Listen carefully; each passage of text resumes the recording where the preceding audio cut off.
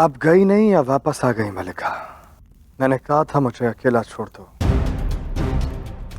बेशक तुम शाह हो, बेशक जो चाहे कर सकते हो, किसी को भी हुक्म सुना सकते हो और हर एक को तुम्हारे हुक्म की तामील भी करनी होगी, मुझे भी। लेकिन तुम्हारा ये जानना बहुत जरूरी है कि ये तुम्हारी हालत किसकी वजह से है। किसकी वजह से तुमने अपने वफादार सिपह सलार क्लीटस को खत्म कर दिया? और कौन मलिका? मैं खुद। नहीं अलेक्जेंडर, खंजर भले ही तुम्हारा था, लेकिन उस खंजर पर धार देने वाला कोई और ही था। वो नामुराद बारसिंह। उसने ऐसे हालात पैदा कर दिए कि तुम क्लीटस को मौत की बाहों में सुला दो और खुद नशे के आगोश में चले जाओ, और ताकि तुम्हारी ऐसी हालत में वो तुम्हारा भी कत्ल कर सके।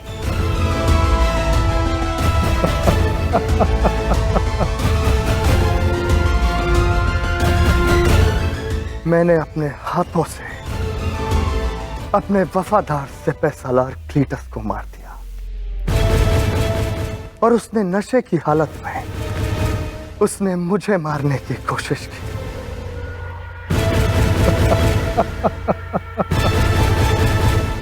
मैंने कहा था कि मेरे वफादारों के साथ मत खेलना पारसी, और तुम तो मेरे साथ ही खेल गई।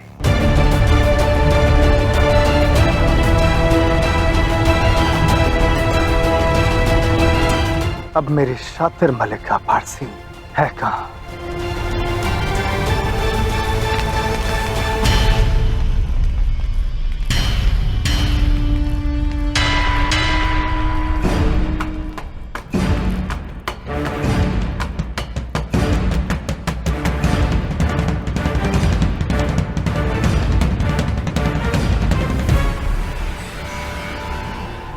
हो गया कि तुम एक बदसात हो अलेक्जेंडर।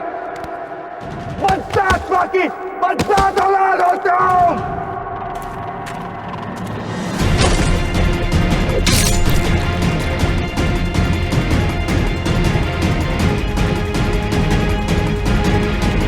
अपनी मां को जानकर मैंने समझा कि औरतों की काबिलियत को कभी कम नहीं समझना चाहिए, और हमेशा सोचता रहा कि मेरी मां से ऊपर कोई नहीं जा सकता। पर यकीन मानो पारसी, तुमने मुझे हैरान कर दिया है। खुशनसीब हो जो हैरान कुछ और वक्त की ही देरी थी, वरना अभी मौत की गोद में सो रहे होते।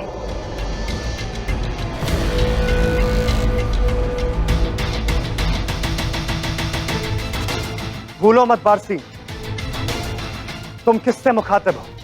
देवता ज़्यूस का बेटा हूं मैं, अलेक्जेंडर, जिसे मिटाना नामुमकिन है। मुझ जैसा ना कोई कभी हुआ है, ना कोई है, और ना ही कभी होगा। जो ख्वाब में खुद को खुदा मान बैठे, उसका क्या किया जा सकता है?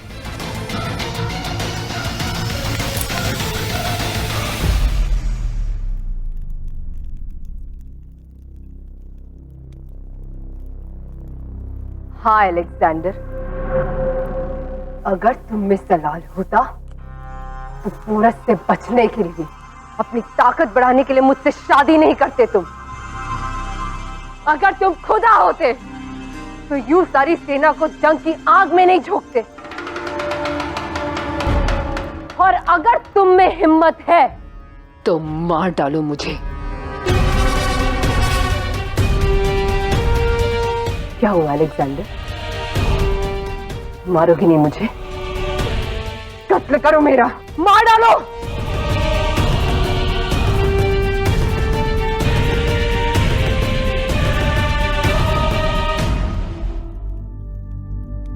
हमेशा से मैंने एक अनचाही जिंदगी जी। एक औरत होने पे मेरे साथ हर कदम पर ज्यादती की गई, हर मुकाम पर मेरा इस्तेमाल किया गया। पहले मेरे वालिद ने,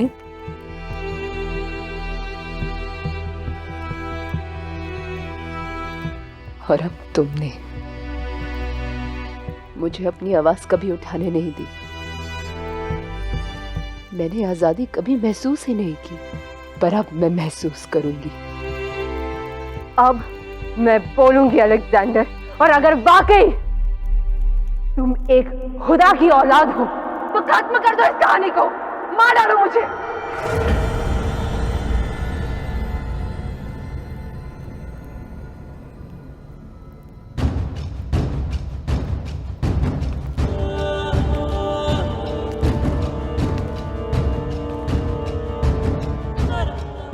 तुमने मुझे मेरे अजीज और वफादार का कत्ल करने पर मजबूर किया।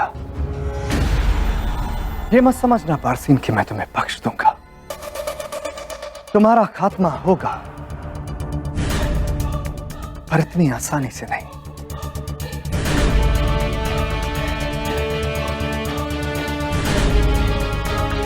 बहुत थक गई होंगी। क्या जब से पकड़ी गई हो तब से सो भी नहीं पाई हो? और बेशक हेफेस्टियन ने तुम्हें बहुत तकलीफ दी होगी।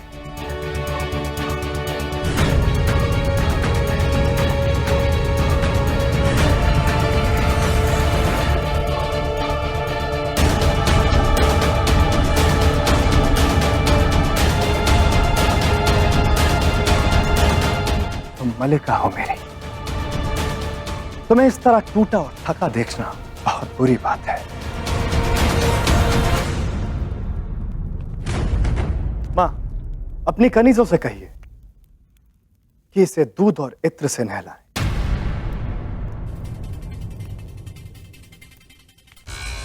इसकी जुल्फों को महकाएं। शाही और बेशकीमती लिबास इसे पहनाए जाए और शाही जेवर से इसके पूरे बदन को सजाया जाए। अलेक्जेंडर की मलिका हो तुम बारसीन, खूबसूरत तो तुम्हें दिखना चाहिए। और घबराओ मत, तुम्हारी तमाम नफरत के बदले तुम्हें देने के लिए मेरे पास एक तोहफा है। तुम्हें एक किस्सा सुनाना है जिसके लिए तुम्हें मलिका दिखना जरूरी है। इसलिए जब तक मैं लौट कर आऊं तैयार रहना बारसीन।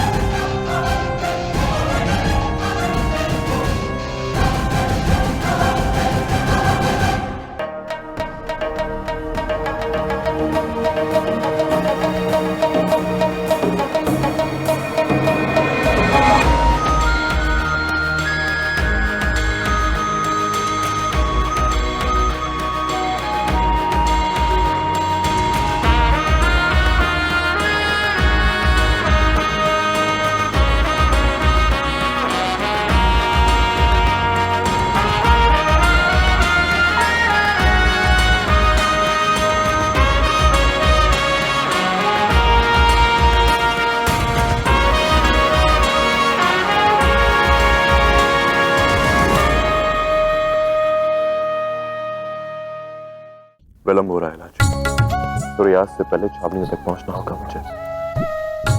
वहां की सुरक्षा व्यवस्था का निरीक्षण करने। अपना ध्यान रखिएगा महारानी,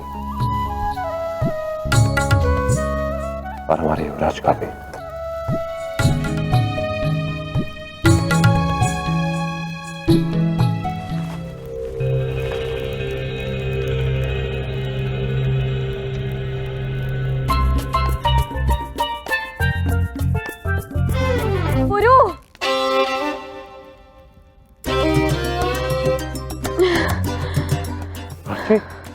लाची, लाची, क्या हुआ तुम्हें? बैठो, मैं अभी पानी लेकर आता हूं। हाँ, यदि ऐसे में पानी ठीक ना हुआ तो नहीं। लाची, मैं राजवत को लेकर आता हूं। यदि मेरे जाने के पश्चात लाची को कुछ नहीं। लाची, लाची, मैं किसी को भेजता हूँ, राजवत को बुलाता हूँ। मैं काम करता हूँ, मैं तुम्हें स्वयं लेकर जाता हूँ। आओ लाची, मैं तुम्हें लेकर जाता हूँ।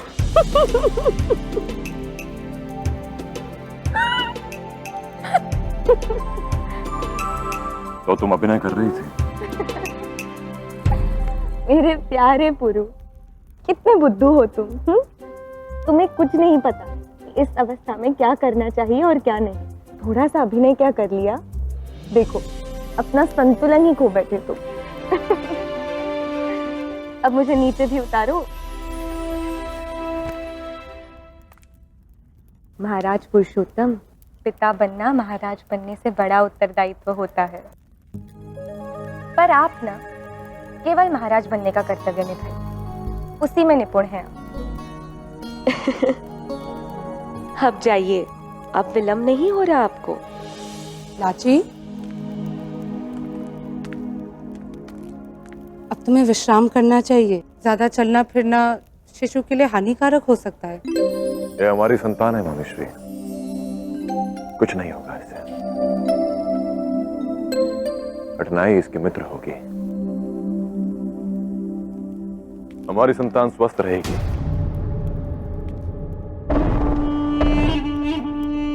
सब तैयार है पुरु, चले? हाँ अम्बी, तुम ना इन्हें मुझसे दूर ही रखना। वैसे भी एक पिता को क्या करना चाहिए, इन्हें कोई ज्ञान ही नहीं। कदाचित तुम्हारी संगति में रहकर इन्हें कोई ज्ञान प्राप्त हो जाए।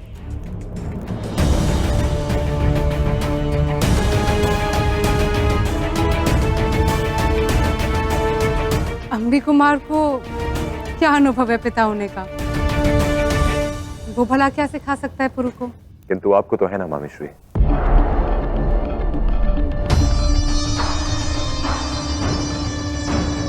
और इसका प्रमाण स्वयं अम्बी कुमार है।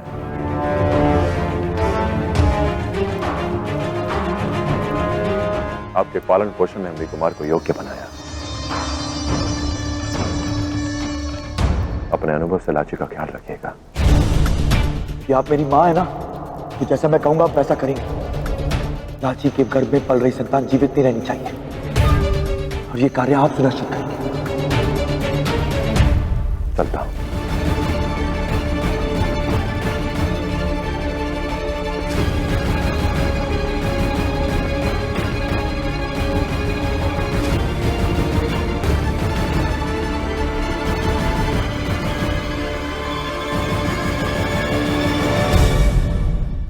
रॉक्सेन, रॉक्सेन,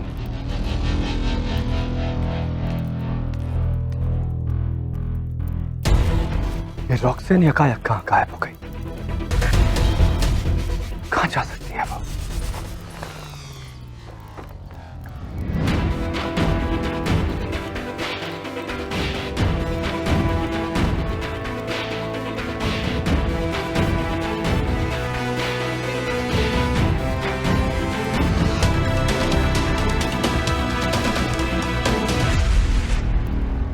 ये लो, ये तक्षशिला का प्रमाण पत्र है। इससे साबित होता है कि तुम तक्षशिला की शहरी हो। इसके जरिए तुम्हें तक्षशिला से बाहर निकलने में किसी भी तरह की परेशानी नहीं होगी। और ये आम शहरियों का लिबास, मजमे में घुलना मिलना आसान होगा।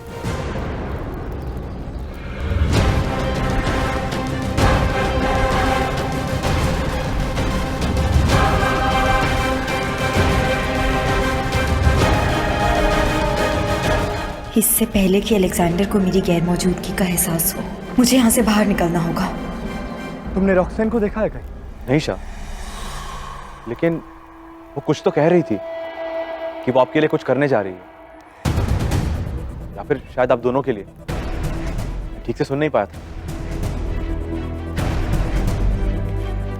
मगर मैंने तो कुछ नहीं मांगा था। कुछ तो गड़बड़ है। और मेरे साथ फेस्टिवल।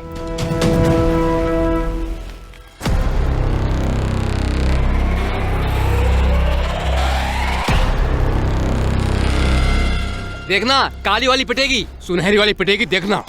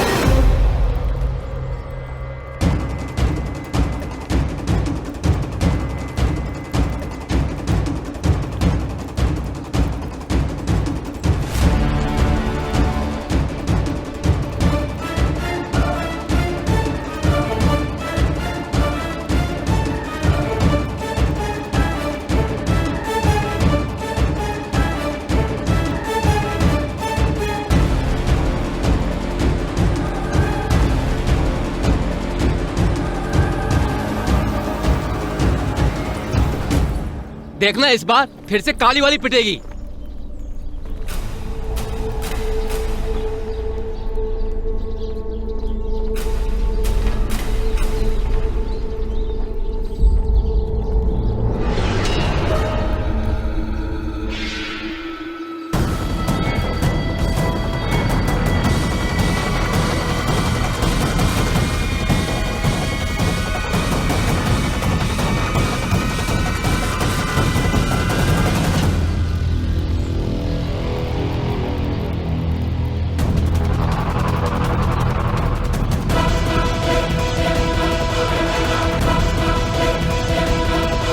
शाह आ गए, शाह।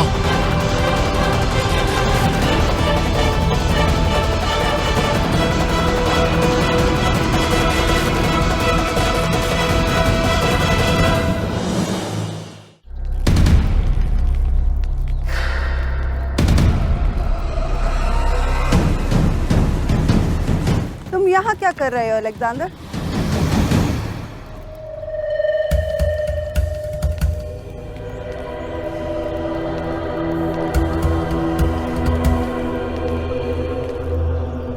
मैं यहाँ रॉक्सेन को ढूंढने आया था माँ।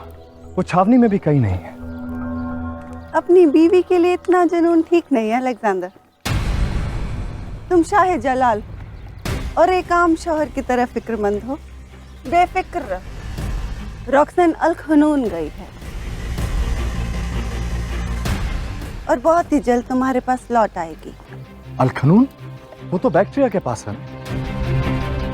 वो इतना दूर क्यों गई है? कम से कम 3-4 दिन लगेंगे लौटने में, और उसने किसी को खबर भी नहीं की। प्रोफेसर ने मुझे कहा कि वो मेरे लिए कुछ मांगने गई, पर मेरे लिए क्या? हाँ अलेक्जेंडर, वो तुम्हारे लिए ही कुछ करने गई। वो तुम्हारी सलामती की दुआ मांगने के लिए गई।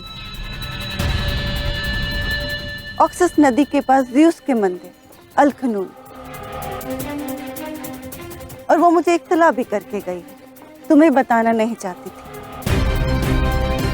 माँ हो ना, तुम्हारी परेशानी देख ही नहीं गई। पर आपको पूरा यकीन है कि वो? बेशक तुम परेशान थे, और हाल ही में जो तुम्हारे ऊपर जानलेवा हमला हुआ, उसको देखकर वो सिहर सी गई थी। इसलिए इबादत करने इतनी दूर गई है। तुम फिक्र मत करो, वो जल्दी वापस लौट आएगी। ठीक है।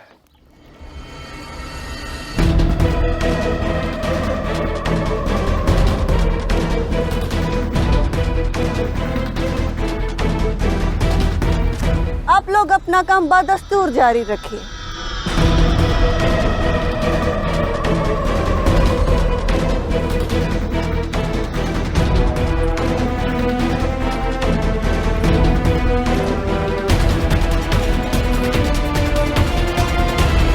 अलेक्जेंडर, फिलहाल अपना ध्यान रॉक्सेन से हटाओ। मैं ये देखने को बेताब हूँ कि तुम बारसिन के साथ क्या करने वाले हो। कुछ ऐसा जिससे वो ताउम्र याद रखेगी।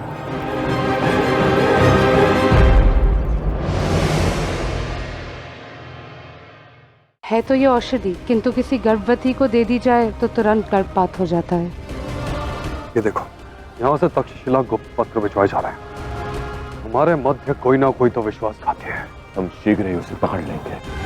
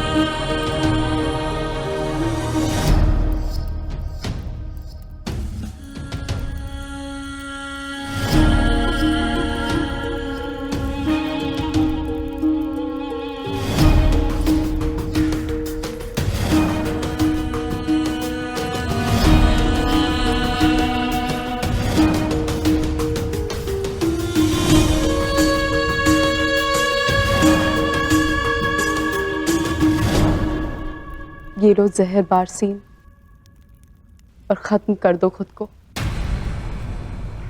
उस अलेक्जेंडर के हाथों से मरने से खुदकुशी करना बेहतर है। जब मैं मरना चाहती थी तब आप लोगों ने मुझे मरने नहीं दिया। अब मैं देखना चाहती हूँ कि अलेक्जेंडर किस हद तक जाता है।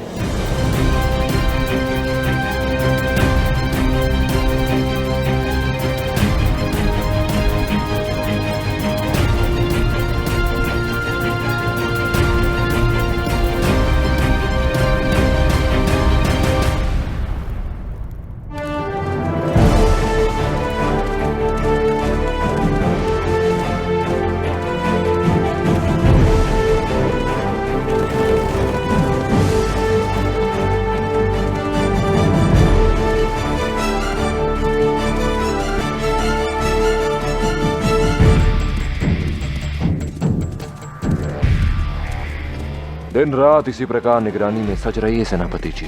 शत्रु को यह ज्ञात हो जाए कि हम हर समय हर दिशा से अपनी सुरक्षा में सज हैं।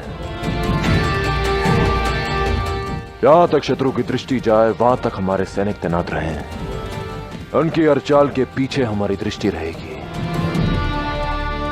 हमारी सेना को टुकड़ियों में बांट दीजिए सेनापति जी। आज मैं स्वयं उन्हें प्रशिक्षण दूंगा। जब तक कुछ टुकड़ियां यहां तैनात रहेंगी, बाकी टुकड़ियां मेरे साथ होंगी। हस्ती और अम्बी कुमार इसमें मेरा साथ देंगे।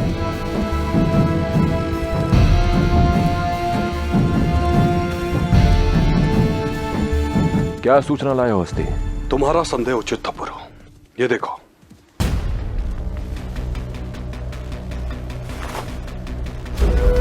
यहां से तक्षशिला गुप्त पत्र भिजवाए जा रहे हैं। ये पत्र मैंने पहुंचने से पहले ही रुकवा दिया। हमारे मध्य कोई ना कोई तो विश्वासघाती है जो हमारी ओर से अलेक्जेंडर के पास सूचना भिजवा रहा है।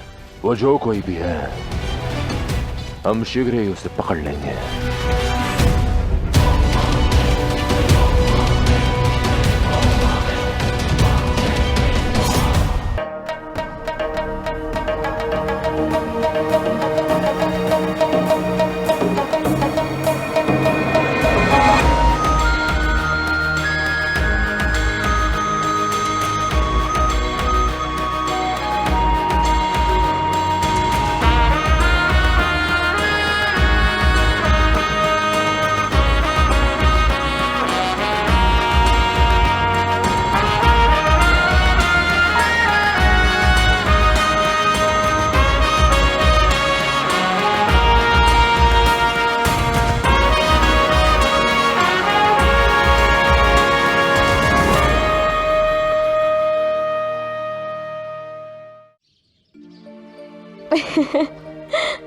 मुझे तो कुछ नहीं पता कि इस अवस्था में क्या करना चाहिए और क्या नहीं। मेरी दोनों माएँ आज मेरे साथ जो नहीं, पर मैं बहुत प्रसन्न हूँ कि आप यहाँ हो। ईश्वर ने मानो आपको मेरे लिए ही यहाँ भेज दिया हो। अब आप ही बताइएगा कि मुझे मेरे और मेरे होने वाले शिशु का ध्यान कैसे रखना है। कोई बड़ी समस्या नहीं है। प्रारंभ के कुछ माह बस सावधानी बरतनी होगी और सबसे महत्वपूर्ण ये है कि तुम केवल स्वास्थ्यवर्धक भोजन ग्रहण करो, वो भी बिना किसी लापरवाही। तो फिर मैं क्या खाऊं? इस बूटी के बारे में मुझे महारानी ओलंपिया से पता चला। इसे यवन उपयोग में लेते हैं, इसलिए इसके बारे में यहाँ किसी को पता नहीं चलेगा। है तो ये औषधि, किंतु किसी गर्भवती को दे दी जाए तो तुरंत गर्भपात हो जाता है। देखने में तो पुदीने जैसी लगती है। वही तो, हमारा काम भी हो जाएगा और किसी को संदेह भी नहीं होगा। मैं इसे गर्म पानी में मिला के लाची को दे दूंगी और फिर तुम्हारे प्रतिशोध का प्रारंभ होगा। तुम्हें इस पुदीने को गर्म पानी के साथ लेना चाहिए। ये माँ और होने वाले शिशु दोनों को रोगों से बचाता है। मैं अभी बना के लाती हूँ। आप कष्ट क्यों कर रही हैं मामी श्री? मैं अभी किसी दासी को बोल देती हूँ, वो तुरंत ले आएगी। इसमें कष्ट कैसा पुत्री? इसीलिए तो मैं यहाँ हूँ। अपना काम ठीक से नहीं किया तो अम्बी कुमार क्रोधित हो जाएगा। मैं आती हूँ।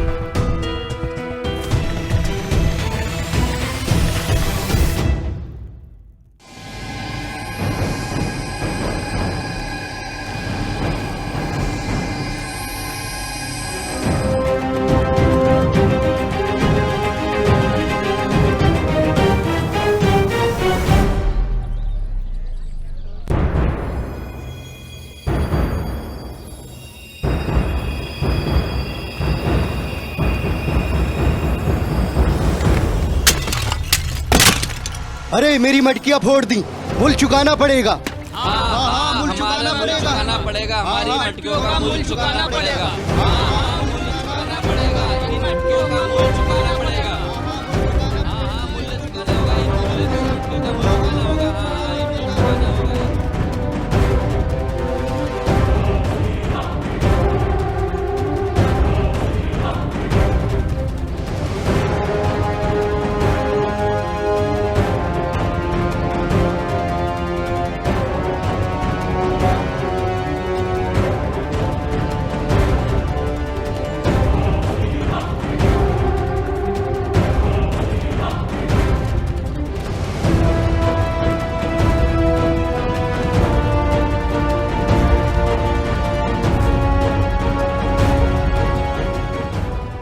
मुझे तुमसे मिलना है पोरस।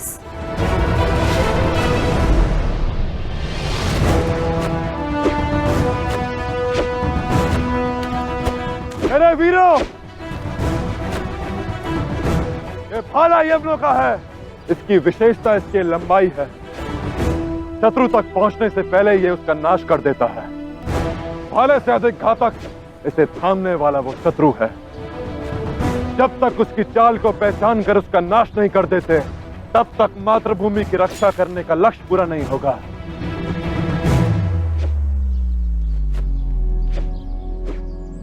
अपने पीछे खड़े से सावधान रहना चाहिए पुरु, पर यह सीख जब तक तुम समझोगे बहुत देर हो चुकी होगी।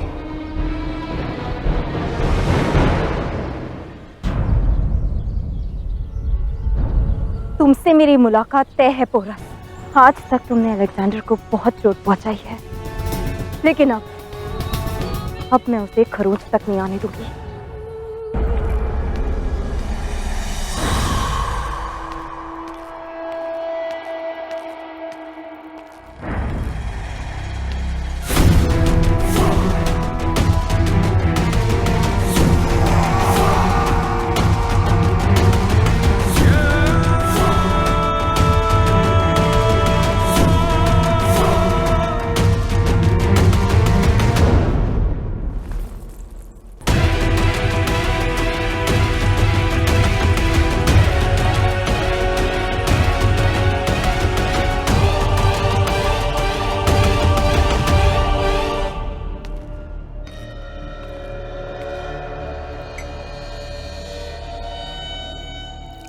यही सोच रही होगी ना कि मैं तुम्हारे साथ क्या करने वाला हूं।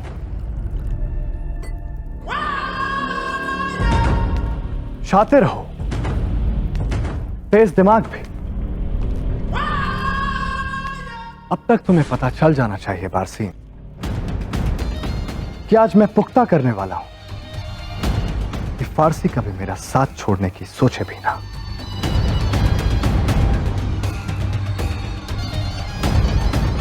अब लग रही हो ना मलिका, वो मलिका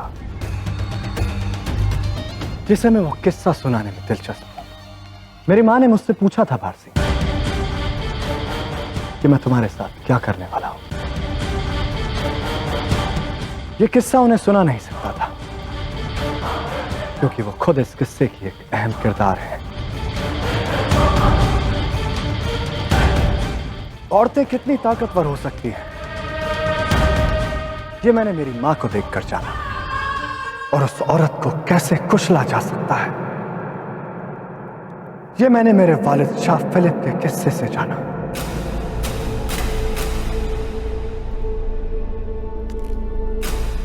और अब मैं तुम्हारे साथ वही करूंगा जो कुछ सालों पहले मेरे वालिद ने किया था। जानना चाहोगी उन्होंने मलिका को खामोश रखने के लिए क्या किया था? उन्हें खामोश करने के लिए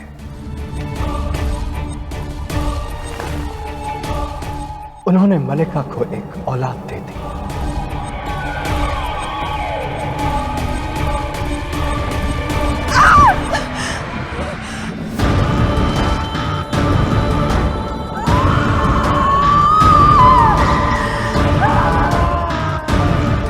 और उसके बाद मलिका को यह एहसास हो गया था कि उनके पास मैसेडोनिया के वफादार रहने के सिवा और कोई रास्ता नहीं है।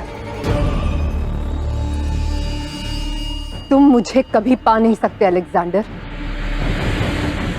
मलिका ओलंपिया को भी यही गलतफहमी थी बासी, जब उन्होंने मेरे वालिद को बेइज्जत किया। और तुम्हारी गलतफहमी भी मैं वैसे ही दूर करूंगा जैसे उन्होंने उनकी की थी। तुम्हारे जैसे हैवान की औलाद नहीं चाहती हूं मैं।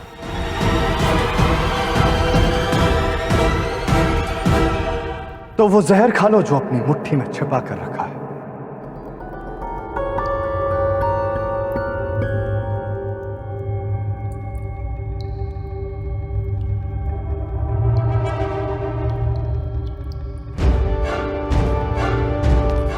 तो मैं अच्छे से जानता हूं बाजी,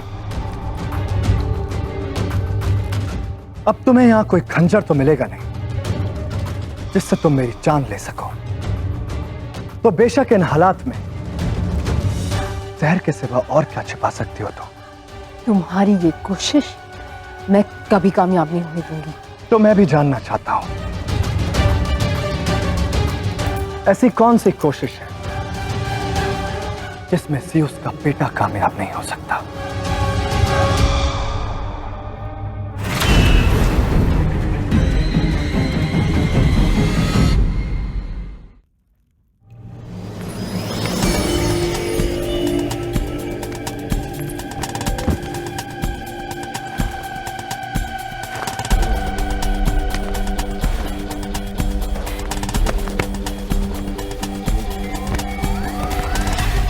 इतना सिर मिला क्यों रही हो बासी? कोई गुनाह नहीं कर रहा हूं मैं, तुम्हारा शौहर हूं। इतना हक है मुझे, एक बार जैसे ही तुम मेरी औलाद को जन्म दोगी, मुझे लेकर तुम्हारी सारी परेशानियां दूर हो जाएंगी।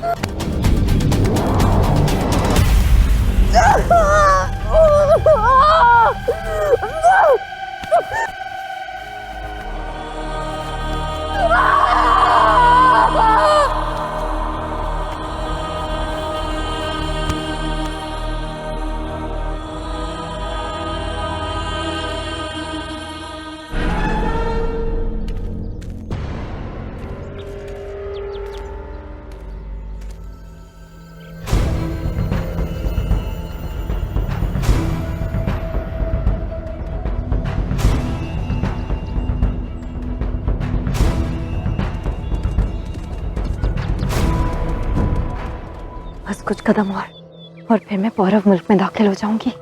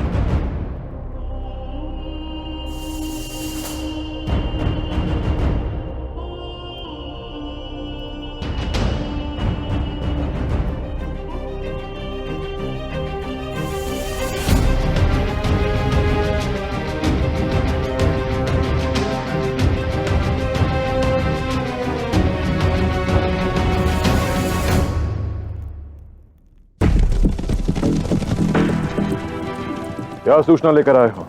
सीमा प्रहरियों से सूचना मिली है कि उन्होंने एक महिला को घायल किया है, जो छिपकर तक्षशिला की ओर से पौरव राष्ट्र में प्रवेश करने का प्रयत्न कर रही थी। एक महिला तक्षशिला से छिपकर यहाँ आ रही थी।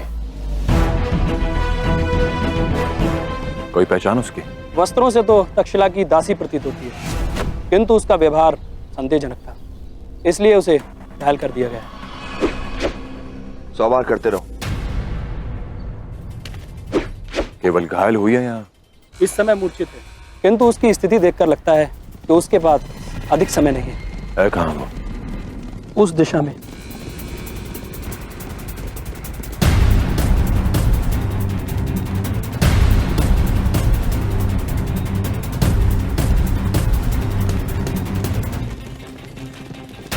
तक्षशिला से यहाँ कौन सी महिला आई होगी, वो भी छिपकर?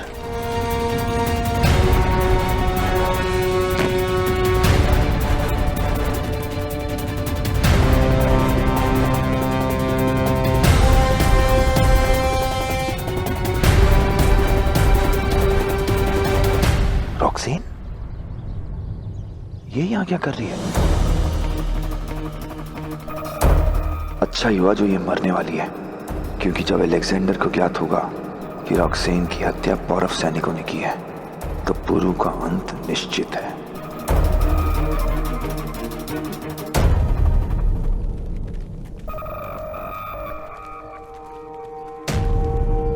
ये इस घाव से मर जाए तो तुम्हें अलेक्जेंडर के ताव से कोई नहीं बचा पाएगा पुरु।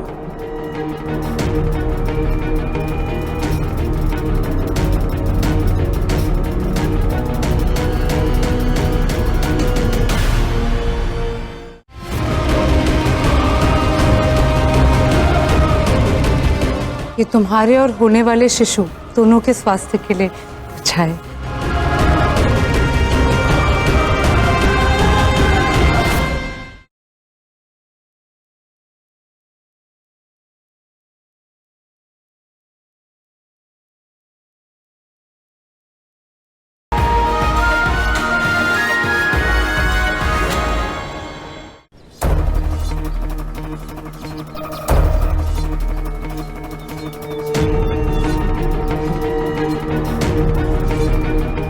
पुरु को ये पता नहीं चलना चाहिए कि ये रॉक्सीन है, अन्यथा ये इसे अवश्य ही बचा लेगा। मुझे कुछ करना होगा।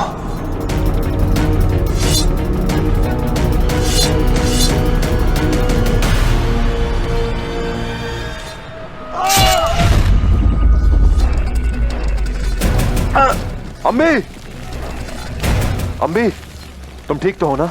हाँ पुरु। हुआ कैसे ये? गलती से इससे लग गया, तुम जाओ, छोटी सी चोट है। अम्मी, ये घाव छोटा नहीं है, रक्त बहुत बह चुका है, तुम्हें उपचार की आवश्यकता है। आओ मेरे साथ। नहीं पुरु, मैं ठीक हो जाऊंगा। हमारे सैनिकों का प्रशिक्षण नहीं रुकना चाहिए। प्रशिक्षण बाद में भी हो सकता है अम्मी, इससे पहले कि ये घाव विषाक्त हो, तुम्हारा उपचार करना ही होगा। राजवैद्य को सूचित करो और औषधि लेकर आओ। जी महाराज।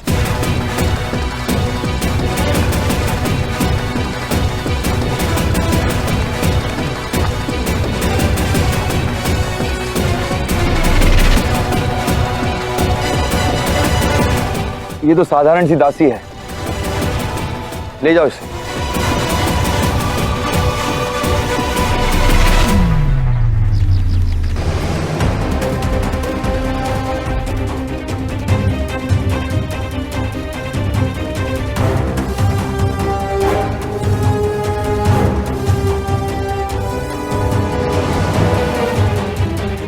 बस रॉक्सीन मर जाए, फिर अलेक्जेंडर को यह समाचार मैं स्वयं दूंगा।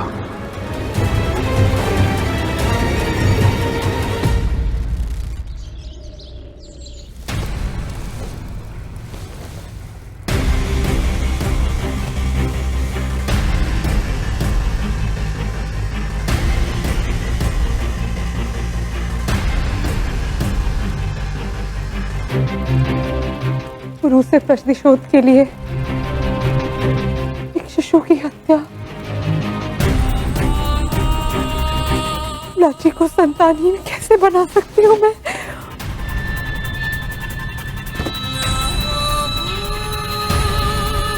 ये आप मेरी माँ है ना, तो जैसा मैं कहूंगा आप वैसा करेंगे। लाची के गर्भ में पल रही संतान जीवित नहीं रहनी चाहिए, और ये कार्य आप सुनिश्चित करेंगे। अपनी संतान के लिए मुझे ये करना ही होगा।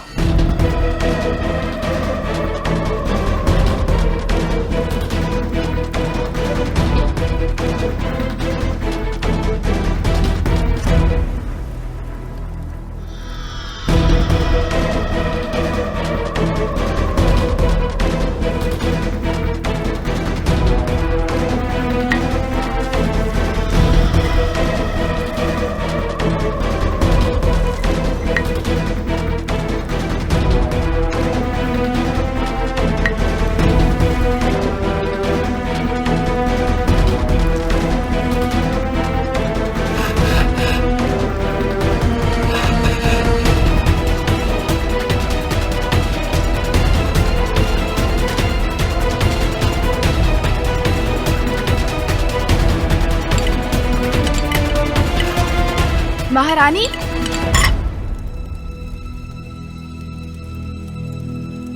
क्षमा चाहती हूँ, आपकी अनुमति के बिना यहाँ प्रवेश किया, किंतु मैं पौरव राज्य परिवार की दाइमा हूँ। महारानी लाची को दी जाने वाली प्रत्येक सामग्री की जानकारी मुझे होनी चाहिए। क्या मैं देख सकती हूँ ये पेय पदार्थ आपने किस प्रकार बनाया है? मैं स्वयं इसका निरीक्षण करके देखूंगी कि ये महारानी लाची के लिए उचित है या नहीं। किसी निरीक्षण की कोई आवश्यकता नहीं है। ये औषधि मैंने स्वयं तैयार की है और मैं ही महारानी लाची को इसे दूंगी। क्षमा करें महारानी, किंतु नियमानुसार राज परिवार के किसी भी सदस्य का भोजन दिए जाने से पूर्व सर्वप्रथम निरीक्षण किया जाता है, और फिर इस समय जब महारानी लाची गर्भ से है तो मेरा उत्तरदायित्व और भी बढ़ जाता है। स्वयं महाराज पुरुषोत्तम ने मुझे इसका निर्देश दिया है कि इस नियम का पालन हर हाल में किया जाए।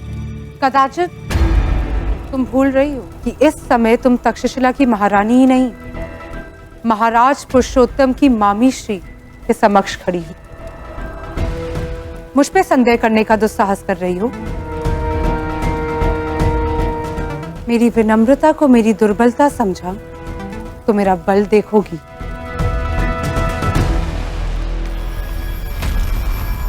कुछ अजीब सा महसूस कर रहा हूं मां। आज मैं वही महसूस कर रहा हूं जो मैंने तब महसूस किया था जब चाणक्य आपको पौरव मुल्क लेकर गया था,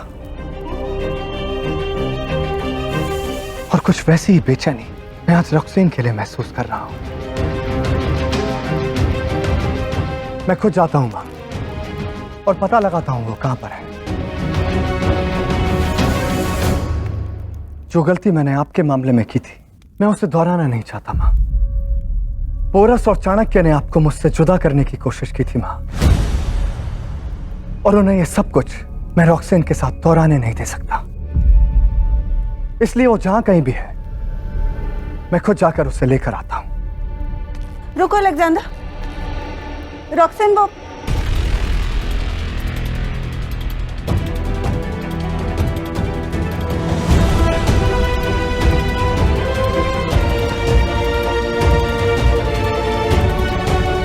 रॉक्सेन तो क्या का इकबाल बुलंद।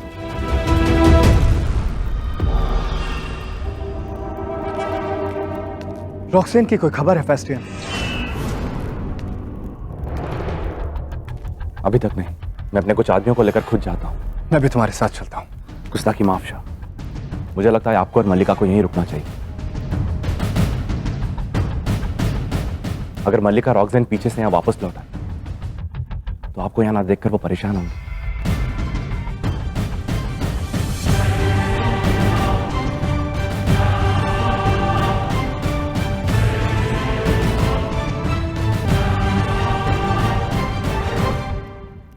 आप कुछ कह रही थी मां। आपको अलेक्जेंडर का वास्ता, मुझे उस तक पहुंचाने में मेरी मदद कीजिए। लेकिन अगर अलेक्जेंडर को पता चल गया तो? आप चाहेंगी मलिका तो शाह को ये बात कभी मालूम नहीं होगी। हाँ अलेक्जेंडर, मैं भी यही कहना चाह रही थी जो हिफेस्टियन कह रहा है कि रॉक्सेन जब वापस लौटेगी तो वो सबसे पहले तुम्हारा चेहरा देखना चाहेगी। इसलिए बेहतर होगा कि तुम यहीं रह जाओ और हिफेस्टियन वहां चला जाए।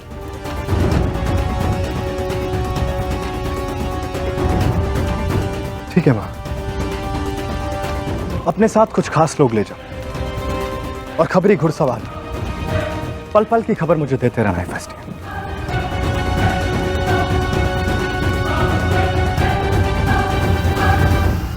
पता नहीं मैंने अलेक्जेंडर से ये सब छिपाकर दुरुस्त किया या गलत। तुमने बहुत बड़ा कदम उठाया है रॉक्सन। दुआ मांगती हूँ कि तुम जहां कहीं भी हो सलामत रहो।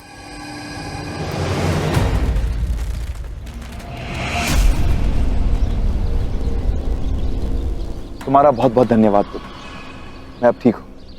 मेरे विचार से अब हमें पुनः प्रशिक्षण प्रारंभ कर देना चाहिए।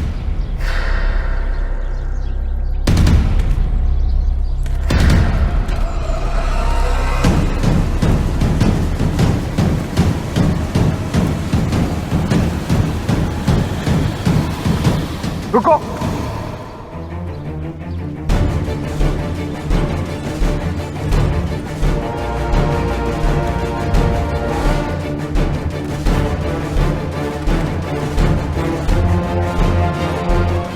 रॉक्सन, पुरु, शीघ्र आओ। आओ अम्बी।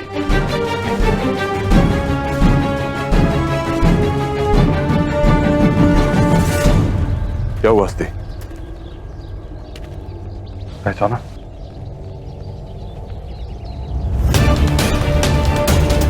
ये तो अलेक्जेंडर की पत्नी रॉक्सन है। किंतु इसे हुआ क्या है और ये यहाँ कैसे है? रॉक्सेन? ये तो रॉक्सेन है। मैंने इन वस्त्रों में इसे पहचाना ही नहीं। ये यहाँ क्या कर रही है? बड़ा प्रश्न तो ये है, ये वेश बदलकर यहां क्यों आई है?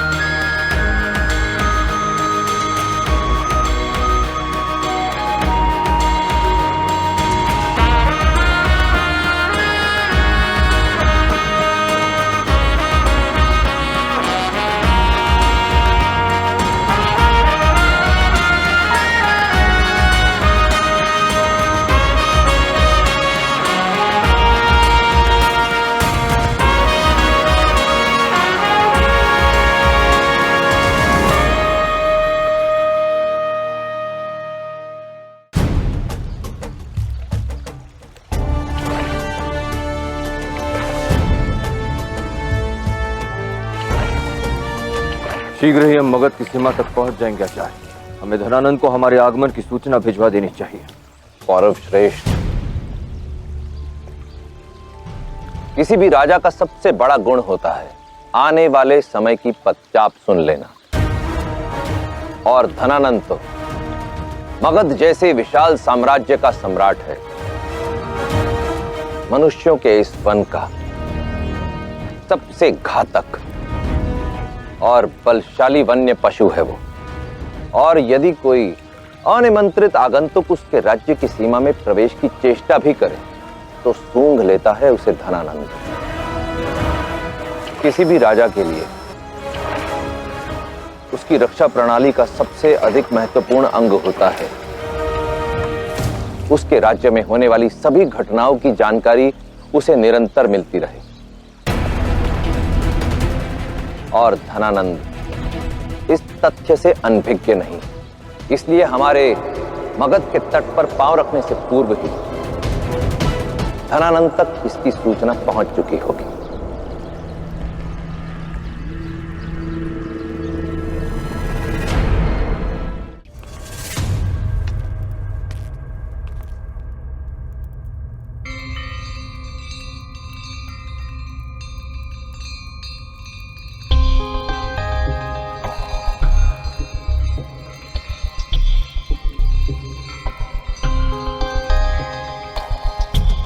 अभी तो तुम इस संसार में आए भी नहीं और देखो तुमने मेरा पूरा संसार ही बदल दिया।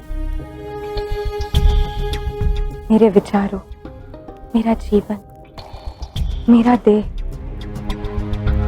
तुम्हारे होने की अनुभूति से एक स्त्री के रूप में पूर्णता का आभास दे रहा है। एक ऐसी सुखद अनुभूति जिसके बराबर और कुछ भी नहीं।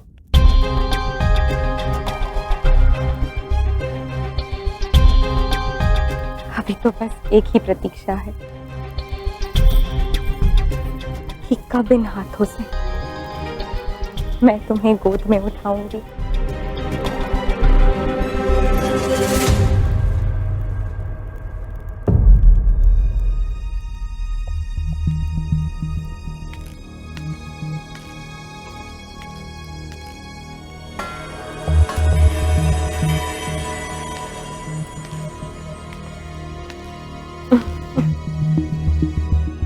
अच्छा लगता है ना अपनी होने वाली संतान से बातें करना, उसके सामने होने की कल्पना करना।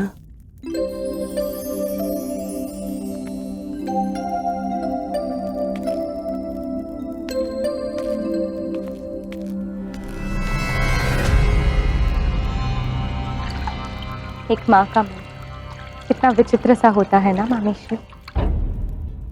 संसार को लगता है कि एक माँ एक शिशु को जन्म देती है, किंतु वास्तव में एक शिशु के जन्म के साथ ही एक माँ भी जन्म होती है। उस एक पल में सारा संसार बदल जाता है। किसी की पत्नी, किसी की बहू या किसी राष्ट्र की रानी, उन सब से बढ़कर वो एक माँ बन जाती है। अपने संतान के आते सारे संबंध पीछे छूट जाते हैं। ये तो सत्य है, एक माँ अपनी संतान के लिए कुछ भी कर सकती है, किसी भी सीमा को पार कर सकती है, फिर चाहे वो उचित हो या अनुचित। ममता के कुछ अलग, कुछ अनकहे नियम होते हैं। नहीं मामीश्री, मेरी ममता अंधी नहीं होगी। यदि मेरा संतान कुछ अनुचित करेगा तो मैं उसका साथ नहीं दूंगी। मातृत्व व्यक्तित्व का निर्माण करता है, उसे खंडित नहीं करता।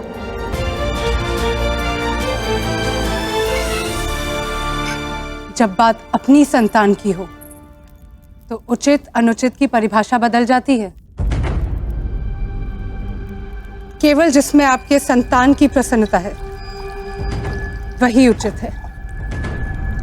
उसके लिए एक माँ अपनी क्षमता और सामर्थ्य की सभी सीमाएं लांघ जाती है।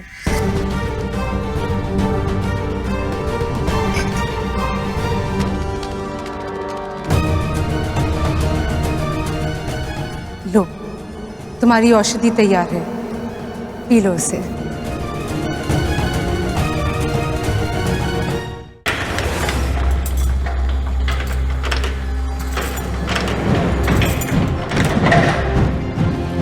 शीघ्र ही सभी वैद्य को बुलाया जाए, तुरंत।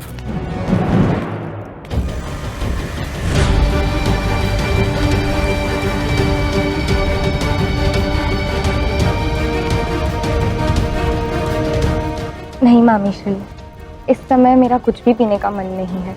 आप रख दीजिए, कुछ समय बाद मैं स्वयं ही पी लूंगी। पी लो पुत्री, ये तुम्हारे और होने वाले शिशु दोनों के स्वास्थ्य के लिए अच्छा है।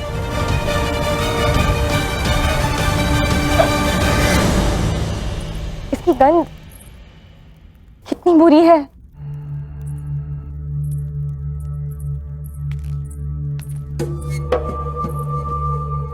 कुछ समय पहले मैं पुरु के सामने अभिनय कर रही थी, पर अब सत्य में इसकी गंध से मेरा मन मिचला रहा है।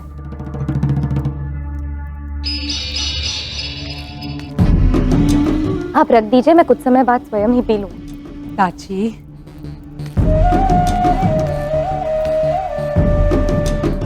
माँ बनने जा रही हो और बालकों जैसा हट कर रही हो। चलो, बिना हट किए जल्दी से इसे पी लो।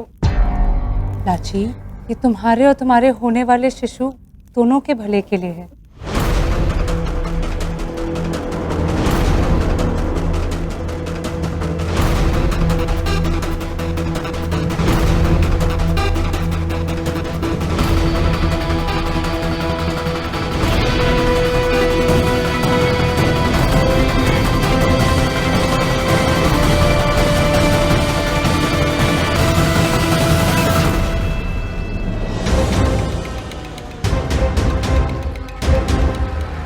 नाड़ी गिरती जा रही है महाराज।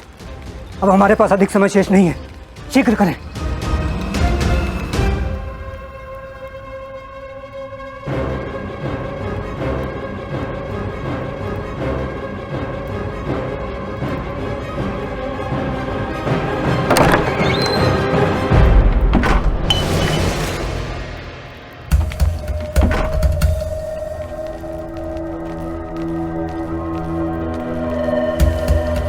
पुरु,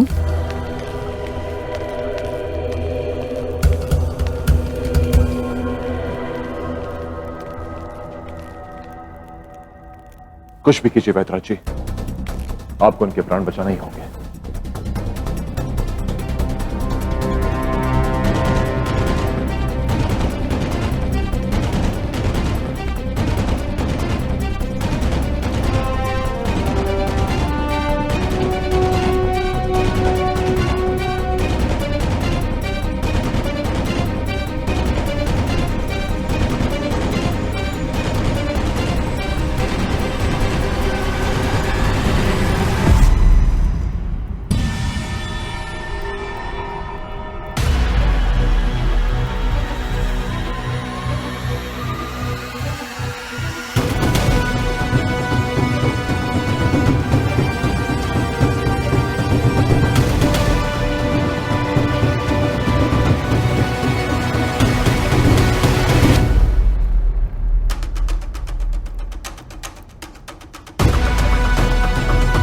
एक अवसर भले ही हाथ से गया, किंतु मुझे जो चाहिए वो तो मैं हर मूल्य पर प्राप्त करके रहूंगा।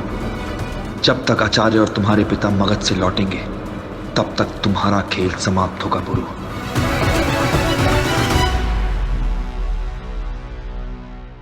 यदि मगध में कोई पक्षी भी अपने पर फड़फड़ाता है तो विद्युत गति से धनानंद तक इसकी जानकारी पहुंच जाती है।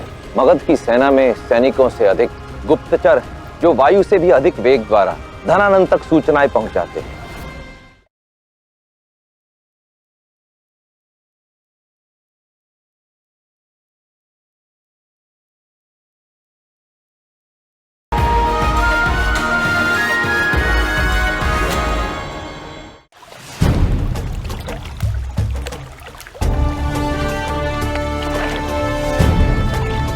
धनानंद ने मगध में सूचना तंत्र का जाल बिछा रखा है।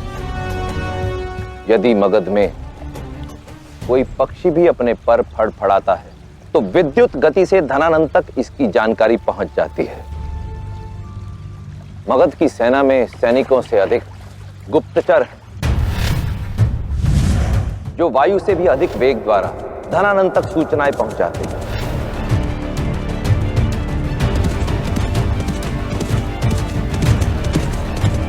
मगध तट से नगर के मुख्य द्वार तक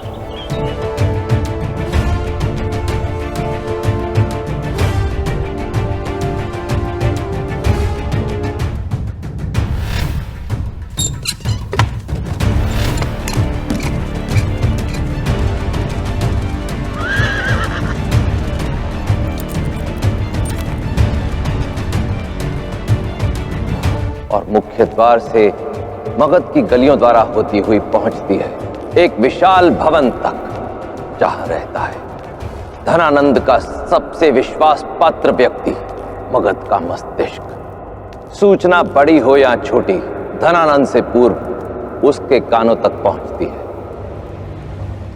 अमात्य राक्षस, अमात्य राक्षस, अमात्य राक्षस, अमात्य राक्षस, अमात्य राक्षस।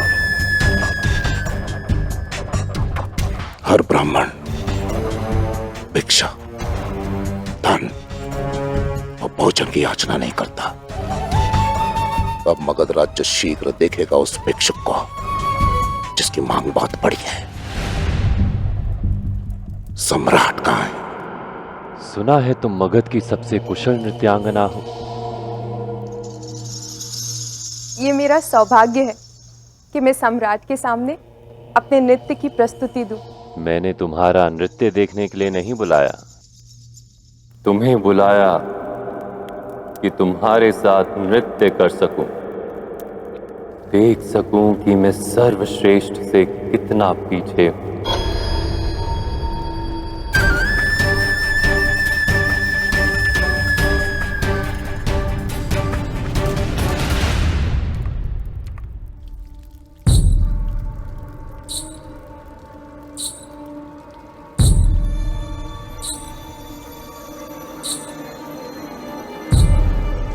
क्षमा सम्राट, आप ईश्वर हैं। मैं कैसे आपसे प्रतियोगिता का दुस्साहस कर सकती हूँ? साहस ये धन देगा। ये सब तुम्हारा होगा यदि मुझे हरा सको। मुझे स्वीकार है प्रभु।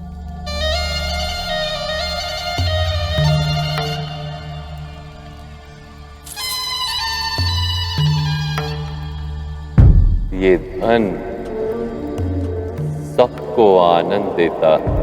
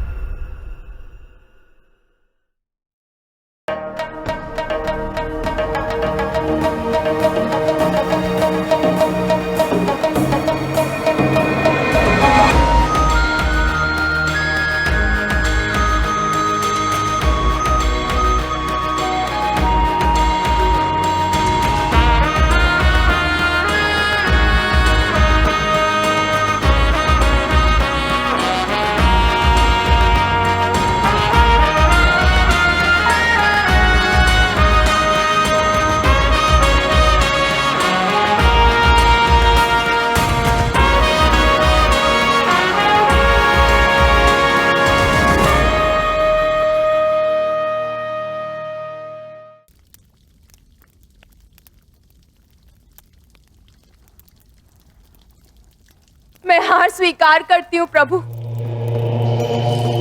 आप सर्वश्रेष्ठ हैं।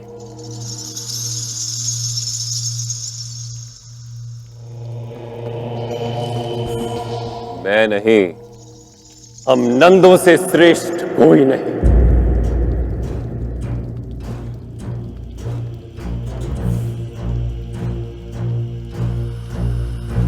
और जब तुम जानती हो कि हमसे श्रेष्ठ कोई नहीं, तो क्षत्रियों को नृत्य सिखाना स्वीकार क्यों किया तुमने? क्या उन्होंने अधिक धन अर्पण किया था? मुझसे भी अधिक? कहीं ऐसा तो नहीं तुम भी तो उन क्षत्रियों की भांति ये नहीं सोचती कि हम नापित नंद हर क्षेत्र में उनसे कम हैं? ना, हम नंदवंशी प्रत्येक क्षेत्र में उनसे श्रेष्ठ थे, हैं और रहेंगे। आप श्रेष्ठ हैं प्रभु, आपका कुल श्रेष्ठ है। मुझे क्षमा कर दीजिए, मैं धन के लोभ में धन के लोभ में धनानंद से घात किया तुमने। क्षमा सम्राट, आप ईश्वर हैं। प्राण दान दीजिए।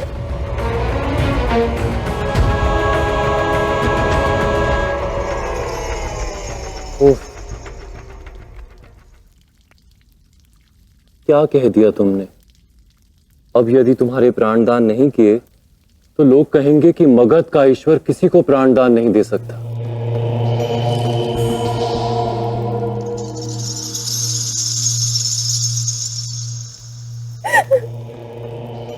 जाओ, तुम्हारे प्राण क्षमा किए।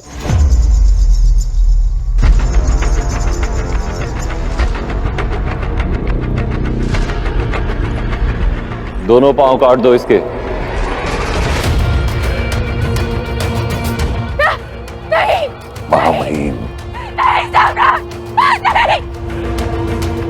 अत्यंत शुभ समाचार है महामहिम। आपको प्रतीक्षा थी कि कोई क्षत्रिय आकर आपसे सहायता की भिक्षा मांगे, तो वो समय आ गया है। आपकी प्रतीक्षा समाप्त हुई। कौरव राज्य का पूर्व महाराज बमनी आपसे भेंट करने आ रहा है।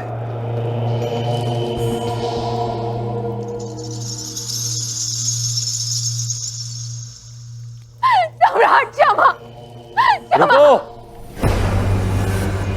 मैं एक नित्यांगना हूँ। अगर मेरे दोनों पैर काट देंगे तो मेरा जीवन जीवन नहीं रहेगा महाराज। बहुत प्रसन्न हूं मैं आज। कुछ अच्छा करने का मन हो रहा है। मत काटो दोनों टांगे इसकी, केवल एक। क्या नृत्य के लिए पर्याप्त है महामात्य? जी महामहिम। महाराज, महाराज क्षमा। कहते हैं जब प्रसन्नता होती है तो एक टांग पर नाचने का मन करता है। क्षत्रिय अतिथि पधार रहे हैं महामात्य।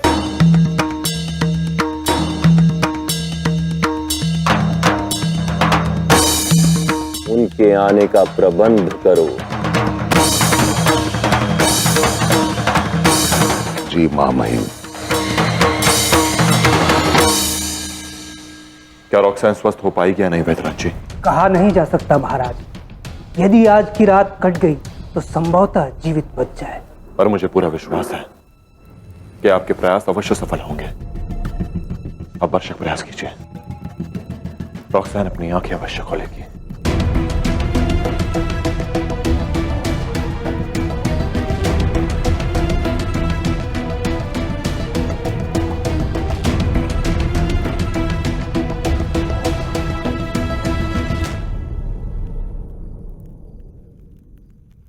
तुम्हें क्या हुआ अंबी कुमार? चिंतित क्यों? मैं नहीं तो बस पुरु को चिंतित देखकर थोड़ा चिंतित हो गया मैं।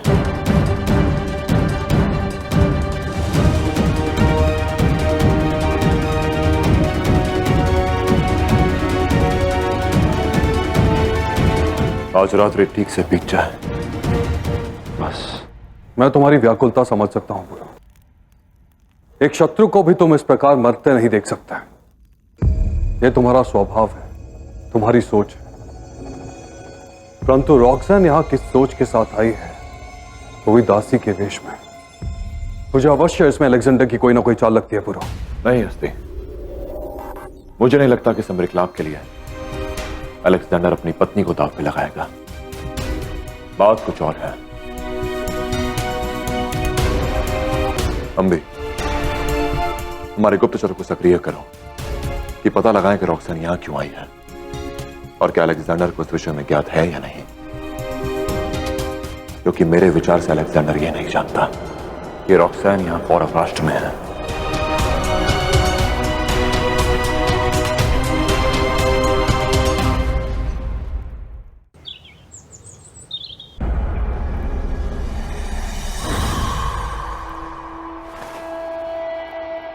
आखिर हेफेस्टियन को भी रॉक्सैन की कोई खबर नहीं मिली। कहां जा सकती है वो? और ऐसी कौन सी दुआ थी जिसको पढ़ने के लिए मुझे बिना बताए जाना पड़ा? रॉक्सैन की दुआ तुम्हें मिले ना मिले अलेक्जेंडर, लेकिन किसी और औरत की बद्दुआ तुम्हें जरूर मिलेगी।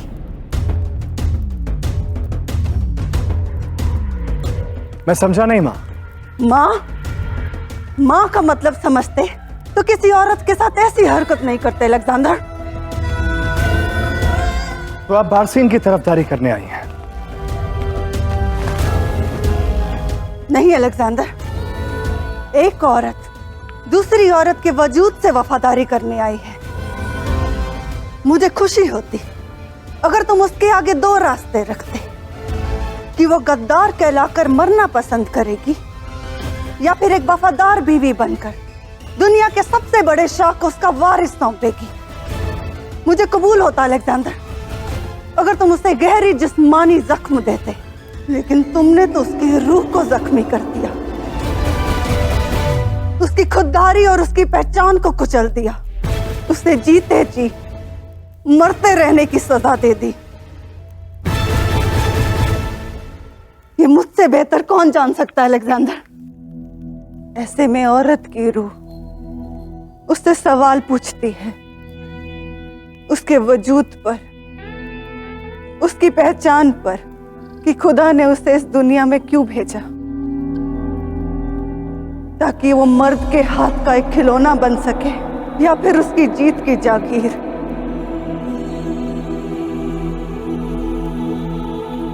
या फिर एक बेजुबान परिंदा जो उसकी वहशियत का कभी भी शिकार बन सकता है।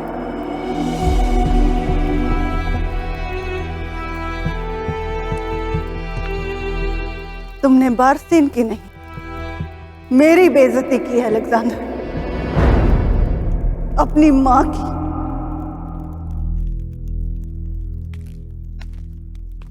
मैंने वही किया जिसके वो लायक थी।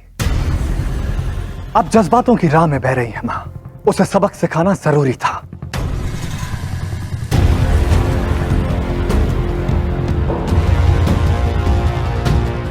और मेरी जिंदगी से कोई सबक नहीं सीखा तुमने?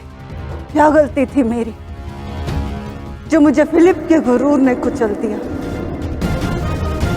यही कि मैं खूबसूरत थी, या फिर ये कि मुझे अपनी नस्ल पर फक्र था, या फिर ये कि मुझे फिलिप की हैवानियत के आगे गुलामी करने से इनकार कर दिया?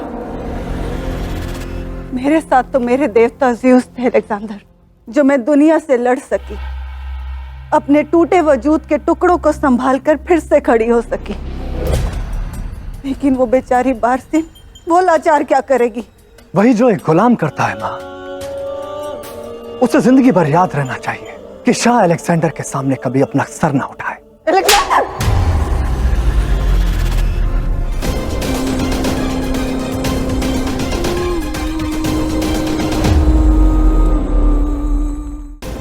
दुनिया की हर माँ अपनी औलाद में उसके वालिद का अक्स देखना चाहती है, लेकिन मुझे लगा मैं खुश नसीब हूं कि मेरी औलाद में उसके दरिंदे वालिद की वहशियत नहीं है। मुझे लगा कि मेरा बेटा दुनिया का सबसे बड़ा गाजी तो है, लेकिन उसके कुछ असूल भी हैं। वो दुश्मनों को नेस्ते नाबूद तो कर सकता है, लेकिन एक औरत की इज्जत करता है। वो अपनी जंगी काबिलियत की वजह से ही नहीं, बल्कि अपने असूलों के जलाल से जाना जाएगा।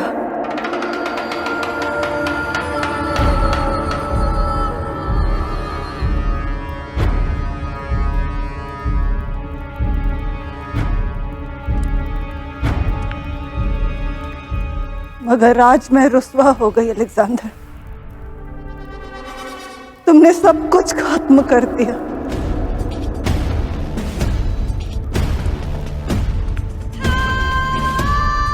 आखिर तुम्हारी रगों में बह रहा दरिंदा तुम्हारे जहन में आ ही गया अलेक्जेंडर। अब तुम मेरे बेटे नहीं रहे, तुम फिलिप की औलाद हो, और फिलिप के खून के साथ रहना न मुझे पहले गवारा था और न अब गवारा है। मैं जा रही हूं अलेक्जेंडर, लेकिन जाते जाते एक बात कहूंगी कि अगर तुमने औरत की इज्जत करना नहीं सीखा तो जिंदगी तुमसे जीने की इजाजत वापस ले लेगी। कहीं ऐसा ना हो अलेक्जेंडर कि दुनिया अपने सामने एक और अलेक्जेंडर को खड़ा देखे।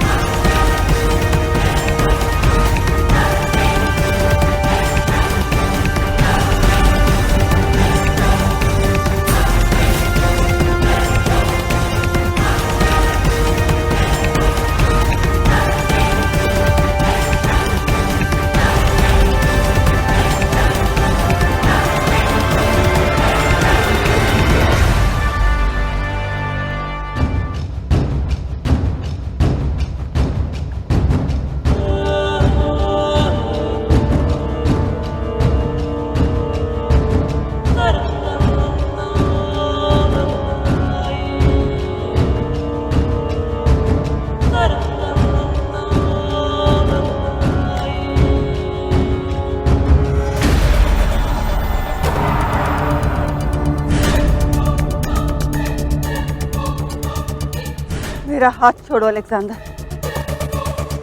जो कुछ भी तुमने किया उसके बाद एक पल भी मैं यहाँ नहीं रुक सकती। मैं यहाँ आपको रोकने नहीं मलिका, कुछ बताने के लिए आया हूं। चलिए मेरे साथ।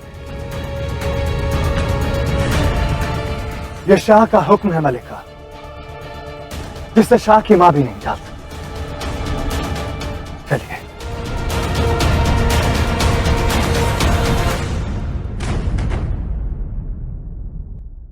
जब से मैंने होश संभाला है तब से हर लम्हा आपने मुझे ये बताया कि मैं देवता ज़ीउस की औलाद हूं। ना ही मैंने कोई गलती की और ना ही कोई जुर्म, क्योंकि खुदा हूं मैं। हम निर्दोषों पर आक्रमण नहीं करते, विशेष करके महिलाओं पर। मेरे सैनिकों से भूल हुई। इसमें उनका कोई कसूर नहीं था। मेरे बर्ताव से उन्हें लगा कि मैं दुश्मन हूँ।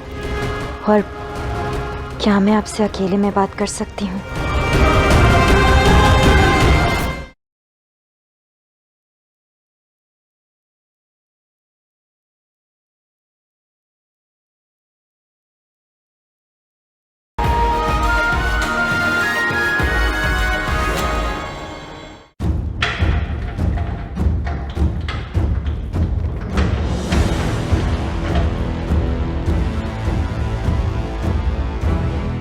आपने उचित कहा था आचार्य, धनानंद को हमारे आगमन की सूचना मिल गई है। आवश्यक नहीं कि हर स्वागत हमें लक्ष्य प्राप्ति की ओर ही ले जाए। पारव श्रेष्ठ, स्मरण रहे, कभी कभी स्वागत के दानों के नीचे व्याध के बीज भी होते हैं।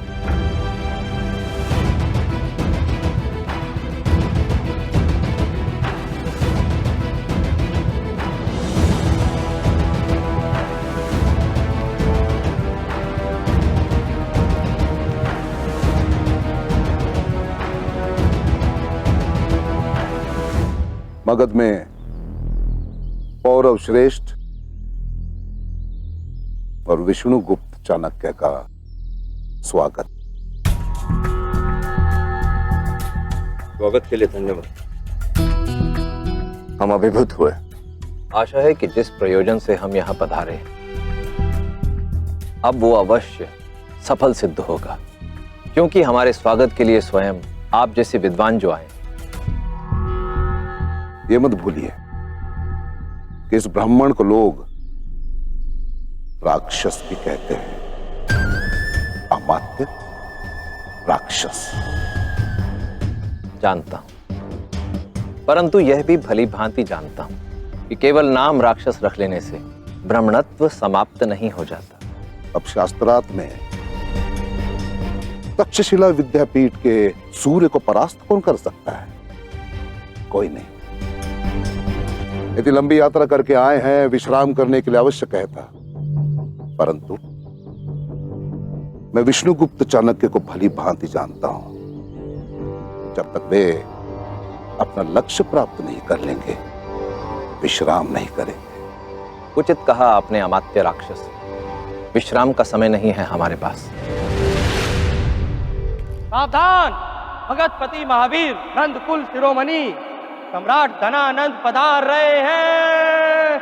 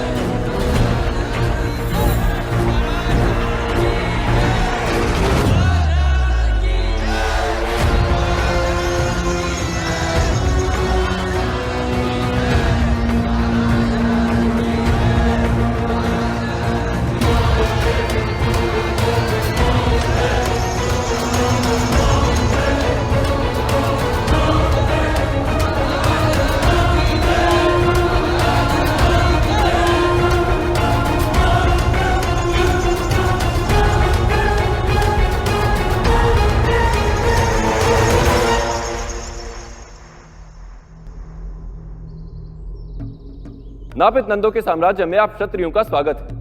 मैं जानने के लिए उत्सुक हूं कि इतनी लंबी यात्रा कर यहां पर आने के पीछे का आपका उद्देश्य क्या है? क्या कारण है कि आप जैसा क्षत्रिय शिरोमणि नापित नंद के द्वार आया है? हम यहाँ एक विशेष प्रयोजन से आए हैं मगध सम्राट। प्रयोजन ही भेंट का मूल होता है और स्वार्थ स्वागत का। यदि मेरा कोई प्रयोजन ही ना होता तो ना मैं आपसे भेंट करता और ना ही स्वागत।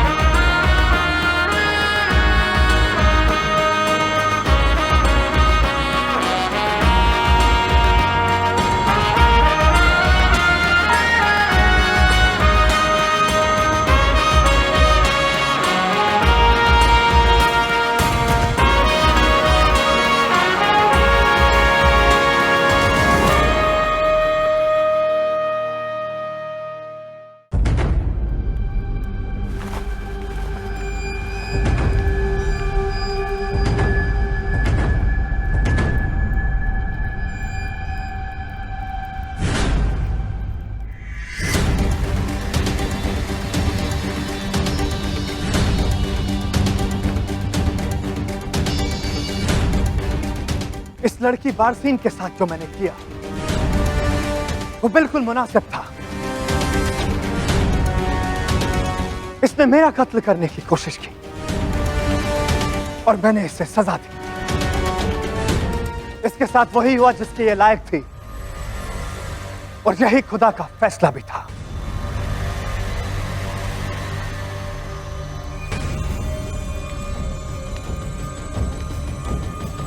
जब से मैंने होश संभाला है तब से हर लम्हा हर पल आपने मुझे ये बताया कि मैं देवता ज़्यूस की औलाद हूं। मैसेडोनिया के किसी शाह की नहीं। मुझे गाजी बनना है, दुनिया फतेह करनी है। कि मेरे अंदर जो जलाल है वो शाह फिलिप के खून की वजह से नहीं बल्कि देवता ज़्यूस के तवारूक की आग की वजह से। आपने मुझे हमेशा समझाया कि अगर दुनिया का बादशाह बनना है तो जज्बातों से ऊपर उठना पड़ेगा। आप ही मुझे लेकर गई थी ना ओरेकल के पास। मेरे अंदर से प्यार और जज्बात को खींचकर आप ही ने बाहर निकाला था ना। आप ही ने समझाया था ना कि मेरा दोस्त मेरी शमशीर है। और आज जब अलेक्जेंडर दुनिया का खुदा बन चुका है, पूरी दुनिया पर मैसेडोनिया का परचम लहरा रहा है और मुझे गुनहगार ठहरा रही हैं आप।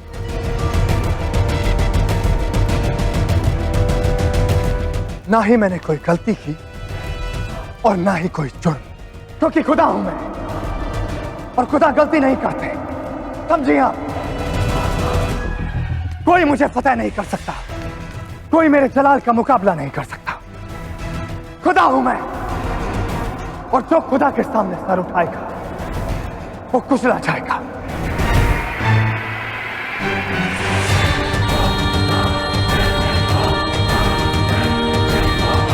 आज जो हुआ वो पूरी दुनिया के लिए एक मिसाल है कि जो शाह सिकंदर के खिलाफ जाएंगे वो कुचले जाएंगे। फिर वो पोरस हो या पारसी, सबका यही हाल होगा।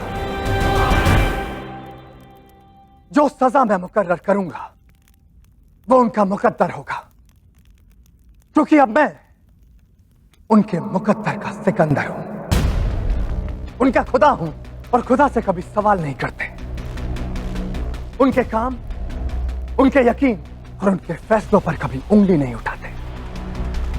आप ही ने सिखाया था ना कि अपने नाम को इतना बड़ा बनाओ कि उसके आगे सारे नाम गुमनाम हो जाए। तो मैंने वो कर डाला मां। अगर किसी की गलती है तो वो है आप, जिसने मुझे दुनिया जीतने का ख्वाब दिखाया, मुझे खुदा बनने पर मजबूर किया। अगर कोई गुनहगार है तो वो है आप।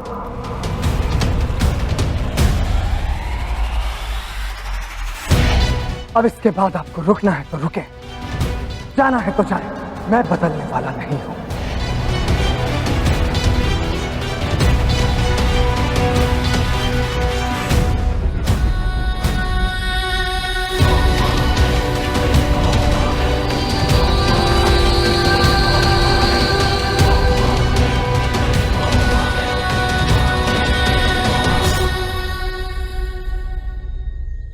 हम आपका उद्देश्य जानना चाहेंगे मगध सम्राट। अवश्य, परंतु पधारे आप हैं यहां,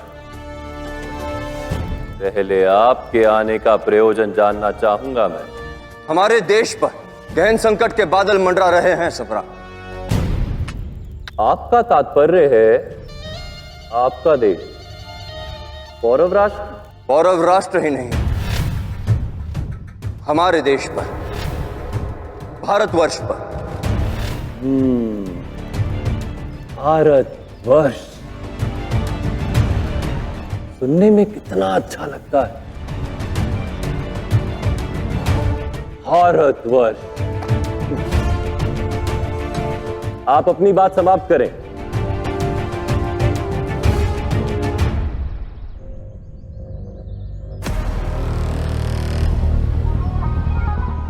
आप सम्राट हैं, राजनीतिक परिप्रेक्ष्य से भली भांति अवगत होंगे। यवन अलेक्जेंडर मैसेडोनिया से सारे विश्व पर अपना आधिपत्य करने निकला। कई राष्ट्रों को वो अपने अधीन कर चुका है और अब उसकी दृष्टि हमारे देश पर है। तक्षशिला पर अधिकार करके वो अपनी छावनी वहां बना चुका है और अब भारत में आगे बढ़ने की इच्छा रखता है। उसे रोकने का केवल एक ही उपाय है कि वो झेलम को पार ना कर सके। और इसलिए इस युद्ध में हमें आपके सहयोग की आवश्यकता है।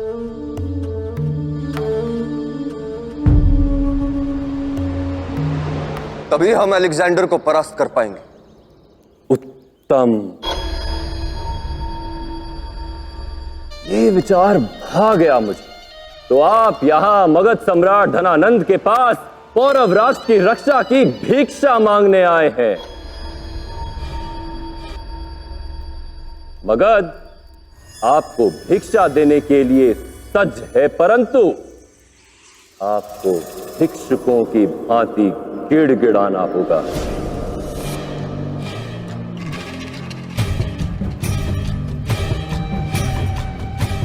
राजा के गर्जन से तो भिक्षा नहीं मिलेगी। हम यहां भिक्षा मांगने नहीं, साथ मांगने आए। आपसे सामरिक साझेदारी करने आए। साझेदारी? नापित नंदों से? आज साझेदारी करने आए हो तुम? अब तक क्या हुआ था? तुम्हें क्षत्रिय होने का बड़ा गर्व था ना? तुम क्षत्रियों को लगता है कि तुम ब्रह्मा की बुझाओं से जन्मे हो, इसलिए शक्ति के स्रोत हो। यही कारण है कि हमारे कुल का सदैव अपमान किया है तुम क्षत्रियों ने। सदैव असक्षम समझा, शासन करने में, उचित वस्त्र भूषण धारण करने में, यहां तक कि जीवन जीने में भी। तुम क्षत्रियों का मानना है कि शासन करना तुम्हारा जन्मसिद्ध अधिकार है और हमारा कर्तव्य है तुम्हारी सेवा करना।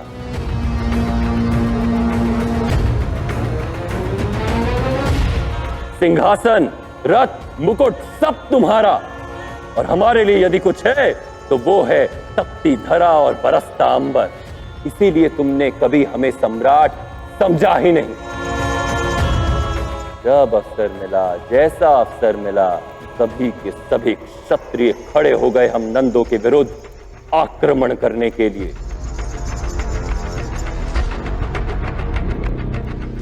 और आज जब अलेक्जेंडर नाम का पशु तुम्हारा आखेट करने आया है तो तुम्हें एक नापित नंद साझेदार बनने योग्य लगा। कल तक जिसे मार का कीचड़ समझकर तुम धुतकारते रहे, आज उसी से सहायता की अपेक्षा रखते हो।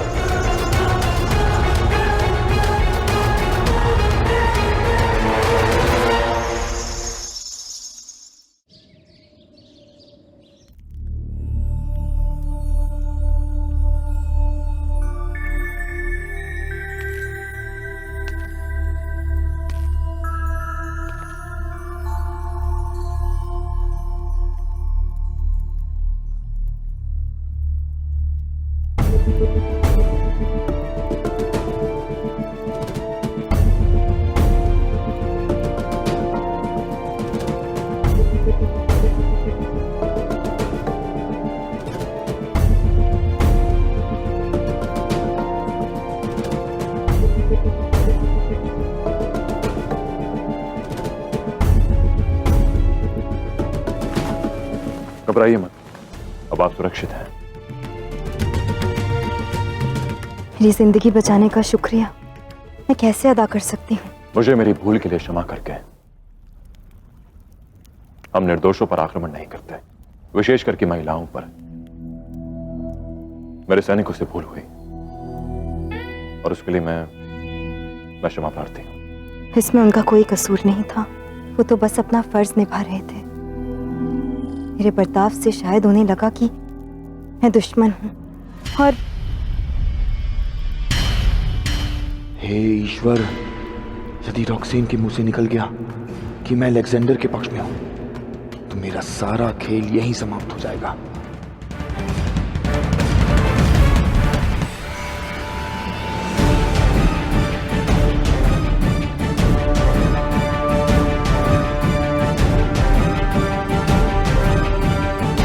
जो बीत गया उसे भुला देना ही श्रेष्ठ है। पर मैं ये जानना चाहता हूं कि आप इस समय यहां क्यों आए हैं, और वो भी एक दासी के वेश में। क्या मैं आपसे अकेले में बात कर सकती हूँ? अवश्य।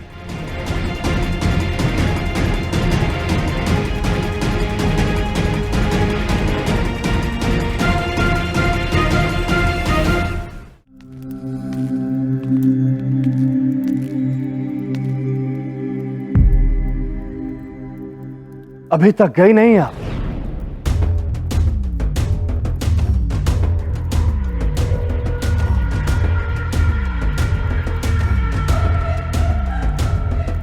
पहले मैंने सोचा कि यहां से चली जाऊं, फिर कभी तुम्हारी शक्ल ना देखूं। फिर एहसास हुआ कि जो बोया है वो मुझे ही काटना होगा।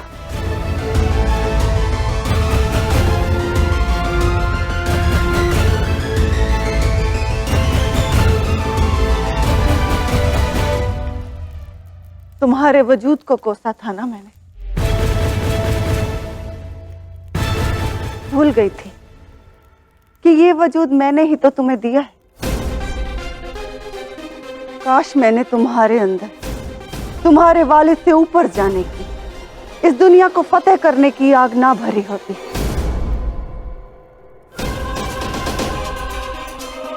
आज एहसास हुआ कि माँ बाप को अपनी बच्चों की आंखों में ख्वाब नहीं भरने चाहिए, क्योंकि जब ख्वाब टूटते हैं और सच्चाई सामने आती है तो वो खुद ही टूट के बिखर जाते हैं।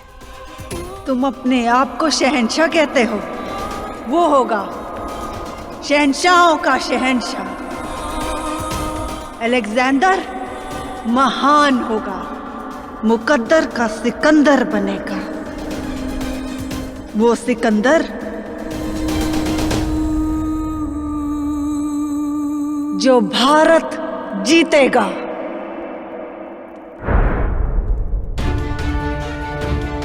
जो कुछ भी हुआ वो तुम्हारा फैसला नहीं, मेरे उन ख्वाबों के हासिल जो मैंने तुम्हारी आंखों में भरे।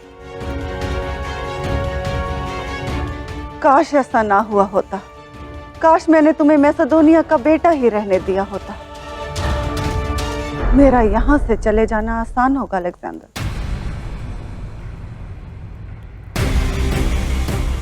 मगर मैं यहीं रहूंगी, इंतजार करूंगी तुम्हारे बदलने का, इस खुदा में से अपने बेटे को वापस पाने का, और उम्मीद करूंगी कि एक दिन तुम्हें भी सच का एहसास हो जाए।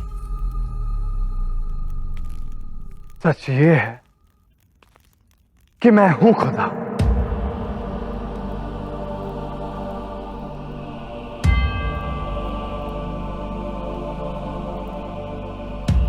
तो फिर खुदा को हर बात मालूम होनी चाहिए। कुछ और भी है जो तुमसे कहना चाहती हूँ अलेक्जेंडर।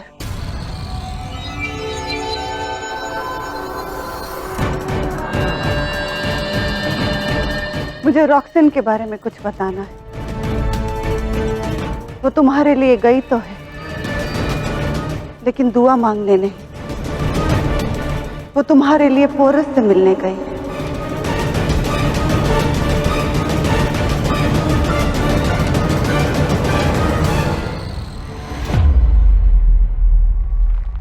सम्राट धनानंद की ओर से आपके लिए ये भेंट है।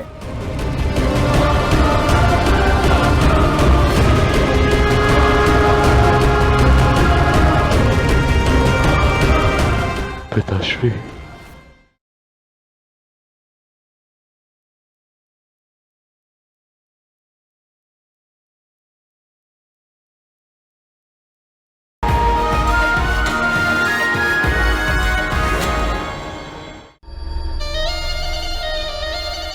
ऐसा नहीं है सम्राट। तुम्हें बीच में बोलने का अधिकार किसने दिया ब्राह्मण? ये ब्राह्मण अपना अधिकार नहीं जता रहा सम्राट, केवल अपने कर्तव्य का पालन कर रहा है। विषम एवं विकट परिस्थितियों में राजपुरुषों को उचित परामर्श देना किसी भी ज्ञानी ब्राह्मण का परम कर्तव्य होता है।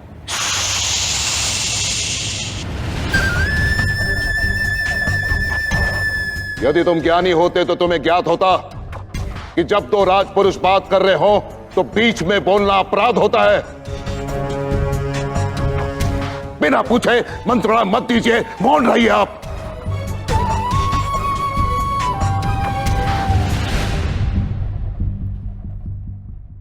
यदि हम अन्य शासकों के भांति होते तो यहां आते नहीं सम्राट।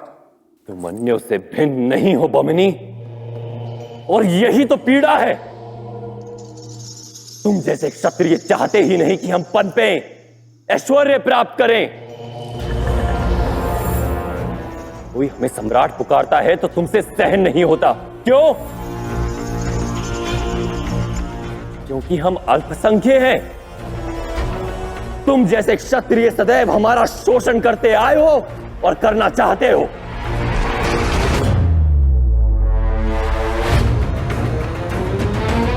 ये संधि, ये साझेदारी, ये एक भारत का नारा, अखंडता का स्वप्न, सब छल है। वास्तव में ये तुम्हारी दुर्बलता है, जिसे तुम एक स्वप्न के पर्दे के पीछे छिपा रहे हो। सम्राट, आप बस मगध आने का प्रयोजन तुम बता चुके हो क्षत्रिय।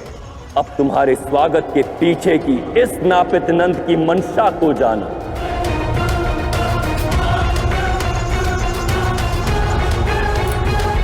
मैं मगध के समक्ष ये उदाहरण रखना चाहता हूं कि जब कोई नंद कुल को हीन समझने वाला क्षत्रिय मगध आता है तो उसका क्या परिणाम होता है।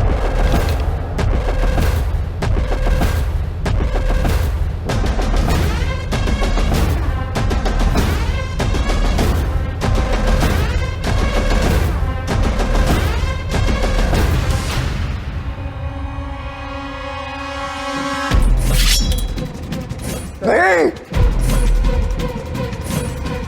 सभी कौरव अपने शस्त्र झुका लो।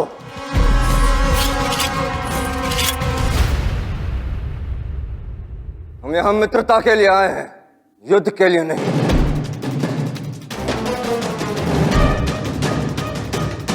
हमारा युद्ध आपसे नहीं, अलेक्जेंडर से है सम्राट। जो भारत की स्वतंत्रता और अखंडता को क्षति पहुंचाना चाहता है।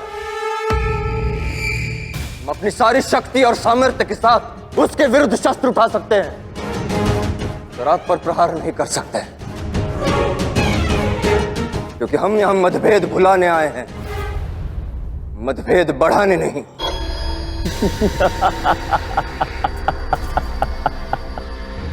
यदि तुम्हें ऐसी ही मृत्यु की अभिलाषा है तो वो मुझे देने में अत्यंत प्रसन्नता होगी। क्षत्रिय,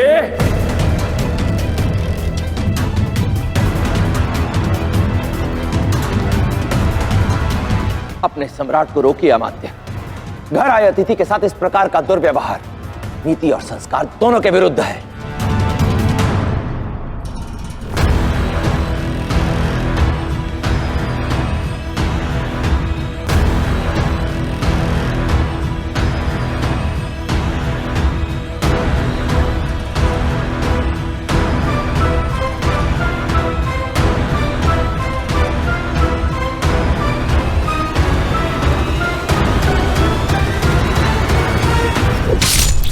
श्रेष्ठ,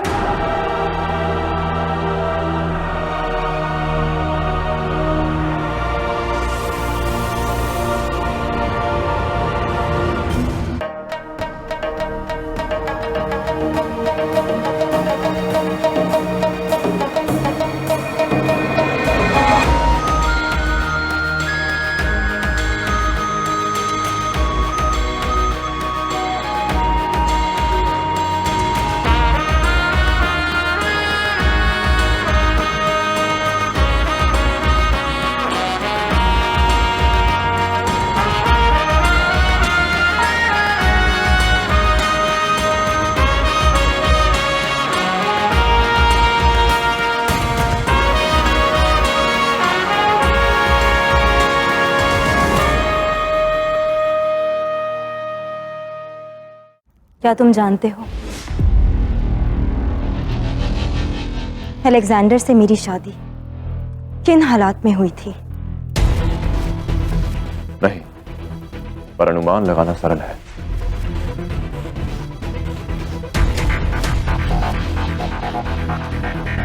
उसने आपके साथ भी वही किया होगा जो उसने बारसीन के साथ किया था।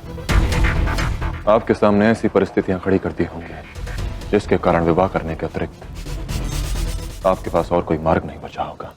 बेशक,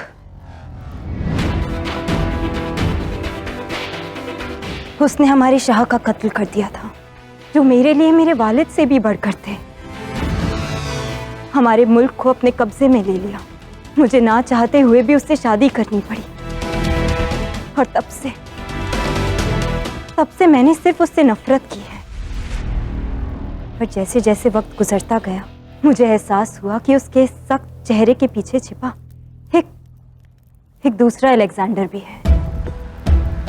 वो अलेक्जेंडर जिसका इल्म इस दुनिया में और किसी को नहीं था। पर मुझे है। जब वो अपनी माता को लेने यहाँ आया था, तब मैंने अनुभव किया था कि उसके मन में एक भावुक बेटे की भावनाएं हैं। और यही बात तुम दोनों में बिल्कुल एक जैसी है। वो भी अपनी माँ से बेहद मोहब्बत करता है।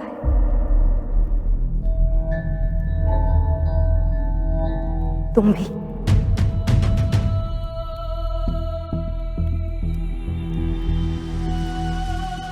तुम दोनों जुदा होकर भी बिल्कुल एक जैसे हो बोरस।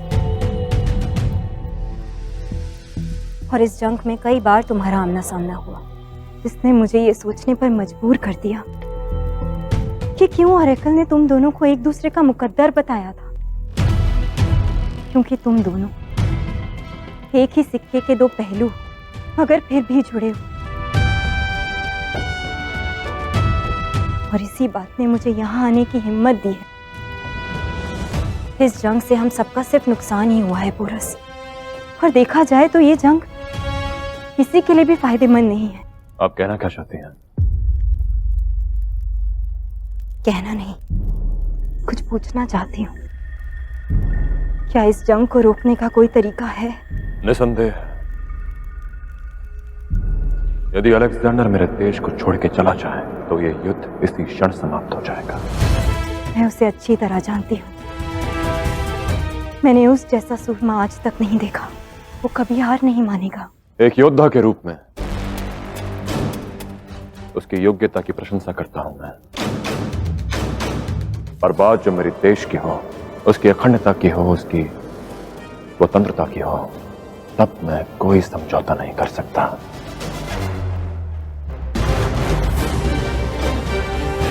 जब तक मैं अलेक्जेंडर को मेरे देश से खदेड़ नहीं दूंगा, मैं पीछे नहीं हटूंगा।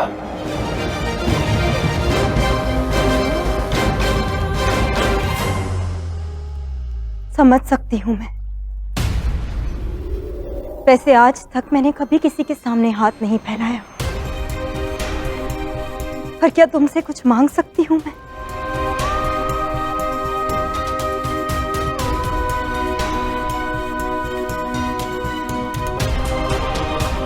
मेरे वश में होगा तो मैं मना नहीं करूंगा। कहिए।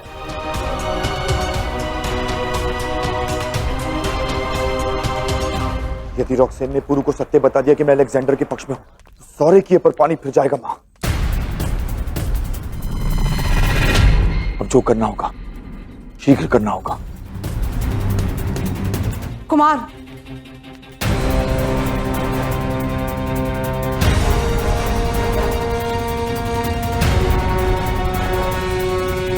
मुझे लगता है कि हम जो कुछ भी कर रहे हैं वो उचित नहीं है, केवल तुम्हारी प्रसन्नता के लिए। मैंने लाची की संतान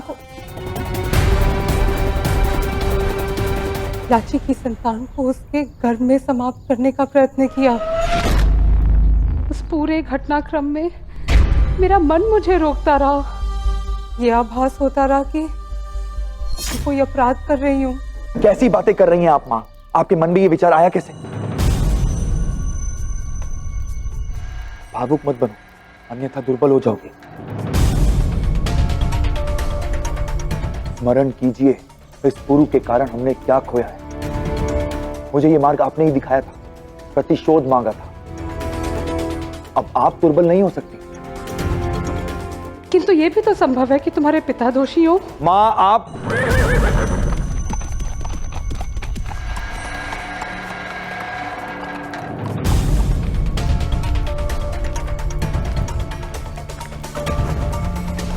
इन सैनिकों के चिन्ह तो मगध सेना के, किंतु वे अपने साथ ये क्या लाए हैं? ये भेंट सम्राट धनानंद की ओर से पौरव राष्ट्र पुरुषोत्तम के लिए है। धनानंद के प्रत्येक कर्म के पीछे कोई ना कोई उल्टा उद्देश्य होता है मां। अवश्य ही इस संदूक में कुछ ऐसा होगा जो हमें चकित कर दे।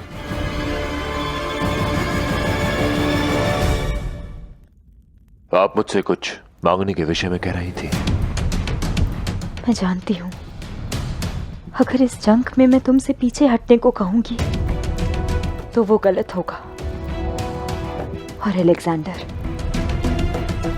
वो हर किस हार नहीं मानेगा, पीछे नहीं हटेगा। मगर पोरस, ये बात भी सच है कि अलेक्जेंडर ने अपनी जिंदगी में आज तक जितनी बार भी मौत का सामना किया है, वो सिर्फ और सिर्फ तुम्हारे खिलाफ किया है। और शायद यही वजह है कि मैं तुमसे ये मांगने की हिम्मत जुटा पा रही हूँ। क्या तुम मुझे ये वचन दे सकते हो पोरस कि इस जंग में तुम अलेक्जेंडर की जिंदगी नहीं लोगे? बेहद मोहब्बत करती हूँ मैं अलेक्जेंडर से, अपनी जिंदगी बिताना चाहती हूँ उसके साथ। अगर उससे कुछ हो गया तो मैं आपकी भावनाओं का सम्मान करता हूं। आप जो कुछ भी मांग रही हैं वो गलत नहीं है।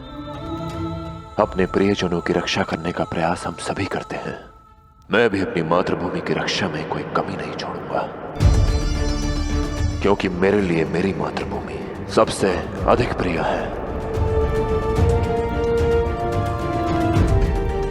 यदि अलेक्जेंडर ने मेरे देश पर प्रहार किया तो उसके प्राण लेने से पहले मैं हिचकिचाऊंगा नहीं।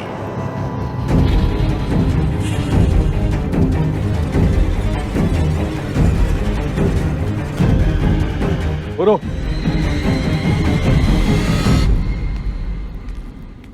तुम इसी क्षण मेरे साथ चलना होगा पुरु।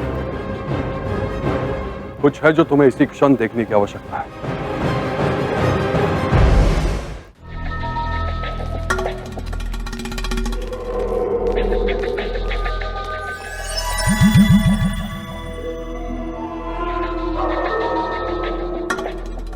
सम्राट धनानंद की ओर से आपके लिए ये भेंट है।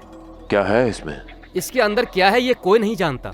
सम्राट धनानंद के कड़े निर्देश हैं कि ये संदूक आप स्वयं खोलेंगे।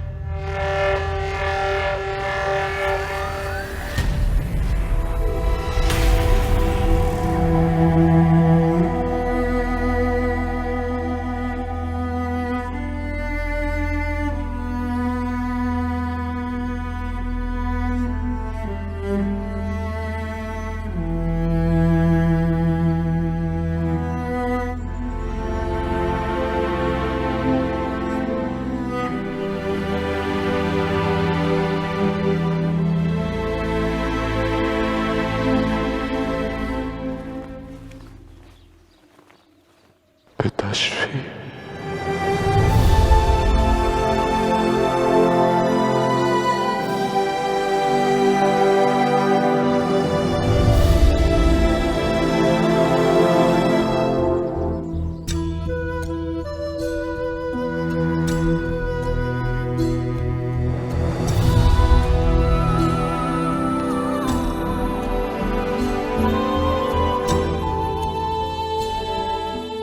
धनानंद ने पिताश्री को पिताश्री नहीं,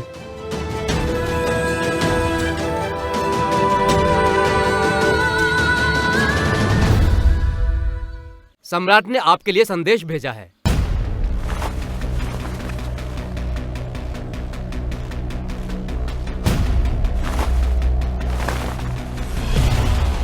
पौरव राष्ट्र के क्षत्रिय राजा को मगध के नापित नंद का अभिवादन। कल्पना कर सकता हूं इस समय तुम्हारे हृदय में पीड़ा होगी और मन में प्रतिकार।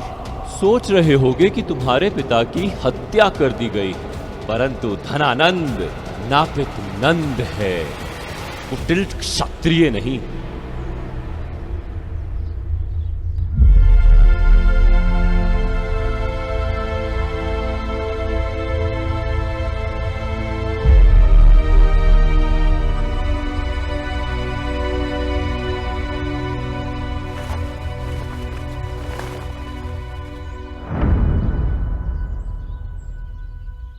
उसने पिताश्री को मारा नहीं, पर उनकी पगड़ी वापस भिजवाई है। अवश्य इसके पीछे कोई कारण है। ये संदेश पूरा पढ़ो हस्ती, देखते हैं कि उसकी मंशा क्या है। सुना है तुम एक नीतिवान और योग्य राजा, उचित अनुचित का भेद ज्ञात है तुम्हें, तो फिर इतनी बड़ी भूल कैसे हो गई तुमसे? क्या तुम्हारे आचार्य ने तुम्हें बताया नहीं कि जब एक राजा से संधि करनी हो या सहायता लेनी हो तो दूसरे राजा को स्वयं उसके पास उपस्थित होना होता है? तुम्हारी इस भूल ने मुझे अत्यंत क्रोधित कर दिया है और अब बमनी को बचाने का केवल एक उपाय है।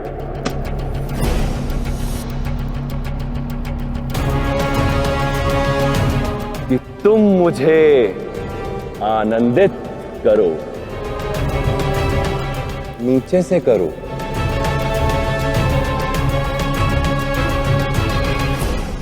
तुम्हारे पिता और उस कुटिल चाणक्य को मैं तब तक अपना अतिथि बना के रखूंगा जब तक तुम स्वयं उन्हें लेने यहां नहीं आते। और हां, यहाँ आते समय वो भेंट लाना मत भूलना जो मुझे आनंदित करे, क्योंकि धनानंद नाम है मेरा और धन मुझे अत्यंत प्रिय है। धन सब कुछ खरीद सकता है, सब कुछ दे सकता है, मगध में प्रत्येक वस्तु का मूल्य धन से लगता है। तुम्हारे पिता और उस कुटिल चाणक्य को ले जाने का मूल्य मैंने निश्चित कर लिया है। अपने पिता को सम्मान पूर्वक यहां से ले जाने का मूल्य 25 मन स्वर्ण और उस बहुमूल्य रत्न चाणक्य के लिए 100 सेर रत्न। और हां, तुम्हारी भूल का मूल्य तुम्हें अपने निजी राजकोष से चुकाना होगा। 10 सेर पारिवारिक गौरव आभूषण।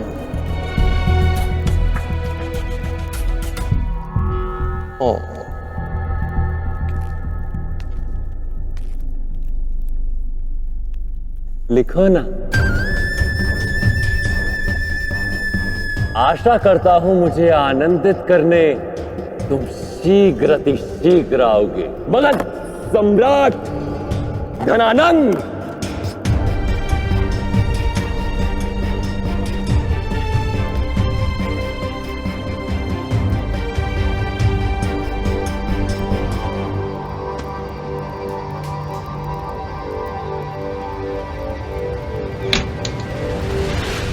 मैंने इस क्षत्रिय की पगड़ी को उसका उचित स्थान दिखा दिया है। मेरे पांव की धूल से सनी इस पगड़ी को ले जाओ उस पुरु के पास। उस सब का प्रबंध किया जाए जो इस पत्र में लिखा है। धनानंद, तुमसे भेंट करने का समय आ गया है।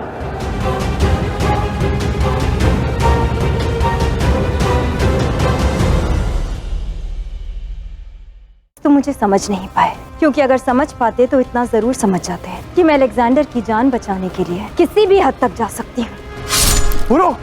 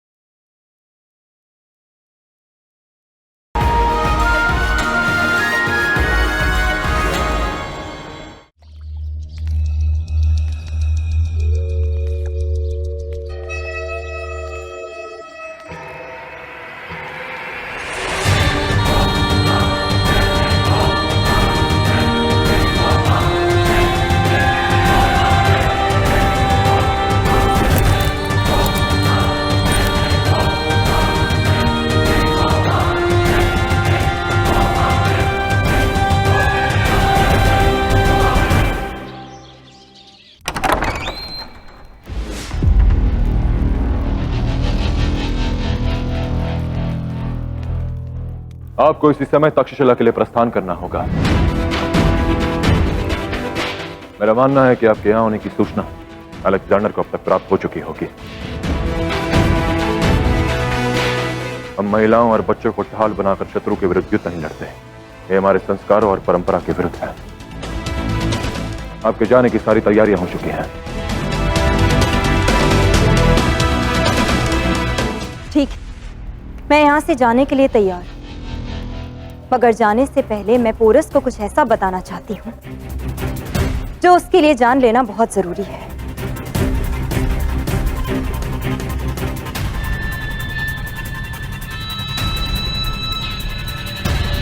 जितना तुम्हारे बारे में सुनती थी, उतनी ही तुमसे मिलने की तमन्ना जागती थी। देखना चाहती थी कि ऐसा क्या है तुम में जो अलेक्जेंडर दिन रात तुम्हारे बारे में सोचता रहता है। इस वजह से यहां तक आई अपनी जान की बाजी लगाकर। और वाकई अलेक्जेंडर के बाकी सारे दुश्मनों से बिल्कुल अलग हो तुम। शुक्रिया मेरी जान बचाने के लिए। बस तुम मुझे समझ नहीं पाए, क्योंकि अगर समझ पाते तो इतना जरूर समझ जाते हैं कि मैं अलेक्जेंडर की जान बचाने के लिए किसी भी हद तक जा सकती हूँ।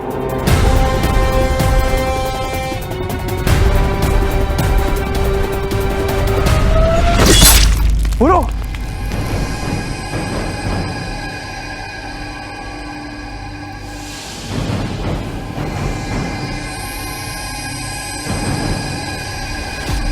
जिस सीमा के पार आपको नहीं जाना चाहिए था वहां आपको रोक दिया गया है। मेरे सद्भाव, मेरी सहन शक्ति की सीमा को पार करने का प्रयास मत करना, घातक सिद्ध हो सकता है।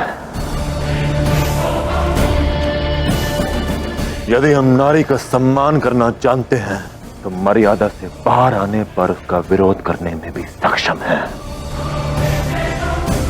मेरे धैर्य की परीक्षा मत लेना।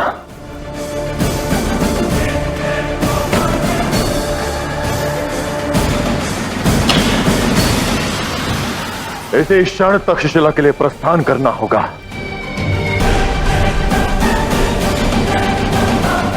मैं इसे सीमा तक छोड़कर आता हूं। यहां के मार्गों और बाधाओं से मैं भली भांति परिचित हूं। इस समय तुम्हारे लिए उस संदेश का उत्तर देना अधिक आवश्यक है जो हमें मिला है। तुम अरस्ती उससे निपटो, मैं हूं यहां लाची और पौरव रश का ध्यान रखने के लिए।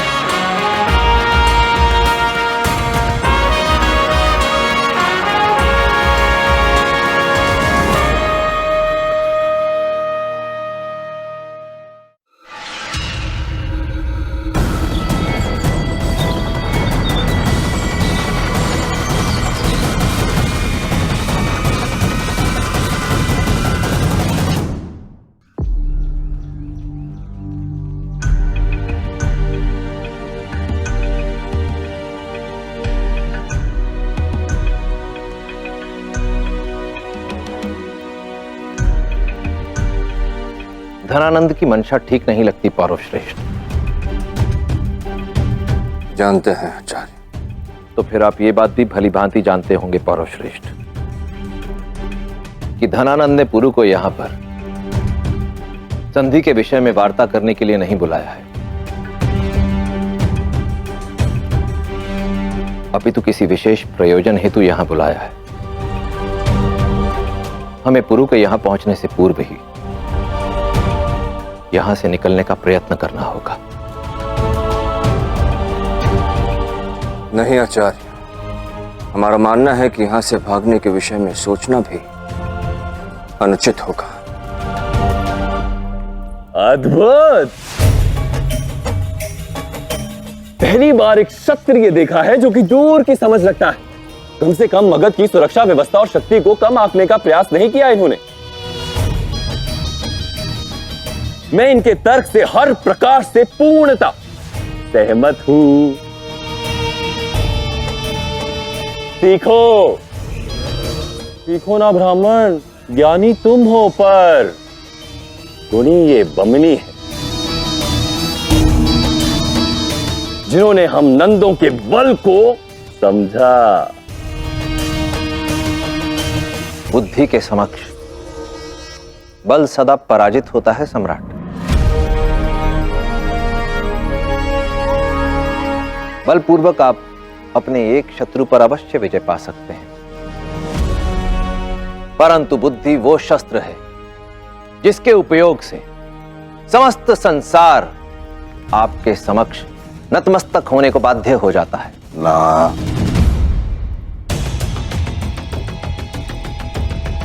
यहां से पलायन करने का विचार भी मत करना, अन्यथा बुद्धिहीन होने का कलंक तुम्हारे सपाट मस्तक पर सदैव के लिए लग जाएगा। ब्राह्मण, सोचो, बुद्धिमान विष्णुगुप्त चाणक्य, बुद्धिहीन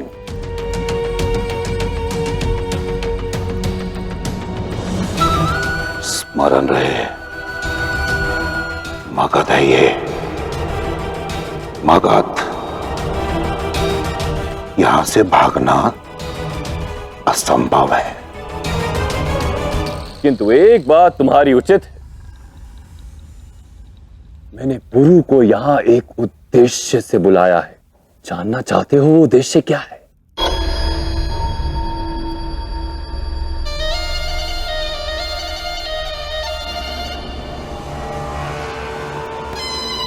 वर्षों पूर्व मेरे पिता ने मुझसे कहा था, यदि तुम चाहते हो कि कोई तुम्हारा उपहास उड़ाए या तुम पर हंसे, तो उसे अपनी योजना विस्तार से बता देना। किंतु मुझे भाता नहीं कि कोई मुझ पर हंसे, इसलिए मैं अपने मन की बात किसी से नहीं बताता। भगवान से भी नहीं। और यदि मैंने अभी सब कुछ बता दिया तो जो आनंद आने वाला है वो अधूरा रह जाएगा। जानते हो मगध क्या है?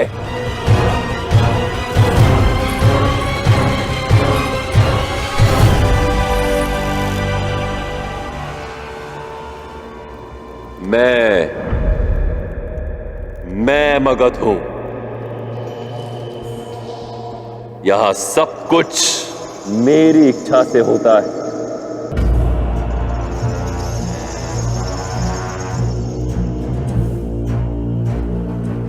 क्या होगा, कब होगा, कौन श्वास लेगा और कौन श्वास नहीं लेगा, ये सब मैं सुनिश्चित करता हूं। तुम दोनों अभी जीवित हो क्योंकि मैंने तुम्हारी श्वास चलने दी है।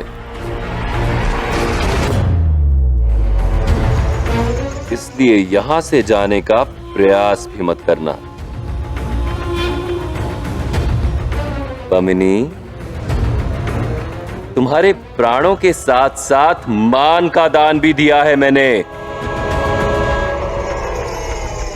अभी केवल तुम्हारी पगड़ी पुरु के पास भेजी है। समझदार हो, समझाओ इस कुटिल ब्राह्मण को। यहां से जाने का प्रयास कर मुझे विवश मत करना कि तुम्हारा सर पौरव राष्ट्र भेजना पड़े।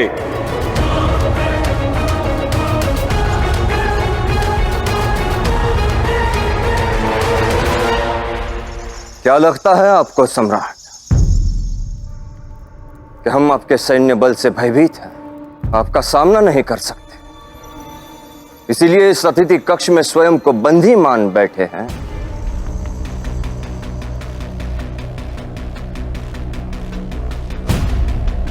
नहीं, मत भूलिए कि हम पुरु के पिता हैं, निशस्त्र है, परंतु इस कक्ष में उपस्थित प्रत्येक वस्तु को शस्त्र बनाकर आप पर प्रहार कर सकते हैं। परंतु हम शांत हैं, स्थिर हैं। जानते हैं क्यों? क्योंकि आपने पुरु को यहां बुलाया।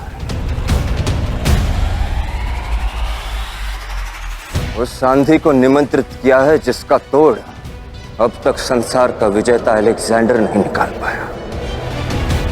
हम यहां हैं कि आपको पुरु से मिलता देखें, आपके हर प्रयोजन, हर उद्देश्य का स्वप्न पुरु के हाथों भंग होते हुए देखें।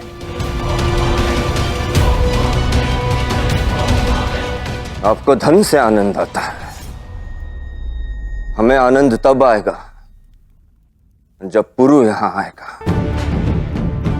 और अपने पराक्रम से आपको समझा देगा कि भारत को सुरक्षित रखने के उसके प्रण के बीच कोई नहीं आ सकता।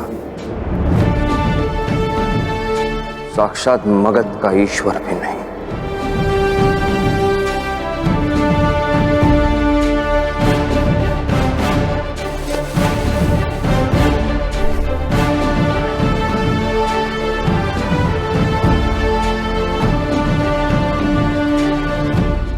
तो सज्ज रहिएगा सम्राट, क्योंकि जब पुरु यहां आएगा तो अपना उद्देश्य भगवान को भी ना बताने वाला ये धनानंद स्वयं से पूछेगा कि क्यों उसने पुरु को यहां निमंत्रित किया।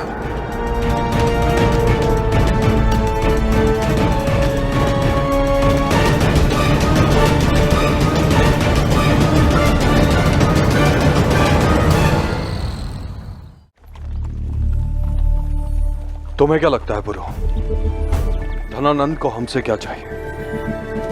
वो मैं नहीं जानता हस्ती। मैं किसी भी दशा में आचार्य और पिताश्री को पौरव राष्ट्र सुरक्षित लेकर आऊंगा। और धनानंद को भी हमें अपने पक्ष में करना होगा पुरु, अन्यथा भारी क्षति उठानी होगी। धनानंद धन का लोभी हो सकता है हस्ती, किंतु मेरे लिए सबसे बड़ा धन, सबसे बड़ी संपत्ति मेरे देश की स्वतंत्रता है। अलेक्जेंडर से अपनी देश की रक्षा के लिए मैं बड़ा सा बड़ा मूल्य चुका सकता हूं।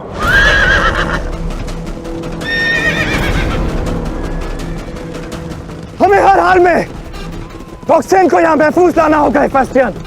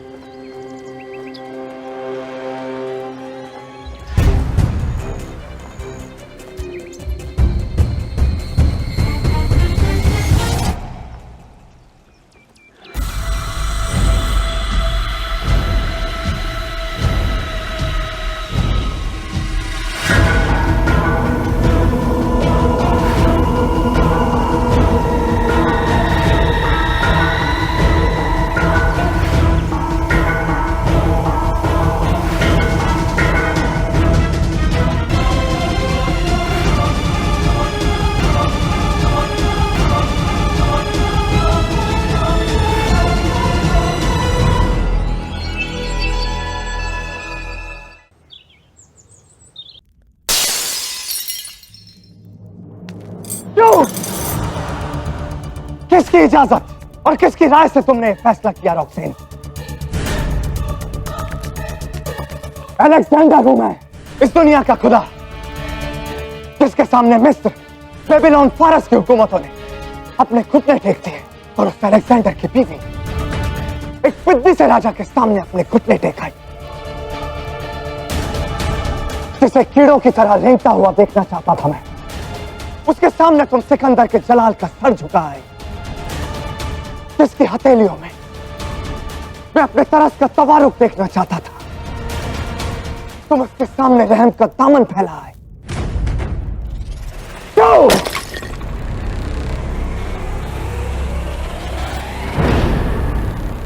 मैं सिर्फ तुम्हारी सलामती चाहती हूँ अलेक्जेंडर।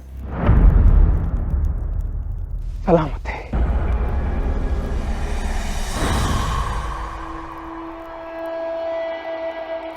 सलामती भीख में नहीं मांगी जाती है रॉक्सेन, बाजुओं के जोर से जीती जाती है। आज तक मैंने जो भी चाहा वो मैंने पाया। मेरे लिए सबसे बड़ा मेरा नाम था रॉक्सेन, जिसे तुम एक तारीख में गुमनाम शख्स के सामने बिगाड़े। तुमसे बेहतर तो वो बारसीन रही जो नाकाम जरूर रही पर झुकी नहीं, जिसने पूरी ताकत से मुझसे अपना इंतकाम लेना चाहा। और तुम मेरे जान के अमान की भीख मांगाई। नफरत हो रही है मुझे अपने आप से आज।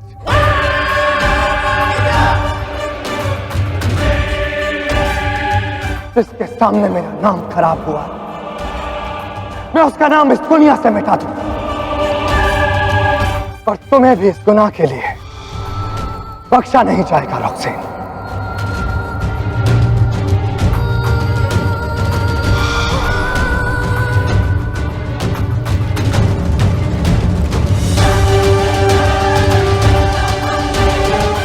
अगर मैं तुमसे मोहब्बत नहीं करता रॉक्सेन, तो तुम इस वक्त खड़ी होकर मेरे सामने सांसें नहीं ले रही होती। ये सब तुमने मेरी मोहब्बत के लिए किया ना, तो जुबान है अलेक्जेंडर की कि अब से तुम मेरी मोहब्बत को तरसोगी।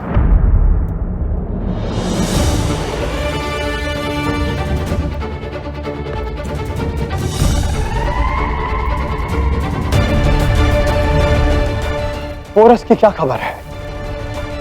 मैं जल्द से जल्द उसका और पूरा मुल्क का मसला हल करना चाहता हूं।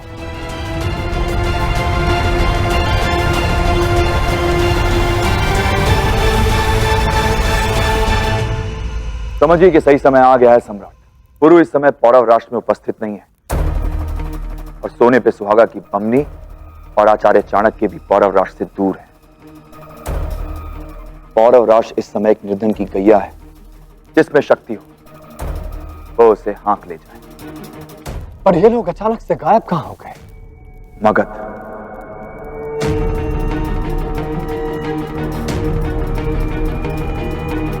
इससे पहले कि उन्हें मगध से मदद मिले, हमें पौरव मुल्क पर मैसेडोनिया का परचम लहरा देना चाहिए। हाँ, किंतु आक्रमण करने से पूर्व मुझे एक बार पौरव राष्ट्र जाना होगा। वो क्यों भला? एक पुराना ऋण है जिसे वसूलना है मुझे। कुछ ऐसा है वहां जो मेरे लिए बहुत महत्वपूर्ण है और मुझसे छीन लिया गया है। पौरव महारानी लाची। और यही सही समय है, मैं हर हाल में उसे वापस पा सकूं।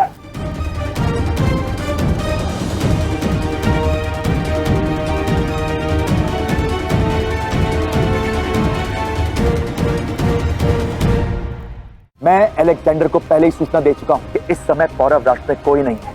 वो पौरव राष्ट्र को नष्ट करने के लिए आगे बढ़ रहा होगा। इधर मैं लाची को लेकर यहां से निकलूंगा और उधर अलेक्जेंडर यहां धावा बोल देगा।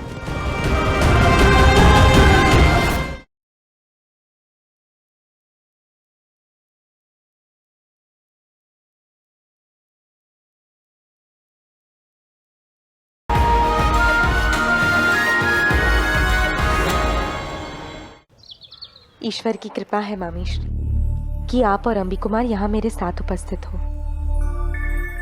पुरु और पिताश्री यहाँ नहीं है और बाबा भी दस्युलोक में है।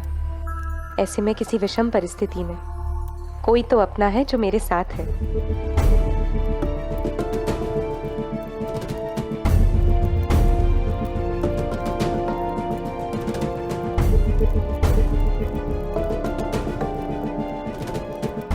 क्या हुआ मामीश्री? आप विचलित सी प्रतीत हो रही है। विचलित नहीं, सोच में हूँ। जब से मैं और अंबी यहाँ आए तब से कुछ है जो मेरे मन को कचोट रहा है। मन की बात किसी अपने को कहने से मन शांत हो जाता है मामीश्री।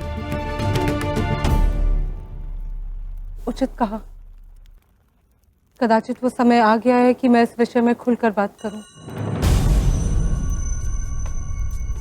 मैंने अपने पति को खोया और अंबी ने अपने पिता को। उनकी हत्या के वास्तविक कारण केवल तुम मुझे बता सकती हो। उस दिन क्या हुआ था लाची? मुझे सत्य जानना है ताकि मन पर कोई बोझ ना रहे।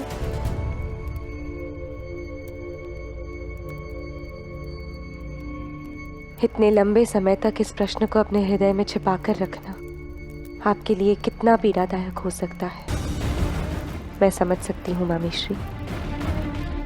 किसी भी स्त्री के लिए ये प्रश्न कि उसका पति, उसके पुत्र का पिता एक अच्छा व्यक्ति है या नहीं, उसे विचलित कर सकता है। किंतु आज आपने साहस जुटाकर मुझे ये प्रश्न पूछ ही लिया है, तो मैं भी अपने साहस का परिचय देकर आपको सत्य से अवगत कराऊंगी। सत्य ये है मामीश्री कि पुरु और पिताश्री की अनुपस्थिति में तक्षशिला नरेश ने पौरव राजभवन पर आक्रमण किया।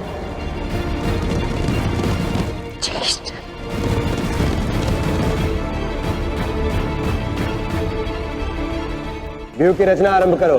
मैं स्वयं अनुसुईया को व्यू में लेकर जाऊंगा। तक्षशिला के व्यू में स्वागत है पौरव राजमाता।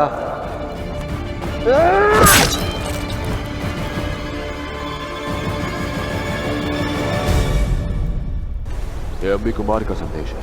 वह मुझसे नंदन वन में मिलना चाहता है। मूर्ख हो तुम जो ये समझते हो कि तक्षशिला के लोग कभी पौरवों के साथ संधि करेंगे। आज तुम्हारे सारे पापों का अंत होगा अम्बीराज।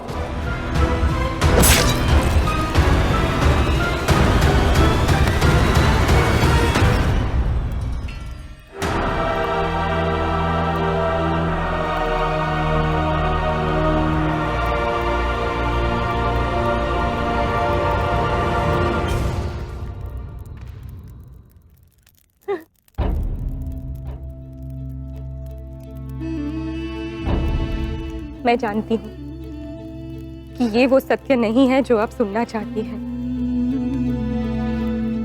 परंतु वास्तविकता यही है। प्रतिशोध की ज्वाला में एक मनुष्य अपनी सारी मर्यादा, सारे संबंधों और भावनाओं की आहुति दे देता है। कदाचित यही परिस्थिति तक्षशिला नरेश की हुई थी, पर मुझे विश्वास है मामीश्री कि तक्षशिला और पौरव राष्ट्र अपने काले इतिहास को पीछे छोड़कर भविष्य के प्रकाश की ओर बढ़ेंगे।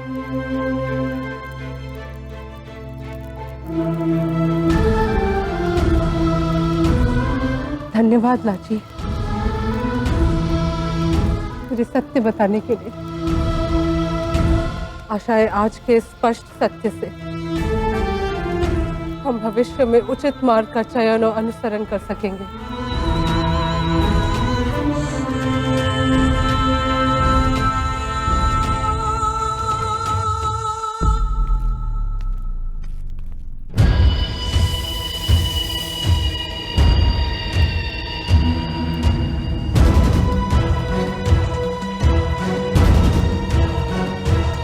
तुमने मुझसे मेरा सर्वस्व छीन लिया पुरु, और मैं तुमसे वो छीनूंगा जो तुम्हारा सब कुछ है।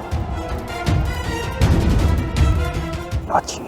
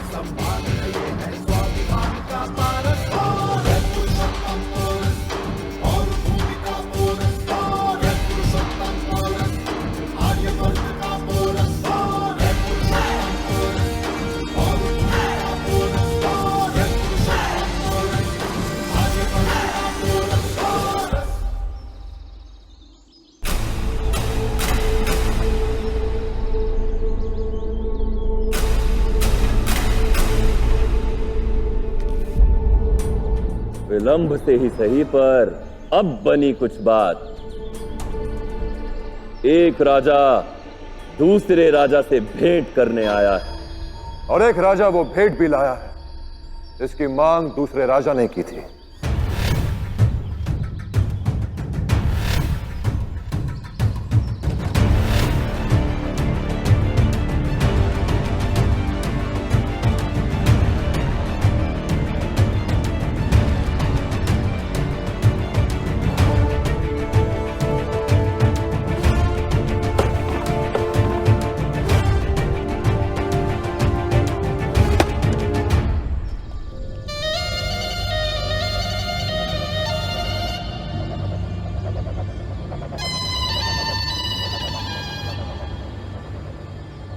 उत्तम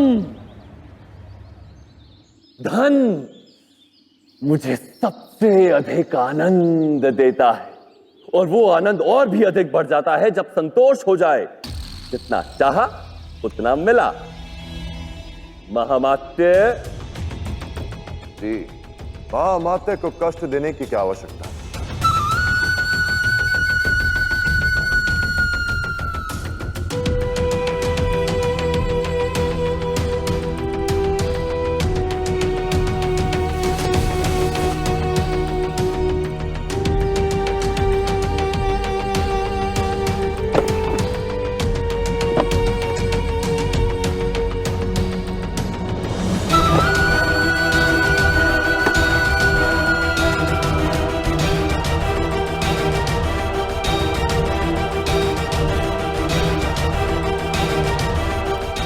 जितना मांगा था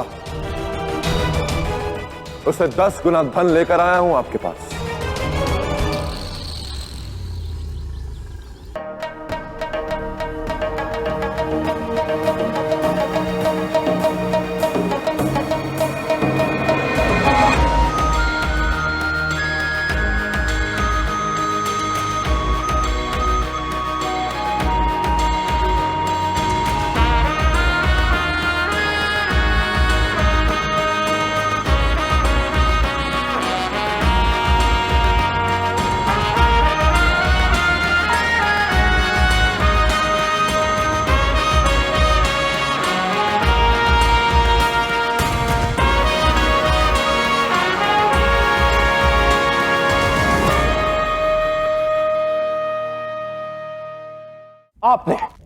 आपने मुझे ये मार्ग सुझाया था। वो आप ही थी ना मां जो मुझे प्रतिशोध के लिए यहां लेकर आई? हाँ, और अब मैं ही तुमसे कह रही हूं कि हमारा मार्ग अनुचित है। जो हम कर रहे हैं वो अपराध है, पाप है पुत्र। अभी तक जिसे मैं सत्य समझ रही थी वो भ्रम के बादलों में छिपा हुआ झूठ था अम्बी। मेरी बात को समझने का प्रयास करो पुत्र। मुझे स्वयं अभी ये ज्ञात हुआ कि सत्य क्या है, और अब समय आ गया है कि तुम भी स्वीकार करो। दोष तुम्हारे पिता का था, इन लोगों का नहीं। मेरे पति, तुम्हारे पिता केवल एक देशद्रोही नहीं थे, किंतु उन्होंने अपनी बहन की भी हत्या की। मुझे विश्वास नहीं हो रहा है। अब मेरी अपनी मां उन लोगों का पक्ष लेगी, उन लोगों का जिन्होंने हमारे संसार को जलाकर राख कर दिया है। नहीं अम्बी, तक्षशिला जिस आग में जलकर राख हुआ उसे तुम्हारे पिता ने सुलगाया था, और उसके पश्चात हम उसे हवा दे रहे। अम्बी, स्थिति के और बुरे होने से पहले हमें ये सब रोकना ही होगा। अब ये नहीं रुक सकता मां। मैं इस मार्ग पर इतना आगे बढ़ चुका हूं कि मेरे पीछे लौटने का कोई अवसर नहीं। हाँ, आगे बढ़ूंगा तो वो अवश्य पा सकता हूं जिसे पाने की चाह मेरी वर्षों से है, पर अगर पीछे लौटा तो अपमान के अतिरिक्त और कुछ नहीं मिलेगा मुझे। अब मैं बल से या छल से, ताम ताम दंड भेद से अपनी हर वस्तु पुनः छीन लूंगा। जो मेरा है उस पर केवल मेरा ही अधिकार होगा। नहीं अम्मी, रुक जाओ पुत्र, रुक जाओ। मेरा पुत्र, ऐसा नहीं हो सकता। पर ऐसा हो चुका है। अब यदि मैं भूल स्वीकार कर भी लूं, तब भी उन अनगिनत हत्याओं का कलंक मेरे सर पर रहेगा जो मेरे कारण पौरव राष्ट्र में हुई। इधर से पुरु प्रहार करेगा, उधर से अलेक्जेंडर। अब मेरी सिर्फ एक ही ढाल है, तक्षशिला और पौरव राष्ट्र का मुकुट। अपने पिता की भांति बातें मत करो अम्बी। मुझे लगा था आप मेरी माता की भांति बनकर मुझसे बात करेंगी, पर यहां तो पुरु की मामी खड़ी है। अब आपका और मेरा दृष्टिकोण अलग हो चुका है। अब कुछ नहीं हो सकता मां। मैंने अलेक्जेंडर को पहले ही सूचना दे दी है कि इस समय पौरव राष्ट्र में कोई नहीं है। वो पौरव राष्ट्र को नष्ट करने के लिए आगे बढ़ रहा होगा। इधर मैं लाची को लेकर यहां से निकलूंगा और उधर अलेक्जेंडर यहां धावा बोल देगा।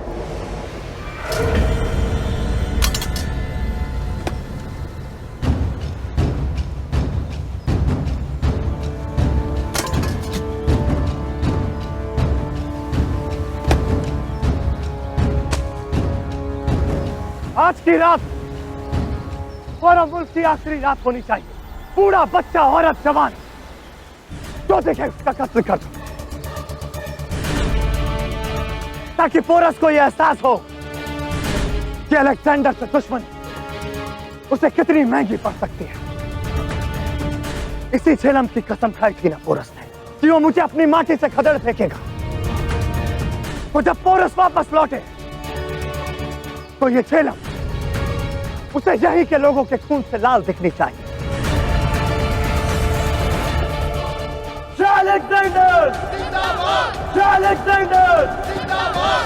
अलेक्जेंडर जिंदाबाद! अलेक्जेंडर जिंदाबाद! जंग की तैयारियां तकरीबन मुकम्मल है। हम बस आपके हुक्म का इंतजार कर रहे हैं। तो जो यहां रुके हैं उन्हें एहसास दिला दो अलेक्जेंडर के जलाल का।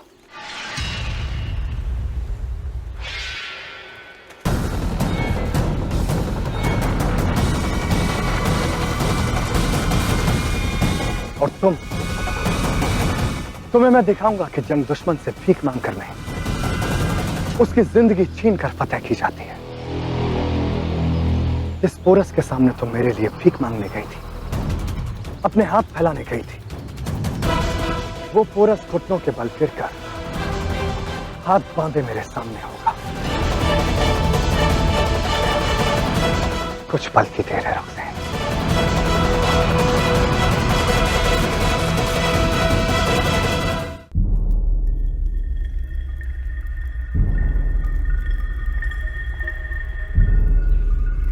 एक बूढ़े पिता और क्रोधी ब्राह्मण के लिए कुछ अधिक मूल्य चुका रहे हो तुम।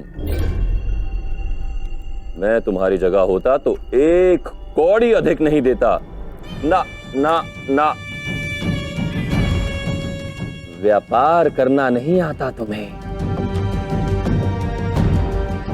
एक पुत्र के लिए अपने पिता और शिष्य के लिए आचार्य व्यापार की वस्तु नहीं होते सम्राट। यदि फिर भी आप व्यापार की बात करना चाहते हैं तो सुन लीजिए। यह 10 गुना धन मैं अपने पिता या आचार्य को मुक्त करवाने के लिए नहीं लाया। आपने पौरव राष्ट्र को एक संदेश भिजवाया था सम्राट, जिसमें स्पष्ट रूप से यह लिखा था कि मगध में हर वस्तु का एक मूल्य होता है।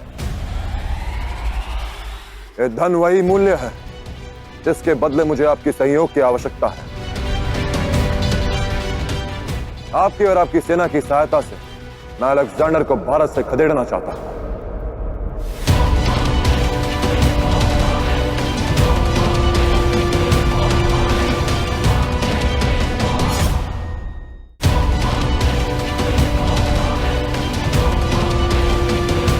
तुम अत्यंत धूर्त व्यापारी हो पुरु। इससे पूर्व तुम कह रहे थे कि तुम्हारे पिता, तुम्हारे आचार्य अमूल्य हैं, और अब उसी पिता, उसी आचार्य का बलिदान देने के लिए तत्पर हो गए मगध की सेना के सहयोग के लिए।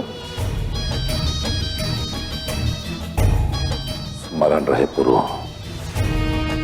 एक राजा के लिए पिता हो, आचार्य हो, परंतु सर्वप्रथम आती है उसकी प्रजा। प्रजा की रक्षा, प्रजा की सुरक्षा, प्रजा ही धर्म, प्रजा ही कर्तव्य।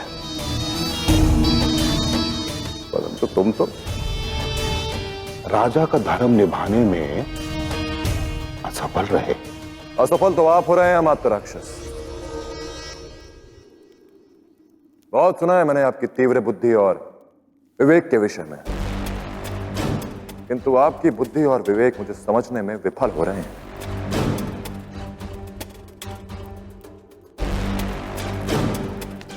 मुझे अपने पिता और आचार्य को मुक्त करवाने के लिए धन की आवश्यकता नहीं सम्राट।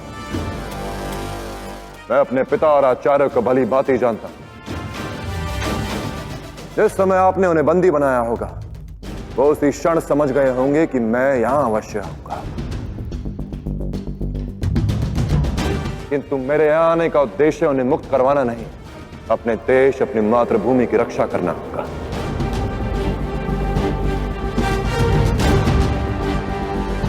अपने देश अपनी मातृभूमि से बढ़कर कोई संबंध नहीं होता।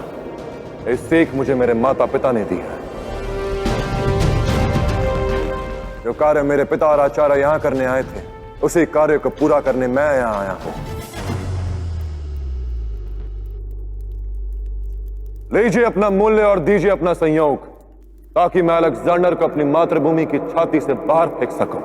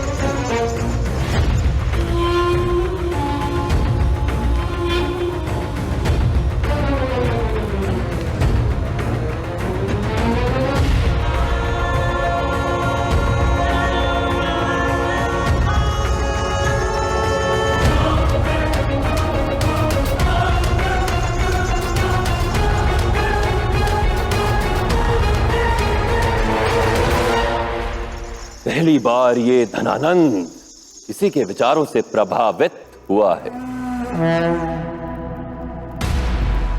तुम्हें यहां पर बुलाकर मैंने कोई भूल नहीं की पुरु। तो आप ही बता दीजिए सम्राट, मुझे यहां बुलाने के पीछे आपका उद्देश्य क्या था? यदि कहकर बता दिया तो दिखाने का आनंद अधूरा रह जाएगा।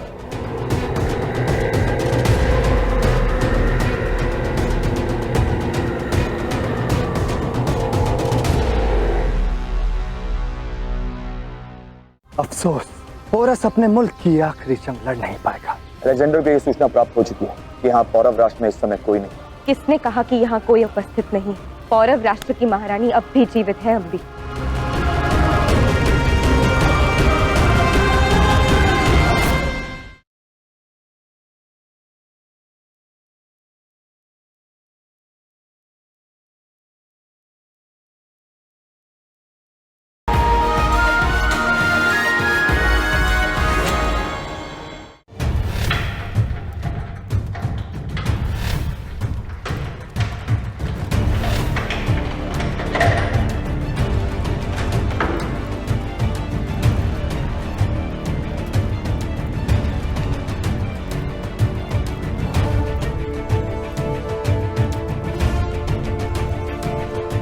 असमंजस में होंगे कि मैं तुम्हें यहां क्यों लेकर आया। बिल्कुल नहीं सम्राट, मैं जानता हूं कि आप मेरे पिता और आचार्य को यहीं लाएंगे।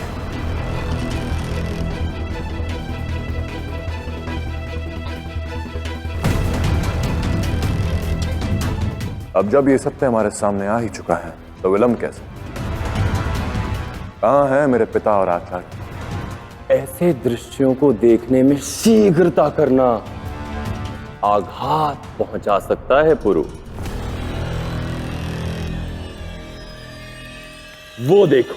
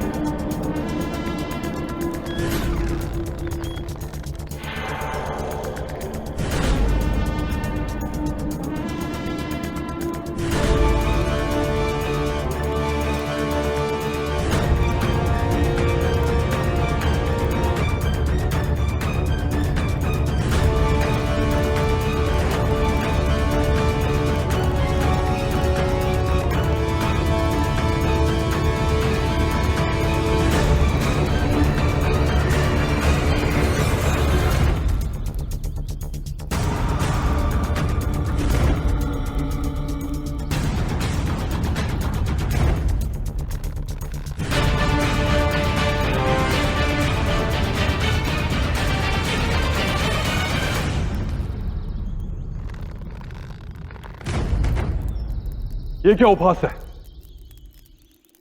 आपने तो कहा था कि इन्हें यहां अतिथि के रूप में रखा जाएगा। तुम्हें बीच में बोलने का अधिकार किसने दिया बालक?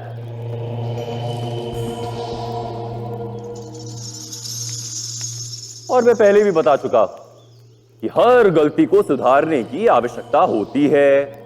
पुरु ने अपने स्थान पर उन दोनों को यहां पर भेजकर भूल की है, और अब उस भूल की सुधार के लिए पुरु को इन दोनों में से किसी एक को भूलना होगा।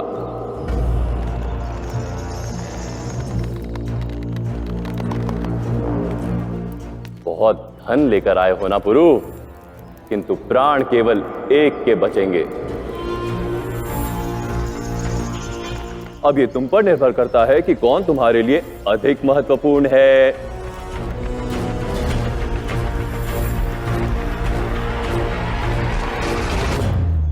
आशा करता हूं यहां पर तुम अपनी वीरता और छल दिखाने का प्रयत्न नहीं करोगे, क्योंकि प्रत्येक क्षण यहां मेरे सैनिकों का लक्ष्य तुम पर है।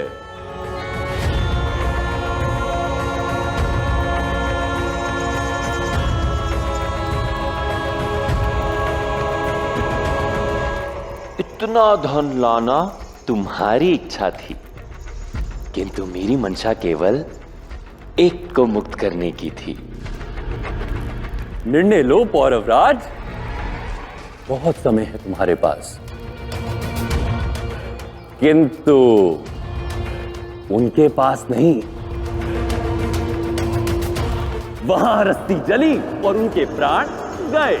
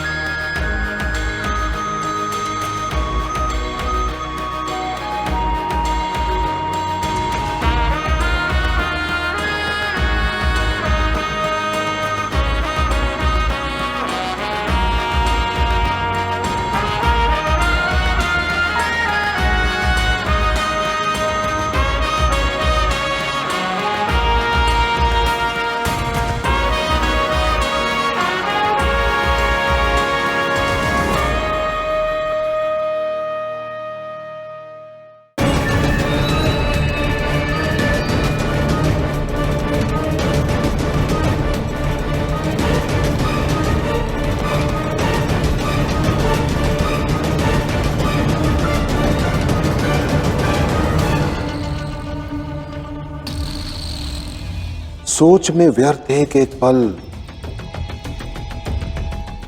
इन्हें इनके चिता तक पहुंचा रहा है।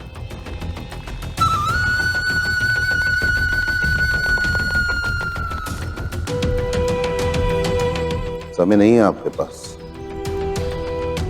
अब चुनाव आपके हाथ में। किसे चुनेंगे आप? अपने पिता पूर्व महाराज बमनी या फिर अपने आचार्य विष्णुगुप्त चाणक्य को?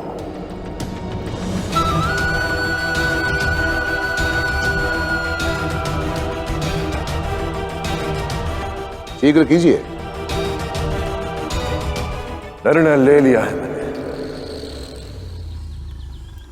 पिताश्री और आचार्य में से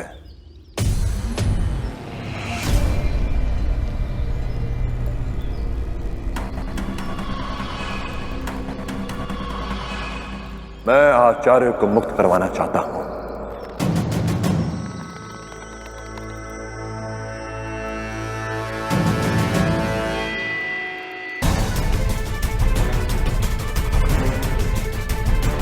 नहीं पुरु, इस समय अपने पिता के प्राणों की रक्षा करना तुम्हारे लिए सर्वोपरि है। वो न केवल तुम्हारे पिता हैं, अपितु पौरव श्रेष्ठ भी हैं। पौरव राष्ट्र के सबसे वरिष्ठ राजनेता। नहीं आचार्य, आप एक गुरु हैं, एक विद्वान हैं। आपके ज्ञान और मार्गदर्शन से सैकड़ों सम्राट जन्म ले सकते हैं, किंतु सैकड़ों राजाओं से आप जैसा श्रेष्ठ गुरु कभी जन्म नहीं ले सकता।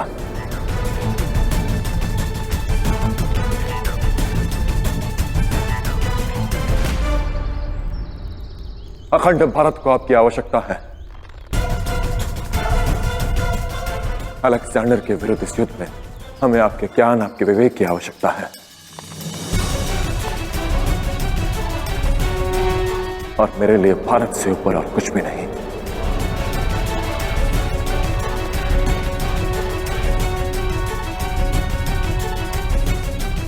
आपकी रक्षा के लिए मेरे पिता के प्राण किया, मैं स्वयं अपने प्राणों की बलि देने को सच हूं। साधु गुरु, साधु, आज यदि आचार्य के स्थान पर तुम हमें चुनते तो हम यही सोचते कि तुम्हें पौरव राज बनाकर हमने भूल की।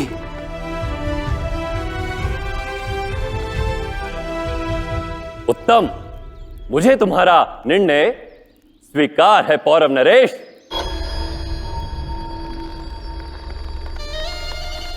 महामात्य, इस ब्राह्मण चाणक्य को मुक्त कर दो। जी मामही।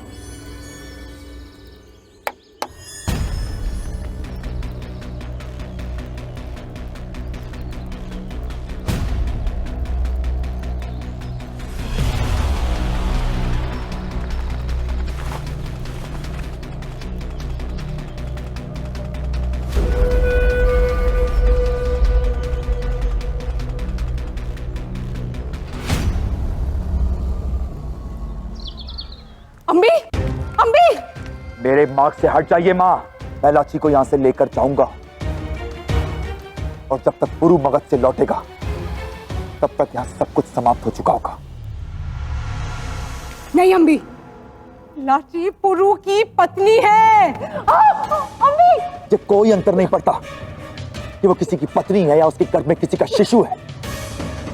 मुझे केवल लाची चाहिए और उसे प्राप्त करने के लिए मैं कोई भी मूल्य चुकाऊंगा। अपनी मां के विरुद्ध भी जाओगे? नहीं, अपने पिता के मार्ग पर। स्मरण है ना, उन्होंने अपनी बहन को क्षमा नहीं किया था। मत भूलिए, मेरी धमनियों में भी उन्हीं का रक्त बह रहा है।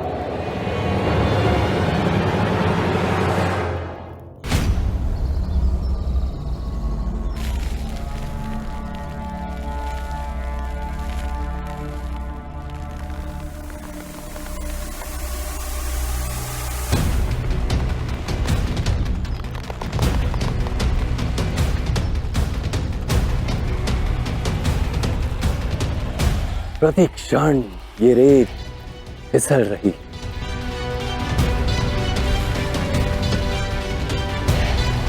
और इस रेत के साथ साथ बमिनी की श्वास नहीं गिर रही, और जब इस रेत का अंतिम कण गिरेगा, बबिनी इस अग्नि कुंड में समर्पित हो जाएगा।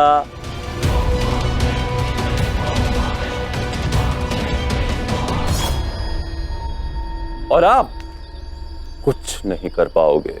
मैंने आचार्य का चयन अवश्य किया है सम्राट, किंतु मैंने ये कभी नहीं कहा कि मुझे अपने पिता की मृत्यु स्वीकार है।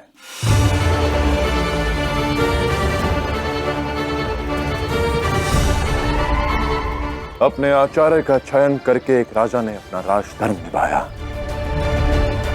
अब अपने पिता की प्राणों की रक्षा करके एक पुत्र संतान होने का धर्म निभाएगा।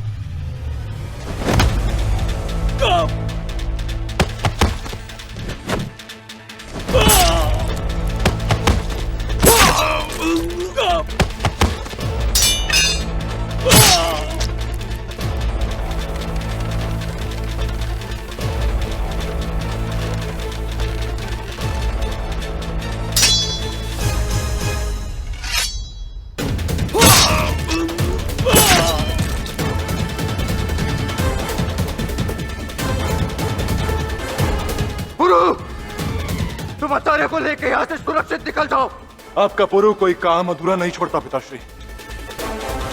मैं आप दोनों को लेने आया हूं और सुरक्षित लेकर ही जाऊंगा।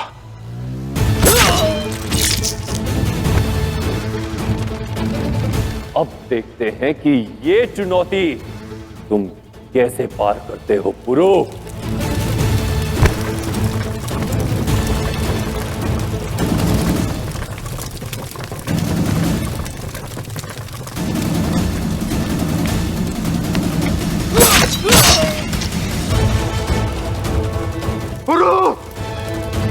हम कहते हैं जाओ यहाँ से। आपको लिए बिना नहीं जाऊंगा पिताश्री।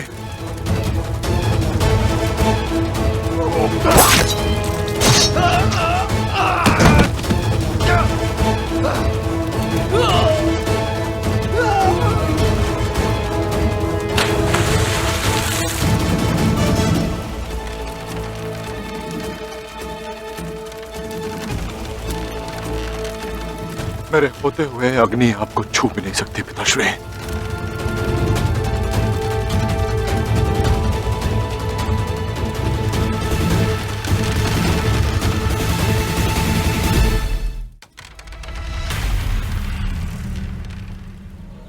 महामात्य।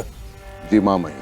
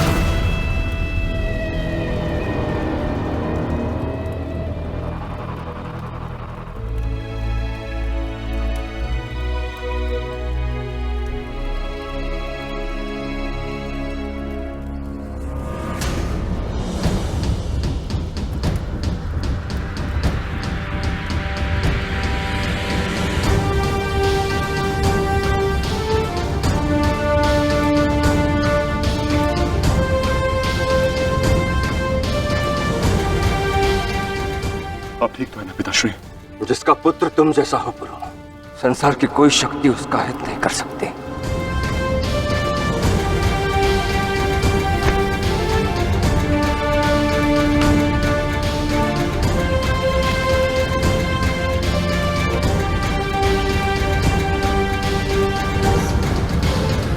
अद्भुत,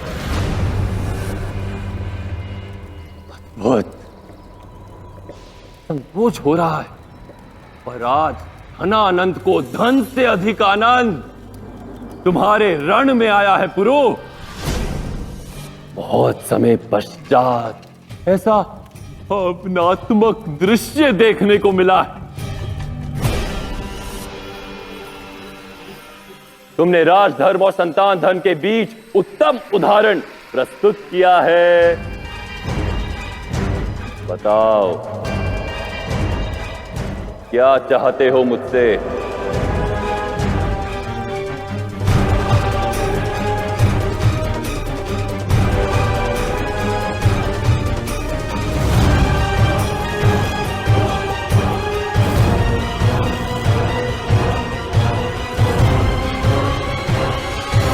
शीघ्र ही हमारे गुप्तचर से संपर्क करें और मुझे सूचित करें कि मगध से महाराज पुरुषोत्तम या अन्य किसी का कोई संदेश आया है क्या।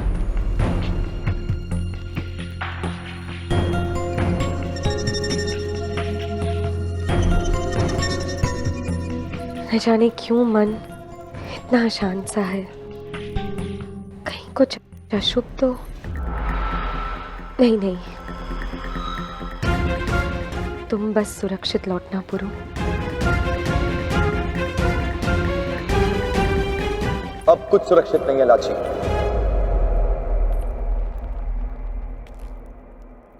सब समाप्त हो चुका है।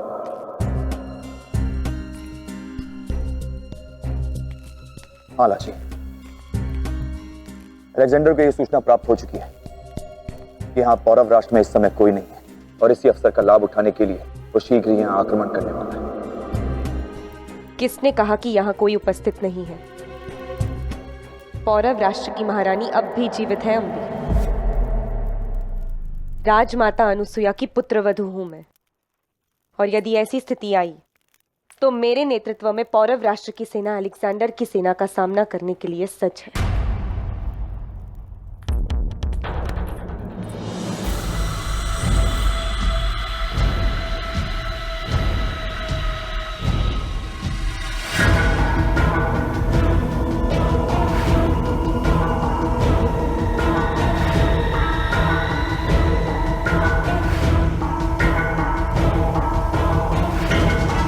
तुम्हें इस संदर्भ में चिंतित होने की कोई आवश्यकता नहीं है। मैं हूं ना, मेरे रहते तुम पर कोई संकट नहीं आएगा। पुरु रहे ना रहे, मैं सदा तुम्हारे साथ रहूंगा। तुम्हारे प्रेम में कोई कमी नहीं आने दूंगा। हम दोनों शांति और प्रेम के साथ अपना जीवन यापन करेंगे। केवल तुम और मैं। अब तुम सदा के लिए मेरी हो जाओगी और मेरे साथ रहोगी।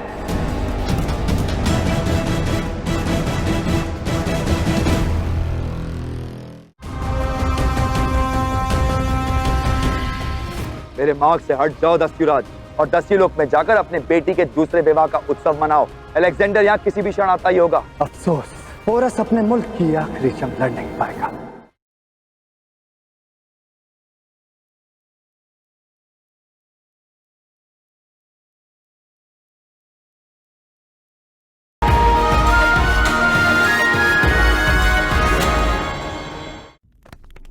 क्या व्यर्थ की बातें कर रहे हो अम्बी कुमार? तुम्हारे मन में ऐसा विचार आया ही कैसे? मैं एक विवाहित स्त्री हूं, तुम्हारी भाभी हूं मैं, और शीघ्र ही किसी की मां बनने वाली हूं। और तुम?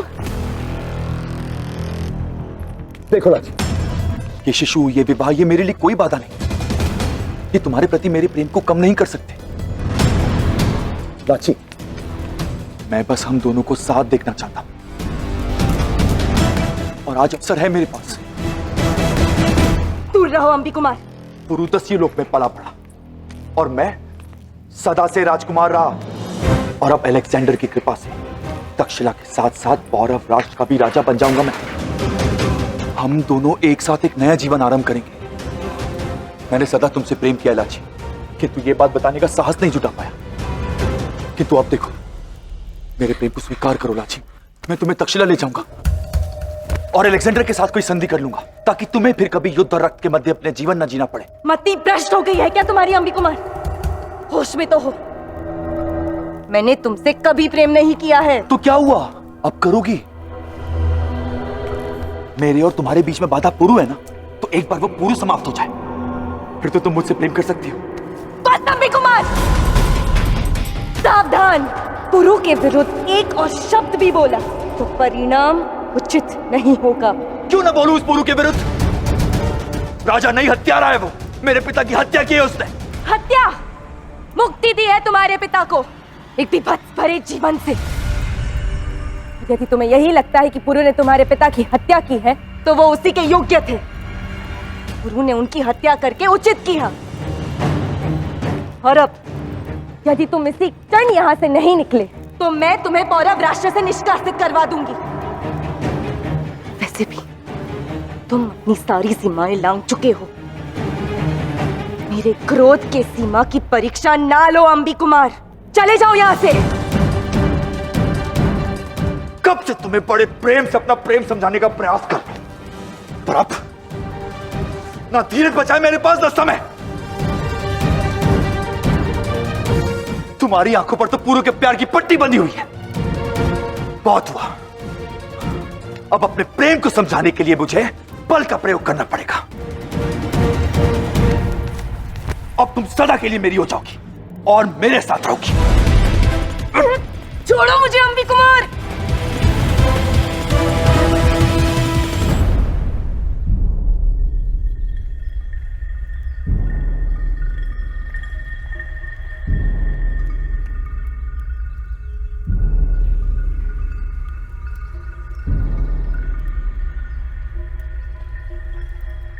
यही शिक्षा, यही संस्कार मुझे मेरे माता पिता ने बचपन से दिए हैं सम्राट, कि जिस धरती माँ की गोद में हमारा जन्म हुआ, जिस धरती माँ की गोद में हम पले बढ़े, जिस धरती माँ ने हमें हमारी सारी कमियों के साथ, हमारी सारी अच्छाइयों के साथ स्वीकार किया, जब समय आने पर उसका ऋण चुकाना पड़ जाए, तो हमें कभी भी पीछे नहीं हटना चाहिए।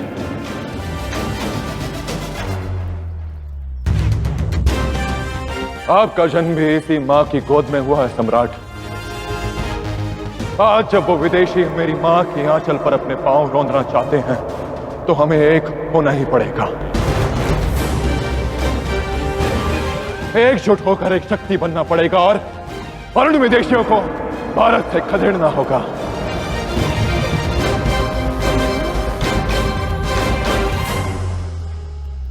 सम्राट, मैंने इस युद्ध में अपना बहुत कुछ गंवाया है, यहां तक कि अपनी मां को भी।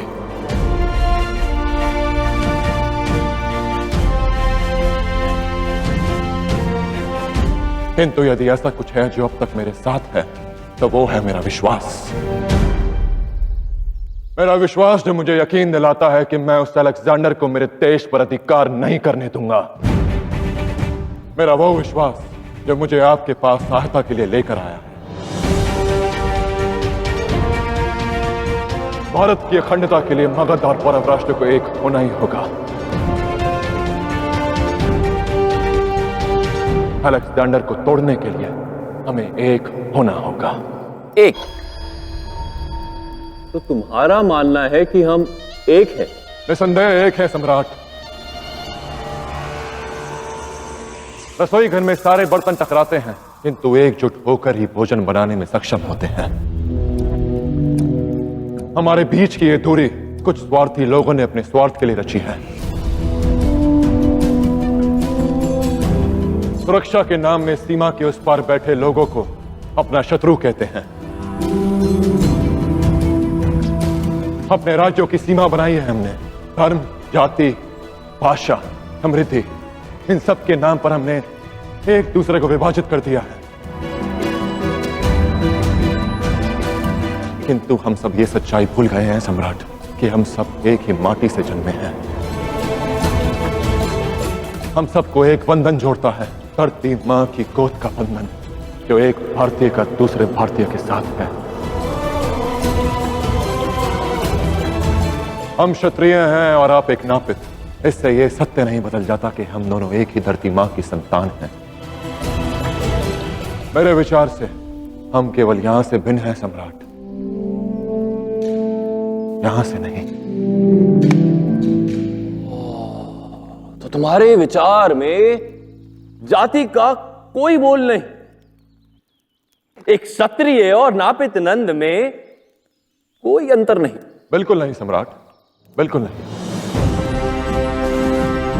दोनों अपना कर्म, अपना धर्म निभाते हैं और दोनों का कर्तव्य एक ही है, भारत की रक्षा करना, उसकी अखंडता और स्वतंत्रता को बनाए रखना। उत्तम। तो मैं आपके सिद्धांत को परखना चाहूंगा। मदिरा का एक प्याला प्रस्तुत किया जाए।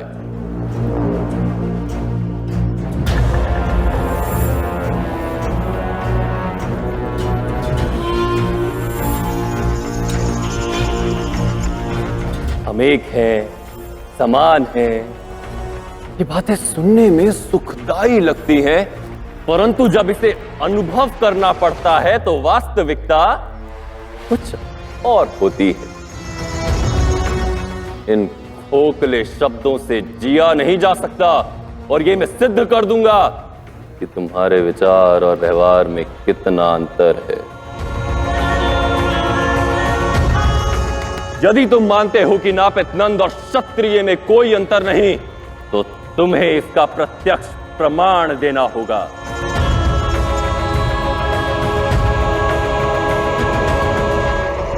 मैं भी तो देखूं, तुम्हारा नाम ही केवल पुरुषोत्तम है या सत्य में तुम उत्तम हो।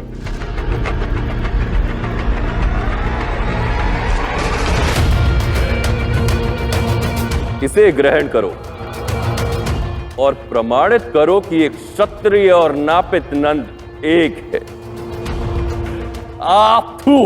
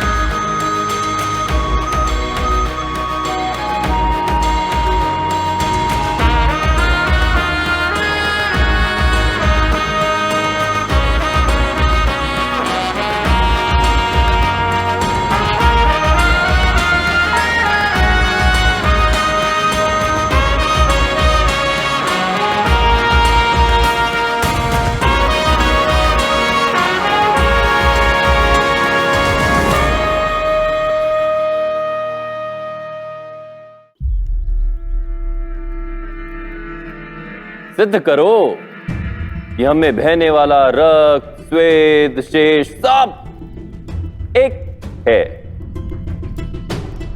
करो ग्रहण।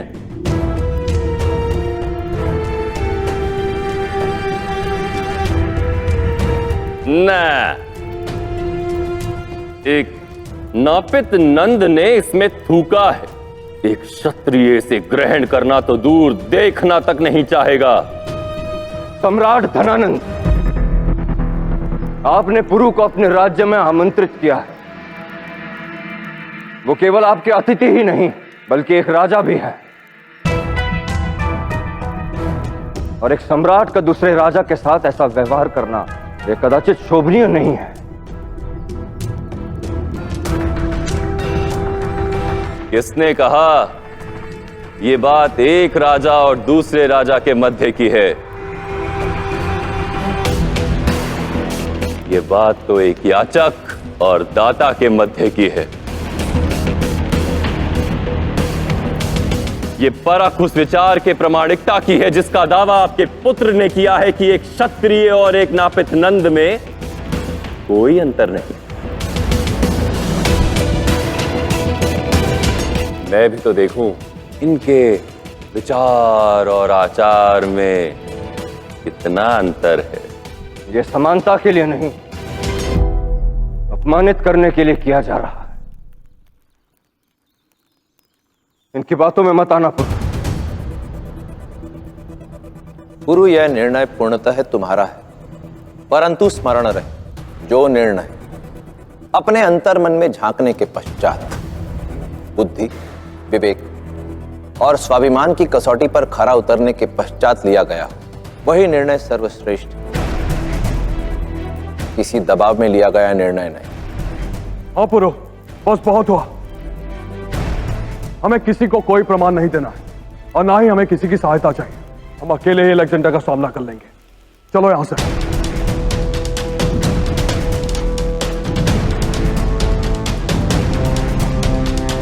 यदि अपने पांव पीछे खींचे तो ये लोग मुझे भगोड़ा समझेंगे हस्ती।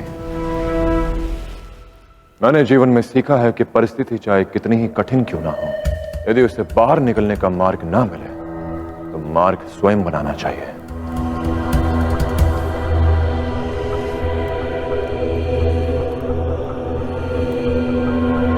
तथ्य यह है कि मैं इस मदिरा को स्वीकार नहीं करना चाहता सम्राट, और कारण यह नहीं कि इसमें एक नापित ने थूका है जिसे एक क्षत्रिय को ग्रहण करना है,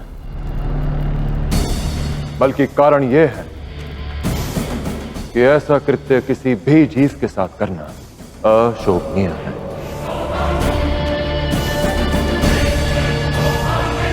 राजा हो या रंक, सभी को अपने सम्मान का पूरा पूरा अधिकार है, किंतु आपको प्रत्यक्ष प्रमाण चाहिए कि हम सभी एक हैं, तो वो प्रमाण मैं आपको अवश्य दूं।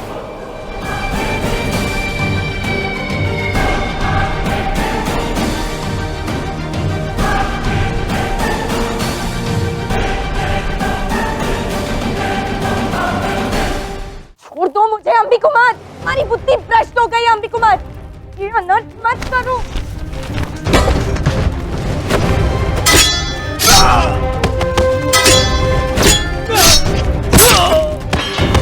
अब पुरु को पता चलेगा, वो तुम्हारा नाश कर देगा अंबी कुमार।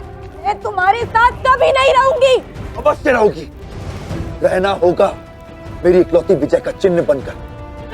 अब तक जो कुछ भी मेरे साथ जीवन में अनुचित हुआ है, उसका कारण पुरु ही था। सब कुछ छीना उसने मुझसे, अब मैं उससे उसका सब कुछ छीन लूंगा। तुमने अपनी सारी हदें पार कर दी अंबी कुमार। जो व्यक्ति समझाने से ना समझे, उस पर प्रहार धर्म है। अच्छा, तो अब तुम मुझे बल दिखाओगी।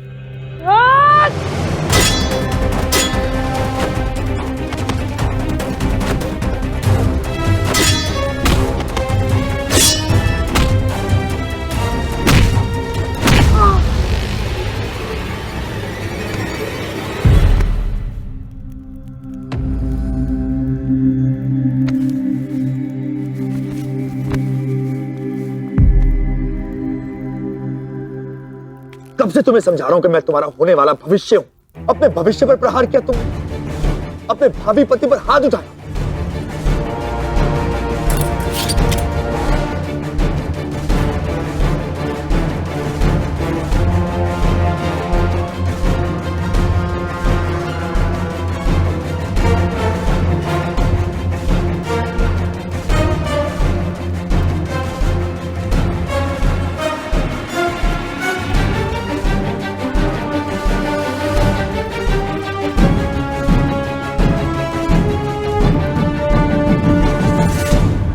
दोबारा उपदेश मत प्रारंभ करना मां, हट जाओ मेरे मार्ग से।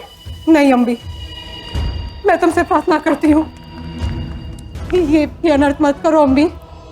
लाची किसी की पत्नी है, तो मत करो। एक माँ की विनती है अपने भटके हुए पुत्र से। कोई मां नहीं है मेरी, अब मेरा केवल एक ही लक्ष्य है, और वो है लाची को पाना। मैं इसे यहां से दूर ले जाऊंगा, और ऐसा करने से मुझे कोई नहीं रोक सकता, आप भी नहीं। नहीं अम्मी, रुक जाओ पुत्र, रुक जाओ। ये पाप है, एक पाप तुम्हारे पिता ने किया था अपनी बहन की हत्या करके, एक पाप तुम कर रहे हो अम्मी, अपने भाई की बेटी का हरण करके। चली जाओ अम्मी, नहीं अम्मी, मैं तुम्हें नहीं जाने दूंगी। नहीं, यदि आज तुम इसे यहाँ से लेके जाना चाहते हो तो तुम्हें अपनी माँ को मारकर जाना होगा। भावुकता में तक्षशिला छोड़कर आया हूं मां। कोई प्रभाव नहीं पड़ेगा आपकी किसी धमकी का मुझ पर।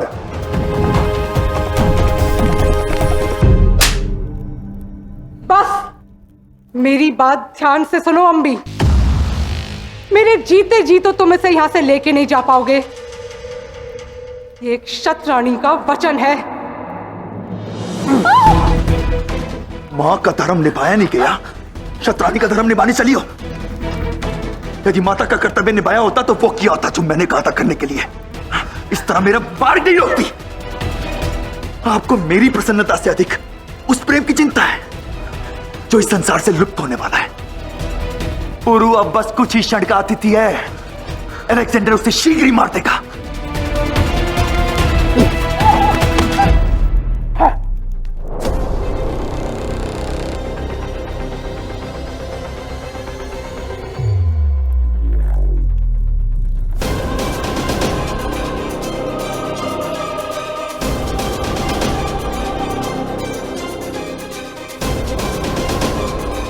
आज तुमने सिद्ध कर दिया कि मैं एक मां के रूप में असफल रही। मेरे ही पोषण में कोई दोष था, लेकिन एक नारी के रूप में मैं असफल नहीं होंगी। मेरे पुत्र द्वारा किसी अन्य स्त्री के साथ ऐसा पाप हो कि मैं नहीं होने दूंगी।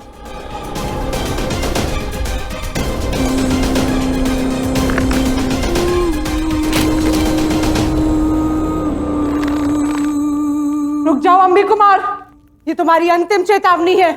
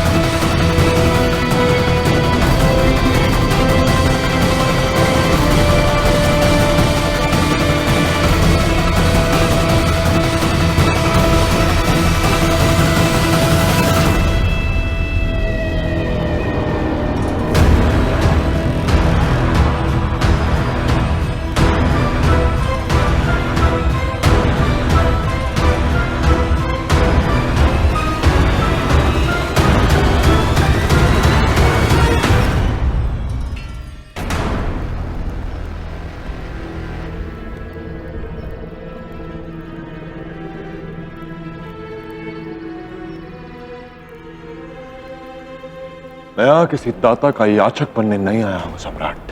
एक भारतीय दूसरे भारतीय को समझाने आया है कि वो उसकी सहायता करे। मैं इस युद्ध में आपको बराबर का भागीदार बनाना चाहता हूं, अपने सामान रखना चाहता हूं। और अब हम सामान हैं।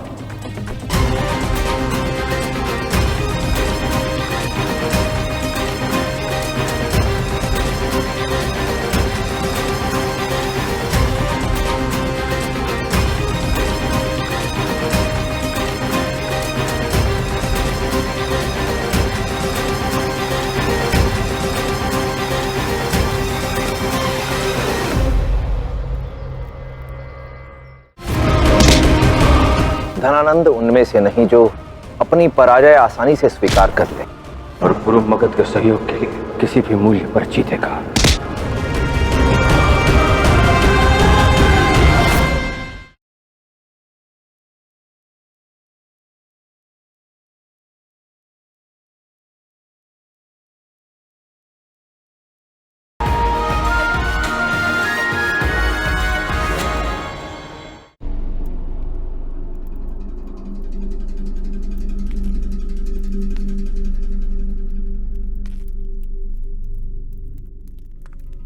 आपने मुझ पर प्रहार किया। नहीं, जिस पाप को जन्म दिया उस पर प्रहार किया।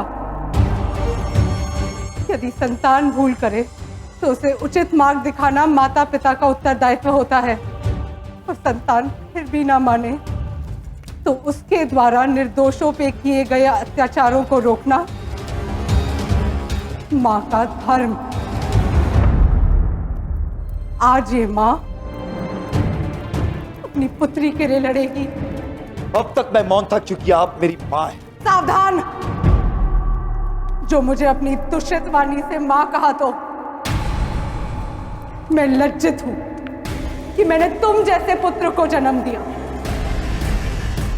आज तुमने अपने कर्मों से प्रमाणित कर दिया कि तुम मेरे नहीं, केवल अपने पिता के पुत्र हो।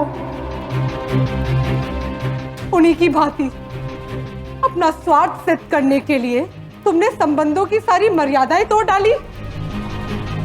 अब तक मैं पुरु को दोषी मानती आई, किंतु आज पता चला कि मेरे ही सिक्के में खोट है, और सिक्का अगर खोटा हो ना तो उसे बाजार में चलाते नहीं है, जिस आर्ट से जन्मा है उसी में झोंक देते हैं।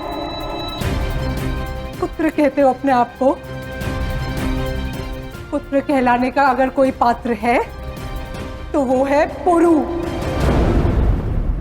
उसके गुणों का एक कण भी तुम में आ गया होता ना तो आज तुम और ये मां धन्य हो गए होते।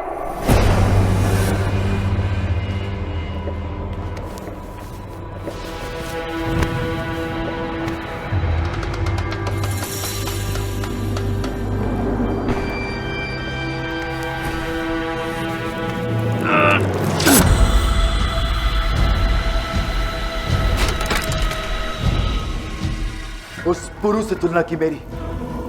नहीं, ऐसा पाप नहीं कर सकती मैं, क्योंकि तुम जैसा पापी 100 जन्म लेकर भी उसकी बराबरी नहीं कर सकता।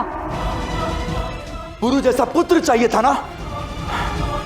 पुरु जैसा पुत्र तो नहीं मिल सका, पर पुरु जैसा अंत मिलेगा।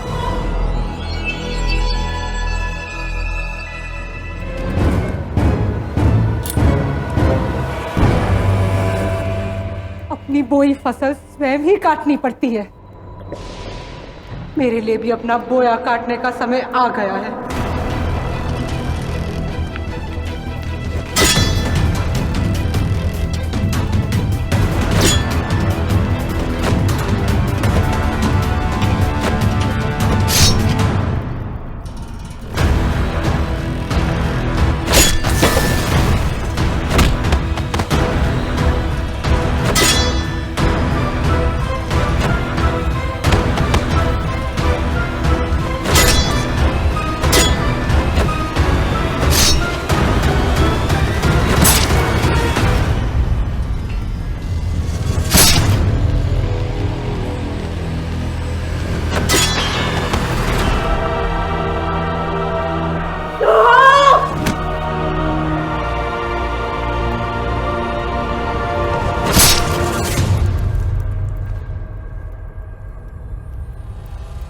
तुम यहां पुरु की प्रतीक्षा में अपना दम तोड़ोगी, और वो पुरु अपनी आंखों में अखंड भारत का सपना लिए है।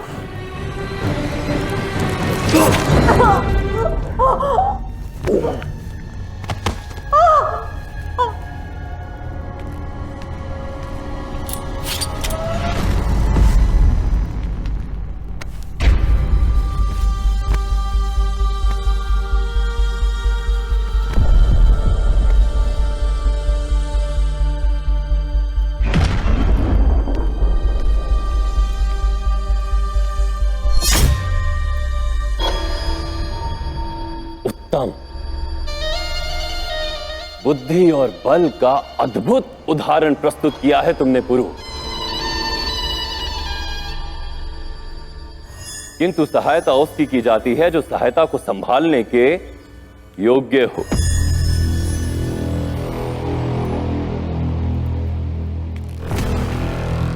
यदि तुम चाहते हो कि मेरी सेना तुम्हारे पक्ष से युद्ध करे तो तुम्हें यह सिद्ध करना होगा कि तुम अलेक्जेंडर को हराने के योग्य हो।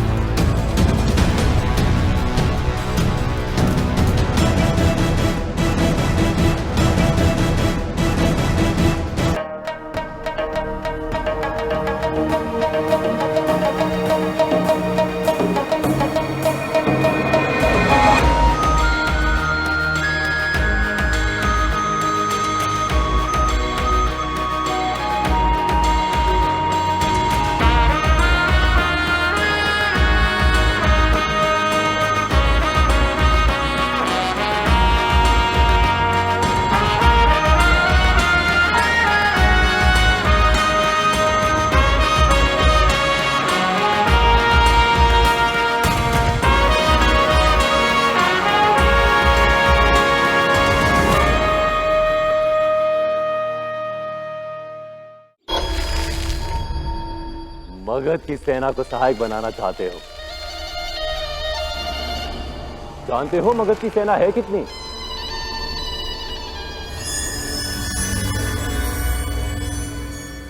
2 लाख पैदल सैनिक,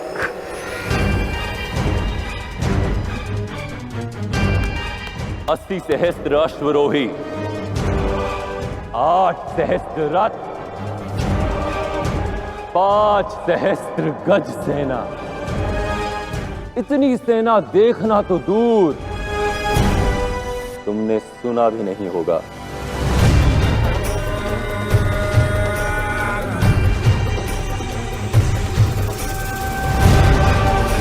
इस अखंड भारत के स्वप्न को यथार्थ में बदलने के लिए तुम इस विशाल सैन्य बल का नेतृत्व करना चाहते हो, तो आओ सिद्ध करो कि तुम इस नेतृत्व के सक्षम हो।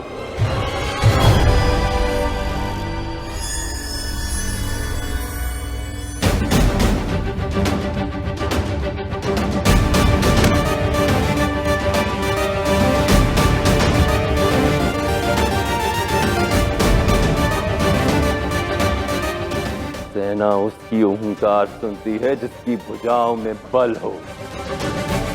तुम्हारी भुजाओं में तो इतना बल भी नहीं कि मुझे धरती पर गिरा सको।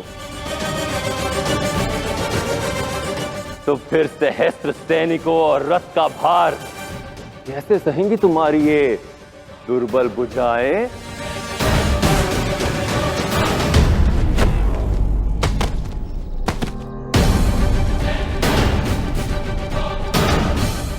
युद्ध सेना से नहीं, सोच से लड़ा जाता है सम्राट। शस्त्र के प्रहार से नहीं, विश्वास के आधार से। यदि सोच सत्य बनकर सामने आ जाए और विश्वास विजय बनकर, तो मुझे विश्वास है कि मेरे साथ 100 की सेना हो या 1 लाख की, मैं उस अलेक्जेंडर को जीतने नहीं दूंगा।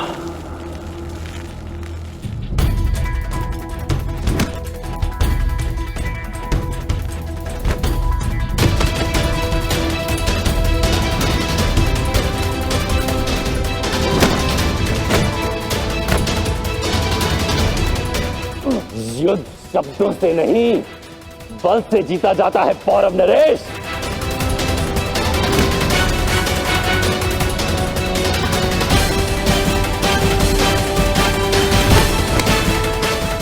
पर बातों से उत्पन्न विचार ही हमारे विश्वास को बल देते हैं सम्राट, जो हमें जीत की ओर अग्रसर करता है।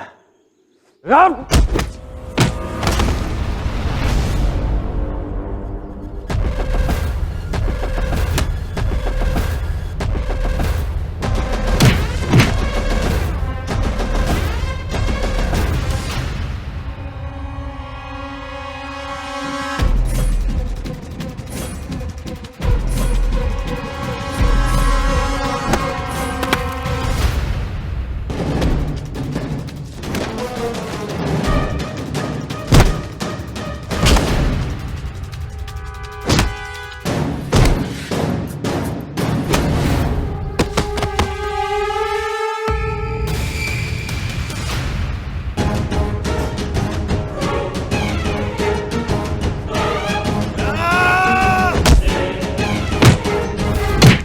मगध सम्राट धनानंद इतनी आसानी से पराजय स्वीकार नहीं करेगा और गुरु मगध के सहयोग के लिए किसी भी मूल्य पर जीतेगा। उसे अलेक्जेंडर को हराने के लिए यहां जीतना ही होगा। समय केवल पुरु की ही नहीं, समस्त भारत की परीक्षा ले रहा है पौरव श्रेष्ठ।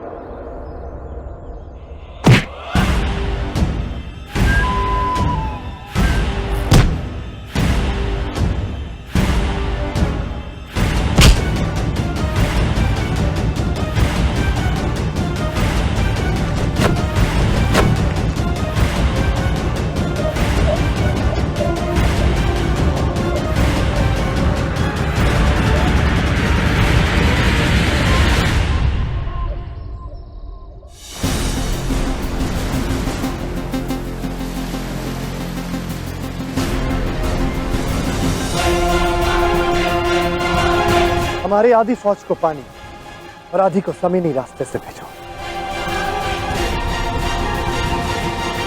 इस वक्त पूरा मुल्क में कोई नहीं है, इसलिए हमारी आधी फौज भी काफी है। बाकी को जरूरत पड़ने के वक्त के लिए तैयार रखो। अंबी कुमार बस लौटता ही होगा।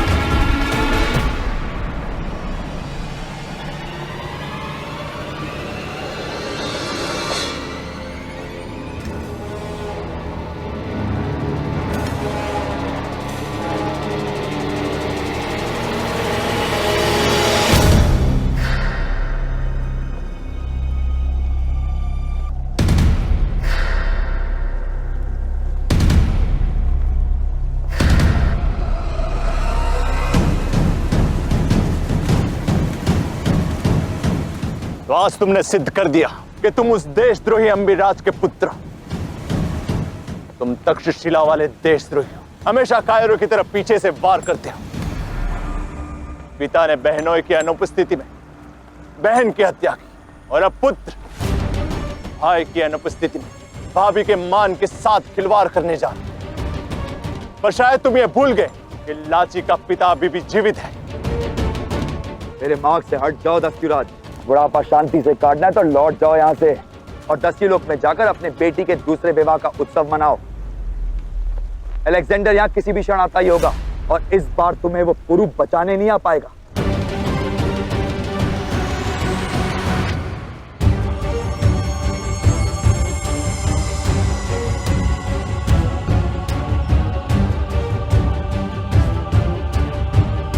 मुझे जो प्रमाणित करना था मैंने कर दिया सम्राट।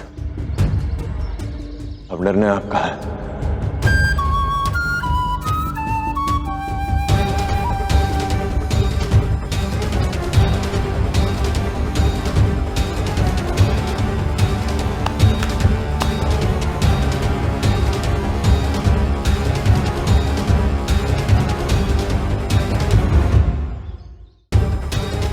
मदिरा लाओ।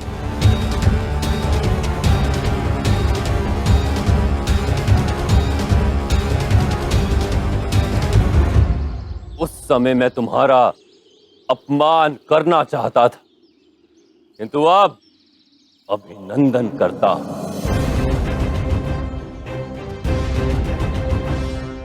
अब मैं भी इस सत्य को मानता हूं कि सभी उंगलियां एक बराबर नहीं होती।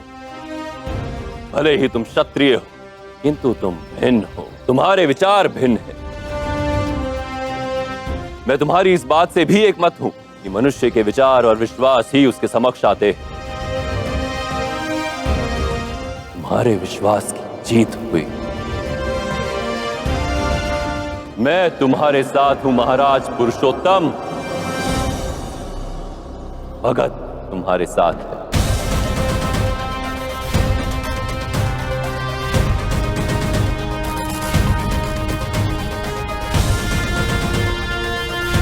और अलेक्जेंडर के विरुद्ध इस युद्ध में मगध पौरव राष्ट्र के साथ।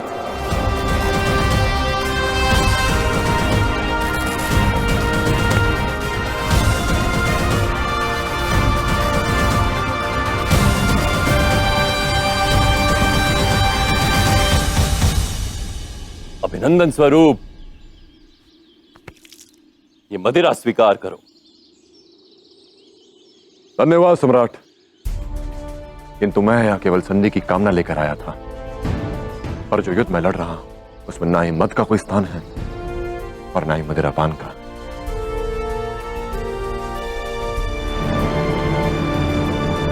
आपके आतिथ्य सत्कार का आनंद मैं अलेक्जेंडर को परास्त करने के पश्चात अवश्य उठाऊंगा।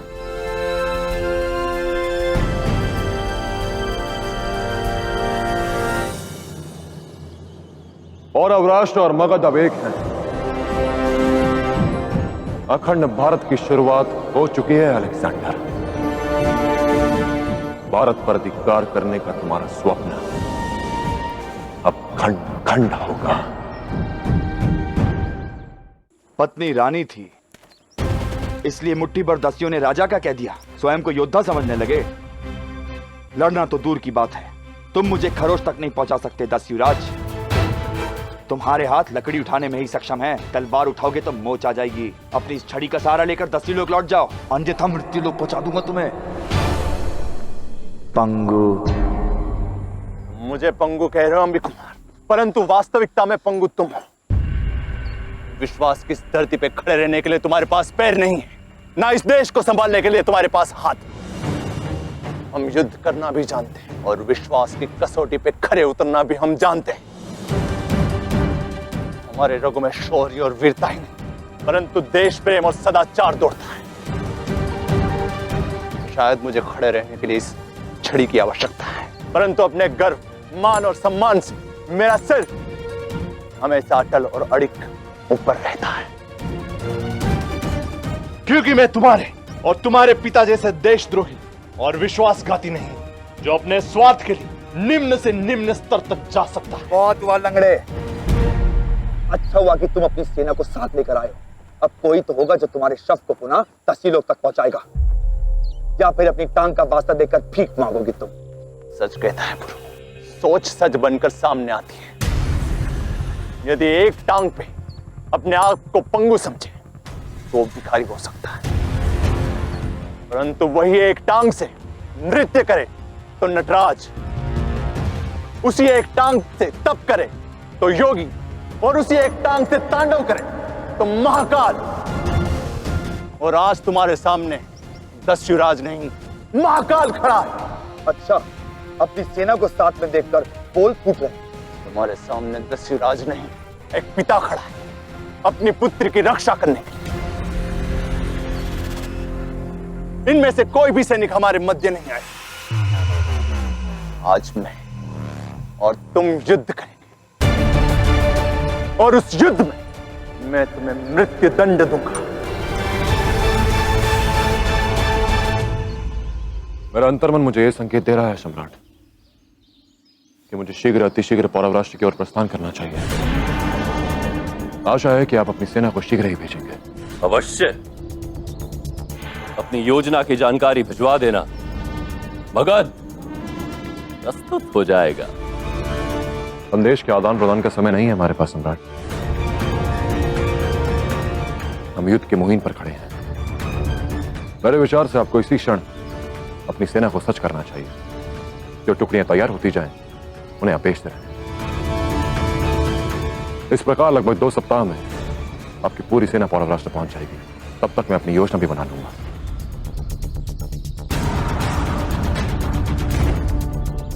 आज्ञा चाहूंगा सम्राट, मुझे शीघ्र ही पौरव राष्ट्र की ओर प्रस्थान करना होगा और अपनी सेना को सच करना होगा।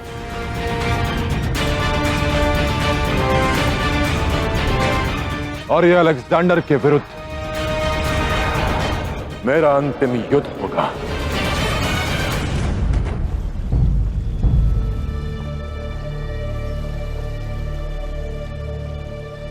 हमें आज रात ही ये जंग खत्म करनी होगी। अफसोस, पोरस अपने मुल्क की आखिरी जंग लड़ नहीं पाएगा।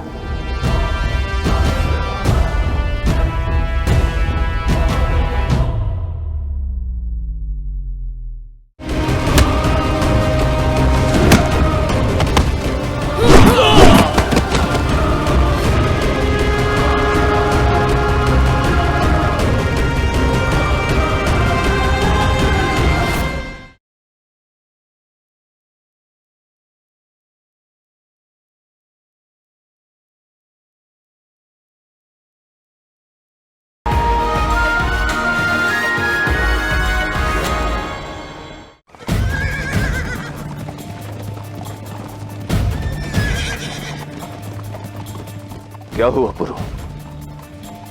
अब तो हमारे पास मगध की विशाल सेना का भी बल आ गया है। अब तुम्हारी चिंता का विषय क्या है? मुझे कुछ अशुभ घटने का आभास हो रहा है पिताश्री। ऐसी अनुभूति मुझे फारस से लौटने पर हो रही थी जब कनिष्क ने आपको और मां को बंदी बनाया था। तुम चिंता मत करो पुरु, हम आज रात तक पौरव राष्ट्र पहुंच जाएंगे। नहीं भाई, मुझे शीघ्र अतिशीघ्र पौरव राष्ट्र पहुंचना ही होगा। मैं आगे निकलता हूं, आप सेना को लेकर पहुंचिए।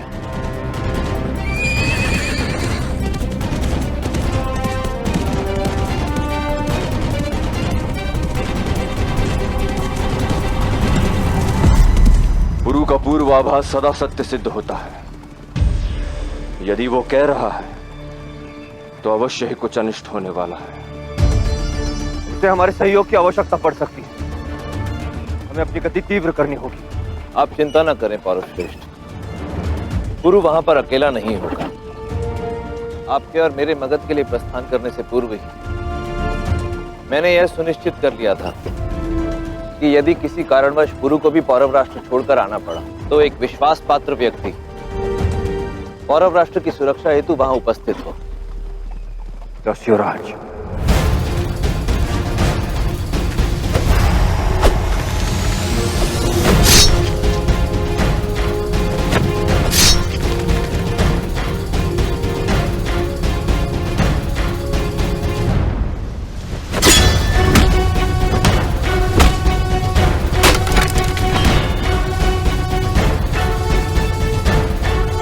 बस इतना ही जोर है।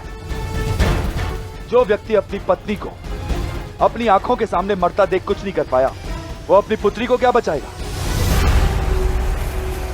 जब वन में शेर नहीं होता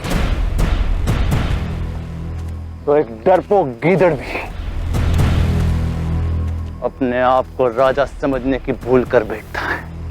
तुम्हारी भी स्थिति उस गीदड़ की जैसी है। पुरु की अनुपस्थिति में तुम अपने आप को इस राज्य का ईश्वर समझने की भूल कर रहे हो, परंतु जब पुरु आएगा तब तुम दुम दबा के भागते हुए नजर आओगे।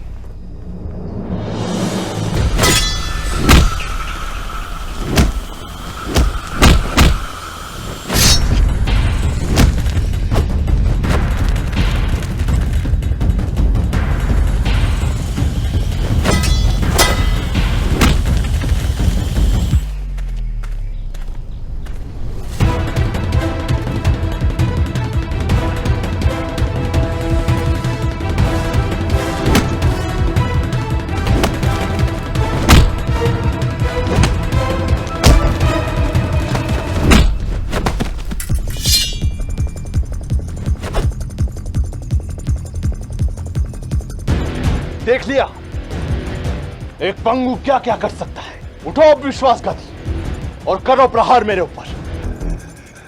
जिसका कोई अंग नहीं होता परंतु जिसकी सोच बड़ी हो, जिसकी आत्मशक्ति दृढ़ हो, जिसको अपने लक्ष्य पर पूर्ण विश्वास हो, वो अपंग नहीं दिव्यांग होता है। और सबसे बड़ा पंगु वो है जिसको बल से नहीं छलपूर्वक कुछ पाना चाहता हो। और उस नाते यहां पे कोई पंगु है, वो तुम हो। अब संसार तुम्हें एक भिक्षुक की तरह देखेगा, तुम पे दया करेगा, और वो मैं देख नहीं पाऊंगा, क्योंकि कहीं ना कहीं तुम पुरु के परिवार का हिस्सा हो। आज मैं तुम्हें संसार से मुक्त करता हूं।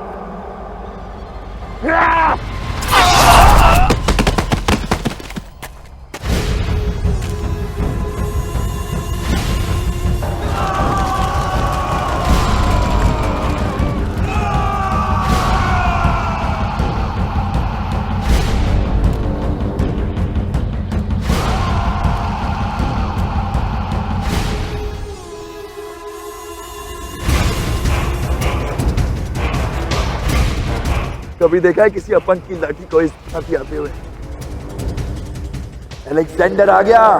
सैनिकों, उस तरफ जाओ, अलेक्जेंडर को रोको।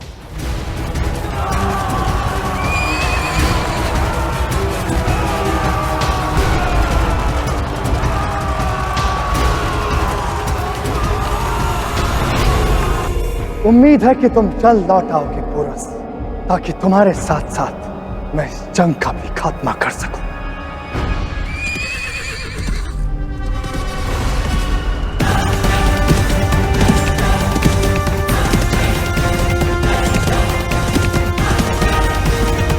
मेरे प्यारे पुरु, थोड़ा सा अभिनय क्या कर लिया? देखो अपना संतुलन ही खो बैठे तुम। बाची, बाची, बाची, बाची।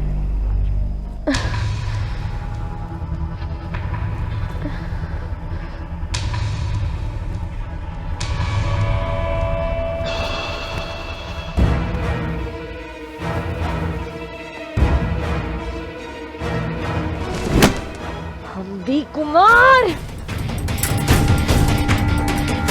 अम्बी कुमार! नहीं लाती, इस नीच को मैं देख लूंगा। तुम हमारी सेना का नेतृत्व करो। अलेक्जेंडर आ चुका है।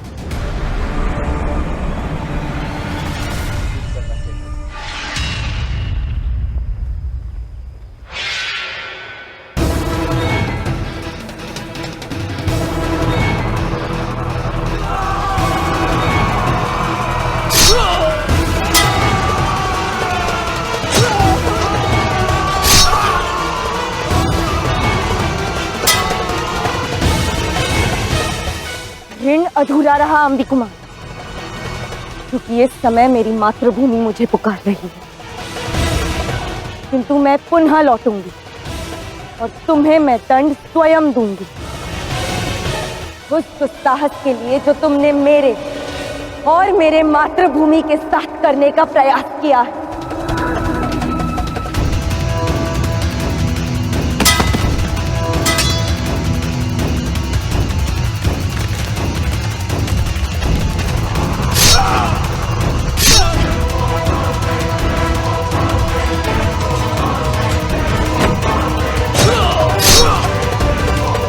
कत्ल कर दो एक एक दस्यु का, काट डालो सबको।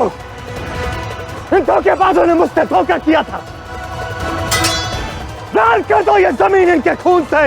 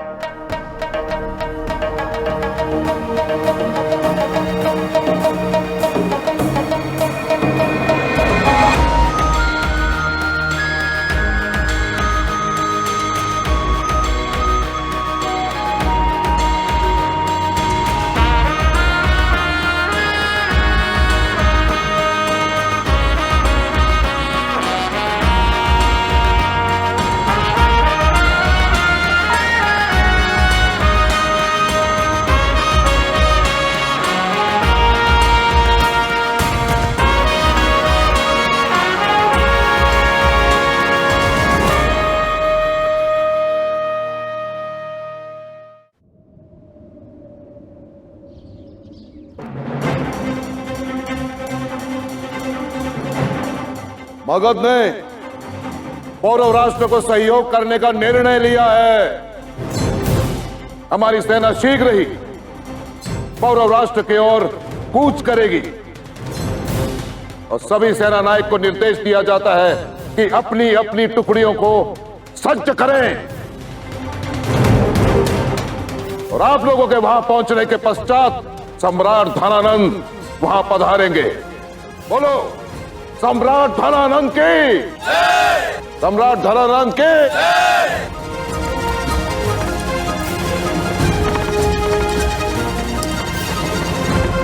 सम्राट का रथ यहाँ? सम्राट का है।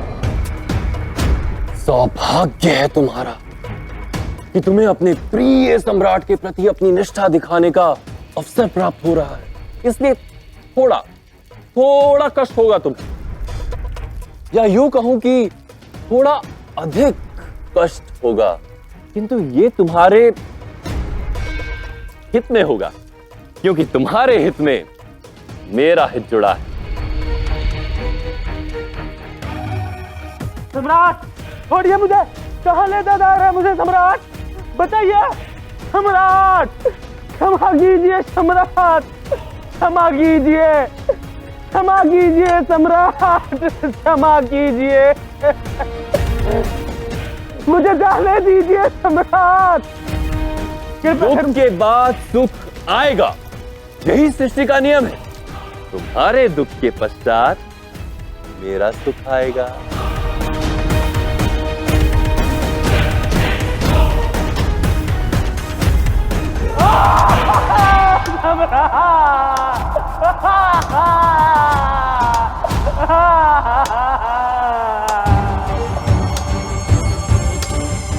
महामात्य, यात्रा सुखद हो इसका प्रबंध सवार को स्वयं करना पड़ता है। अब पौरव राष्ट्र का मार्ग कितना जटिल है, कितना कठोर है।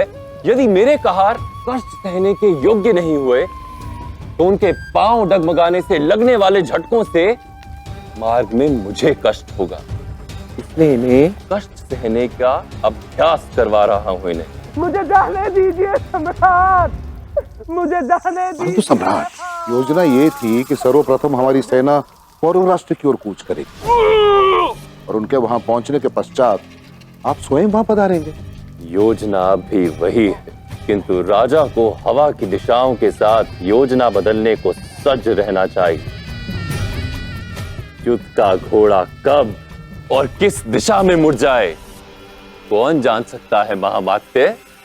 समझ गया मैं प्रभु, संक्षेप में सब कुछ समझ गया।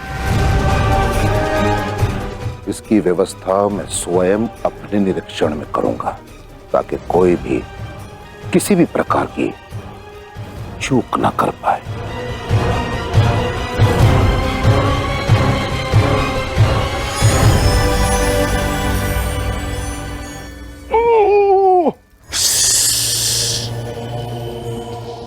रो क्यों रहे हो? मार नहीं रहा तुम्हें, जीने के लिए कष्ट सहने का अभ्यास करवा रहा हूं।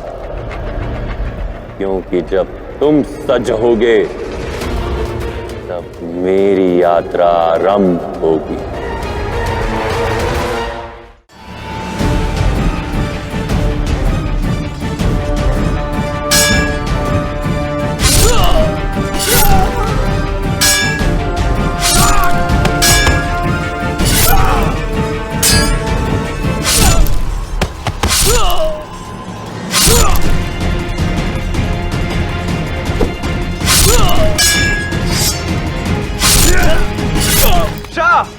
वो रहा दस्युराज अंबी कुमार के साथ।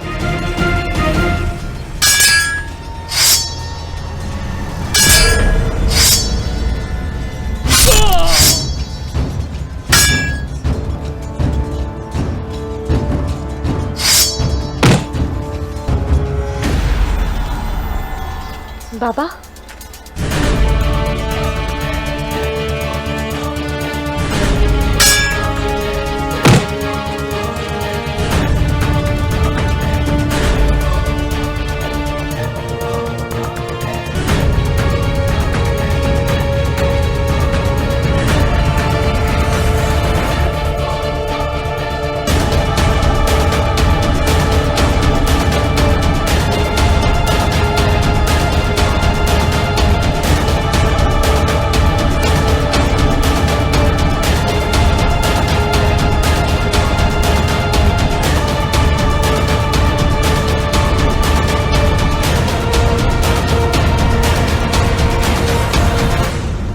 तुम्हें इसके साथ जो करना है तुम कर सकते हो शहजादे।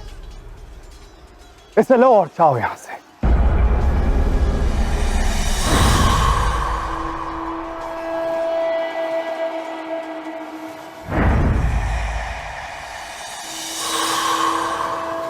इस दस्यु से मुझे पुराना हिसाब चुकाना है।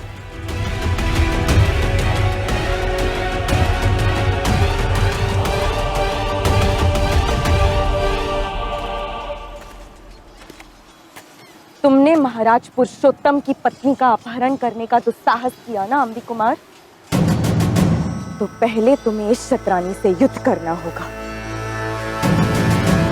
तुम पुरु के भाई थे, हमारे परिवार के सदस्य थे, इसलिए तुम्हारी भूल सुधारने के अवसर दिए, किंतु अब तुम्हारा दुस्साहस मर्यादा की सारी सीमाएं पार कर चुका है अंबी कुमार। अब तुम्हें अवसर नहीं, दंड दूंगी।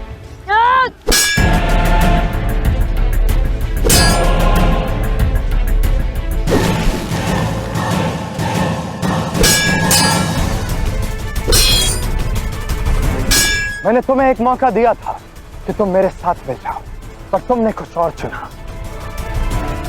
धोखा दिया मुझे, और अलेक्जेंडर ना मुफ्त में दोस्ती लेता है या दुश्मनी। कीमत तो तुम्हें चुकानी पड़ेगी दस्यु। सच कहूं तो हिसाब मेरा शेष। महानंदिनी की मृत्यु का मूल्य आज तुम चुकाओगे अपने प्राण देकर।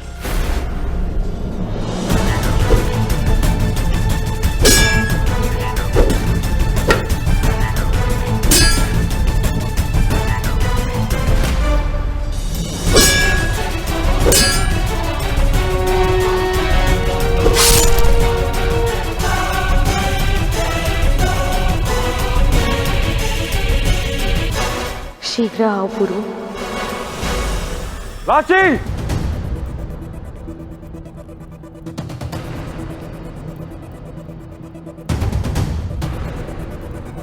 रांची!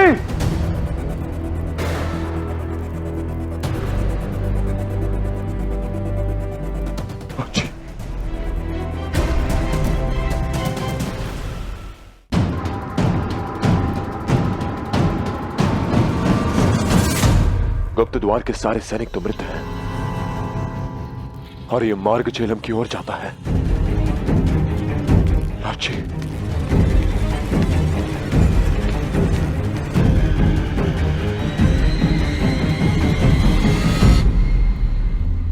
मामीश्री! मामीश्री! मामीश्री! ये सब कैसे हुआ मामीश्री? करना पुरु। अमराज का रंग इस मां के दूध से अधिक गाढ़ा निकला। क्या? ये सब हम भी नहीं किया। मुझे लाठी चाहिए। मैं उसे अपना बनाना चाहता हूँ मां, और ऐसा करने के लिए मैं कोई भी मूल्य चुकाऊंगा। नहीं, यदि आज तुम इसे यहाँ से लेके जाना चाहते हो तो तुम्हें अपनी माँ को मारकर जाना होगा।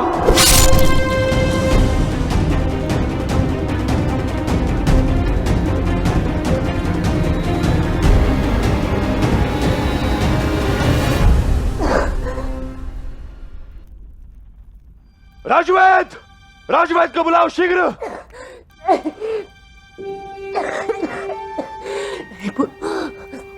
समय नहीं है। मामीश्री! क्या तुम्हें सत्य बताने के लिए रोक के रखी थी? जाने अनजाने में अम्मी के हृदय में मैंने जो विष खोला वही मुझे काट रहा है।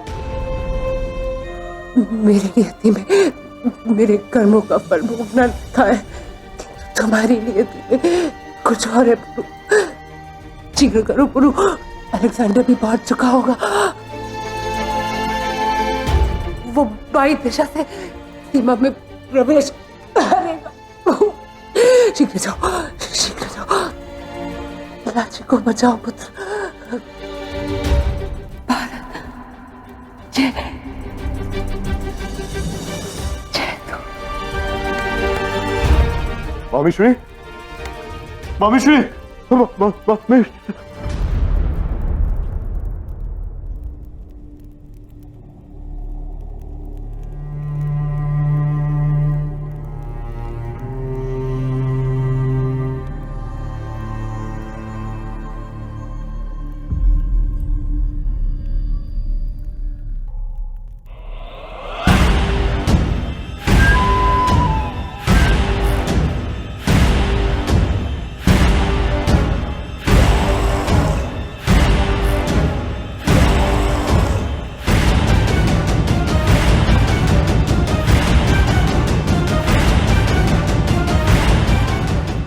अम्बे कुमार!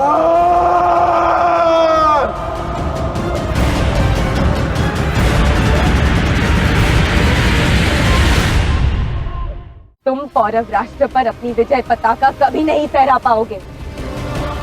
पुरु तुम्हें ये कभी नहीं करने देगा।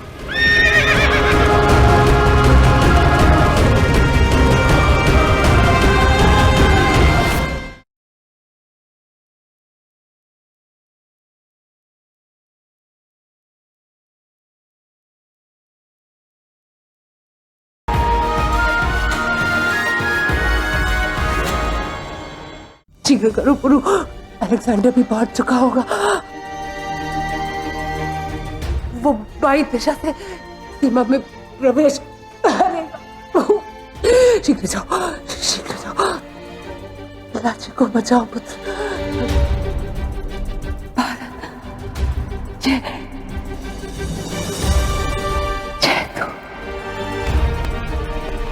मामीश्री, मामीश्री, मामी।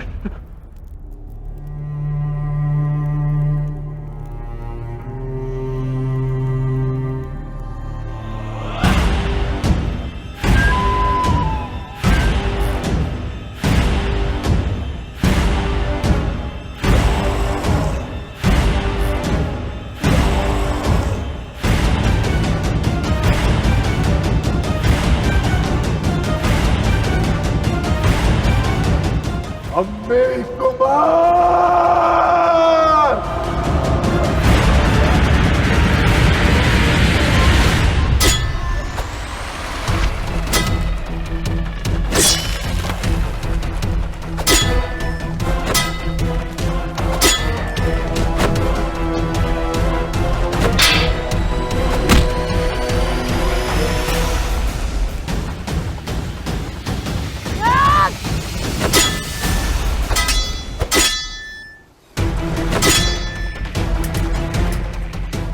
तुम्हारा अंतिम दिन है अम्बी कुमार।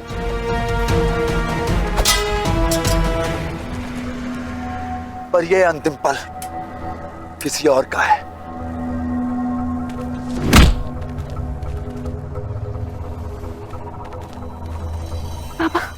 अब तुम यही सबके सामने मेरे कदमों में अपना सर रख के अपनी मौत की भीख मांगोगे।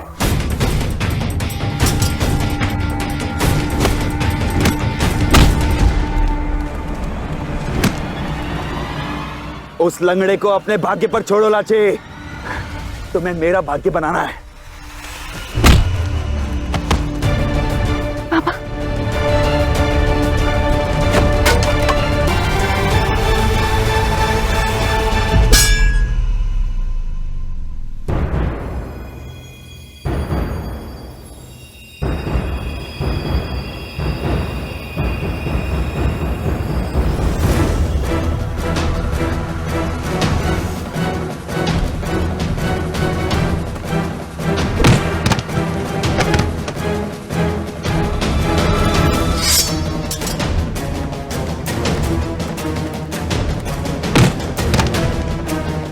तुम बचोगे नहीं, पर उसके पहले मैं पोरस की उस सोच को मारूंगा जिसने तुम जैसे अपाहिज की टांगों में इतनी ताकत थी।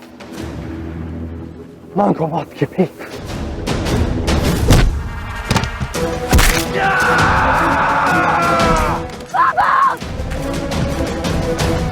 खड़े होगे ना तुम?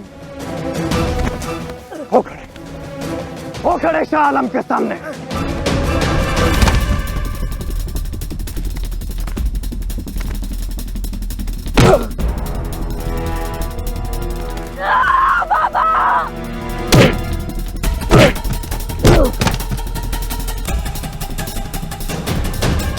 अब वक्त आ गया है जब तुम्हें तुम्हारी बीवी के पास भेजा जाए। जाकर कहना अपनी बीवी से कि आखिर अलेक्जेंडर ने तुम्हें भीख में मौत दे ही दी।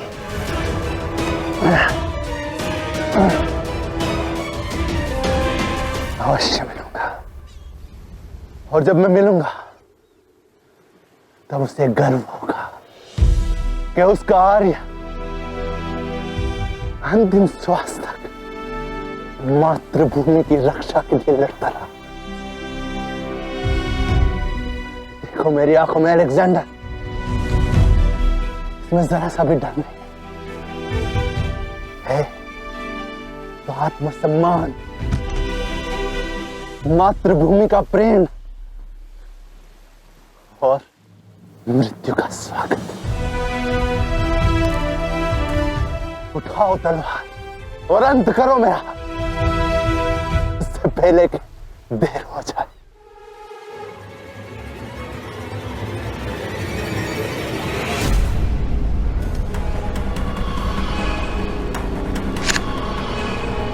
Ah!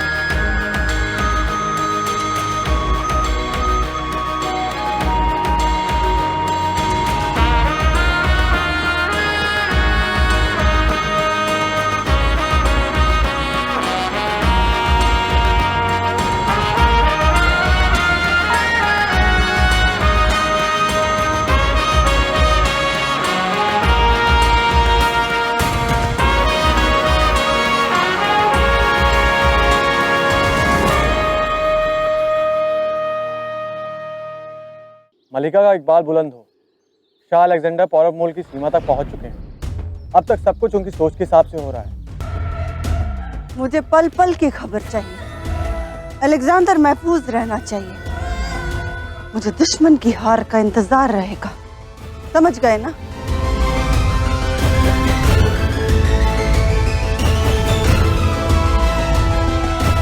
मेरे ख्याल से हमें और फौज भेज देनी चाहिए। यहाँ इतनी फौज की क्या जरूरत? पोरस अगर वहां लौट आया तो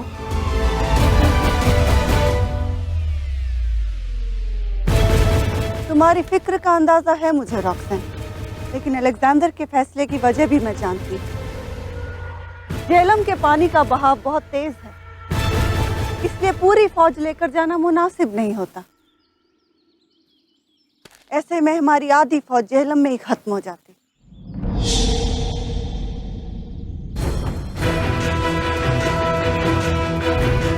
रॉक्सन, तुम्हारे चेहरे पर साफ लिखा है कि तुम्हारी फिक्र का सबब कुछ और ही।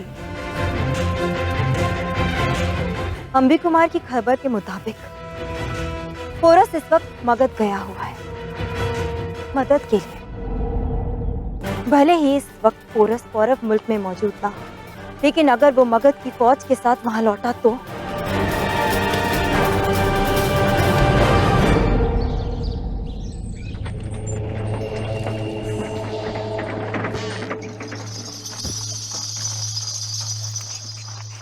अत्यंत महत्वपूर्ण समाचार लाया हूं सम्राट, वो भी पौरव राष्ट्र से। इस पर और काम करो, उतना विश्रामदायक नहीं है।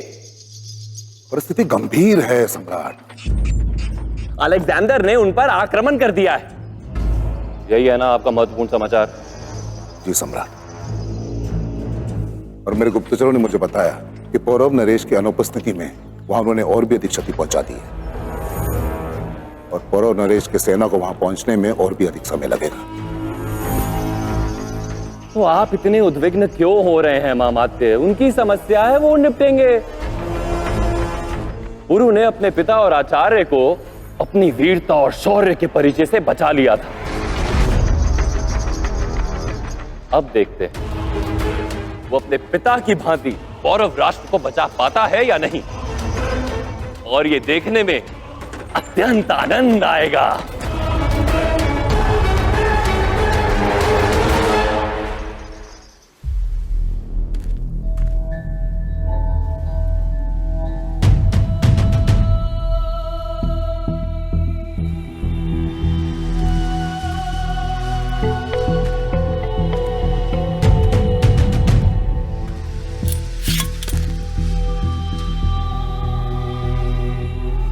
तुम इसे लेकर तक्षशिला की तरफ जाओ, तब तक मैं पौरव मुल्क पर मैसेडोनिया का परचम लहरा कर आता। दिन में स्वप्न नहीं देखा करते अलेक्जेंडर, क्योंकि वो कभी पूरे नहीं होते। तुम पौरव राष्ट्र पर अपनी विजय पताका कभी नहीं फहरा पाओगे। पुरु तुम्हें ये कभी नहीं करने देगा, क्योंकि जब पुरु यहाँ आएगा तब तुम्हें पता चलेगा कि क्यों तुम्हारी पत्नी पुरु के सामने तुम्हारे प्राणों की भिक्षा मांगने आई थी। उसे आभास हो गया था कि पुरु तुम्हारा काल है, पर कदाचित तुम्हारे अहंकार के कारण तुम्हें यह दिखाई नहीं दे रहा, पर तुम्हारी पत्नी को यह दिखाई दिया। इसे मैं संभाल लूंगा सम्राट, अपने पिता की हत्या से दुखी है। आप जाएं यहां से, हमारे पास अधिक समय शेष नहीं है।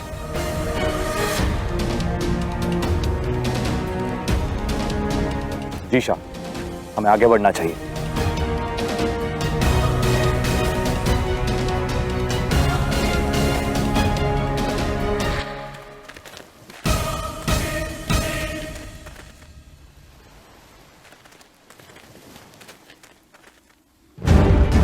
अंबी कुमार, पुरु आ रहा है और वो तुम्हें नहीं छोड़ेगा।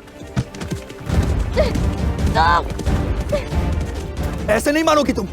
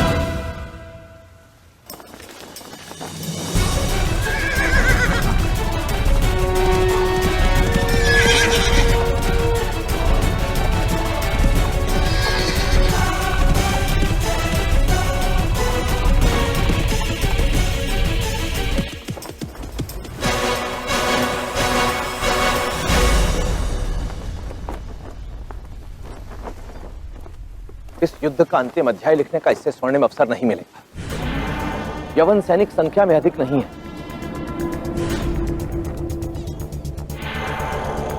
आज इन विदेशियों के रक्त से भारतीय इतिहास के इस काले अध्याय को सदा के लिए मिटा दीजिए।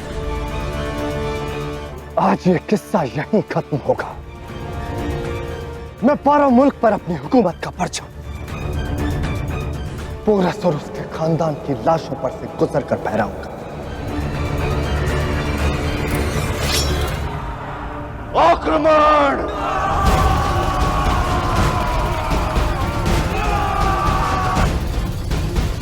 भूल नहीं अपराध किया है तुमने अंबी कुमार। केवल अपनी मां की हत्या ही नहीं, एक होने वाली मां पर बुरी दृष्टि भी डाली है।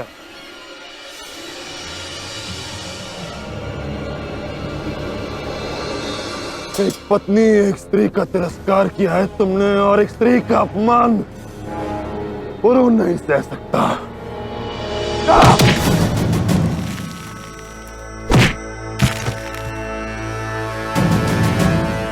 आज की बात तुम पर मां के नाम का बोझ भी नहीं बचेगा पुरु, क्योंकि तुम भी नहीं बचोगे।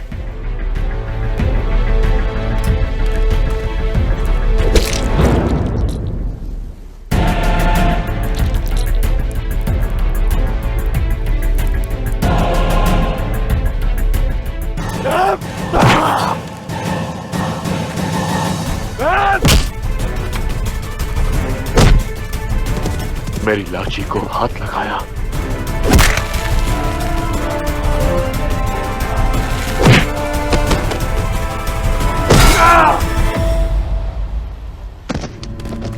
आज मैं सबसे अधिक क्रोधित हूं अम्मी कुमार, और मेरी क्रोध की ज्वाला से तुम्हें कोई नहीं बचा सकता।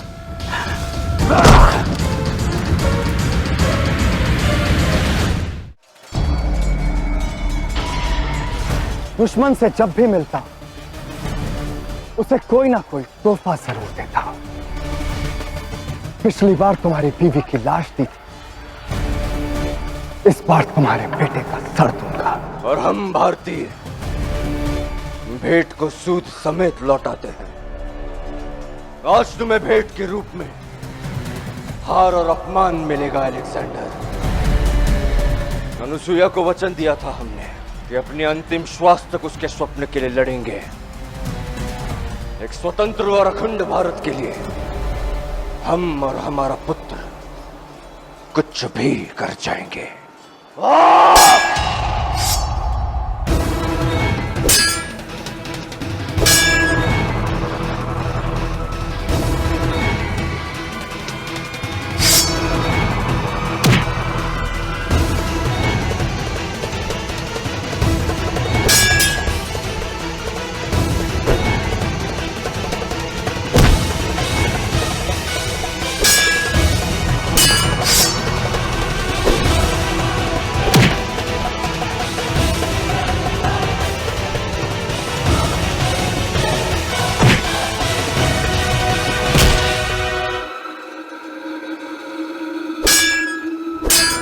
पुरु हमसे पहले वहां से निकला था, परंतु यहां कहीं दिखाई नहीं दे रहा, ना ही लाची।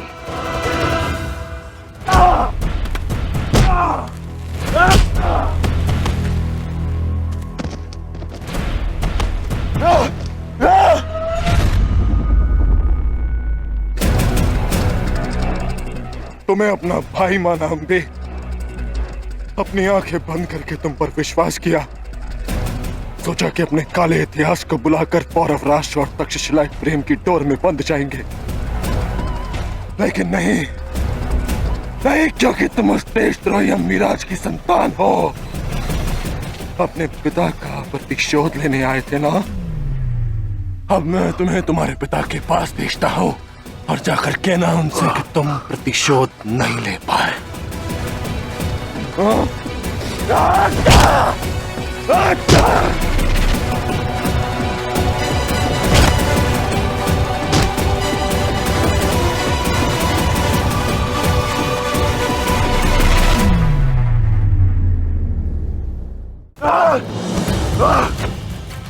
तुम्हारे पिता को उनके कर्मों का फल मिला, अब तुम्हारी बारी है अम्बी कुमार। आज तक तुमने हर कर्तव्य, हर संबंध में विश्वासघात किया। जिस माँ ने तुम्हें जन्म दिया, जिस माँ ने तुम्हें चलना सिखाया, हंसना सिखाया, खाना सिखाया, उसके साथ विश्वासघात किया। उसी माँ की आंसुओं से भरी आंखों में तुम अपनी मृत्यु की राख छोड़कर आए हो। ये मेरी पत्नी लाची के साथ विश्वासघात करने के लिए। तुम्हारी सोच में इतना स्वार्थ, इतनी मैल कि लाची के साथ अपने संबंध की मर्यादा को भुला बैठे।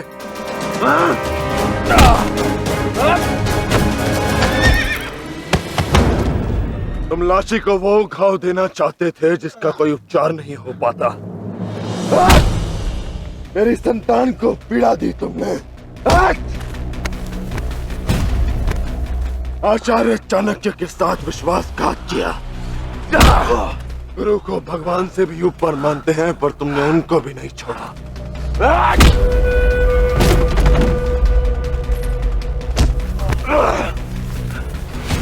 तुम्हारे पिता ने मेरी माँ की हत्या की, इसके पश्चात भी मेरे पिता ने तुम पर भरोसा दिखाया, तुम पर विश्वास किया, तुम्हें आश्रय दिया। उसके बाद भी तुमने, और ये मेरे भाई हस्ती के साथ विश्वासघात करने के लिए। जब वो भूखी बीमार प्रजा के लिए सामग्री लाने गया था और तुमने उसे घायल किया था।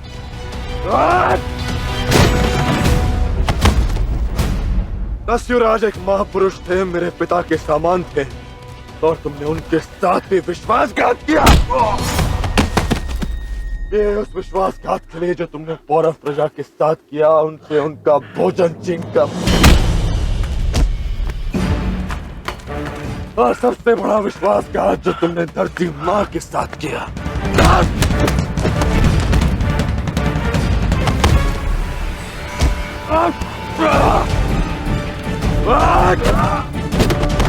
जिस धरती माँ ने तुम्हारे सर पर आशीर्वाद की छत और तुम्हारे पांव तले प्रेम की भूमि रखी, तुमने उसके साथ विश्वासघात किया।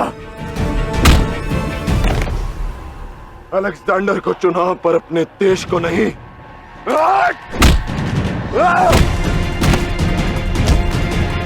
तुम्हारे पापों का घड़ा भर चुका है अम्बी कुमार,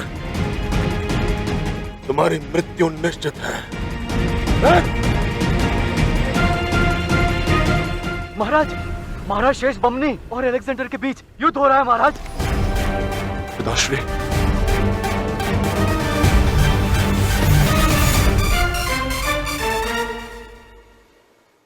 यदि उन क्षत्रियों ने हम नंदों को छलने के विषय में सोचा भी, तो मगध पौरव राष्ट्र को स्वयं ने समेट लेगा।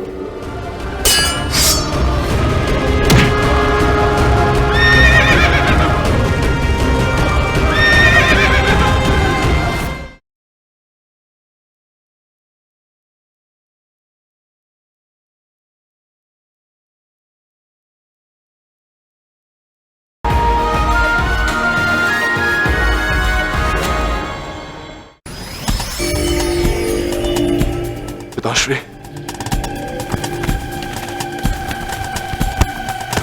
पुरु रुक जाओ। इसे दंड देने का अवसर हमें बाद में भी मिलेगा, परंतु इस समय हमारे अपनों को हमारी अधिक आवश्यकता है। पुरु, चलो, हमें वहां तुरंत जाना चाहिए। चलो।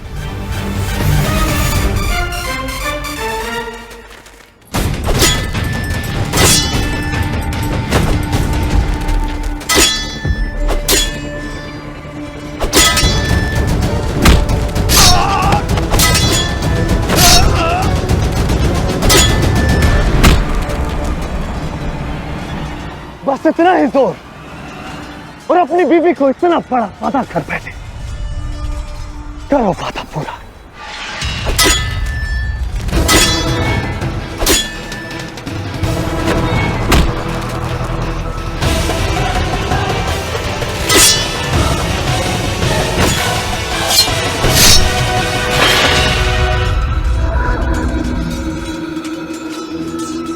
जैसे मैंने तक्षशिला को गुलाम बनाया, अब पूरा मुल्क भी मेरी कदम पोसी करेगा और फिर पूरा भारत मेरे घुटनों में होगा। तुम्हें अपने स्वप्न पर इतना विश्वास होता तो शूरवीरों के भांति ललकार कर प्रहार करते, यूं चोरों के भांति हमारी अनुपस्थिति में नहीं आते। अलेक्जेंडर, प्रमाण मिल गया है कि तुम भयभीत हो।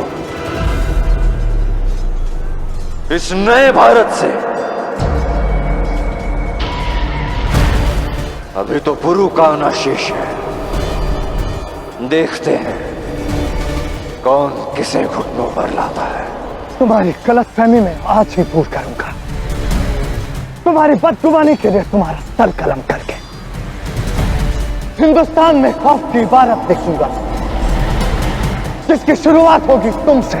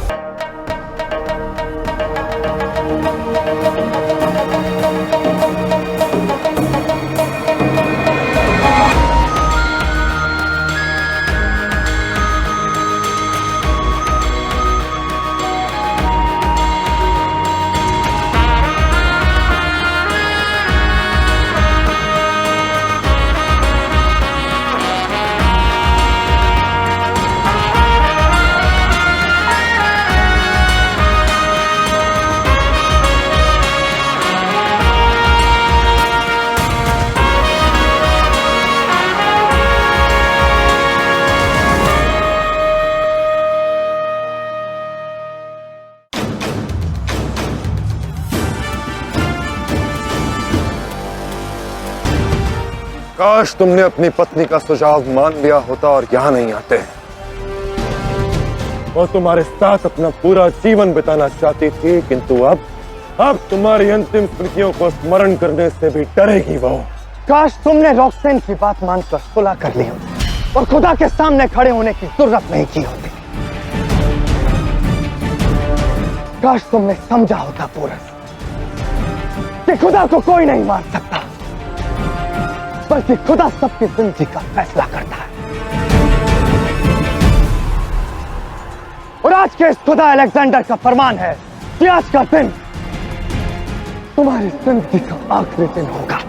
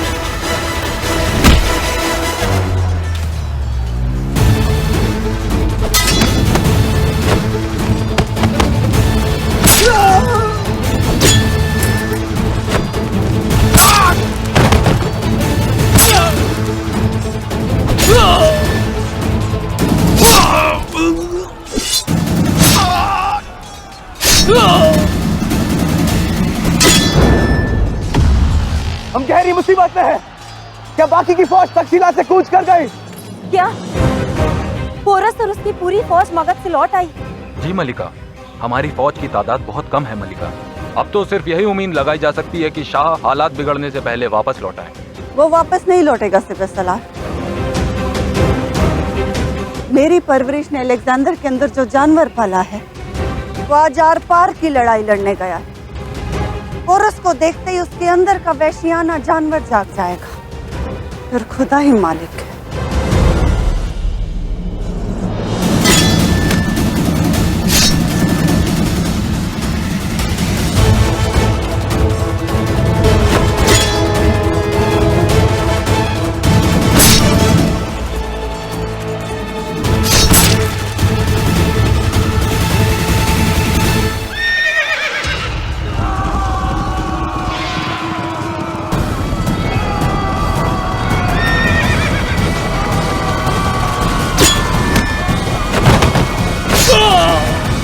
कौरवों की तादाद बढ़ती जा रही है।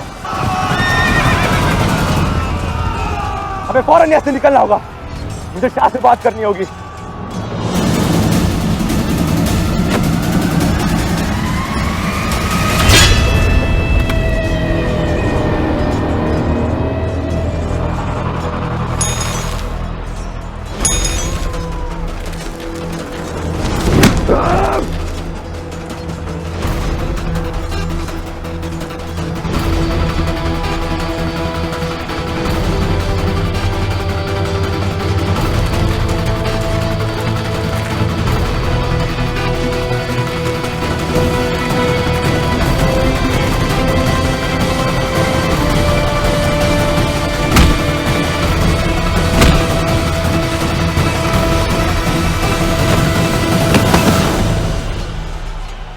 पुरु और अलेक्जेंडर के मध्य होने वाला ये युद्ध अत्यंत मनोरंजक होगा और मनोरंजन मुझे अत्यधिक सुख देता है।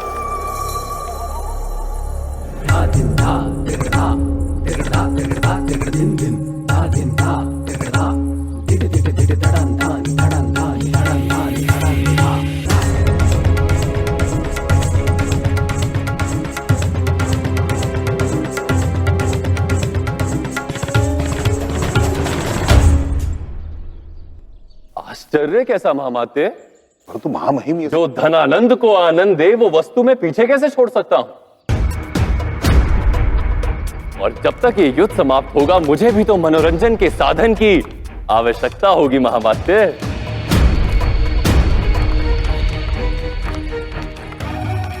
महामहिम, एक सूचना देना चाहूंगा आपको कि मैंने हमारी सेना में 30,000 सैनिक सम्मिलित कर दिए हैं,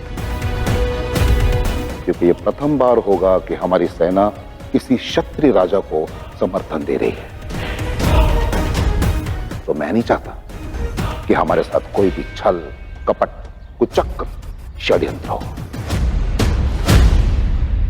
आपसे मेरे संबंध का यही कोण मुझे सबसे अधिक भाता है महामात्य। मैं कुछ कहूं उससे पहले ही आप ना केवल उसे समझ लेते हैं अपितु कार्यान्वित भी कर देते हैं।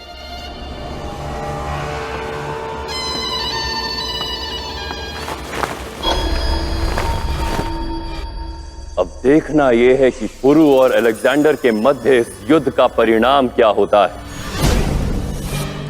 यदि पौरव राष्ट्र को वास्तव में सहायता चाहिए तो मगध हाथ आगे बढ़ाएगा।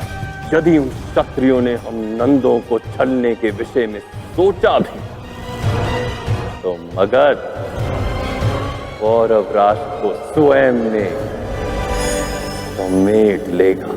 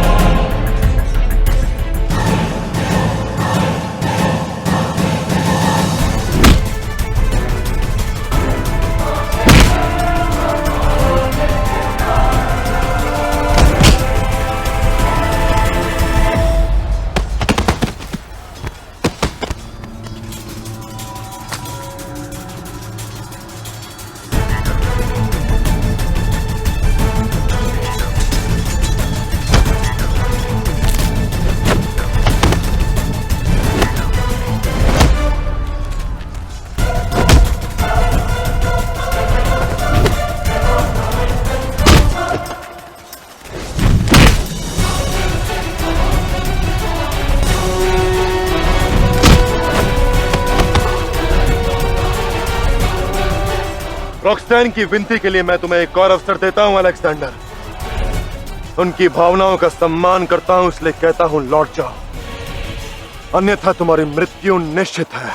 और आज तुम्हें मैं मारकर अपनी बीवी को यह एहसास दिला दूंगा कि मुझे कमजोर समझकर उसने कितनी बड़ी गलती की।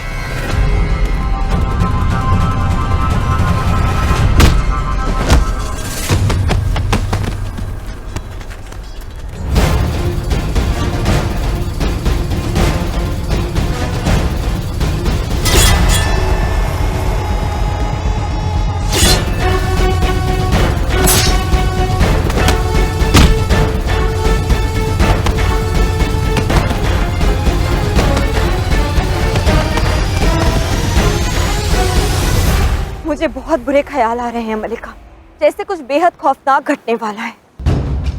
पोरस ने कहा था कि अगर अलेक्जेंडर ने उसकी जमीन पर कदम रखा तो वो उसे जान से मार देगा।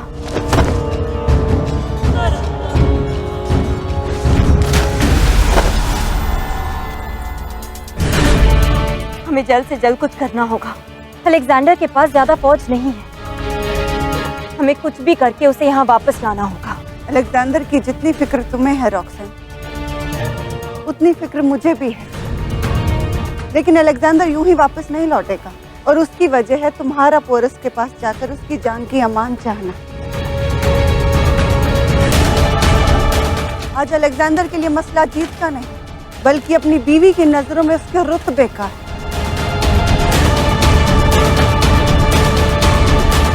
आज की ये जंग सिर्फ तुम्हारे आगे ये साबित करने के लिए है कि उसे पोरस से कोई खतरा नहीं है, और वो पोरस को तुम्हारे कदमों में गिरा सकता है,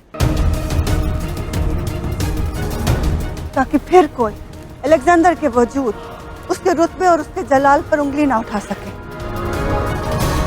आज मुझे मैं तुम तो क्या रॉक्सन, खुद खुदा भी नहीं रोक पाएगा।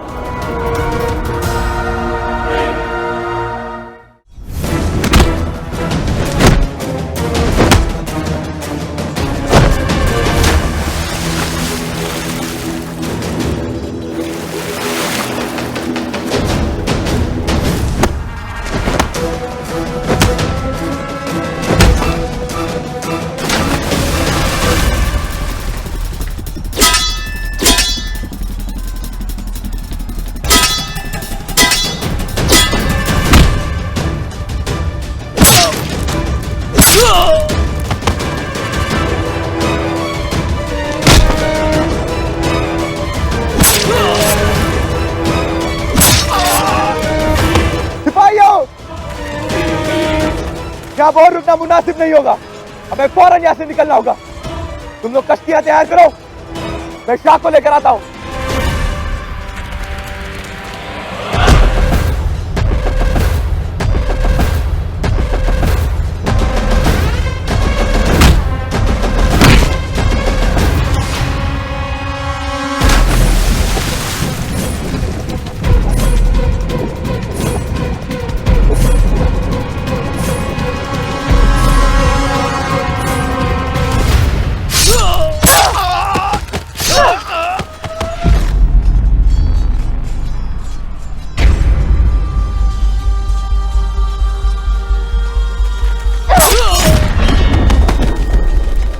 लाची, यवन सेना के पांव उखड़ चुके हैं। पौरव राष्ट्र अब सुरक्षित है, परंतु पौरव राष्ट्र का जो भविष्य तुम्हारे गर्भ में पल रहा है, उसकी सुरक्षा का दायित्व तुम पर ही है। अभी इसी समय राजमहल लौट जाओ। नहीं आचार्य,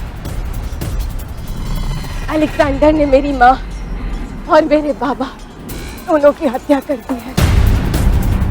उसने मेरी आंखों के सामने मेरे पूरे दस्यु लोक का अंत कर दिया है।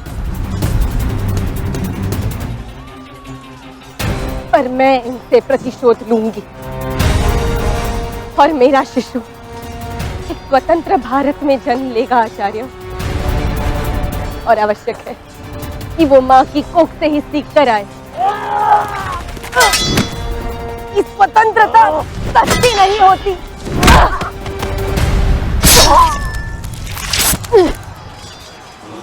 उसका मूल्य लहू से चुकाना होता।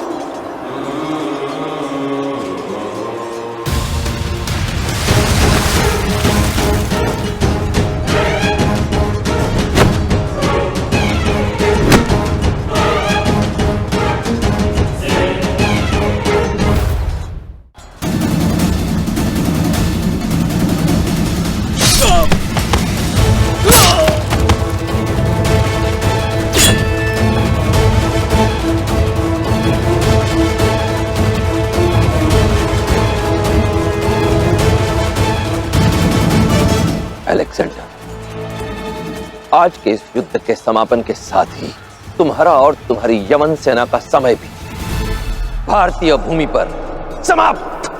नहीं, अलेक्जेंडर को कुछ नहीं हो सकता।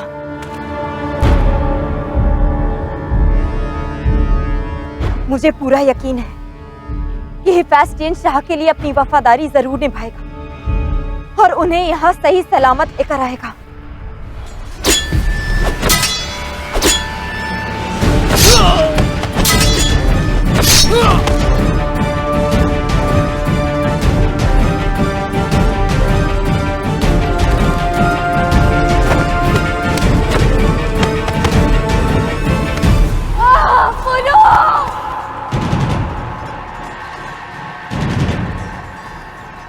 लाठी!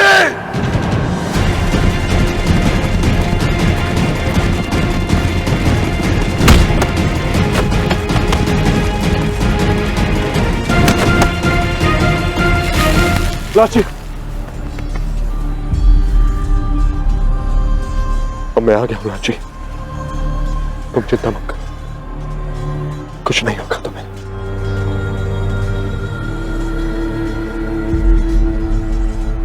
मेरे रास्ते से हट जाओ हिफेस्टियन। माफ कीजिए शाह, लेकिन अब मेरे पास कोई और रास्ता नहीं बचा। सिपाहियों! चलो लेके चलो इनको। छोड़ दो मुझे, वरना कत्ल कर दूंगा सबका।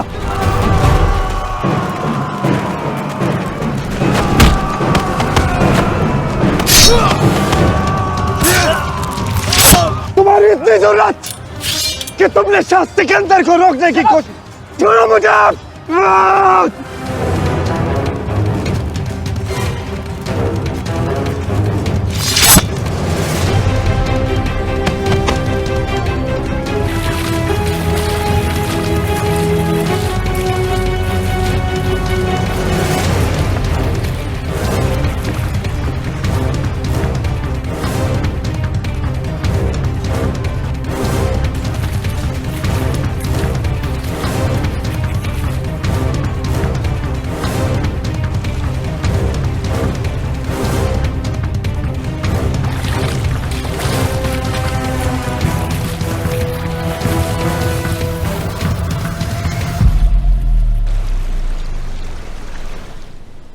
भारत जय तू!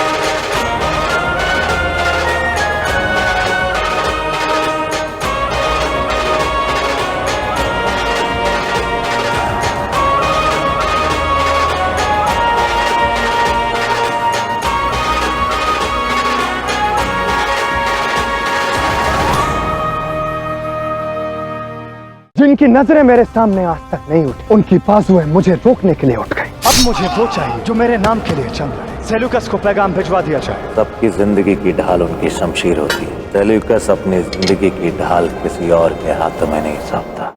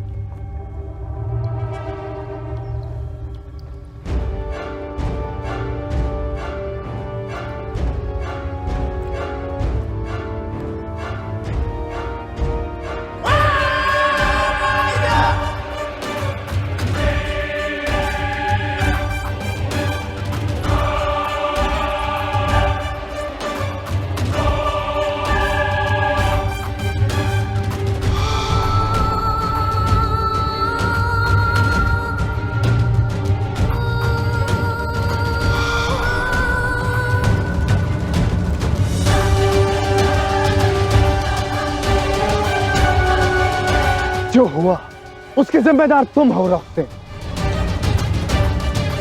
जब एक शाह का दामन फैल जाता है तो उसकी पूरी फौज भिखारी बन जाती है और कोई भी फकीर उसे बख्शीश दे देता है। तुम वहां गई थी पोरस के पास मेरी जिंदगी की भीख मांगने के लिए, और देखो उसका सिला सिर्फ और मुल्क के बाशिंदे ही नहीं बल्कि मेरी खुद की फौज मुझे पोरस से कमजोर समझने लगी। और ये लोग जिनकी नजरें मेरे सामने आज तक नहीं उठी, उनकी बाजुएं मुझे रोकने के लिए उठ गई।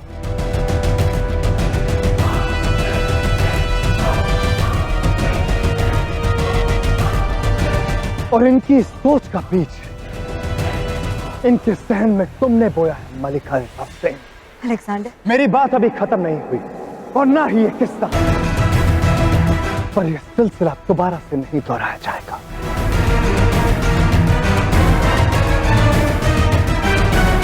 न पोरस के हाथ मुझे धकेलने के लिए उसके कांधों पर रहेंगे और ना ही मेरे हुक्म के गुलामों के हाथ मुझे रोक पाने के लिए।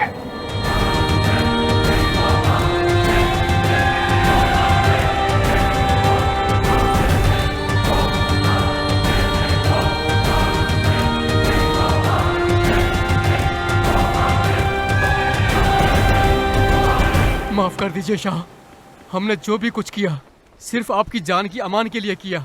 हमें माफ कर दीजिए शाह।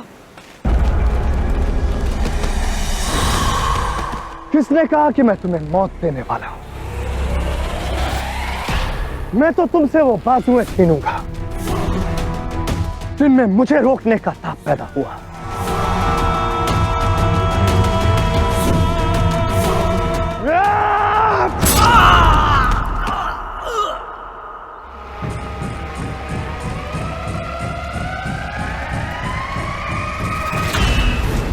रहम शाह, हमें माफ कर दीजिए शाह रहम। बस यही बर्दाश्त नहीं होता मुझसे कि अलेक्जेंडर की फौज किसी के भी सामने रहम की भीख मांगे।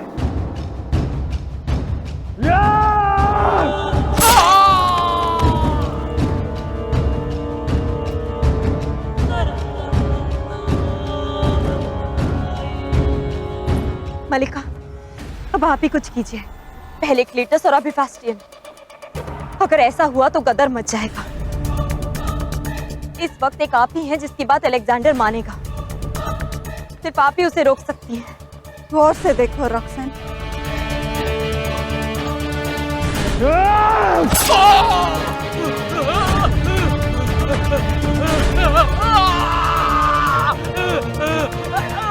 अगर वो मेरा बेटा होता तो शायद मैं उसे रोक भी लेती, लेकिन वो जंग में हारा हुआ वो वैशी है जो अपनी हार से तिल मिलाया हुआ है।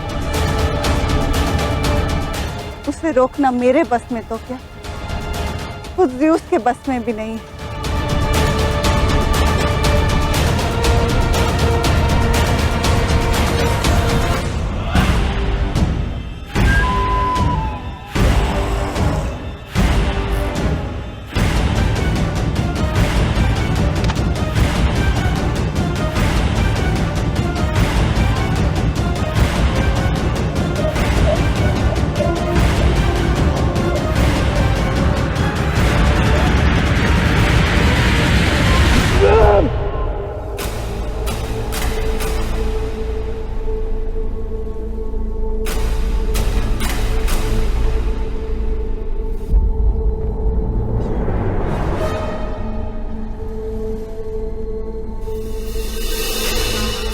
मत समझना है फेस्टियन कि तुम्हें बख्श दिया जाएगा, बस तुम्हारी सजा कुछ और होगी।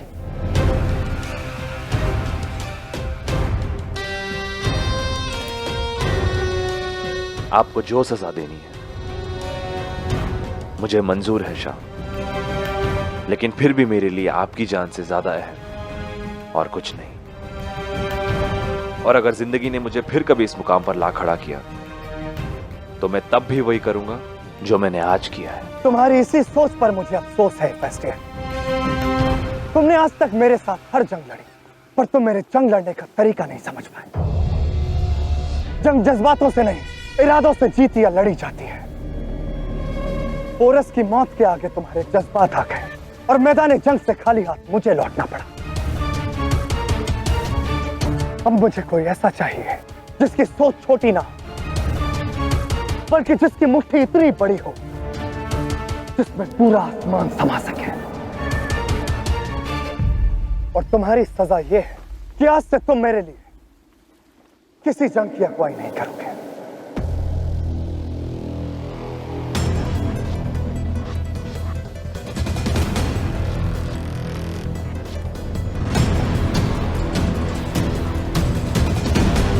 तुम मेरी जान के लिए लड़ते हो हेफेस्टियन, पर मुझे कोई ऐसा चाहिए जो मेरे नाम के लिए जंग लड़े। सेल्यूकस को पैगाम भिजवाया जाए।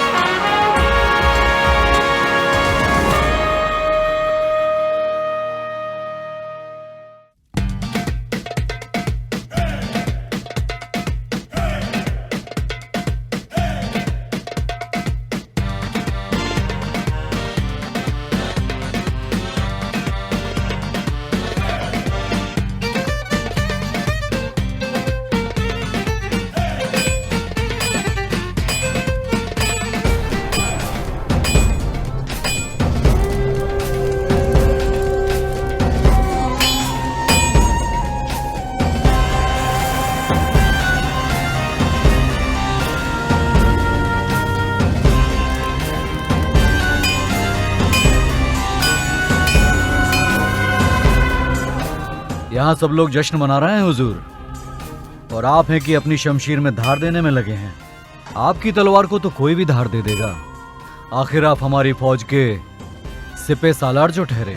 सिपे सलार हो या सिपाही, सबकी जिंदगी की ढाल उनकी शमशीर होती है, और सेल्यूकस अपनी जिंदगी की ढाल किसी और के हाथों में नहीं सौंपता। आज का दिन बहुत खास है अलेक्जेंडर, बहुत जल्द शिकस्त खाने वाला है। नाचो, गाओ, जश्न मनाओ। अभी अभी खबर आई है, अलेक्जेंडर की अपनी बीवी उसकी जान की भीख मांगने पोरस के पास गई थी। अब पहले अलेक्जेंडर झुकेगा और फिर कुछ दिन बाद सेल्यूकस को भी यहाँ से जाना होगा। फारस फिर से आजाद होगा।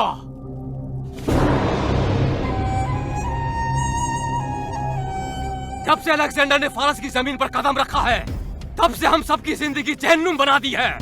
अपने आप को वो अलेक्जेंडर से कम नहीं समझता, और जब अलेक्जेंडर भारत से हार कर लौटेगा तो हम सेल्यूकस को उसकी औकात दिखाएंगे। मैं खुद सेल्यूकस को फारस की जमीन से ठोकर मारकर निकालूंगा, उस पर थूकूंगा और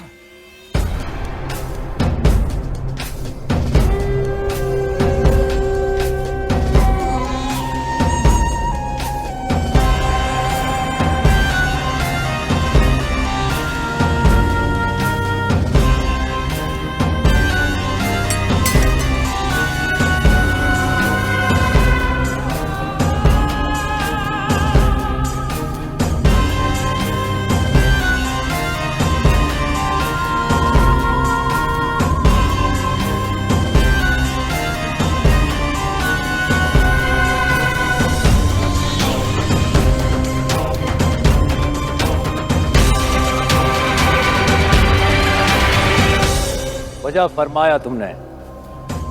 ये सच है कि मैं खुद को शाह अलेक्जेंडर से कम नहीं समझता, क्योंकि हूं भी नहीं। जितना वो जालिम है उतना मैं भी। जैसे वो उस शख्स को नहीं बख्शते जो उनके हुक्म की तामील ना करे, ऐसे ही नाफरमानी करने वाले मुझे बर्दाश्त नहीं। हम दोनों खुदा के बेटे हैं। हम दोनों अपने ख्वाब और इरादों को पूरा करने के लिए कुछ भी कर सकते हैं, किसी भी हद तक जा सकते हैं। और अगर तुम्हें मुझसे कोई परेशानी हो तो ये लो, कोशिश करो और खत्म कर डालो मुझे। वार करो, वार करो।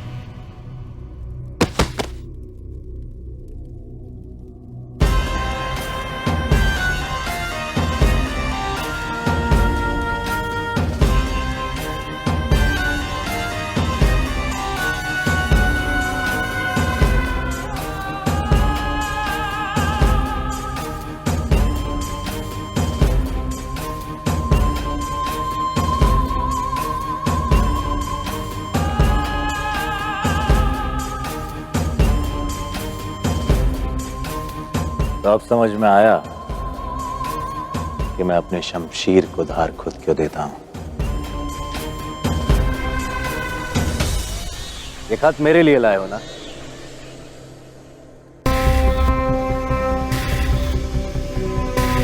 तो इसे देने का इरादा है कि नहीं?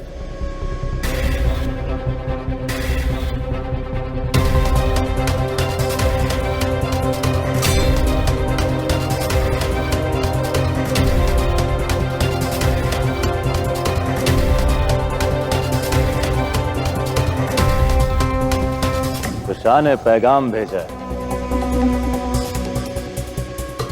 कब से बेकरार था मैं उस पोरस से मिलने के लिए। अब मजा आएगा।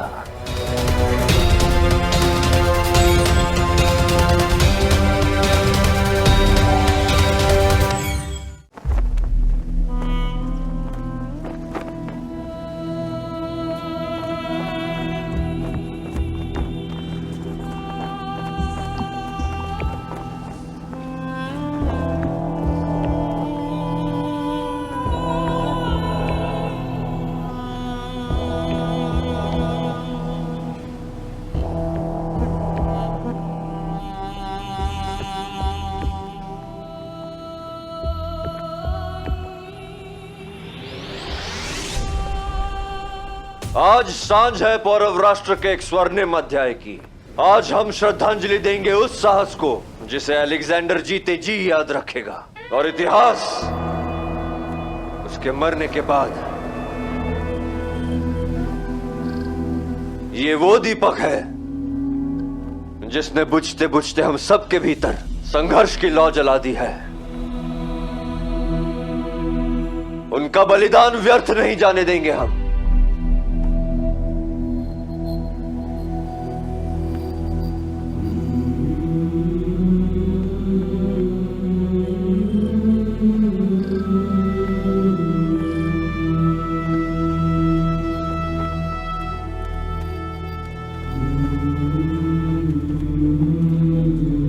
और जीवित रहेंगे आपके प्रयास भारत को फिर से एक करने के। देश के प्रति आपकी भावनाएं जीवित रहेंगी। शत्रुओं से लड़ना तो सरल होता है, किंतु अपनों से लड़ना बहुत कठिन। पर आपका यही चुनाव हमेशा आपको श्रद्धा का पात्र बनाए रखेगा।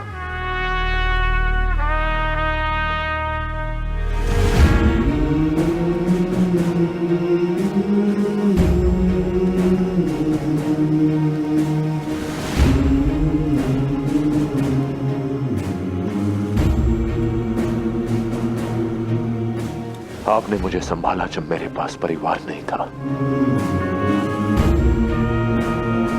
मुझ पर इतना विश्वास किया कि अपने जीवन की सबसे बड़ी पूंजी लाची मुझे सौंप दी।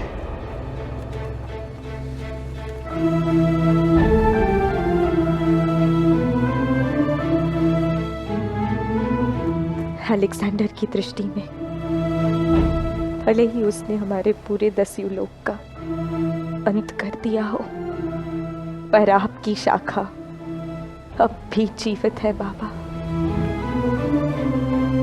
आपकी लाची, विश्वास कीजिए, प्रतिशोध लिया जाएगा।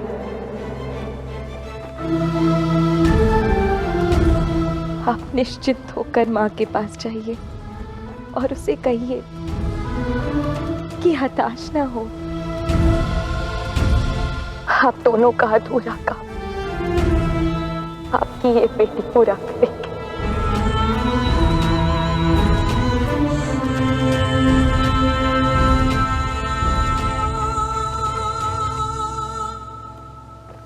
दोनों चिताओं को मुखाग्नि दीजिए महाराज।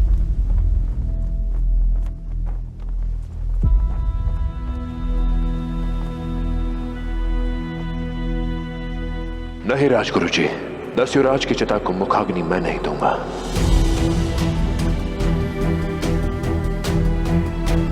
ये अधिकार किसी और का है, दस्युराज की पुत्री लाची का।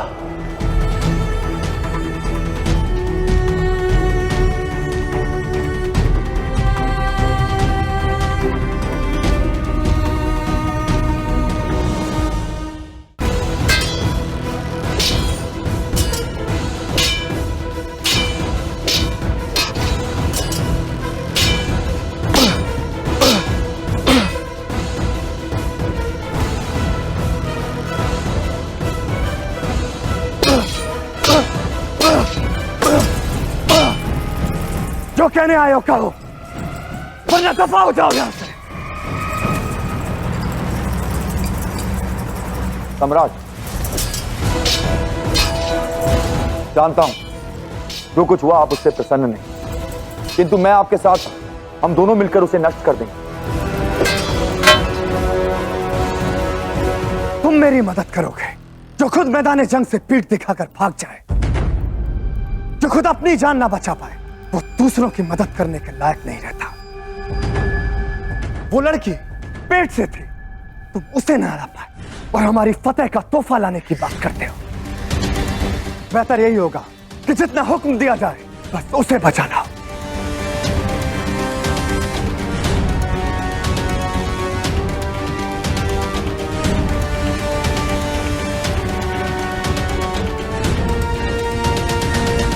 अपने शहर जाओ। मुझे इस जंग में तक्षशिला का हर वो शख्स चाहिए जिसके हाथों में तलवार उठाने की ताकत हो। उन्हें हुक्म दो, दरख्वास्त करो या उन्हें घर से बांध कर लाओ। मैं नहीं जानता, लेकिन ख्याल रहे अंबे कुमार कि अगर ऐसा नहीं हुआ तो तुम उसी वक्त अपनी जान से जाओगे, समझे?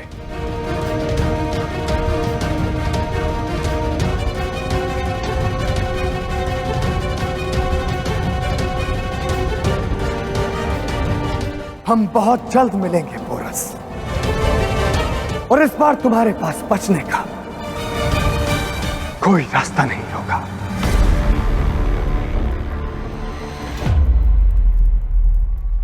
और राष्ट्र में आपका स्वागत है मात्या। सम्राट यहाँ पधारे हैं, किंतु वो है कहाँ? वन विहार का आनंद लेकर शीघ्र आपसे भेंट करेंगे हमारे सम्राट धनानंद। तक्षशिला और अलेक्जेंडर चाहे मगध धनानंद का इस्तकबाल करते हैं।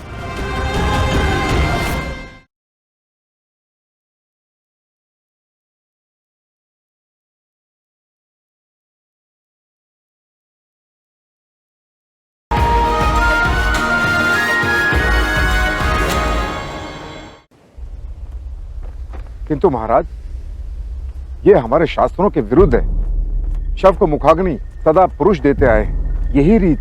वो कैसी रीतियां जिसमें सारे बलिदान एक स्त्री की आंचल में है और सारे अधिकार एक पुरुष की मुट्ठी में है। हम ऐसा क्यों मानते हैं कि जब एक स्त्री मुखाग्नि देती है तब आत्मा को मुक्ति नहीं मिलती है? एक पिता अपना पूरा जीवन अपनी पुत्री की उंगली पकड़कर उसको मार्ग दिखाता है, तो एक पुत्री अपने पिता को मुखाग्नि देकर स्वर्ग का मार्ग क्यों नहीं दिखा सकती?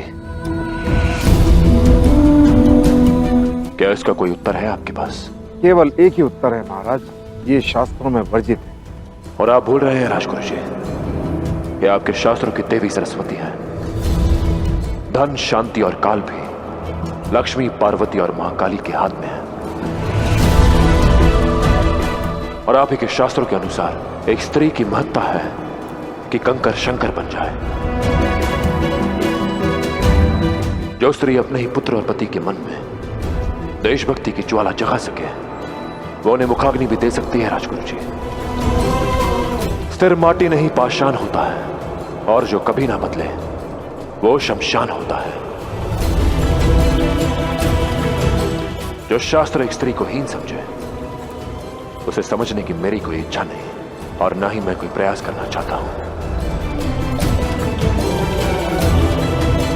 मेरी दृष्टि में एक स्त्री के पास एक मनुष्य को संसार में लाने का अधिकार है, तो उसी स्त्री के पास उसी मनुष्य को संसार से विदा करने का अधिकार भी है। मैं इस विषय में केवल एक बात कहना चाहूंगा। यदि पुरु जैसा मेरा कोई शिष्य होता तो मैं स्वयं को धन्य मान लेता। मुझे तुम पर गर्व है, तुम्हारी सोच पर गर्व है, जिसने ऐसा ऐतिहासिक निर्णय लिया जो प्रशंसनीय भी है और मानवीय भी।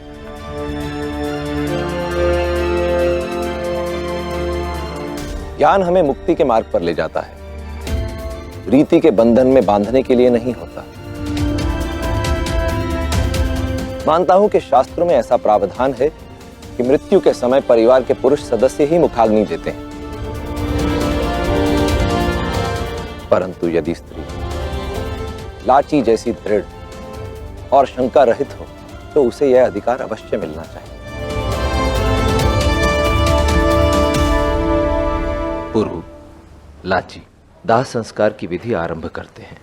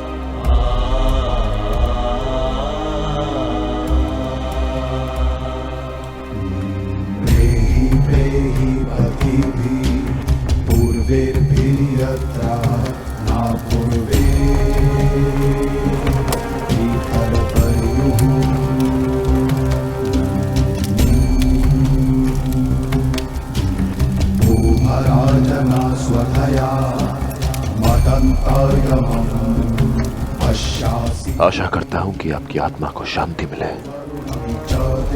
और ईश्वर से प्रार्थना करता हूं कि किसी भी मां को अपनी संतान का वो रूप न देखने को मिले जो आपको देखना पड़ा।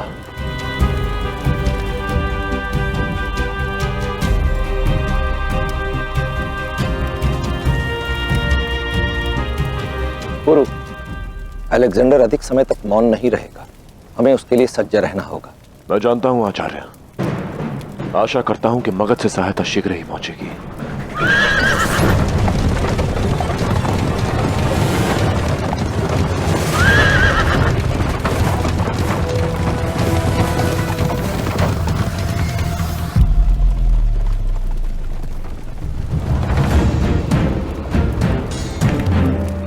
अमात्य राक्षस,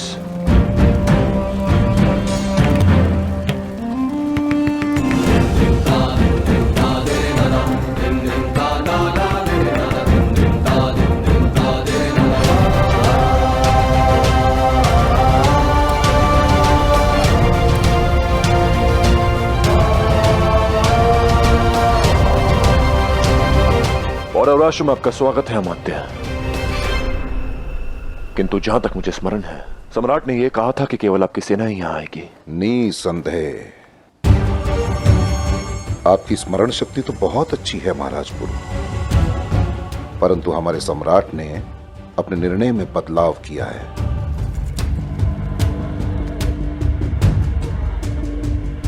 जब उन्होंने स्वयं अपनी सेना के साथ पौरव राष्ट्र आने का निर्णय लिया, तो भला ये अमात्य राक्षस पीछे कैसे रह सकता है? मुझे तो आना ही था ना महाराज पुरु। सम्राट यहां पधारे हैं, किंतु वो है कहां? जहां उन्हें होना चाहिए।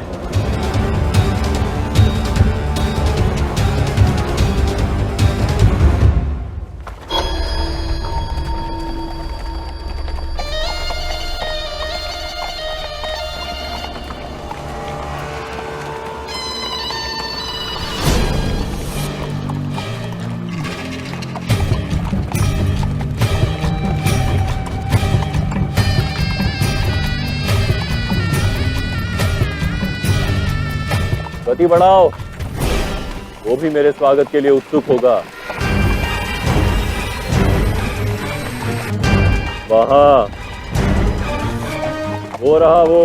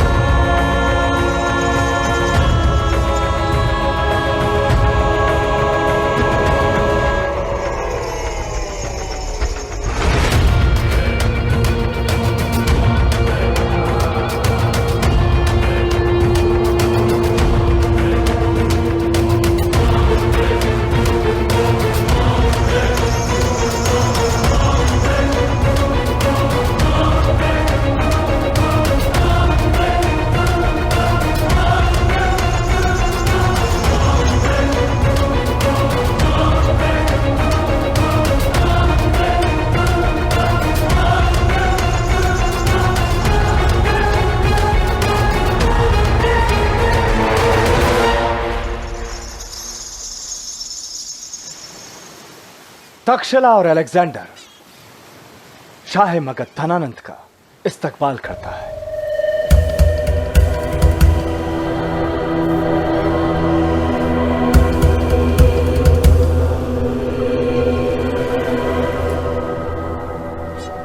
बस इतना सा, आरंभ होते ही समाप्त।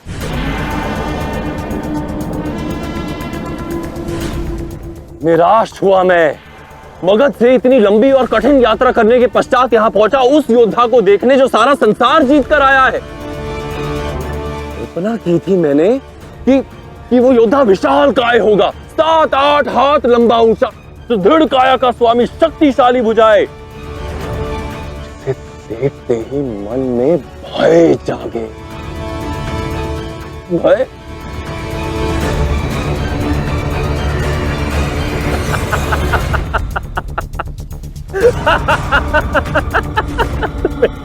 तुम्हें देख के तो मन में हास्य जाग रहा है।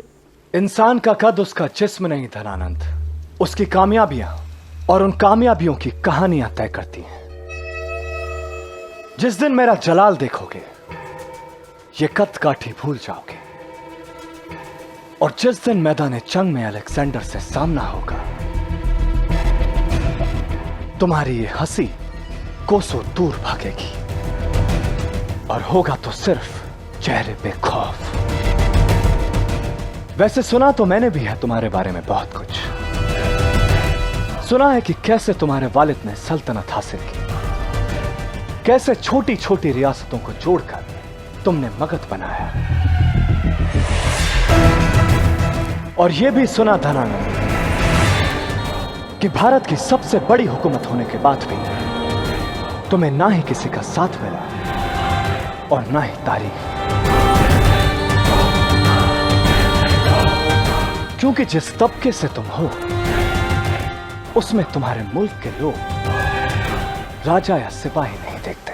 ये मत समझना मेरे बारे में तुम्हारी इतनी सी जानकारी मुझे प्रभावित करेगी, क्योंकि चढ़ते सूरज का प्रकाश संसार में अपने आप फैलता है। दुश्मन सूरज का उजाला हो या रात का साया अंधेरा, अलेक्जेंडर सबकी खबर रखता है, क्योंकि मैं दोस्तों से ज्यादा दुश्मनों को करीब रखता हूं।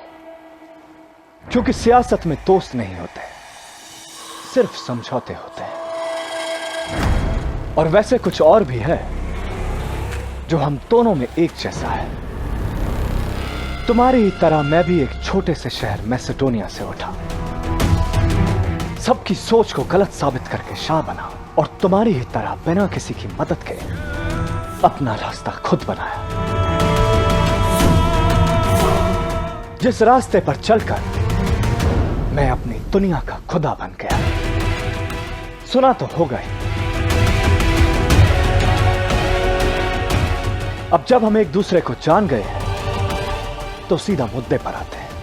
तुम इतनी दूर से मेरे चेहरे का नूर देखने तो आए नहीं, इसलिए यहां आने की जहमत की वजह जानना चाहता हूं।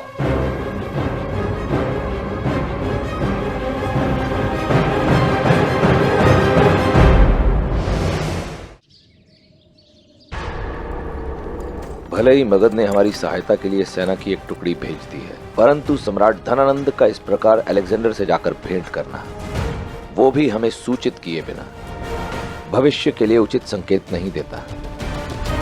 अलेक्जेंडर और धनानंद का इस प्रकार आपस में मिलना हमारे लिए असमंजस की स्थिति को उत्पन्न करता है, और इस असमंजस को दूर करने का केवल एक ही उपाय है। हमें मगध से मिलने वाली सैन्य सहायता के अतिरिक्त भी अन्य राज्यों से सैन्य सहायता प्राप्त करने के प्रयास करने होंगे। वो प्रयास मैं पहले ही प्रारंभ कर चुका हूं आचार्य, और आशा है कि वो प्रयास सफल अवश्य होगा।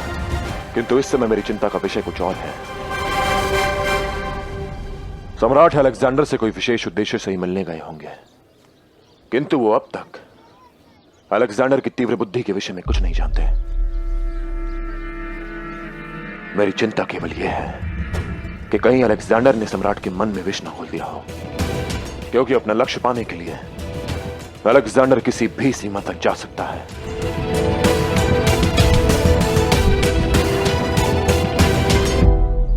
मेरे यहां आने के पीछे का एक उद्देश्य है, तुम्हें मगध की शक्ति बताना।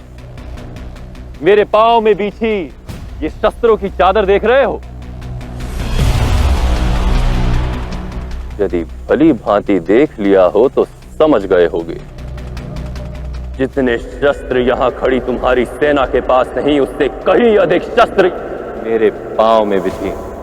इससे तुम्हें मगध की शक्ति और सामर्थ्य का पता चल गया होगा। तुम्हारी पूरी सेना मगध की सेना का 10वां भाग भी नहीं।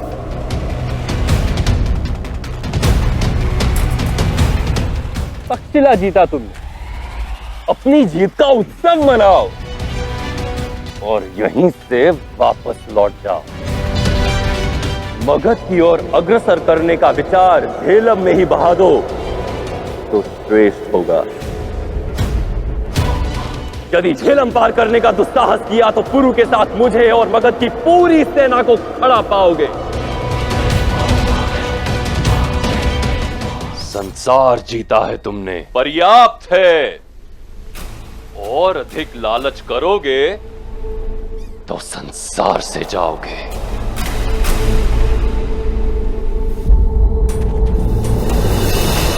लगता है मेरे बारे में अभी बहुत कुछ जानना बाकी है तुम्हारे लिए शाह मगध। कुदरत ने भी क्या कमाल का करिश्मा किया है हम इंसानों को बनाते वक्त, कि हमें सिर्फ आगे चलना आता है, पीछे चलना भी चाहे तो गिर जाते हैं।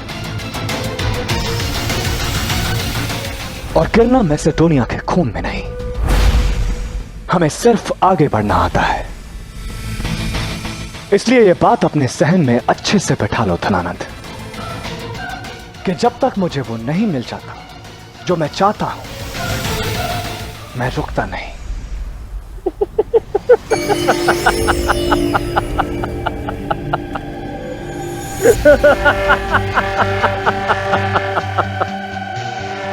अब समझ आया तुम्हारा नाम लोगों ने अलेक्जेंडर से महान सिकंदर क्यों रखा, क्योंकि तुम सपनों की बहुत ऊंची उड़ान भरते, मगर भूल ना मत, जो सूरज के अधिक निकट उड़ता है वो अपने पंख जला बैठता है, फिर उसे ना धरती मिलती है ना आकाश।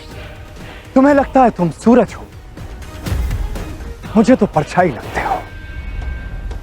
एक बात अच्छे से याद रखना धनानंद, कि जब सूरज आसमान में नीचे होता है तो परछाई बहुत बड़ी बनती है, और जैसे जैसे वो ऊपर जाता है तो परछाई छोटी, बहुत छोटी होने लगती है, और जब वो आसमान में तुम्हारे सर पर आता है तो परछाई गायब।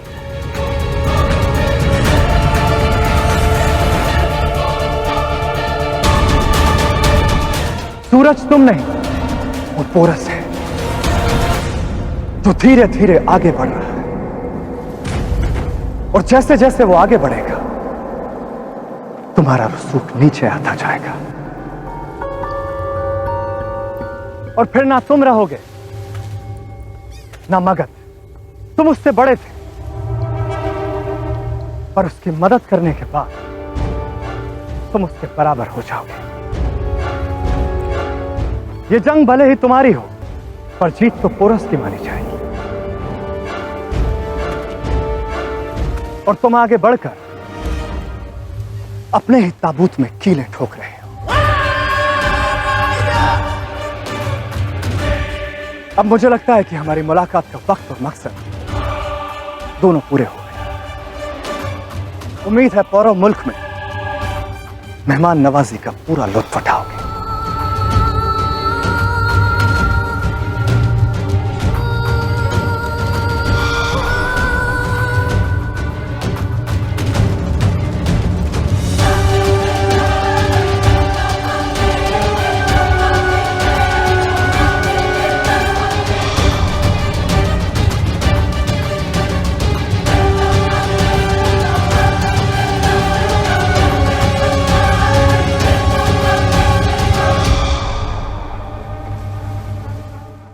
बेशक धनानंद पोरस के साथ है सेलुकस, पर जिस सोच का बीज मैंने उसके सहन में बोया है वो ज्यादा दिन तक पोरस के साथ नहीं रहेगा। बंद करो ये स्वांग, मैं भी देखता हूँ आज विजय कौन होता है।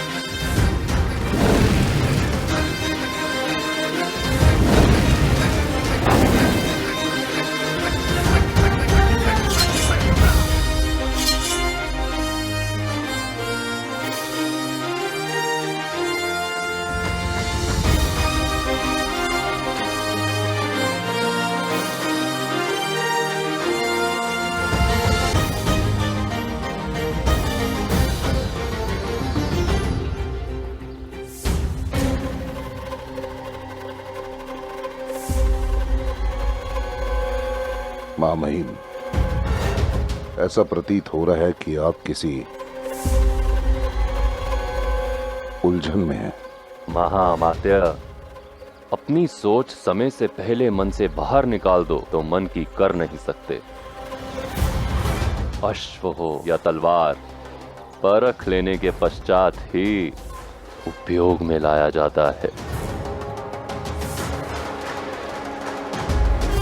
मैं भी पुरु को अपने विचारों में परख रहा हूं। उचित। ये उत्सव मैंने आपके स्वागत के लिए आयोजित किया है सम्राट।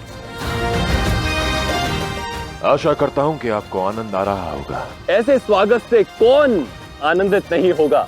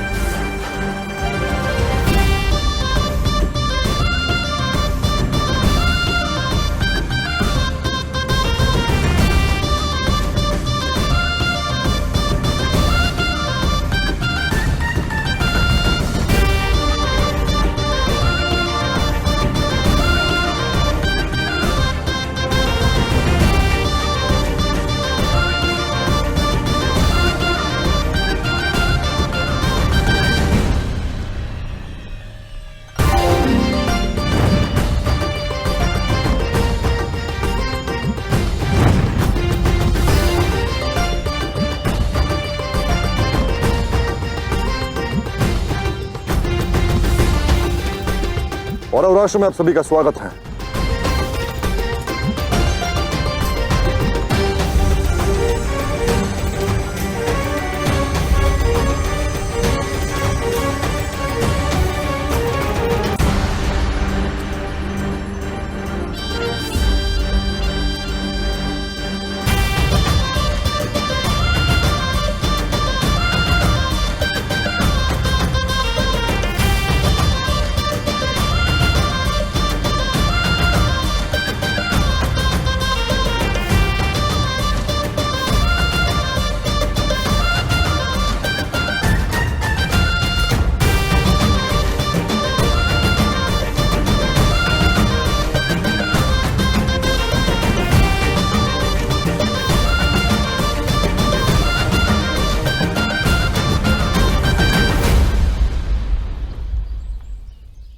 मैं आप सभी का आभारी हूं कि इतने अल्प समय में आपने मेरा निमंत्रण स्वीकार किया और यहां आने का कष्ट किया। अब अंग भंग और अवंती और अवराश के साथ है। मुझे पूरा विश्वास है कि आपके सहयोग से हम अलेक्जेंडर को परास्त करने में सफल अवश्य होंगे। आप जैसे पराक्रमी क्षत्रिय राजा को सहयोग करके हमारे लिए सौभाग्य की बात है पौरवराज। आइए।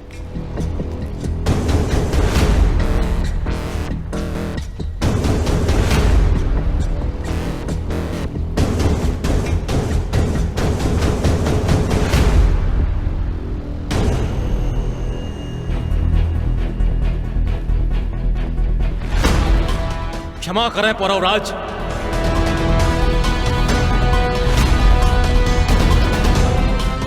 यात्रा से बहुत थक गए हैं। उत्सव फिर कभी। इसमें क्षमा की कोई बात नहीं है महाराज। वैसे भी ये उत्सव संपन्न होने को है। आइए भोजन के लिए प्रस्थान करते हैं। नहीं पौरवराज, भोजन का मन नहीं है। बंद करो ये स्वांग।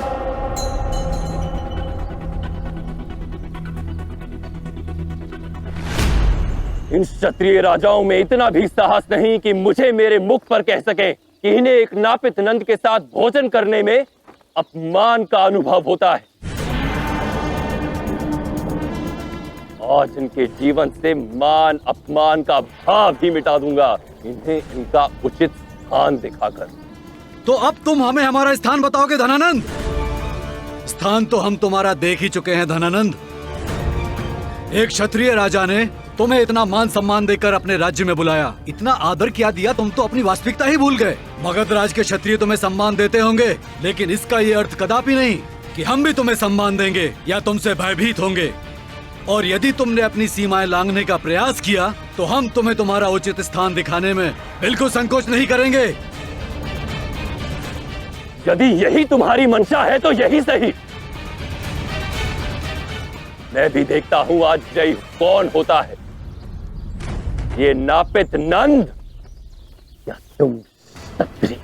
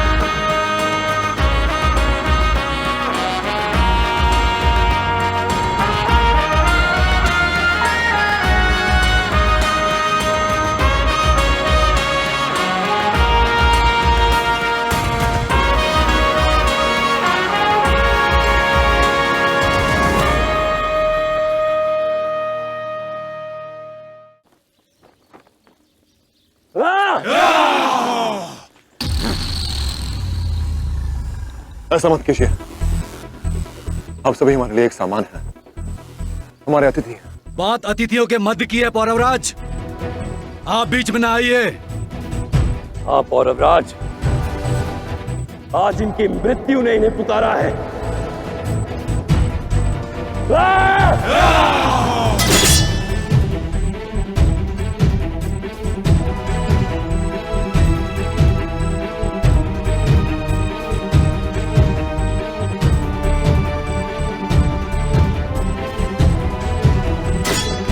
शांत हो जाइए महाराज। आप समझौते का प्रयास न करें पौरवराज, इस नापित को इसका उचित स्थान दिखाना आवश्यक है। मेरे होते हुए ऐसा नहीं हो सकता, क्योंकि आज ना ही कोई नापित है और ना ही कोई क्षत्रिय। हम सब एक ही धरती माँ की संतान है, जिसका लक्ष्य एक है, जिसका उद्देश्य एक है, जिसकी सोच एक है।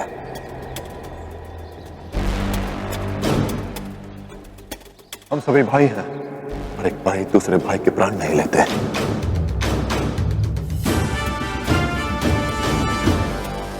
हमारे हाथों की पांचों उंगलियां एक बराबर नहीं होती महाराज, कोई छोटी तो कोई बड़ी होती है, किंतु जब इन उंगलियों को एक मुट्ठी बनना हो तो उन्हें एकजुट होना ही पड़ता है। एक शक्ति बनना ही पड़ता है। अपनी जाति, अपना धर्म, अपने वस्त्र बुलाकर हमें इस मुट्ठी के बाती बनना होगा।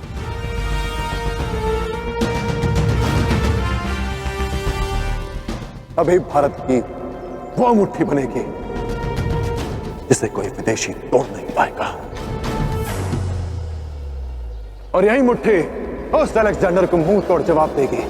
ये मेरा वचन है आपसे। हमारी यही एकता की शक्ति उस अलेक्जेंडर की हार का कारण बनेगी।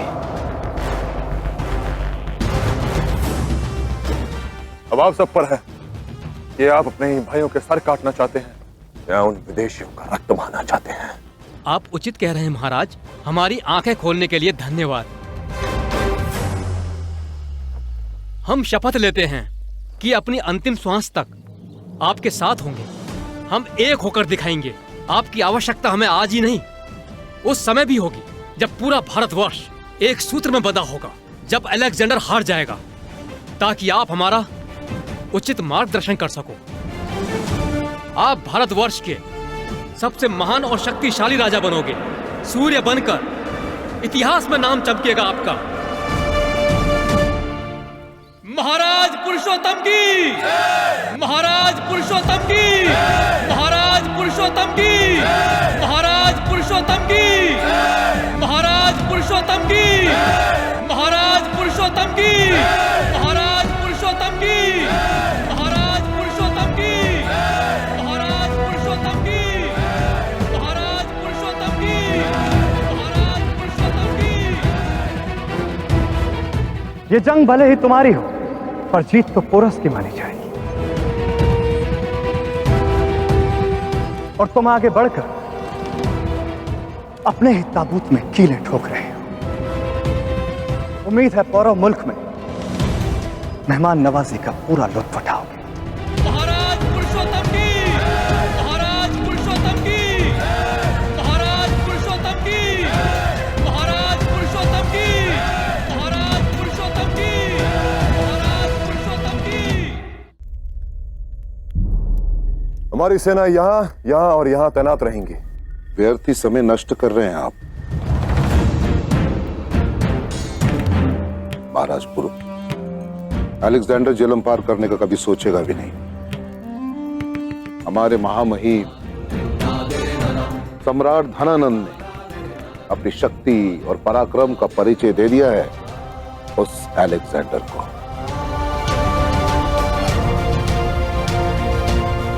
उसके पश्चात भी यदि वो झेलम पार करने का साहस करेगा तो वो अपनी मृत्यु को निमंत्रण देगा। सिंह निर्विवादित रूप से वन का राजा होता है, तब भी सदैव सतर्क रहता है।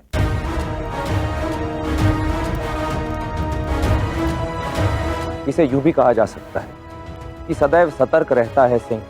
इसी कारण वन के अन्य प्राणियों पर अपना आधिपत्य बनाए रखता है।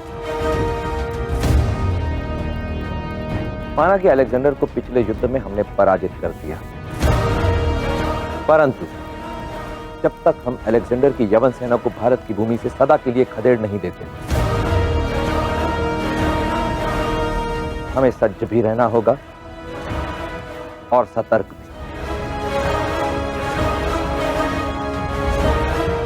आचार्य उचित कह रहे हैं। अलेक्जेंडर की क्रूरता को हमने अपनी आंखों से देखा है। मृत्यु का वो तांडव जो उसने तक्षशिला में किया था, हम उसके साक्षी हैं। परंतु सम्राट धनानंद को युद्ध का क्या भान? वो तो बहुत वर्षों से युद्ध भूमि में भी नहीं गए।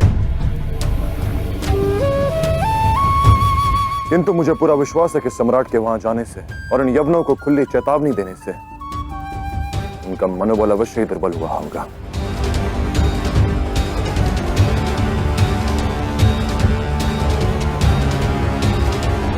और ये बात हमारे हित में है महाराज। पौरवराज, आपकी क्या रणनीति है? हम इस बार प्रतीक्षा नहीं करेंगे, झेलम पार करके प्रहार करेंगे।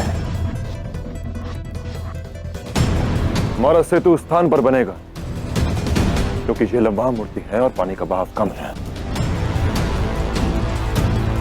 और वहां का मार्ग संकरा भी है।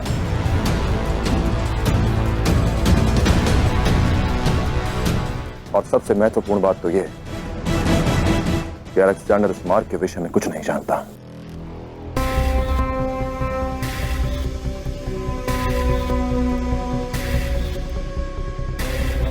कोई दूसरा रास्ता तो जरूर होगा। झेलम पार करने का रास्ता तो मिल ही जाएगा शाह, पर असली मुसीबत दुश्मन की हिम्मत है। मगध के साथ खड़े हो जाने से कई गुना बढ़ गई है। बेशक धनानंद पोरस के साथ है सेलुकर, पर जिस सोच का बीज मैंने उसके सहन में बोया है, वो ज्यादा दिन तक पोरस के साथ नहीं रहेगा।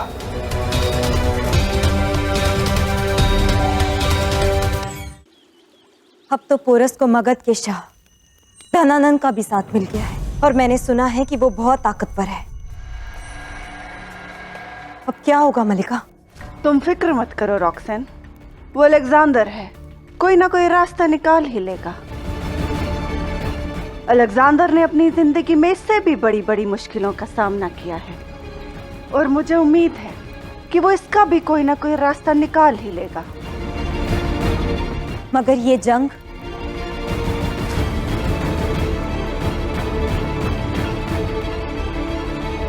जंग की फिक्र तुम उस पर छोड़ दो रॉक्सन, तुम अलेक्जेंडर और अपने रिश्ते की फिक्र करो।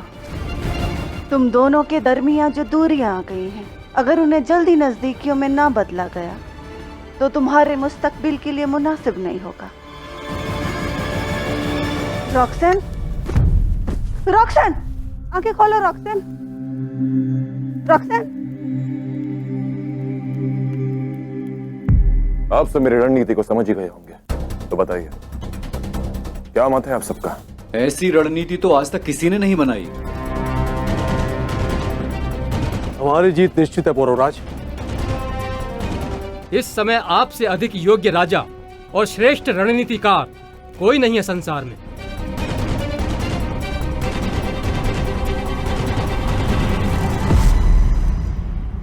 जिस तरह एक छोटी सी चिंगारी हवा मिलते ही पूरे शहर को जला देती है, ठीक उसी तरह शक की ये चिंगारी भी कुछ ऐसी ही दास्तां बनी। पोरस के खिलाफ जो शक की चिंगारी मैंने धनानंद के दिल में भरी है, वो बहुत जल्द वहम में बदली। जब धनानंद अपने आप को महसूस नहीं करेगा, और उसके बाद पोरस पर कयामत बरसेगी। फतेह की हवा बहुत जल्द हमारे हक में होगी सेल्यूकस। महामहिम, हवा की दिशा बदल गई है। स्पुरु का वैभव और भी बढ़ता जा रहा है। कहीं ऐसा ना हो कि ये मगध से भी बड़ा हो जाए।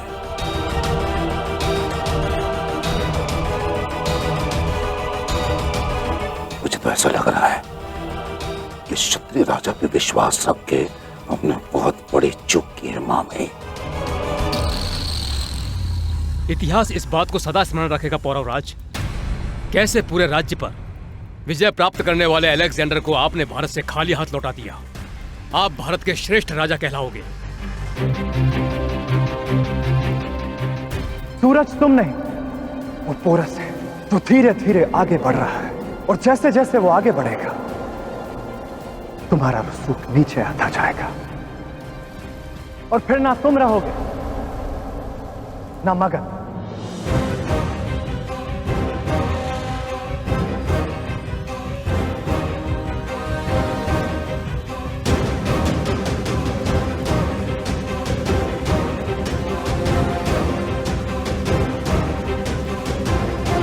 इतिहास का तो पता नहीं, किंतु वर्तमान मेरे हाथ में है। अब धनानंद संसार को वो आनंद देगा जो इतिहास सदैव स्मरण रखेगा।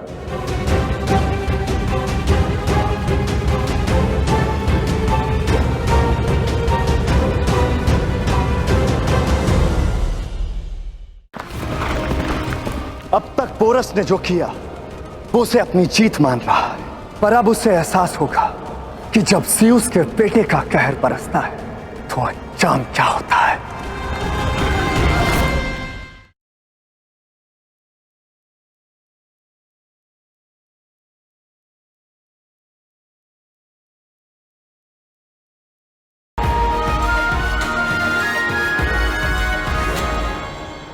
एक ओर पुरु के निश्चय पर धनानंद की असुरक्षा की भावना की परछाई पड़ रही थी, तो दूसरी ओर अलेक्जेंडर के आक्रमण का संकट गहरा रहा था। अहंकार और क्रोध की अग्नि में जल रहा अलेक्जेंडर उस मार्ग को ढूंढ रहा था जहां से सेना समेत मुझे पार कर सके, और उसके इस प्रयास में सेल्यूकस भी उसके साथ ही था। दिन बीत रहे थे, पर अलेक्जेंडर का निश्चय बीतने का नाम नहीं ले रहा था। हर सांझ सूर्य भी थककर सो जाता, पर अलेक्जेंडर विश्राम लेने को सज्ज नहीं था, और पौरव राष्ट्र का सुरक्षित मार्ग ढूंढने में उसके सैनिक अधिक से अधिक जुटते गए। महीनों तक अलेक्जेंडर और उसकी सेना दिन रात उत्तर दक्षिण हर ओर मार्ग खोजते रहे। उसने अपने सैनिकों के जीवन को दांव पर लगाकर उन्हें गहरे पानी में भेजा, जहां उन्हें मेरी ऊंची नीची और भयानक धाराओं का सामना करना पड़ा। तपती धूप हो या ठिठुराने वाले ठंडे पानी की वर्षा, कोई अलेक्जेंडर के हौसलों को मात नहीं दे पा रहा था। अलेक्जेंडर न स्वयं विश्राम को सज्ज था, न ही किसी को करने दे रहा था। मैंने हर संभव प्रयास किया कि मैं अलेक्जेंडर को अपनी लहरों द्वारा रोक सकूं, तब तक जब तक कि पुरु इस युद्ध के लिए पूर्णतः सज्ज ना हो जाए। अलेक्जेंडर थक नहीं रहा था, तो विश्राम पुरु भी नहीं कर रहा था। सिकंदर के विरुद्ध वो पूरे भारत को एकजुट करने में लगा था। पुरु के नेतृत्व में धीरे धीरे भारत एकता के सूत्र में बंध रहा था। अखंड भारत का स्वप्न साकार होने लगा था। पर पुरु की बढ़ती लोकप्रियता धनानंद की आंखों में अब शूल की भांति चुभने लगी थी। पुरु के बढ़ते तेज से धनानंद विचलित हो रहा था। चाणक्य जानते थे कि धनानंद की असुरक्षा की चिंगारी भविष्य में भयानक ज्वाला का रूप ले सकती है, परंतु उनके पास ना धनानंद का कोई उपचार था और ना ही अलेक्जेंडर के प्रयासों का कोई तोड़। समय चक्र घूमता रहा, किंतु अलेक्जेंडर का प्रयास चक्र थम नहीं रहा था।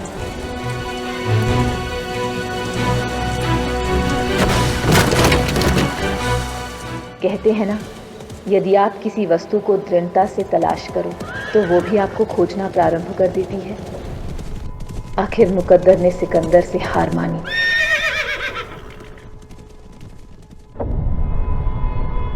वहां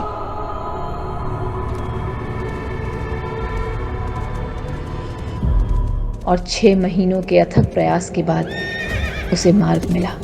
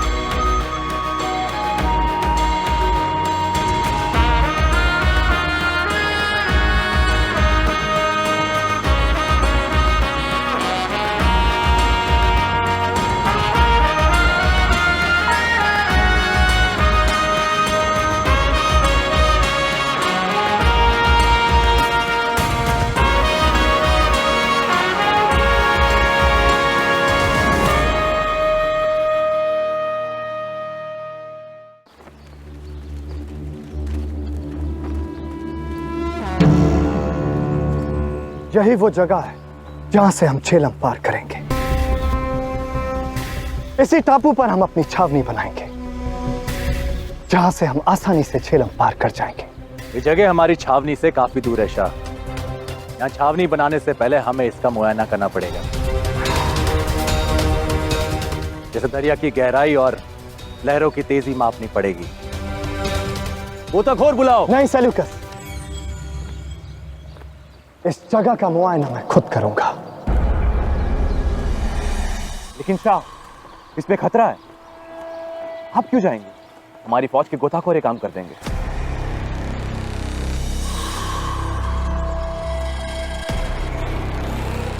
जिंदगी का दरख्त खतरों की जमीन पर पनपता है फेस्टियन,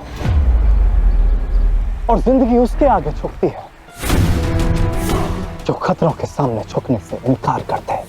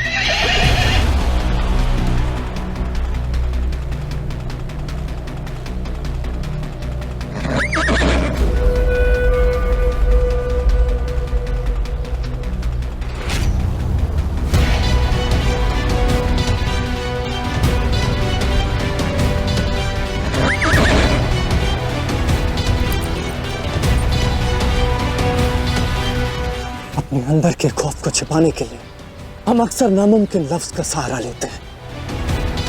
छोड़ दो इस लफ्ज की बैसाखी, फिर इस दुनिया में कुछ भी नामुमकिन नहीं रहेगा। इसलिए चलो आगे और जोन दो उस झेलम का सीना। चलो उस टापू पे जहां से मैं उस भारत पर हमला करने वाला।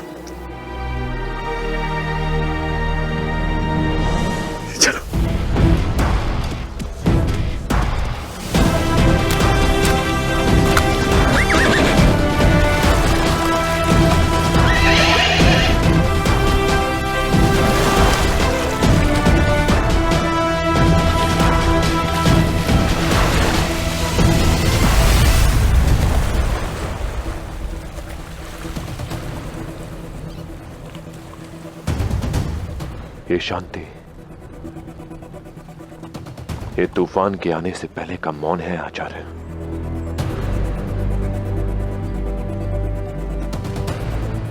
मुझे ऐसा प्रतीत हो रहा है कि मां झेलम मुझे संदेश देने का प्रयत्न कर रही है कि जो युद्ध पिछले 6 महीने से मौन है वो किसी भी क्षण जग सकता है।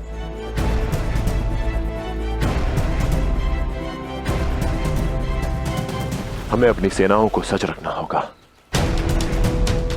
पुरु, इन सब अलग अलग राज्यों की सेनाओं को एक साथ एक ही युद्ध के लिए एकत्रित करना अत्यंत सराहनीय प्रयास है, परंतु मेरे विचार से मगध की सेना को इन सब सेनाओं से अलग रखना ही उचित होगा।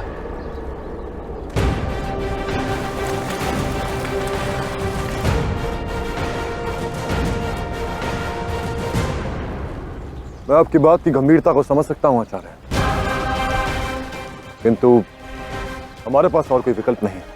मगध की सेना हमारे बल का मेरुदंड है और हम उन्हें अलग नहीं कर सकते। पुरु, देश के प्रति तुम्हारी निष्ठा और कर्तव्य परायणता सराहनीय है, परंतु स्मरण रहे हमारे इसी देश पर युद्ध के बादल मंडरा रहे हैं, और युद्ध के ये बादल कहां बरसेंगे ये केवल पवन की गति तय करेगी।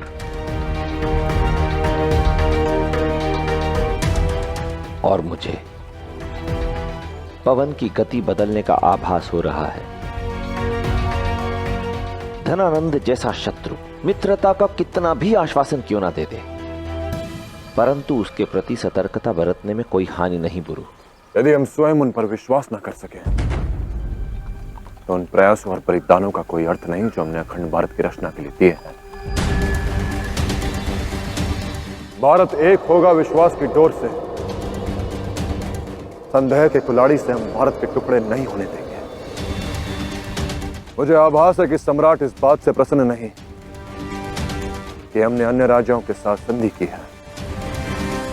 उनकी असहिष्णुता की भावनाएं छिप नहीं सकी मुझसे।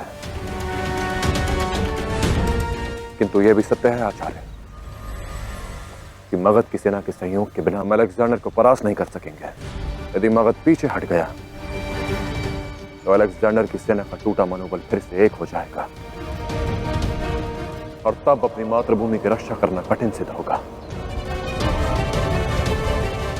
किंतु आपका सुझाव उचित था। मैं मगध की सेना को ऐसे मोर्चे पर रखूंगा कि अन्य सहायक सेनाओं के संपर्क में ना रहे। उस सेना का उपयोग केवल अतिरिक्त सुरक्षा बल के रूप में आवश्यकता पड़ने पर किया जाएगा। क्योंकि यदि अलेक्जेंडर इतने लंबे समय से शांत बैठा है तो वो कोई बड़ा और भयंकर खेल अवश्य खेलेगा और मैं उसके लिए सच हूं।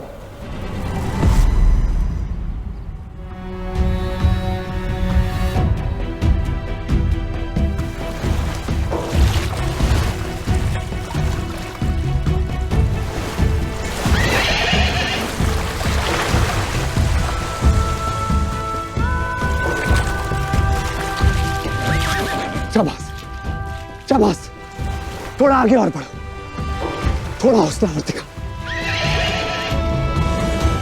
आगे बढ़ो। मंजिल के इतना करीब आकर हम हिम्मत नहीं हार सकते। तुम ये कर सकते हो, आगे बढ़ो। क्या रुकिए, आगे पानी का बहाव बहुत तेज है, मैं मदद भिजवाता हूं। कोई आगे नहीं बढ़ेगा। ये जंग मेरे और झेलम के बीच है।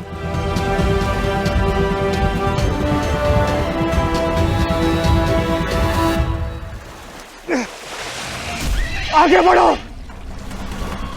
या तो आज हम इस टापू पर पहुंचेंगे या इसी झेलम में डूब जाएंगे, पर लौट के नहीं जाएंगे। आगे बढ़ो।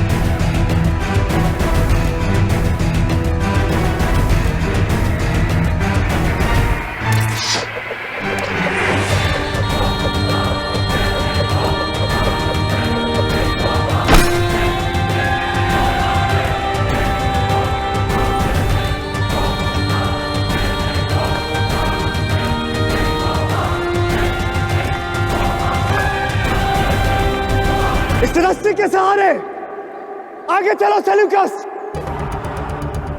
और हमारी आधी फौज को इसी रास्ते से आगे लेकर आ। हेफास्टियन, तुम बाकी की फौज के साथ जमीनी रास्ते से आगे बढ़ो और पूरा मुल्क पहुंचो। हम अचानक हमला करके उन्हें तबाह कर देंगे।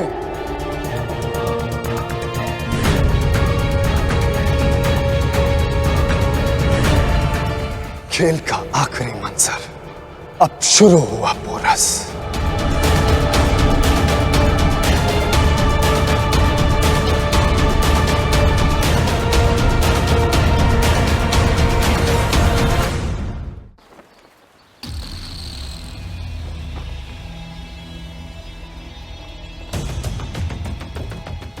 क्या इस विषय में और कोई जानता है?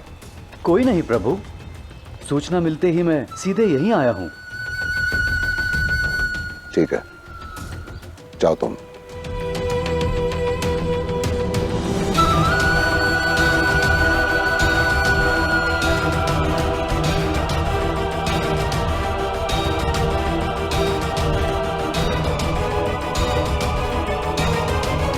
उचित समय पर आए हो महामाते।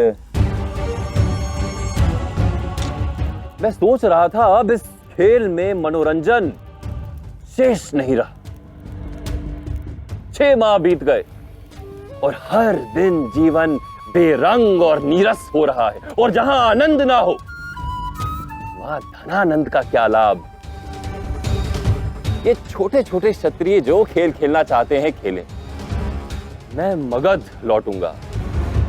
अलेक्जेंडर तो आ नहीं रहा। वो आ रहा है।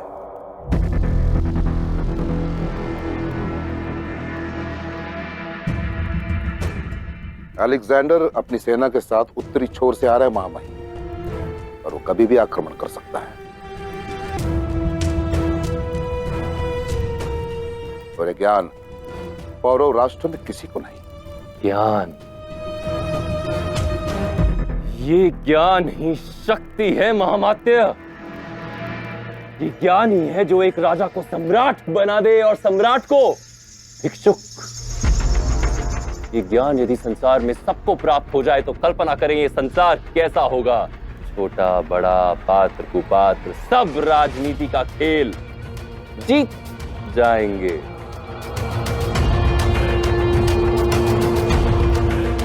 अब तक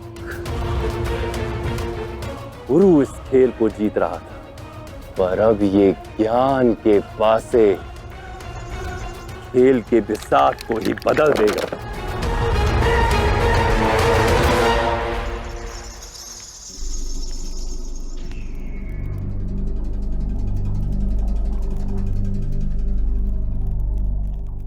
आओ पौरवराज,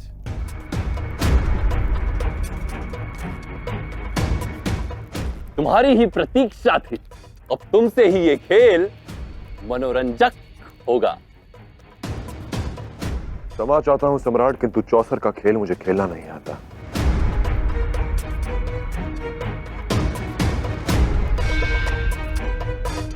मैं आपसे केवल एक निवेदन करने आया हूं।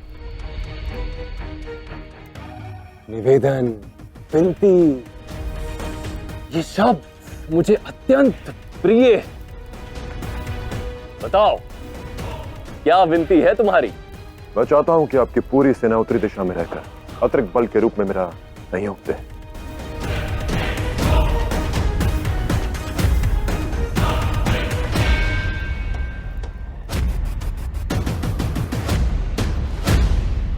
विनती पूर्ण करने में एक विचित्र आनंद आता है। तुम्हारी इच्छा अवश्य पूर्ण होगी। मगध की सेना उत्तर से आएगी। क्यों समझ लो, मैं और मेरी सेना उत्तर दिशा की ओर कूच कर रहे हैं। अभी नहीं सम्राट, आप हमारे सहायक, और सहायकों की सुरक्षा करने का दायित्व मेरा है। पहले मैं स्वयं वहां जाऊंगा और यह सुनिश्चित करूंगा कि वो स्थान आपके और आपकी सेना के लिए सुरक्षित और उपयुक्त है या नहीं। उत्तम, वास्तव में तुम्हारे विचार महान है पुरु। जाओ, सुनिश्चित करो। तब तक मैं अपनी सेना को सज्ज करता हूं, और उचित अवसर आने पर मैं अपना अगला कदम बढ़ाऊंगा।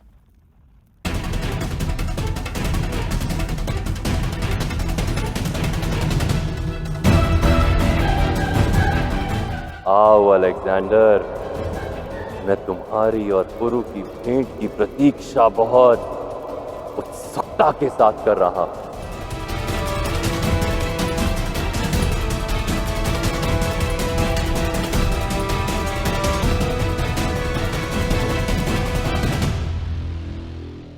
गुरु, ये सवाल कैसा? हमारा तो यहाँ कोई सैन्य बल भी सड़ नहीं है।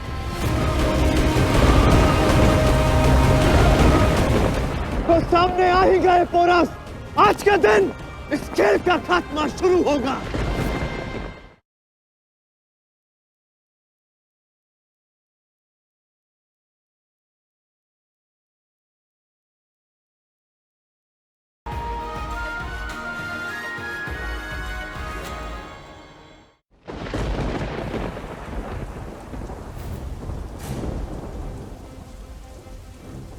आगे बढ़ो।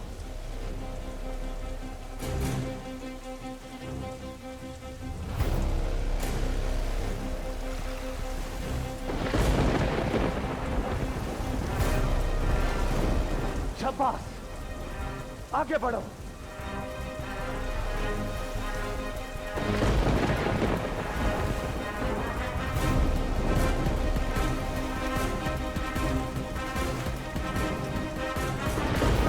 आगे बढ़ो।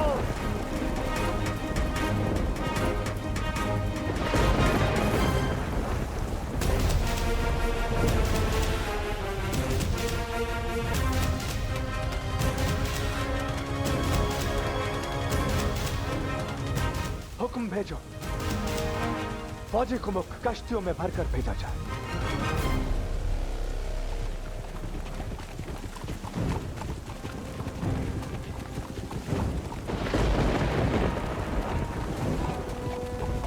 तूफान और गहराता जा रहा है हस्ती, हमें शीघ्र वहां पहुंचना होगा।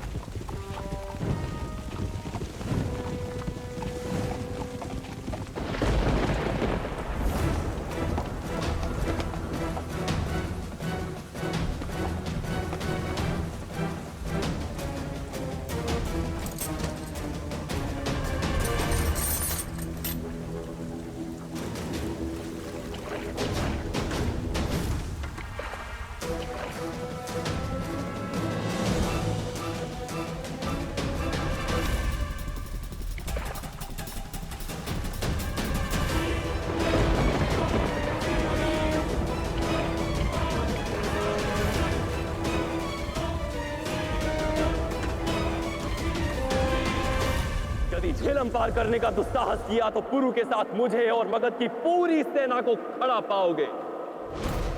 संसार जीता है तुमने, पर्याप्त है।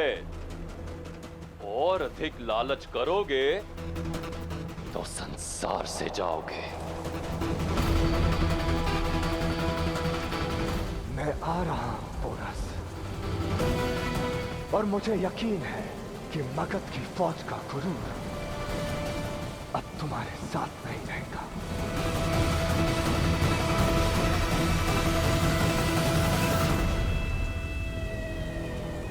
मेरे विचार में पुरु के आने से पहले हमें मगध लौट जाना चाहिए महामाई। नहीं महामात्य, अभी नहीं। किसी वृक्ष को गिराने के दो मार्ग होते हैं। प्रथम, निरंतर उस पर कुल्हाड़ी से प्रहार करते रहो, किंतु इसमें समय भी अधिक लगता है और बल भी। और वृक्ष यदि कटकर गिर भी जाए तब भी उसकी जड़ें शेष रहती हैं, जो पुनः उसे उठ खड़े होने की आस देती हैं। फिर वो दूसरा मार्ग क्या है? दूसरा, उस पेड़ के भीतर दीमक छोड़ दी जाए, जो भीतर ही भीतर उसे खोखला कर दे, उसकी जड़ें तक ना छोड़े, ताकि पुनः उस पेड़ के उठने की कोई आशा ही ना रहे। और पुरु के साथ भी यही होगा। मैं यहां अतिथि बनकर उस वृक्ष को धराशायी होते हुए देखूंगा। और ये सब तब होगा जब अलेक्जेंडर झेलम पार करके पौरव राष्ट्र पर अपना कदम रखेगा। कदम रखेगा।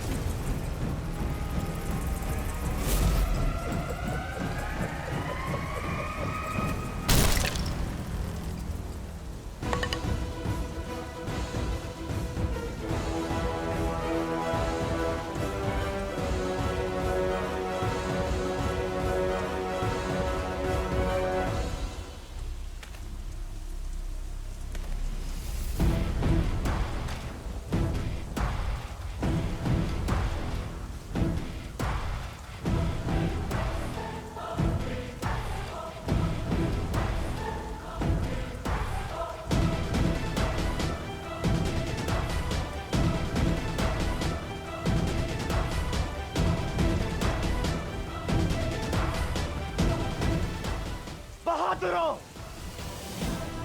तैयार हो अपनी जिंदगी और तारीख की सबसे बड़ी जंग लड़ने के लिए। शाह अलेक्जेंडर, तो और लिख दो अपना नाम तारीख के पन्नों पर दुश्मन के लहू से।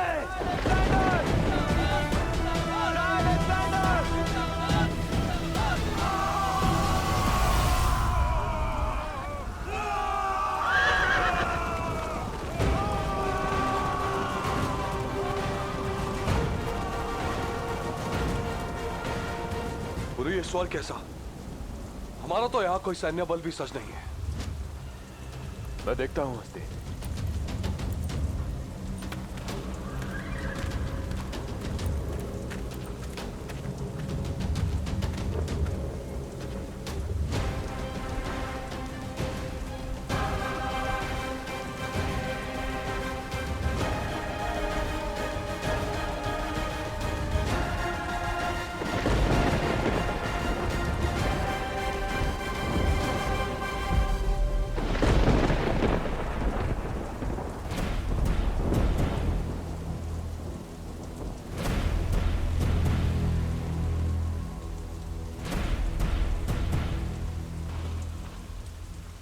तो सामने आ ही गए पोरस।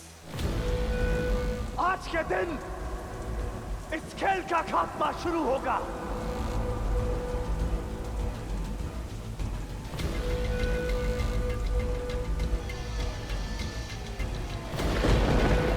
तो ये है पोरस।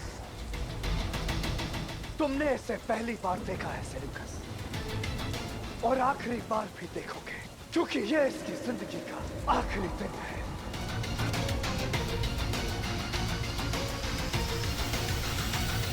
आगे बढ़ो सेल्यूकस, इस खेल का खात्मा हम आज ही करते हैं।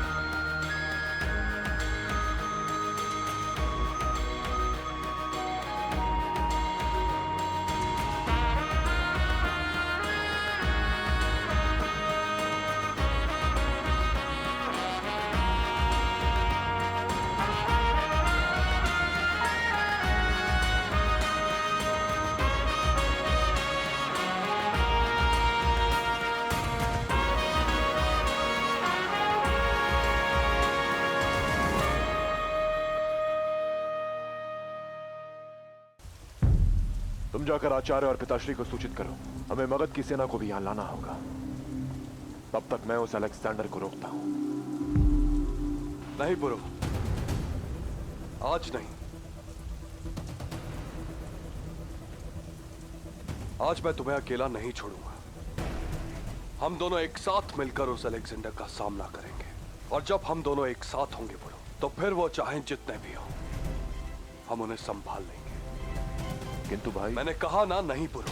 एक महाराज होने के नाते मैंने तुम्हारे सभी निर्णयों का ससम्मान पालन किया है, किंतु एक सेनापति होने के नाते और एक बड़ा भाई होने के नाते मैं तुम्हें अकेला नहीं छोड़ूंगा। और ये एक बड़े भाई का आदेश है पुरु।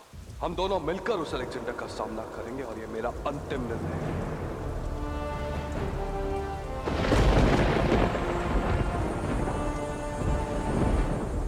शीघ्र जाओ और पिताश्री को सूचित करो। तुम जानते हो ना क्या करना है भाई। हाँ पुरु, समय आ गया है कि फिर से वही बचपन जी ले जो दस्यु लोक में जिया करते थे। तो आओ भाई, बहुत दिन हो गए हैं दस्यु खेले हुए।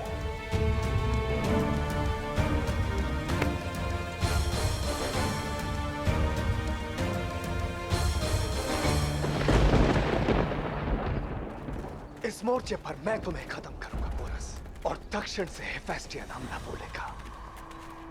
आज पूरी तरह इस चक्की में पिस जाओगे तुम पोरस, और फिर पूरा मुल्क सिर्फ किस्सों में याद किया जाएगा।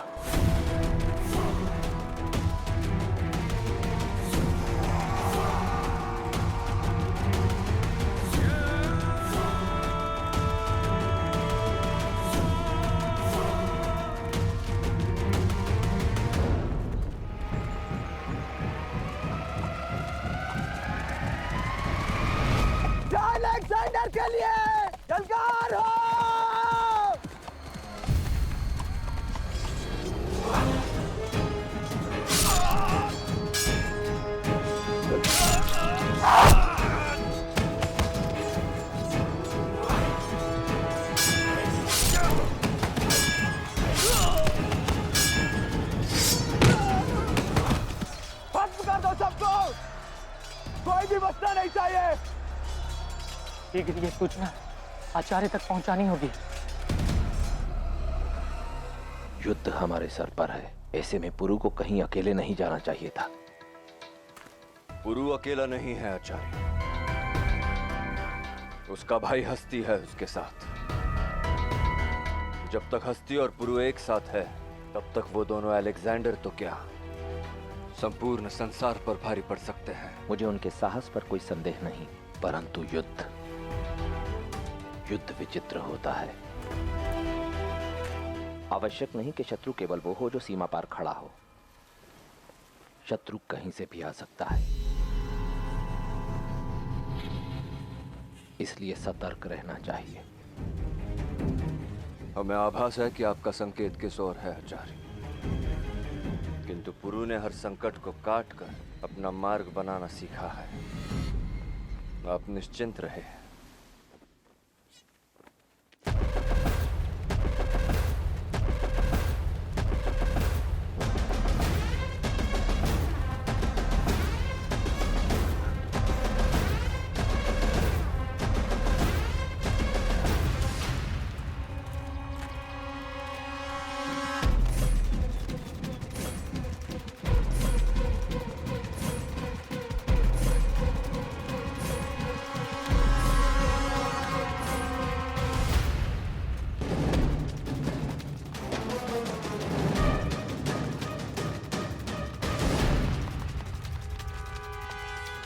अपने अपने स्थानों पर तैनात हो जाओ सैनिकों। अलेक्जेंडर किसी भी क्षण यहां पहुंचता होगा। वो पल जिस पर हमारे देश का आने वाला कल निर्भर है, वो पल आ गया है। बहुत जल्द हम अपने जीवन का सबसे बड़ा युद्ध लड़ेंगे, और अपने जीवन का अंतिम युद्ध लड़ेगा वो अलेक्जेंडर। अब तक हमारा संदेश छावनी तक पहुंच चुका होगा। सम्राट धनानंद अपनी सेना सहित यहां पहुंचते ही होंगे। बस तब तक हमें यह मोर्चा संभालना है, फिर सब कुछ हमारे नियंत्रण में होगा।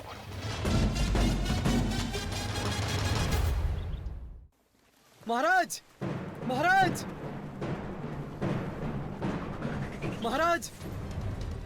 संदेशवाहक का वेग बता रहा है कि पुरु की भेंट उस अतिथि से हो गई है जिसकी प्रतीक्षा वो महीनों से कर रहा है। उचित कह रहे हो मामाई।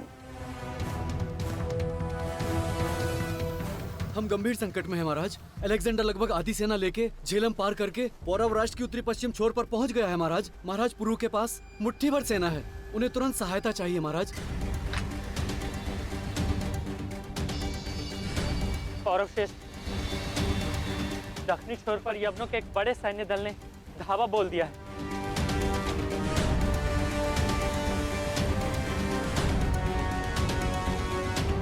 तो अलेक्जेंडर ने दोनों ओर से मोर्चा खोल दिया है।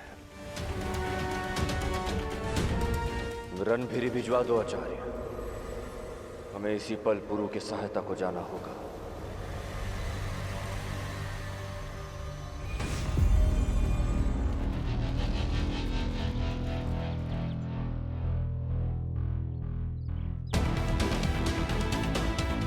मैं जानता हूं तुम यहीं कहीं हो पोरस। आओ, सामने आओ।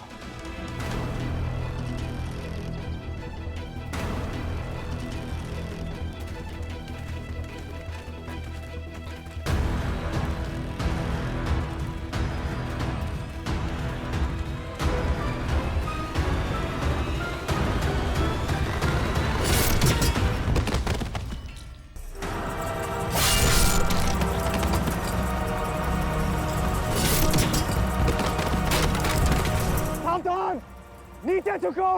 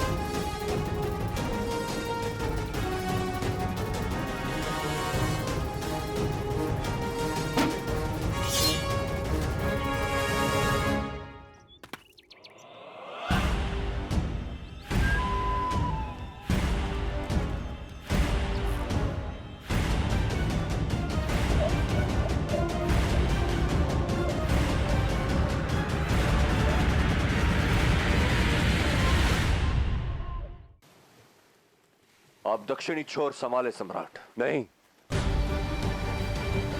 पुरु ने मुझे उत्तरी पश्चिमी छोर संभालने को कहा था। वहां मैं जाऊंगा। आप दक्षिण मोर्चा संभालिए। मैं अन्य क्षत्रिय राजाओं के साथ मिलकर युद्ध नहीं करूंगा। और वैसे भी अलेक्जेंडर को मैंने चेताया था कि यदि उसने झेलम पार की तो पुरु के साथ वो मुझे खड़ा पाएगा। उसे उसके इस दुस्साहस का दंड देने मैं स्वयं जाऊंगा। हमारे विचार से हमें आपके साथ चलना चाहिए। आचार्य शेष राजाओं के साथ उनकी सेनाओं का नेतृत्व कर सीमावर्ती क्षेत्र की कमान संभाल लेंगे। देखा महामात्य, मगध इनकी सहायता करने के लिए यहां पर आया। 6 माह तक प्रतीक्षा की और अब ये मगध सम्राट की सहायता करना चाहते हैं। या यूं कहूं कि इन्हें लगता है कि एक नापित नंद यवनों के साथ क्या युद्ध करेगा। ये मगध का अपमान, और ये मैं बिल्कुल नहीं सहूंगा। सम्राट, पौरव श्रेष्ठ के कहने का यह तात्पर्य नहीं, किंतु मेरे कहने का अभिप्राय यही है कि मैं अपनी सेना के साथ उत्तरी छोर पर जाऊंगा, अन्यथा मेरी सेना लौट जाएगी।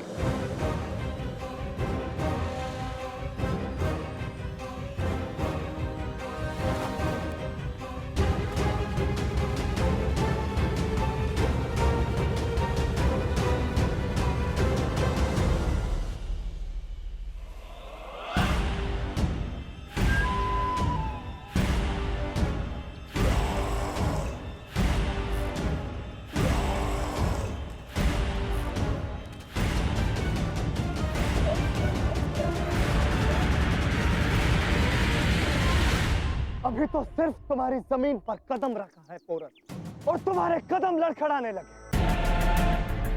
अभी तो तुम्हारी जमीन, तुम्हारा मुल्क और तुम्हारा ख्वाब सब कुछ मेरी मुट्ठी में होगा, और तुम्हारा वजूद मेरे एक इशारे का मोहताज होगा। मेरी मां मेरी धरती पर पड़ रहा तुम्हारा एक एक कदम तुम्हें तुम्हारे अंत की ओर ले जाएगा अलेक्जेंडर। आज अवश्य ही तुम्हारा स्वप्न चकनाचूर करूंगा। अब अल्फाजों की ललकार नहीं, तलवार की धार इस जंग का फैसला करेगी।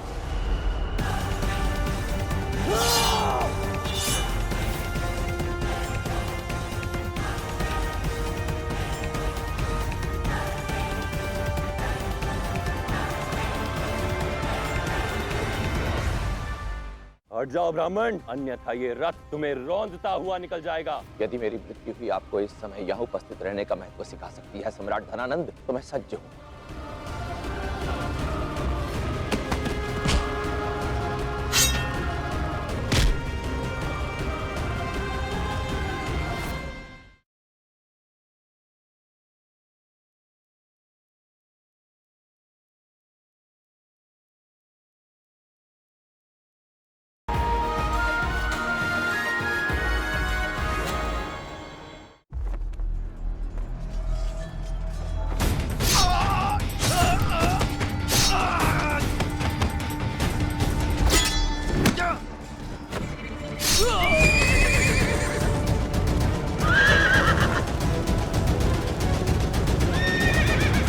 सब लोग एक साथ हो जाओ, मिलकर उन पर प्रहार करो। जलगारो!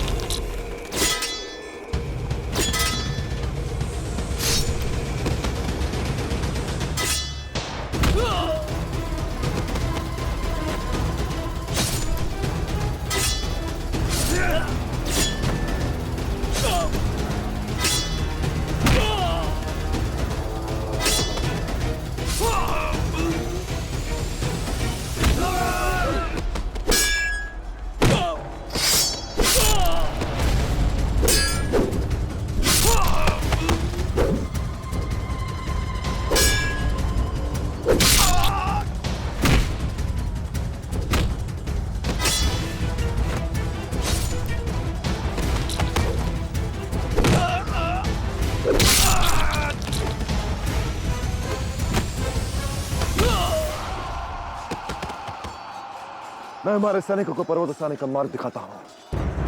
तुम अलेक्जेंडर को रोकने के लिए व्यूह रचना करो।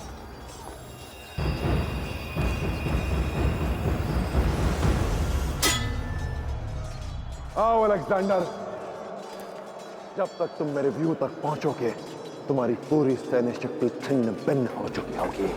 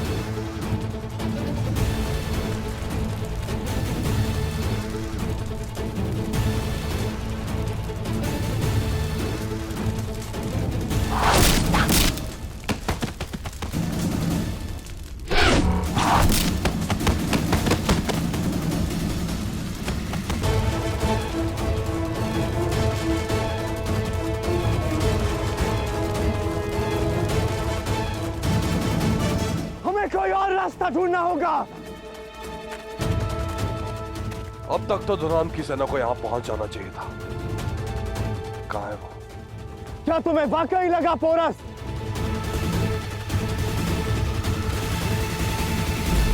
तुम और तुम्हारे वो मुट्ठी भर सैनिक अलेक्जेंडर को रोक सकते हैं?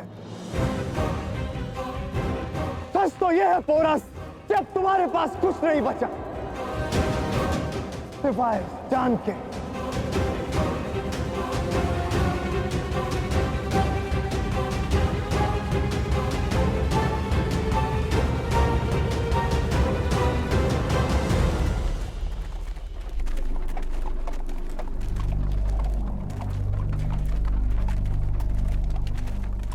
मगध की सेना आ गई है पुरो।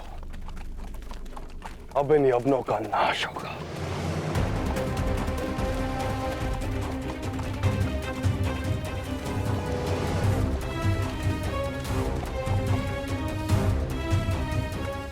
अब बिल्कुल उपयुक्त समय पर आए हैं सम्राट। अब ये युद्ध आज अभी और इसे समय पूर्ण होगा। आइए इन यवनों का नाश करते हैं।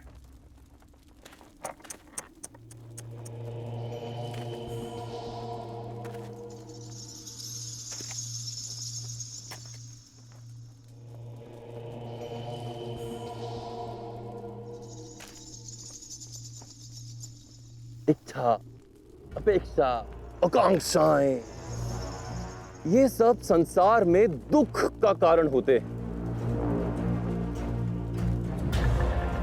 इसीलिए मुझे इच्छाओं और अपेक्षाओं को भंग करने में अत्यंत आनंद आता है।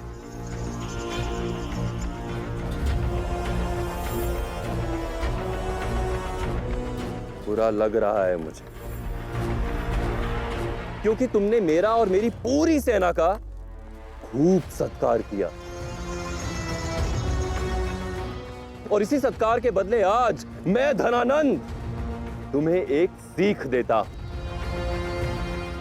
युद्ध में कभी किसी पर अत्यधिक विश्वास मत करना।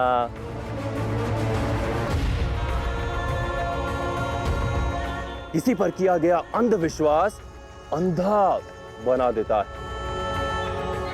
जिसे ढाल समझते हैं विश्वास की, वो घात का शस्त्र बनकर जिक काट सकता है।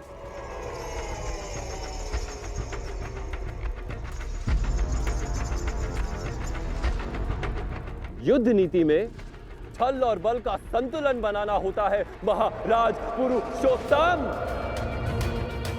ये आप क्या कह रहे हैं सम्राट? जब दो राजा बात कर रहे हो तो बीच में बोलने का अधिकार तुम्हें आज भी नहीं है बालक। गुरु संसार में वो सूरज बनने की चेष्टा कर रहा है जो मुझ पर ही ग्रहण लगा देगा, मेरे ही अस्तित्व को निगल जाएगा।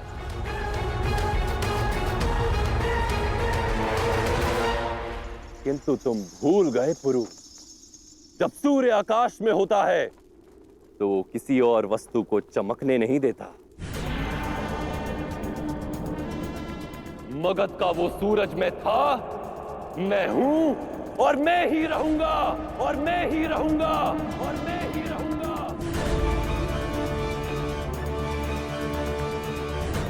क्षमा करना, ये युद्ध तुम दोनों का है, निपटो। और मगध की ओर मुख मत करना।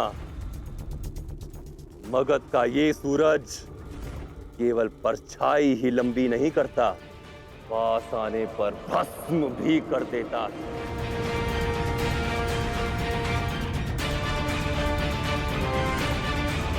चलो।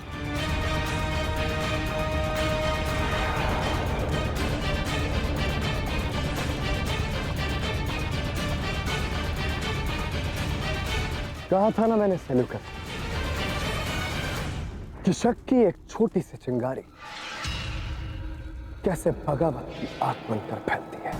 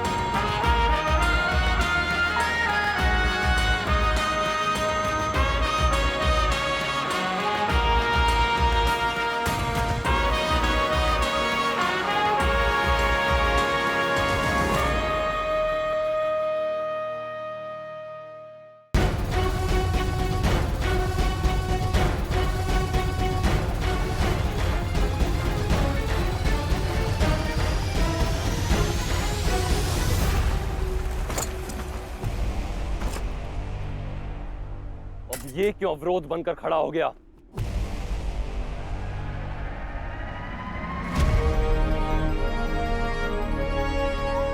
अवरोध नहीं, भविष्य आया है सम्राट धनानंद आपको सचेत करने के लिए। इतिहास को अवसर मत दीजिए सम्राट कि वो आपको अखंड भारत की सबसे बड़ी बाधा के रूप में स्मरण रखे। मत अवसर दीजिए इस संसार को कि वो स्वतंत्रता के भक्षक के रूप में आपका नाम ले। सम्राट, ये समय भारत से मुंह मोड़कर खड़े होने का नहीं। भारत के अन्य वीरों के साथ कंधे से कंधा मिलाकर भारत के शत्रुओं के साथ संग्राम करने का है। आज तक नंद वंश के बारे में किसी ने कुछ भी कहा हो, परंतु यदि आज आप भारत के अन्य वीरों के साथ कंधे से कंधा मिलाकर लड़ेंगे तो आने वाला इतिहास नंद वंश का नाम स्वर्णिम अक्षरों में लिखेगा।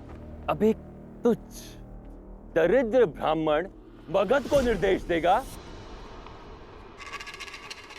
एक नापित नंद को सिखाएगा कि उसे क्या करना चाहिए? हट जाओ ब्राह्मण, अन्यथा ये रथ तुम्हें रौंदता हुआ निकल जाएगा।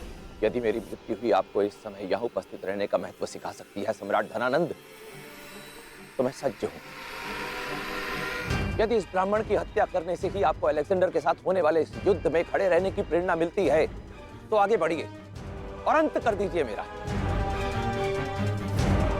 अपनी मातृभूमि के प्रति से अपना ऋण समझकर मैं अपनी मृत्यु को सहर्ष गले लगा लूंगा।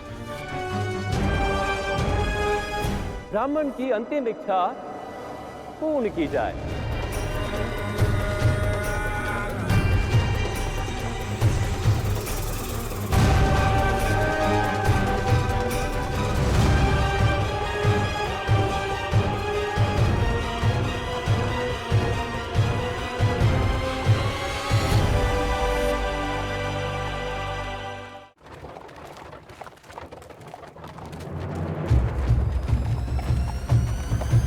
नहीं आचार्य,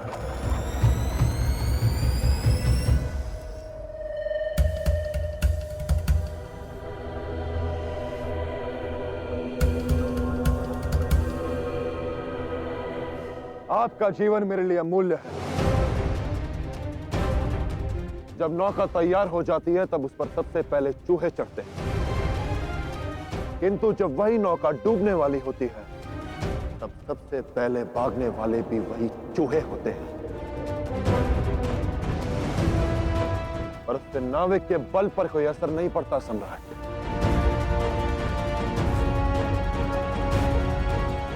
यदि ये जाना चाहते हैं तो इन्हें जाने दिया जाए आचार्य। आप ये मत सोचेगा कि मगध की सेना हमारा बल है। हमारा बल राष्ट्र प्रेम है, और इसी राष्ट्र प्रेम के लिए धरती मां की कई संतानें हैं जो अपने रक्त की आहुति देने को सच है।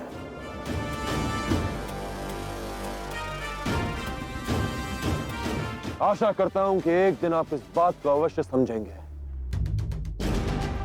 कि हम मैं से बड़ा होता है, कि मगध भारत का एक हिस्सा है, भारत मगध का नहीं। आप स्वयं को सूर्य समझते हैं ना, तो स्मरण रहे कि जब सूर्य तपना छोड़ता है तब वो रात के अंधकार में छिप जाता है। आपकी आंखों से ये भ्रम की पट्टी अवश्य उतरे। अब आपसे बात करने के अतिरिक्त मेरे पास और भी काम शेष है। शुभ यात्रा सम्राट धनानंद।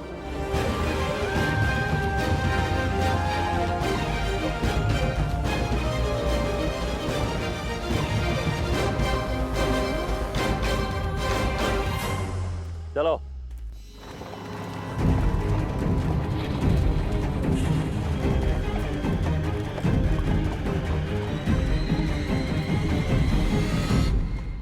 लगता है आज जो तमाचा तुम्हारे गाल पर पड़ा है पोरस, उसकी गूंज तुम्हारे दिमाग तक अभी पहुंची नहीं। इसलिए धनानंद के जाने के बाद तुम यूं अलेक्जेंडर के सामने खड़े हो। तुम भारतीय बड़ा देर से समझते हो पोरस, और इसीलिए तुम हमारे गुलाम भी बनते हो।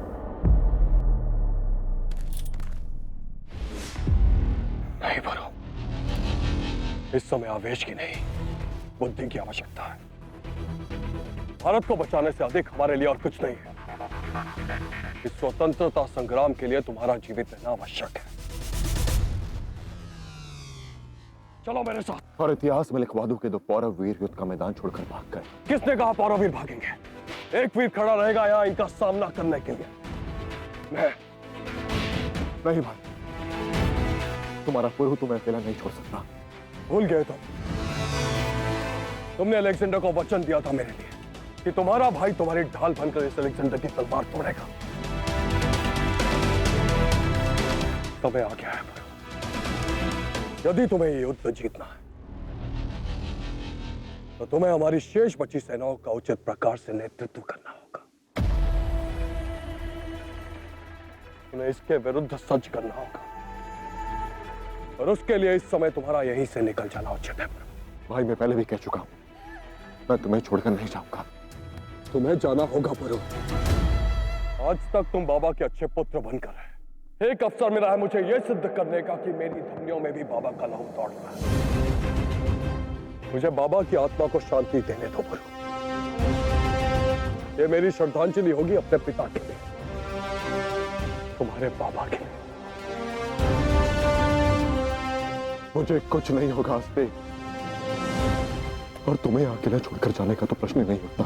स्मरण करो, राजमाता ने तुम्हें क्या सिखाया कि मातृभूमि से बढ़कर कुछ भी नहीं, मां भी नहीं। मैं तो केवल भाई हूं। यदि तुम जीवित रहना पुरु तो भारत की लौ जलती रहेगी। भारत अखंड भी बनेगा और स्वतंत्र भी। और आज यदि हस्ती मरा भी तो गर्व होगा उस पर, उसके बाबा को, उसके भाई को, और स्वयं उसे अपने आप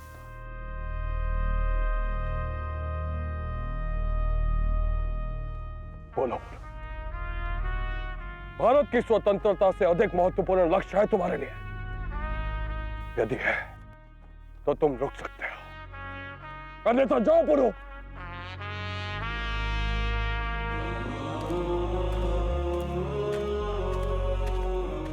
मातृभूमि की रक्षा के लिए तुम्हें इस समय यहां से जाना ही होगा। भगत की सेना के पलायन के पश्चात हमारी संयुक्त सेनाओं का मनोबल टूट चुका होगा। केवल तुम ही हो जो उनके गिरे हुए मनोबल को पुनः जागृत कर सकते हो। तुम्हें यहां से जाना होगा पुरु। हस्ती एक योद्धा है, अपनी नियति जानता है।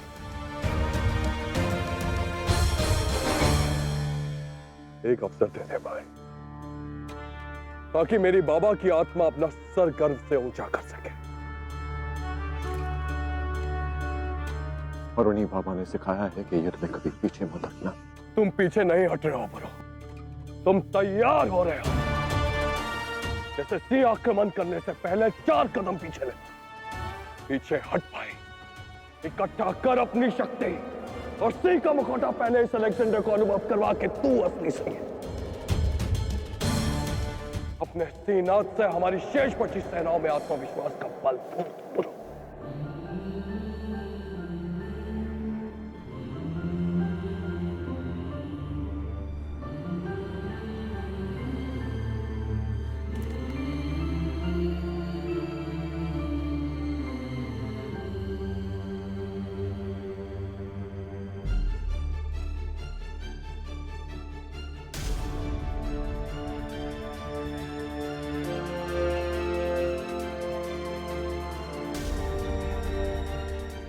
भारत जय तो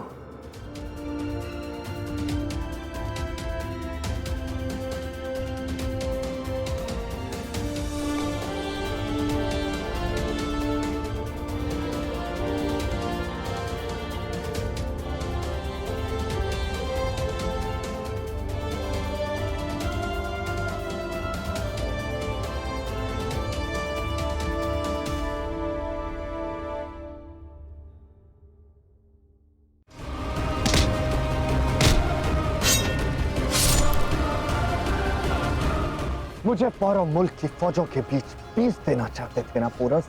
अब तुम पिसोगे मेरे और मेरे दूसरे मोर्चों के बीच।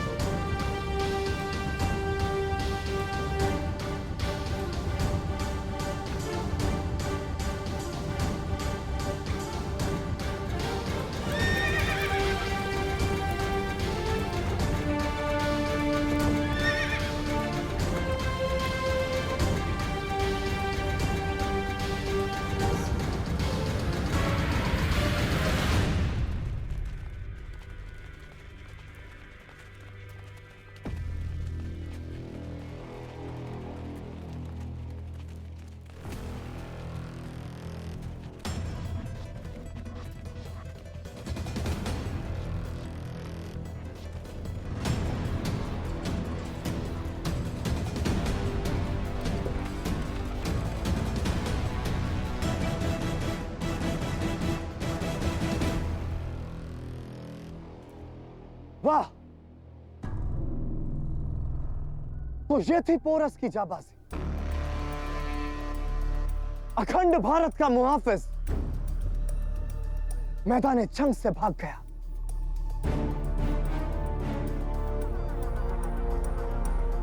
अपने भाई को अकेला मरने के लिए छोड़ने को।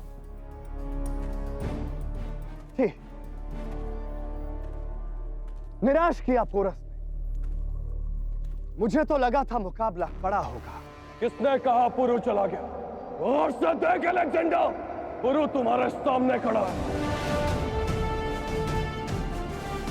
मैं हस्ती नहीं पुरु हूं, क्योंकि पुरु एक व्यक्ति नहीं, एक सोच है, और लक्ष्य सोच पूरा करती है, शरीर नहीं।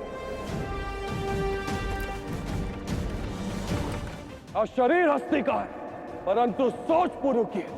वो सोच जो कहती है कि प्रत्येक व्यक्ति के लिए उसके माँ बाप, भाई बहन या अन्य किसी भी संबंध से बढ़कर उसके लिए उसकी मातृभूमि होती है। बातें तो बिल्कुल पोरस की तरह करते हो हस्ती। प्रहार करो अलेक्जेंडर, जवाब भी पुरु की तरह ही मिलेगा। और अपने भाई को दिया वचन भी तो पूरा करना है। तुम्हारे भाई का कॉल पूरा होना हो हस्ती, पर तुम्हारी सांसें आज ही पूरी होगी।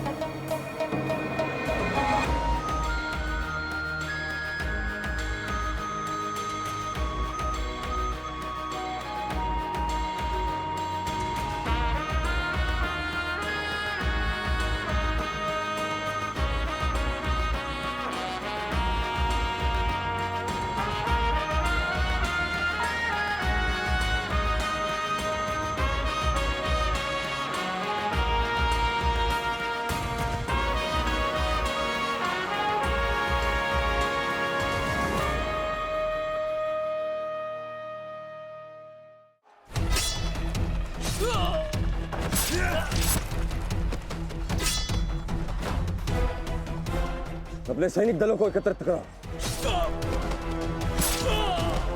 हमें तुरंत पुरु के पास उत्तर की दिशा में बढ़ना होगा।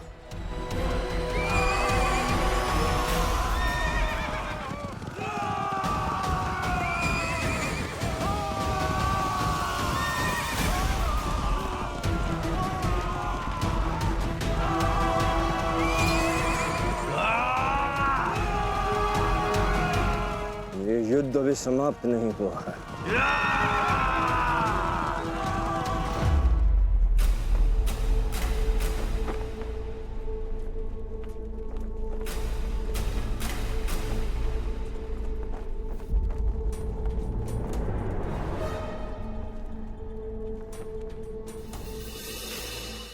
ये तो फतेह की शुरुआत है शाह। धीरे धीरे मैसेडोनिया का ये परचम पूरे पौरव मुल्क पे ठहराएगा। आज जश्न मनेगा। नहीं सेल्यूकस, जो शिकार को जख्मी करके जश्न मनाते हैं, शिकार उनके हाथ से निकल जाया करते हैं। हम वक्त नहीं गवाएंगे। हमारी फतेह का सालन पौरव मुल्क की सुलगती आह और सिसकियों पर पकेगा। हजारों लाशों की मीनार पर लहराएगा हमारा परचम। और जितनी ऊंची ये मीनार होगी, फतेह का मजा भी उतना ही आएगा। और फौरन किसी के हाथों हेफेस्टन को पैगाम भिजवा कि वो दक्षिणी सिरा छोड़कर हमारे साथ आकर मिले। इस वक्त हमारी तमाम फौज एक साथ एक जगह पर होना जरूरी है, ताकि हम एक साथ मिलकर उन पर हमला करें और एक ही बार में उन्हें खत्म कर दें।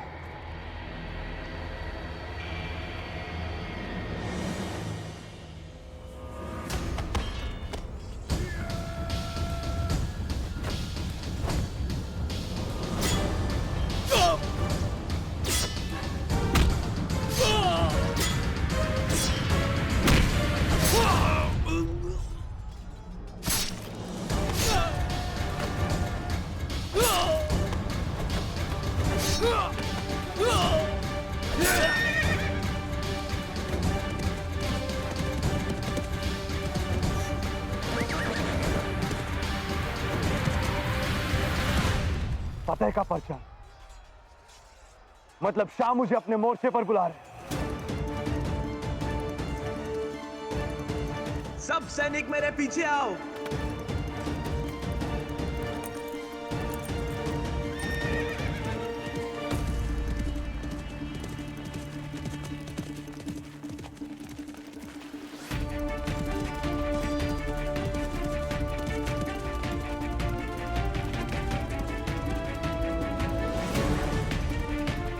पौरव श्रेष्ठ, हमारे प्रयास और आपके नेतृत्व में यमन सेना को खदेड़ दिया है। वो मैदान छोड़कर भाग रहे हैं। वो पीछे नहीं हट रहे।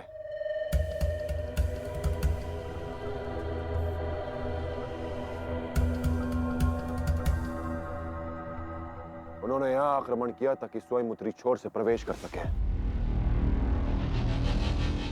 वो अपनी शक्ति को बिन मोर्चों पर नहीं बांटना चाहते पिताश्री। वो सब एक साथ होना चाहते हैं और फिर पूरी शक्ति से हम पर आक्रमण करना चाहते हैं। पुरुष सही कह रहा है।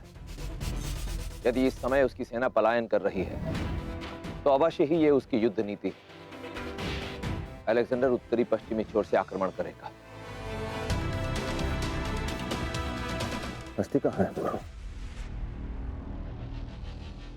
वो तो तुम्हारे साथ ही।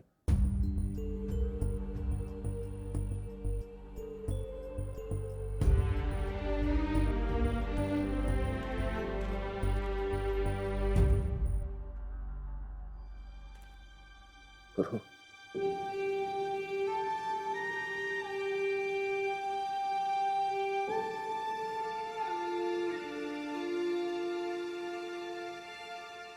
कैसे? हस्ती ने यह सिद्ध कर दिया कि उसमें बाबा रिपुदमन के संस्कार हैं। किसने कहा पौरव वीर भागेंगे? एक वीर खड़ा रहेगा यहां इनका सामना करने के लिए। मैं आज तक तुम बाबा के अच्छे पुत्र बनकर रहे। एक अवसर मिला है मुझे यह सिद्ध करने का कि मेरी धमनियों में भी बाबा का लहू दौड़ रहा है। यदि तुम जीवित रहना पुरु तो भारत की लौ जलती रहेगी। भारत अखंड भी बनेगा और स्वतंत्र भी। अपने सीनाथ से हमारी शेष बची सेनाओं में आत्मविश्वास का बल फूंक। और आज यदि हस्ती मरा भी तो गर्व होगा उस पर, उसके बाबा को, उसके भाई को।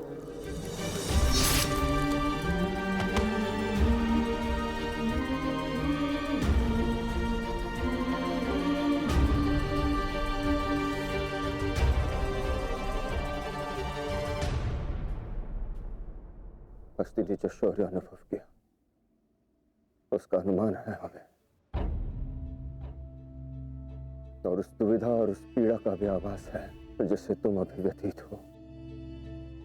बस्ती को छोड़कर आने का निश्चय करना संसार का सबसे बड़ा निर्णय रहा होगा तुम्हारा।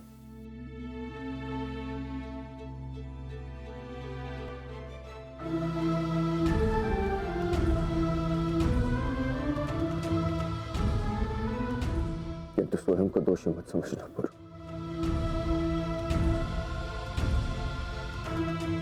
कोई और विकल्प था ही नहीं तुम्हारे पास, देश के पास। हाँ पिताश्री, पर मेरे भाई के प्राणों की आहुति व्यर्थ नहीं चाहिए। उसका ऋण चुकाने का केवल एक माध्यम है।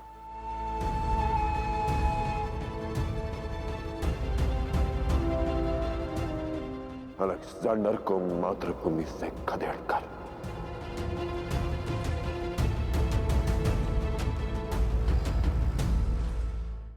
जंग का पहला मोर्चा हमने फतेह कर लिया। हम इस वक्त यहां हैं।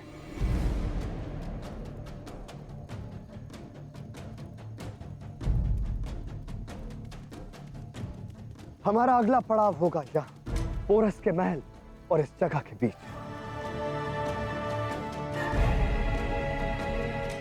जहां हम अपनी पूरी ताकत और मजबूती से पोरस पर हमला करेंगे।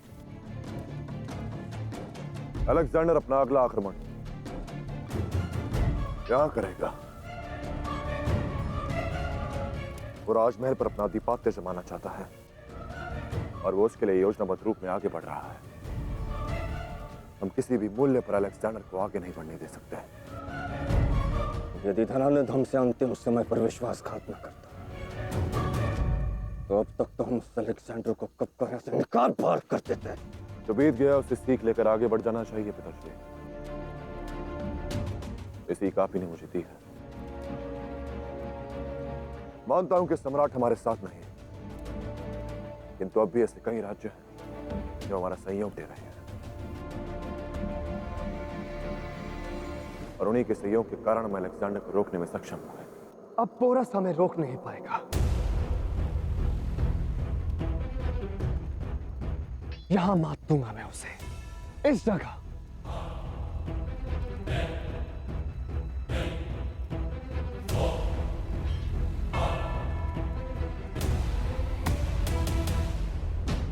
और इस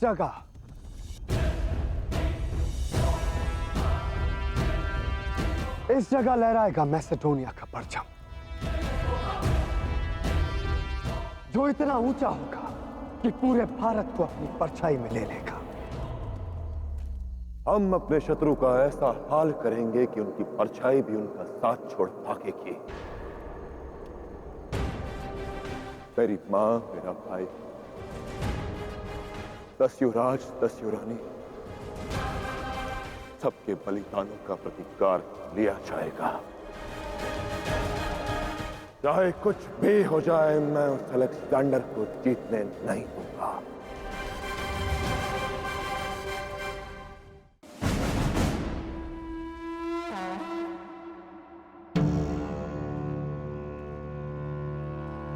जानता था कि तुम मेरा सामना करने के लिए यहां खड़े होंगे पोरस, और शायद तुम नहीं जानते, इस जंग से पहले जो तोहफा मैं तुम्हें दे रहा हूं, उसके बाद तुम्हारी सारी पुश्तें अलेक्जेंडर से सामना करने का ख्याल अपने जहन में भी नहीं लाएगी।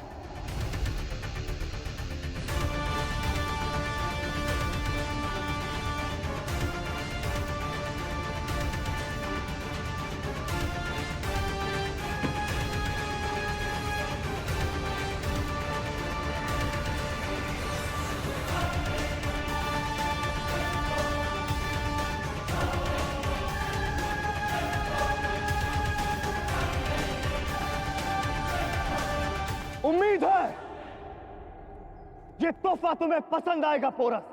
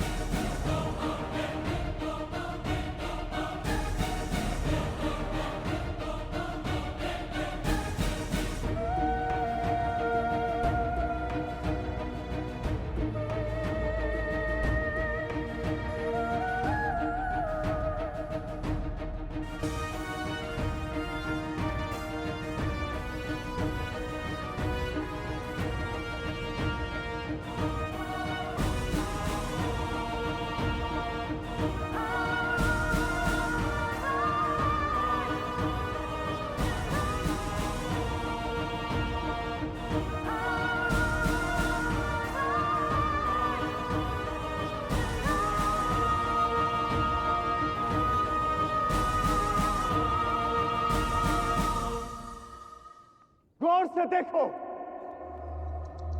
ये है तुम्हारा सेनापति, पोरस का भाई हस्ती।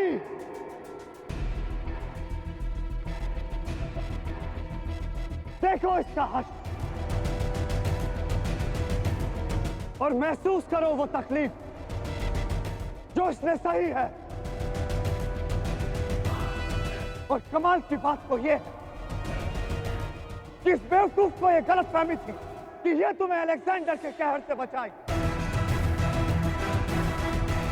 पर ये नहीं जानता कि अलेक्जेंडर वो शमशीर है जो बड़ी से बड़ी और मजबूत से मजबूत ढाल को भी चीर सकता है। तो अब अगर है हिम्मत तो आओ और इसे ले जाओ।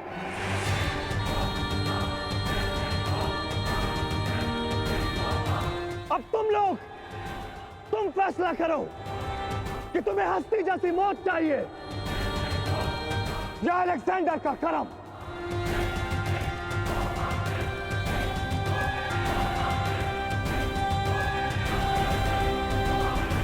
जो आंख मेरी तरफ उठेगी वो इसी तरह बंद कर दी जाएगी।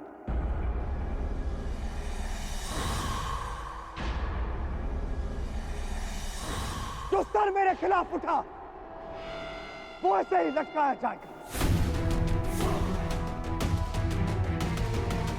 आखिरी मौका है तुम्हारे पास।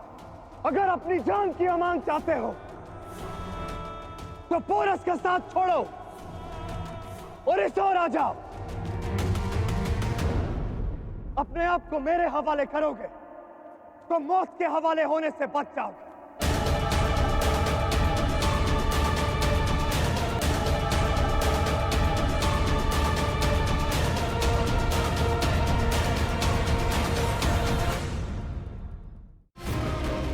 तो बताओ पोरस, तुम्हारे साथ क्या सलूक किया जाए?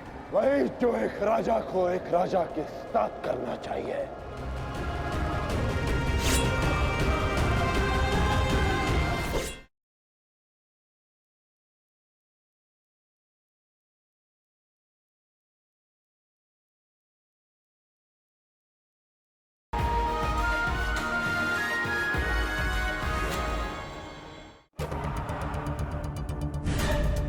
तुम्हारा भाई बेवकूफ था पोरस, जिसे ये गुमान था कि उसकी मौत मौत नहीं एक कुर्बानी है।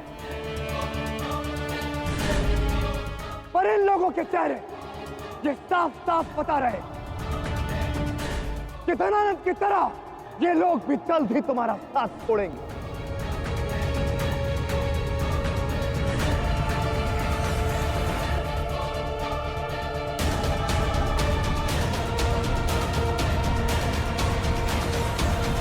अलेक्जेंडर ने जो कुछ भी कहा वो आप सभी ने सुन लिया।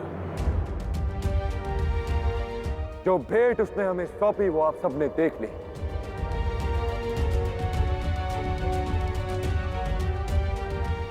अब उसके प्रस्ताव का क्या उत्तर देना है ये आप सब पर है। और जहां तक बात रही मेरी, मैं पीछे नहीं हटूंगा।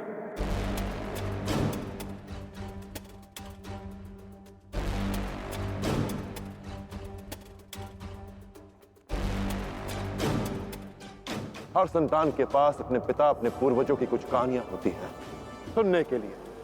हर बूढ़े पिता के पास कुछ कहानियां होती हैं अपनी संतान को सुनाने के लिए। कुछ विरासतें होती हैं जो वो अपने आने वाली पीढ़ियों को सौंपते हैं। मेरी कहानी क्या होगी, मेरी विरासत क्या होगी, इसका निर्णय मैं ले चुका हूं।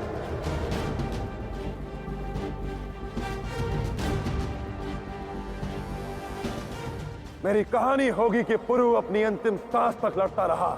मातृभूमि की रक्षा में उसने अपनी मां, अपना भाई, अपना सब कुछ खो दिया। फिर भी वो रुका नहीं।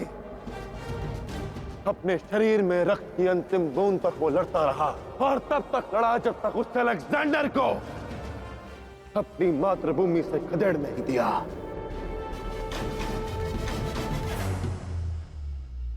अभी आप सब पर है कि अपनी आने वाली पीढ़ियों को विरासत में क्या सौंपना चाहते हैं, स्वतंत्रता या परतंत्रता।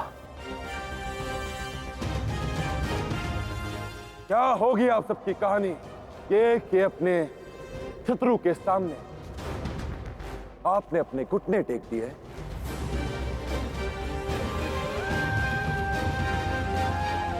या फिर यह कि शत्रु की आंख में आंख डालकर अपनी अंतिम सांस तक लड़ते रहे अपनी मातृभूमि की रक्षा करने के लिए।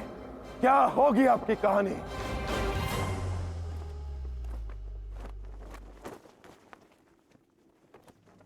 यह युद्ध भारत के लिए नहीं, आप सभी को अपने लिए लड़ना होगा,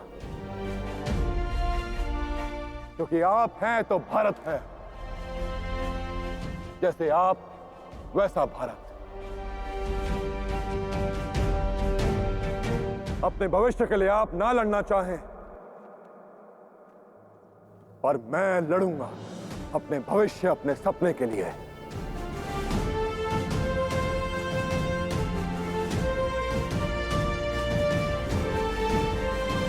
भारत जय तू, भारत जय तू, भारत जय तू, भारत जय तू, भारत जय तू, भारत जय तू, भारत जय तू, भारत जय तू, भारत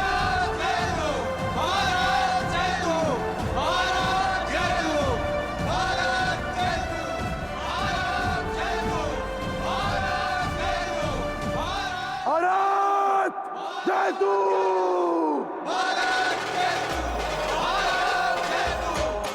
भारत जय तू,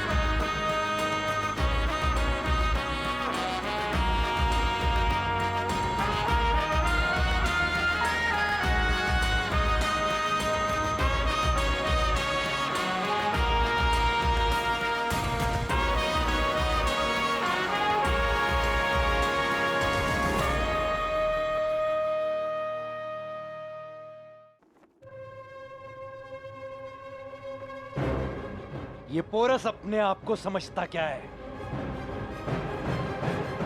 इसे क्या लगता है जोश भरी तकरीर देने से ये जंग को जीत जाएगा?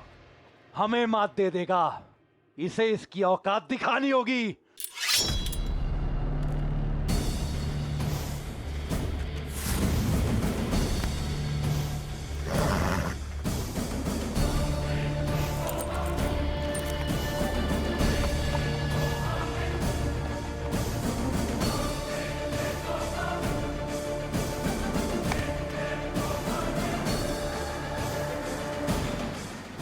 भारत जय तू,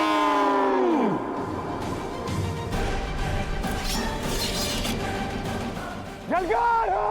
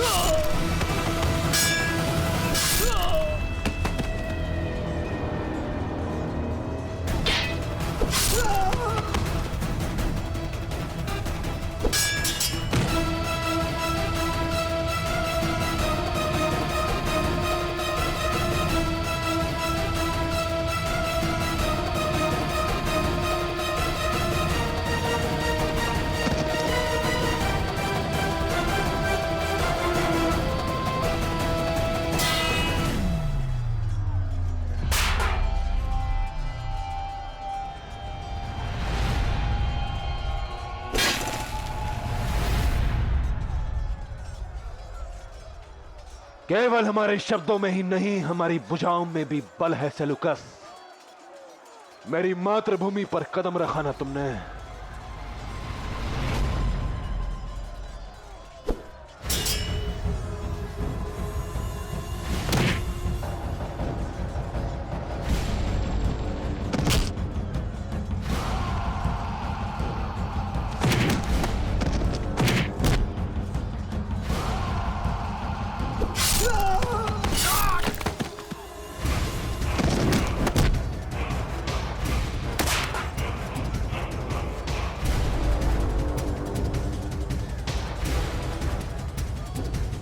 हमारी नई चाल चलने का वक्त आ गया है सेबेस्टियन, तुम तैयार रहना।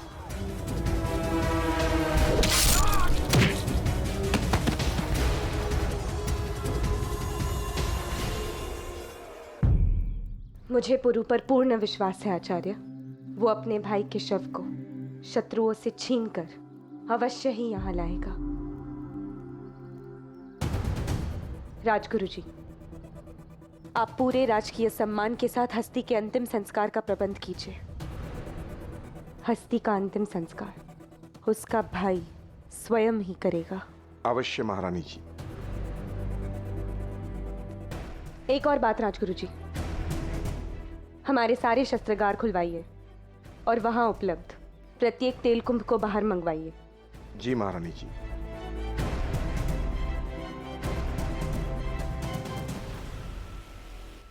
कुछ कहने की आवश्यकता नहीं है लाची। तुम्हारी कुशाग्र बुद्धि ने क्या योजना बनाई है मैं समझ गया। बाकी का कार्य मेरे शिष्य कर लेंगे। धन्यवाद आचार्य। आज पौरव राष्ट्र का प्रत्येक नागरिक अपना कर्तव्य निभा रहा है, फिर चाहे वो सैनिक हो या एक गुरु। भले ही मैं पुरु के साथ रणभूमि में उपस्थित नहीं हूं, परंतु अलेक्जेंडर के विरुद्ध इस युद्ध में मैं मेरे पुरु के साथ अवश्य लड़ूंगी।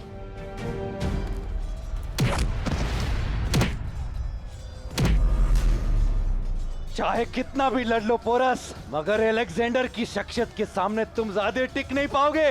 वो बहुत जल्द तुम्हारी लाश पर कदम रखकर तुम्हारे तख्त पर बैठेगा। मुझे मेरे सिंहासन की कोई चिंता नहीं है सेलुकस। वो उसी राजा को मिलता है जो धर्मपरायण हो, जो उसके लायक हो, जो उसके पात्र हो। और तुम्हारा वो अलेक्जेंडर मेरे सिंहासन के पात्र नहीं है।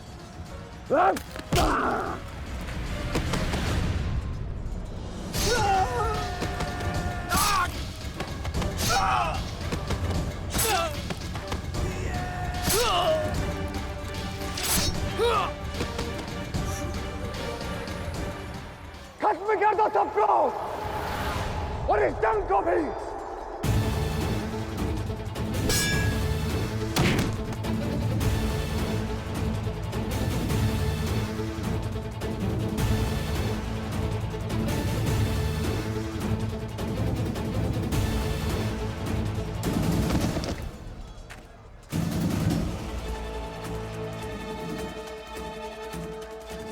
आज मैं तुमसे अपने पिता की हत्या का प्रतिकार लूंगा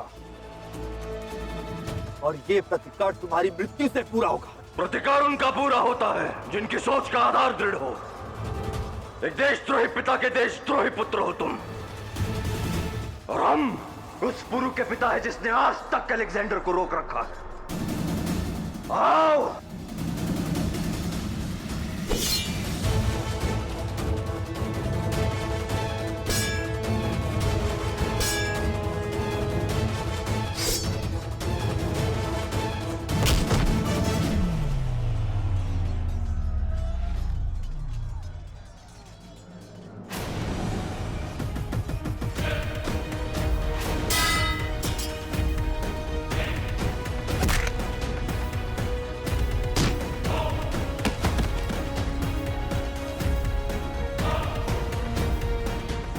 व्यक्ति अपने कर्मों का फल अवश्य ही भुगतता है। वही तुम्हारे पिता ने भुगता, वही तुम भी भुगतोगे। किंतु हमें मारने के लिए तुम्हें थोड़ा और बल जुटाना होगा। हम और तुम्हारा कर्म तुम्हें एक अंतिम अवसर देते हैं। उठाओ शस्त्र, ले लो प्रतिकार मारो हमें यदि मार सकते हो तो।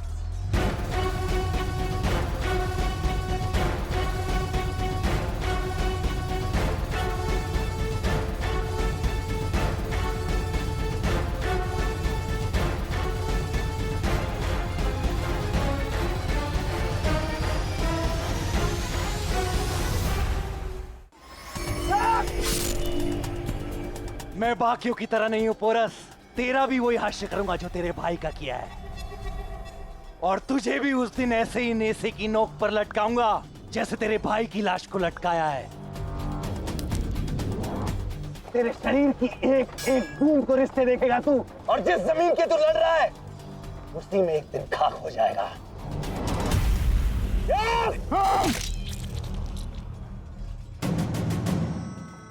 मेरे धमनियों में बह रहे रक्त की एक एक बूंद पर देशभक्ति का नाम लिखा है सेलुकस। रक्त शरीर के बाहर हो या उसके अंदर, इससे उसकी निष्ठा पर कोई अंतर नहीं पड़ता। बुरो हो या हंसते, हम सभी धरती माँ की संतान हैं जो उनका ऋण चुकाने को सज हैं। खेद होगा तुम्हें कि तुम अलेक्जेंडर की सहायता करने यहाँ आए। जो रक्त तुमने मेरे भाई का बहाया है, उस रक्त की एक एक बूंद का मूल्य चुकाना होगा तुम्हें, जो तुमने मेरे भाई के शरीर से बहाया है।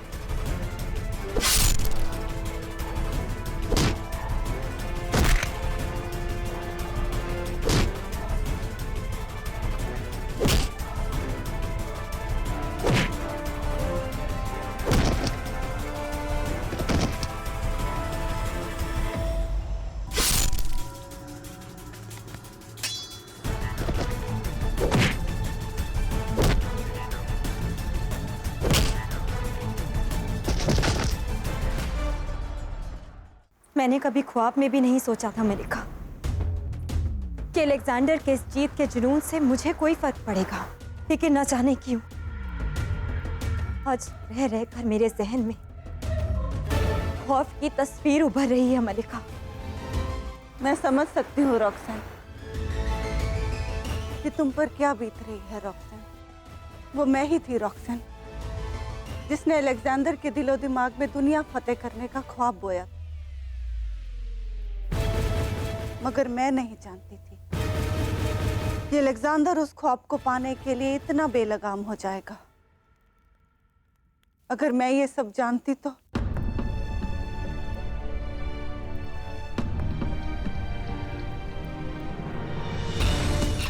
आप जरूर मुझसे कुछ छुपा रही हैं मलिका। ऐसा क्या है जिस पर अब तक आपने पर्दा डाला हुआ? मलिका, आपको मुझे बताना ही होगा। मैं अलेक्जेंडर की बीवी हूं और मुझे सच जानने का हक है।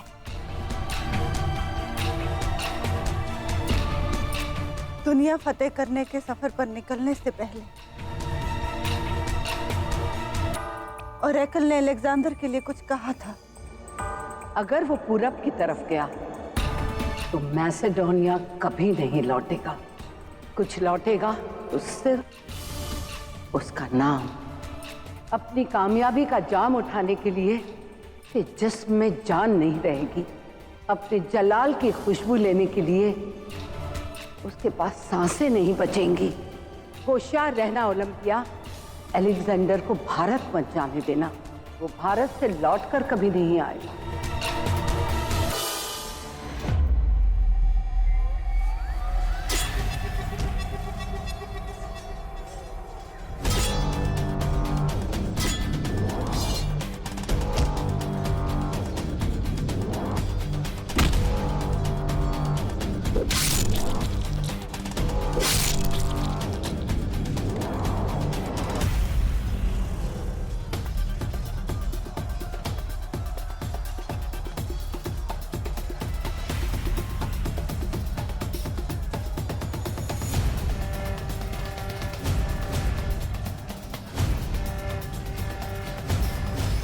अपने ईश्वर को स्मरण कर लो सेलुकस।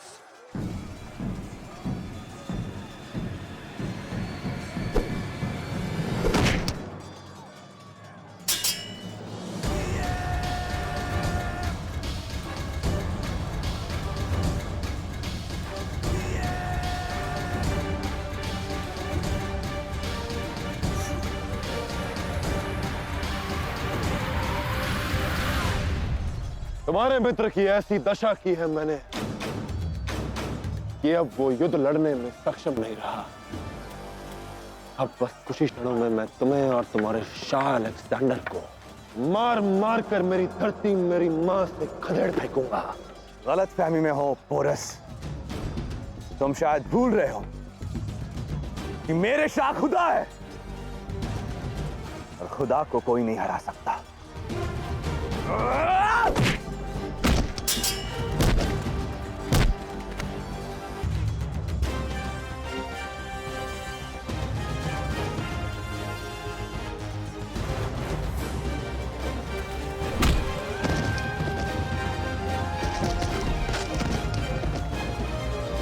किंतु इस बार वो हारेगा, अवश्य हारेगा।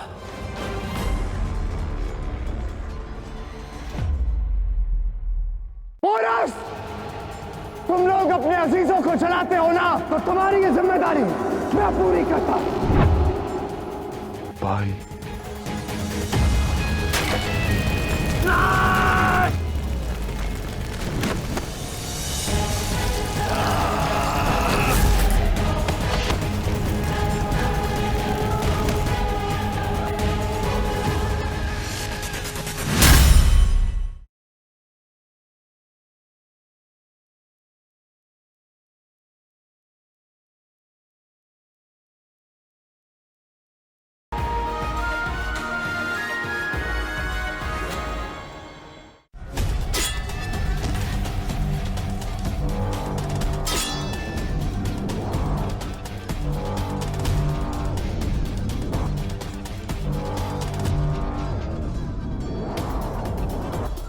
तुमने तो सेल्यूकस को फारस से एक विशेष कारण के लिए बुलाया था ना, ये सोचकर कि वो तुम्हें हमारे विरुद्ध जीत दिलाएगा। ध्यान से देख लो तुम्हारे सबसे बड़े योद्धा, तुम्हारे विश्वास का क्या हाल किया है हमारे पुरों ने। अब एक बार अपनी दृष्टि घुमाकर भी देख लो अलेक्जेंडर, क्या हाल हो रहा है तुम्हारी सेना का।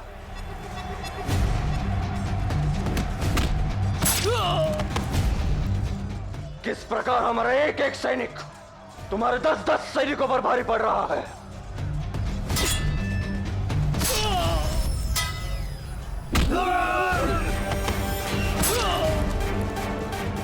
पुरु के शब्दों ने इन सब में शौर्य और देशभक्ति का संचार कर दिया है।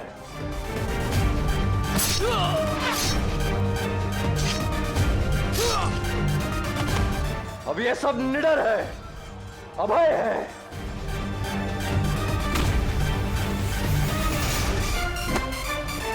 तुम्हारी ये चाल भी उल्टी पड़ गई अलेक्जेंडर।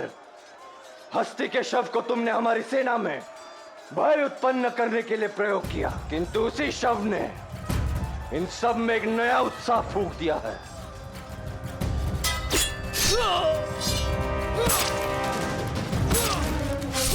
जो आग तुमने हमें जलाने के लिए सुलगाई थी, उसकी चिंगारी ने तुम्हारी सेना के साहस को जला दिया। पौरव राष्ट्र का प्रत्येक वीर अपनी अंतिम श्वास तक लड़ेगा। भारत जय हो! वो लड़ेगा अपने राजा के लिए, अपनी मातृभूमि के लिए, अखंड भारत के लिए। अब भी अवसर है तुम्हारे पास, चले जाओ यहां से, अपने अहंकार का बोझ उठाए। तुम भारतीयों का सिर्फ एक ही मसला है, तुम बोलते बहुत हो, लेकिन मैं जुबान से नहीं हथियार से बात करने में यकीन रखता हूं।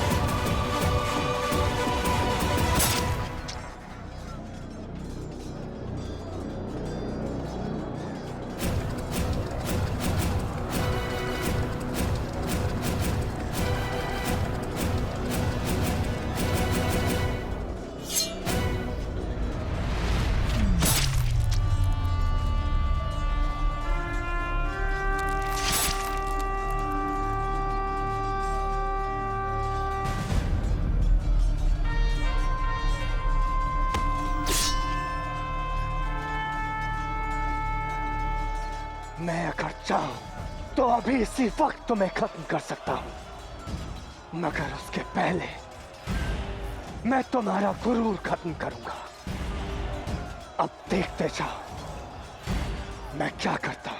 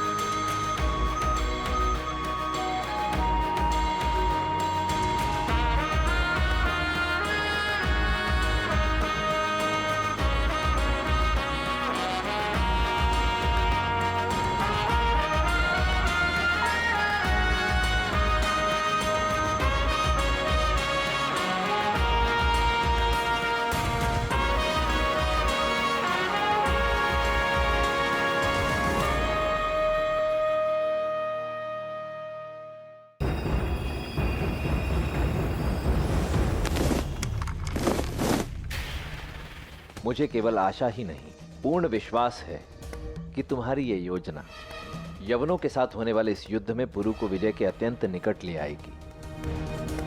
देखना, शीघ्र ही पुरु विजयी होकर लौटेगा।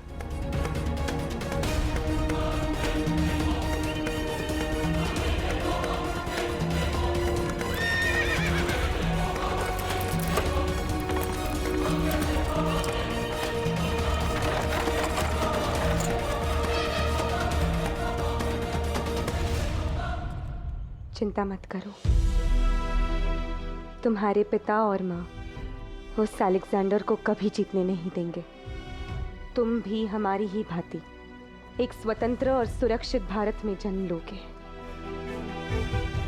ये वचन है तुमसे तुम्हारी माँ का।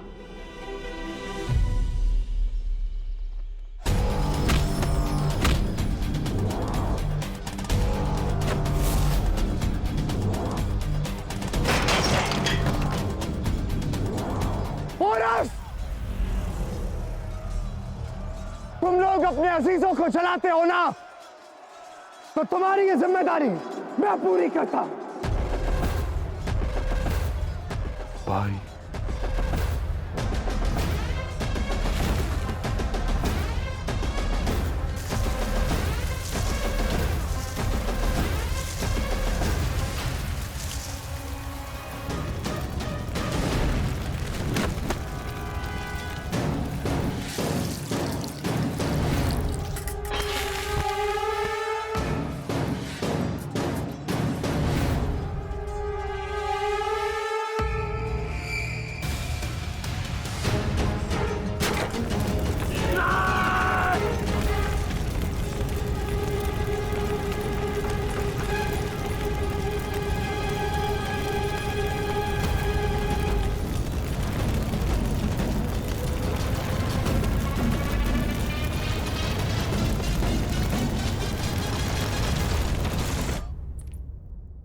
मुझे अलेक्जेंडर के पास जाना होगा मलिका। मैं उसे वहां से लौटा कर लाऊंगी और फिर हम सब मैसेडोनिया लौट जाएंगे। अगर इस मुल्क पर जीत की कीमत अलेक्जेंडर की जिंदगी है, तो नहीं चाहिए ऐसी जीत।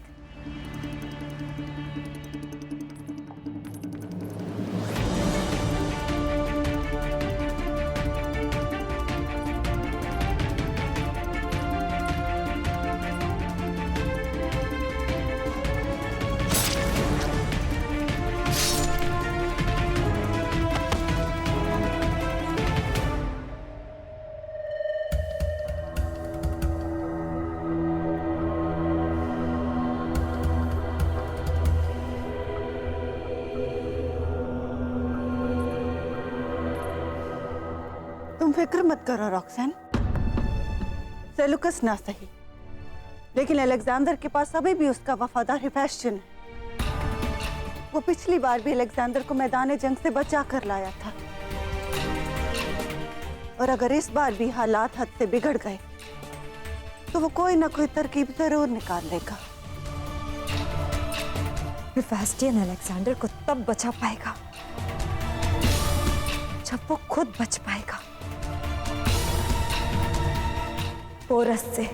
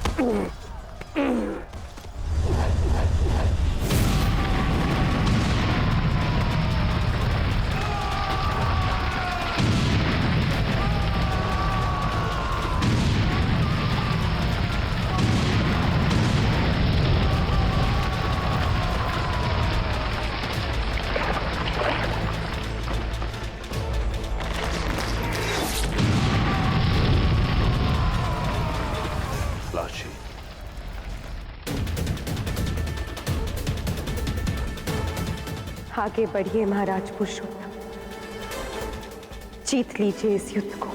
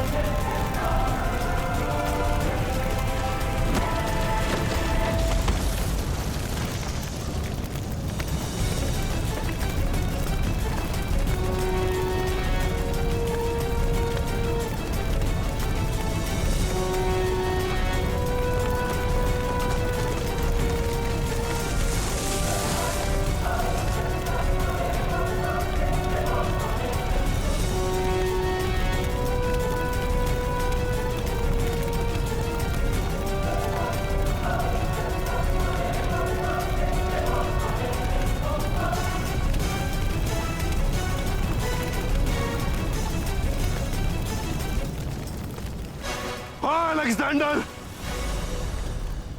हम अपने प्रियजनों का अंतिम संस्कार उन्हें अग्नि देकर करते हैं, पर अपमान से नहीं, उन्हें सम्मान की मुखाग्नि देकर, ताकि उनकी आत्मा को मुक्ति मिल सके।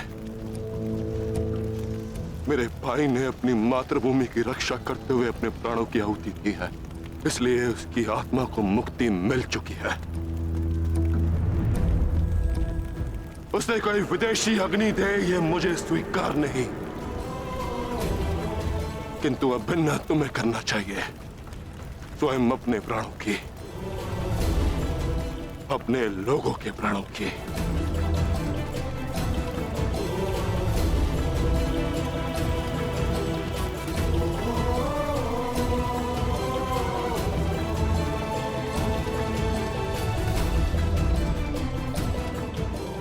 कहते हैं कभी कभी इंसान का दुख देखकर आसमान भी रो देता है, पर आज पोरस का शौर्य देखकर आकाश की आंखों में गर्व के आंसू थे।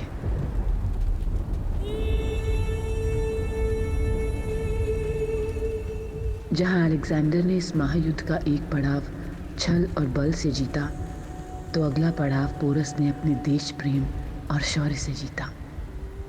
किंतु अभी इस रणभूमि को, इस युद्ध में और भी बहुत कुछ देखना था, क्योंकि इन दोनों ही महायोद्धाओं को अपनी अपनी नियति सिद्ध करनी थी।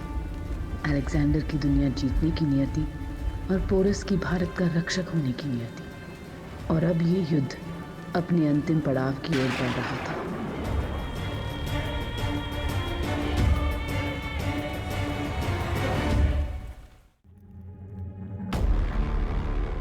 सेबेस्टियन, तुम उठोगे। ये जंग तुम्हें किसी और के खिलाफ नहीं, अपनी मौत से लड़नी है। अपनी जिंदगी की ये जंग तुम्हें जीतनी है सेबेस्टियन। अपने जुनून और जज्बात को मरने नहीं देना।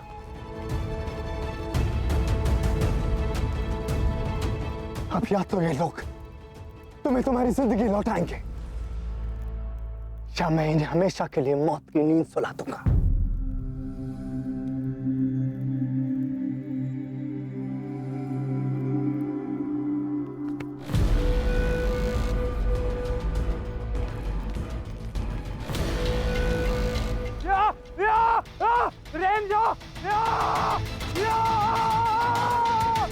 सब लोग सुन लो कि अगर हेफेस्टियन का इलाज करते वक्त किसी के भी हाथ कांपे तो अलेक्जेंडर उसका वजूद मिटा देगा।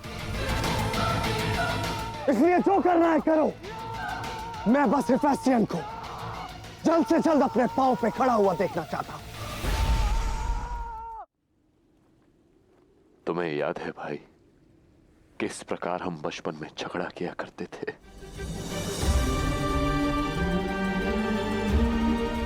और फिर पापा हमें एक दूसरे के सामने खड़ा कर देते थे, हमें गले लगवाते थे। फिर सारा क्रोध, सारी कड़वाहट दूर हो जाती थी। काश ऐसा कोई होता जो फिर से हमें गले मिलवा देता।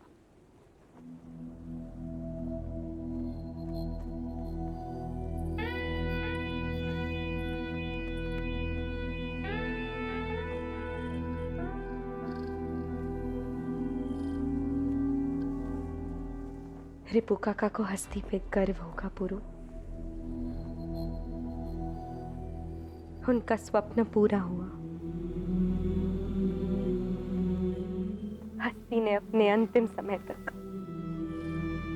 तुम्हारी ढाल बनकर तुम्हारी रक्षा की। वो हस्ती का साहस और त्याग ही था जिसके बल पर हमने अलेक्जेंडर और उसकी सेना को अब तक रोक रखा।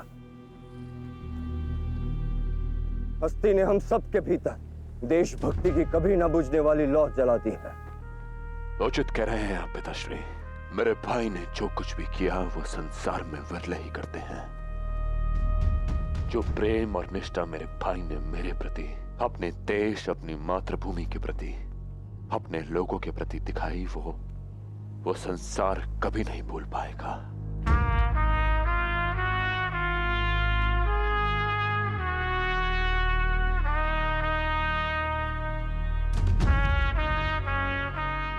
गर्व है मुझे कि हस्ती मेरा भाई है।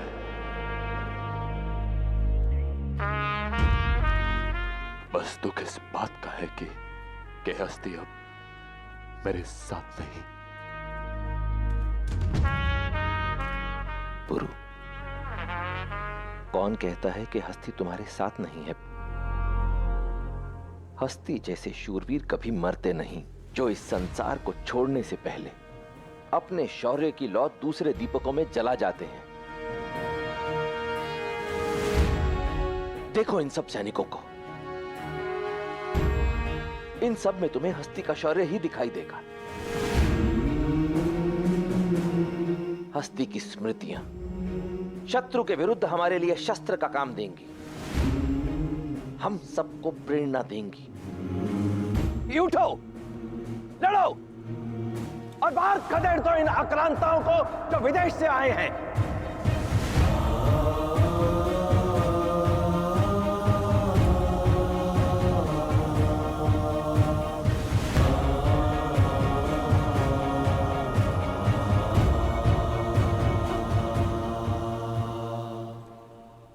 मेरे भाई ने देश के प्रति अपना कर्तव्य निभाया, तब मैं ये सुनिश्चित करूंगा कि उसका बलिदान व्यर्थ न जाए। हम अलेक्जेंडर से अपनी अंतिम सांस तक लड़ेंगे।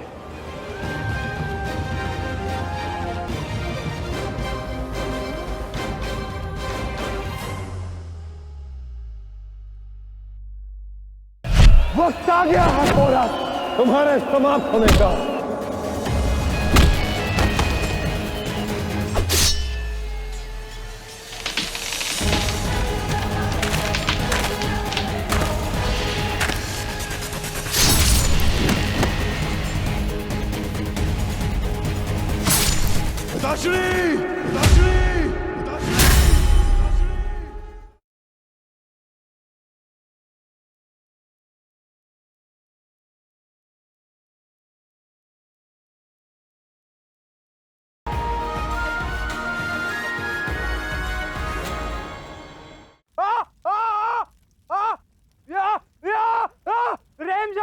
शाह,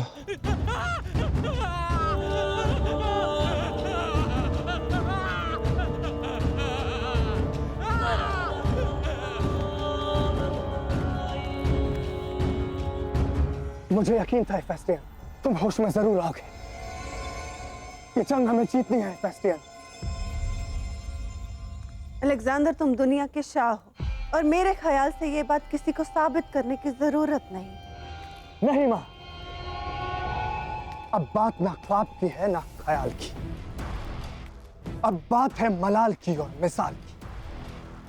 अगर मैंने पोरस को खत्म नहीं किया तो मुझे जिंदगी भर इसका मलाल रहेगा।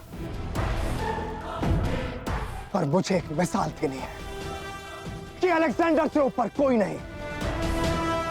अब तैयार हो जाओ पोरस, मेरी जिंदगी की सबसे बड़ी फतह के लिए और अपनी जिंदगी की सबसे बड़ी शिकस्त के लिए।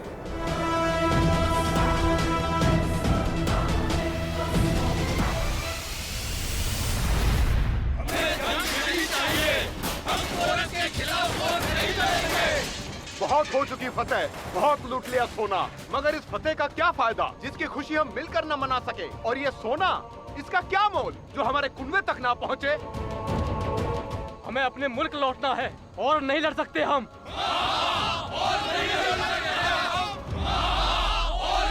बस बहुत हुआ ये तमाशा। अपने अपने बख्तर पहने और शमशीरें उठाओ।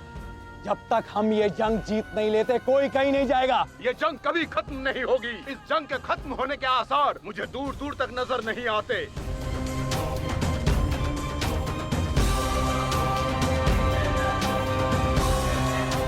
कोई कहीं नहीं जाएगा, लेकिन तुम्हारे यहां से जाने का एक रास्ता है मेरे पास।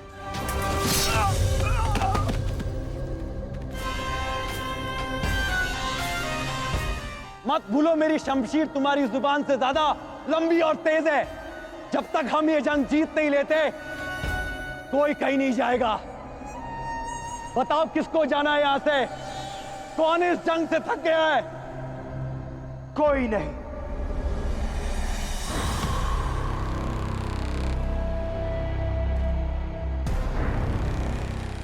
इनमें से कोई नहीं थका है। ये थकावट दरअसल उस हकीकत को छुपाने का एक पर्दा।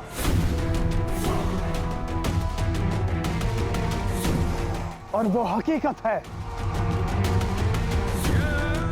इनका खौफ।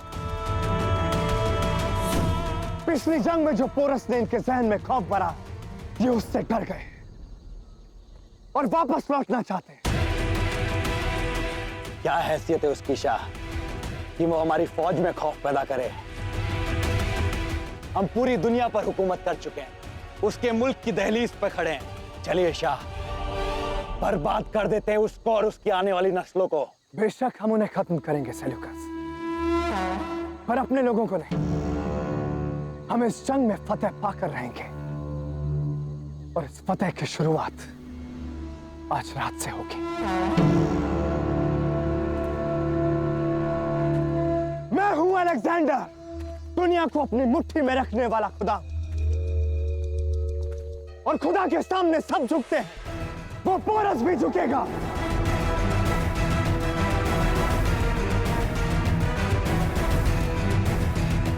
आज रात यहां कोई आराम नहीं करेगा, कोई भी नींद या सुकून का तसव्वुर नहीं करेगा। हम वापस जा रहे हैं मैदान जंग में, अभी इसी वक्त।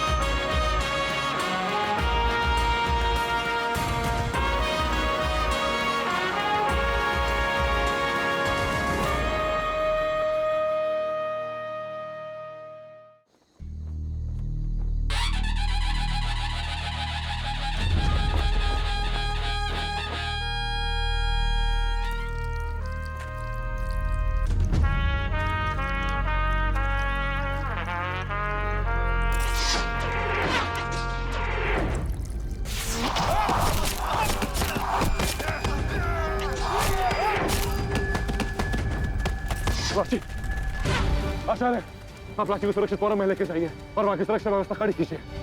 जाने को राशि जाओ। राशि, वो अलेक्जेंडर लौट आया है, फिर से आक्रमण किया है उसने। मैं हमारी सेना को इकट्ठा करता हूं।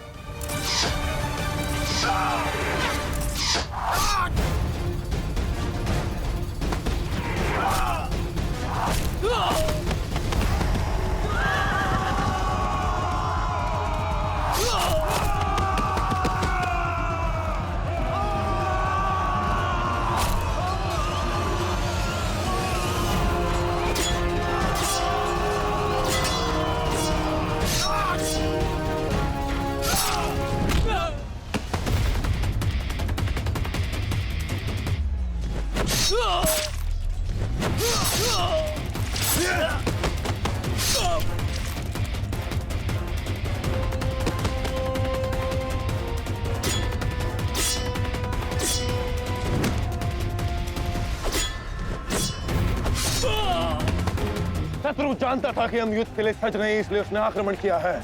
पहले जाओ और हमारे शस्त्र को सुरक्षित करो, हमारी सैन्य बल को सूचित करो कि शत्रु ने अचानक प्रहार कर दिया है। हमारी सारी सेना को एक स्थान पर लेकर आओ।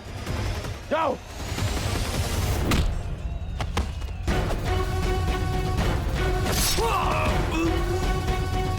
अब हमारे पास केवल 1/3 सेना शेष है।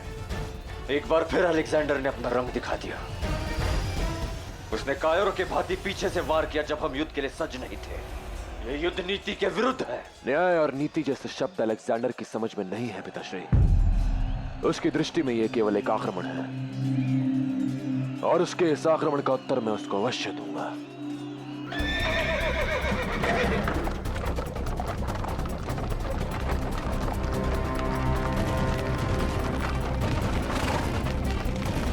सैनिकों, शेष सेना को तुरंत एकत्रित करें और शस्त्रों के साथ हमारी मुख्य छावनी पर प्रस्थान करें। और हाँ, महल में उपस्थित सभी अन्य राजाओं को सूचित करें। शीघ्र ही जाओ।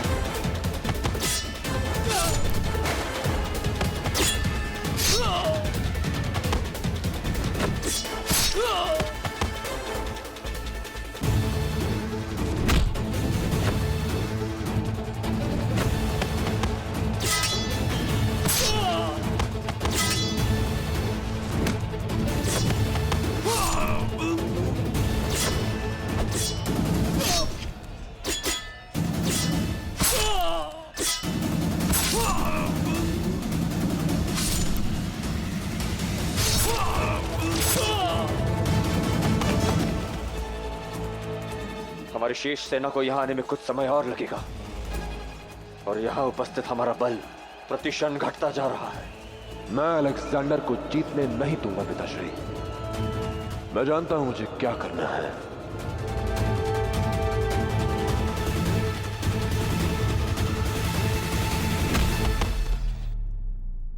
अब तक तो अलेक्जेंडर ने पोरस की छावनी को तहस नहस भी कर दिया होगा, फिर उसकी कोई खबर क्यों नहीं आई वहां से? मैंने जंग के मैदान में पोरस को सिर्फ एक बार देखा है मलिका, और उम्मीद करती हूँ कि आज रात भी हालात उस दिन की तरह दोहराए ना जाए। कैसे हालात?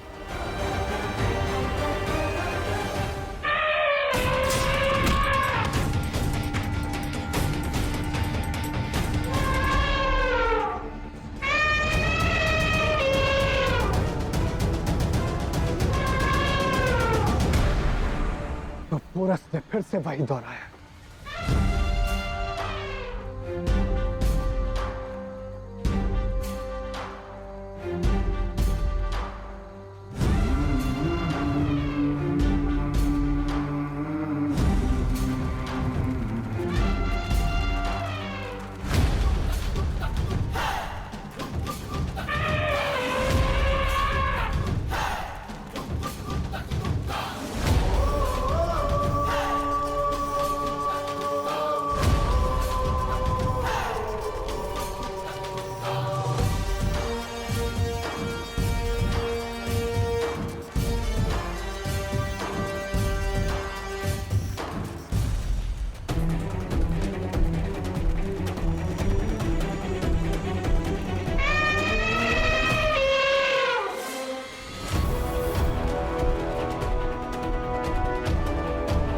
हाथियों को तैयार किया जाए।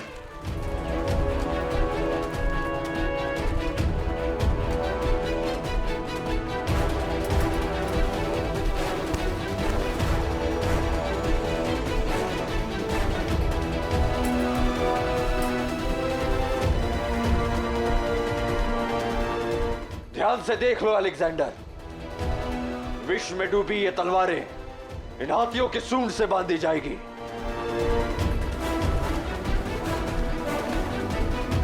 और उसके पश्चात सारा कार्य ये प्रशिक्षित हाथी करेंगे। इन्हें मोड़ने का कोई ना कोई रास्ता मैं जरूर ढूंढ लूंगा। होशियार रहना पोरस, जिन हाथियों को तुम मेरे खिलाफ ला रहे हो, कहीं ऐसा ना हो कि वो अपने पैरों तले तुम्हें ही रौंद दे। लहरें उन्हीं का नाश करती है जो उसके मार्ग में आए। अलेक्जेंडर, गौर से देखो, ये लहरें अपनी दिशा बदल रही हैं।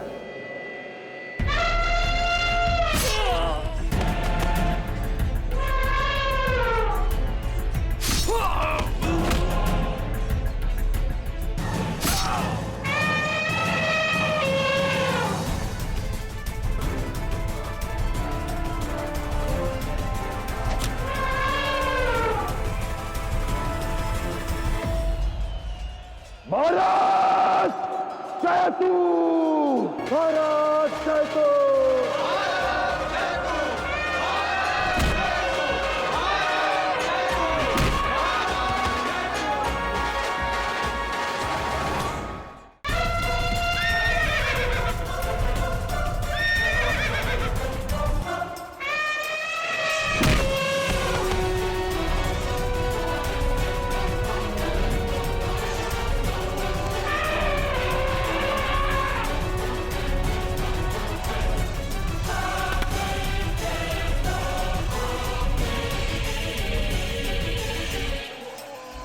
वक्त आ गया है पोरस तुम्हारे समाप्त होने का।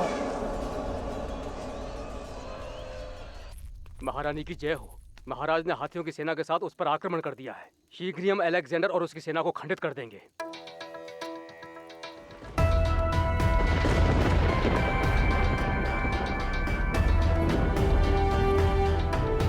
क्या हुआ आचार्य? आप इतने गंभीर क्यों हैं? कुछ विशेष नहीं लाची, बस आशा करता हूं कि यह युद्ध शीघ्र ही समाप्त हो जाए।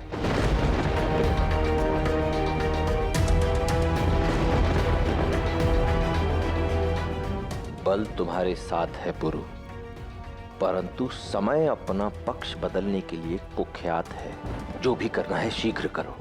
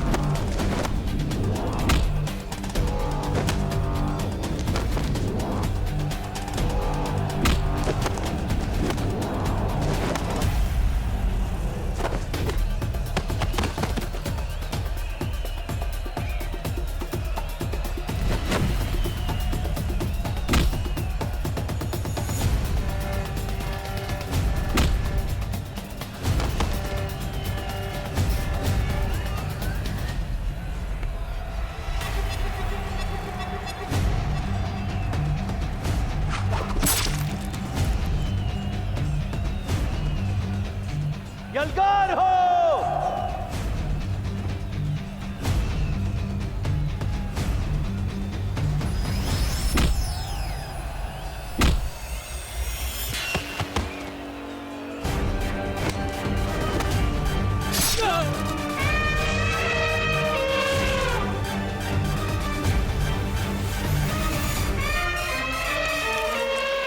अपना नेता मुझे दो।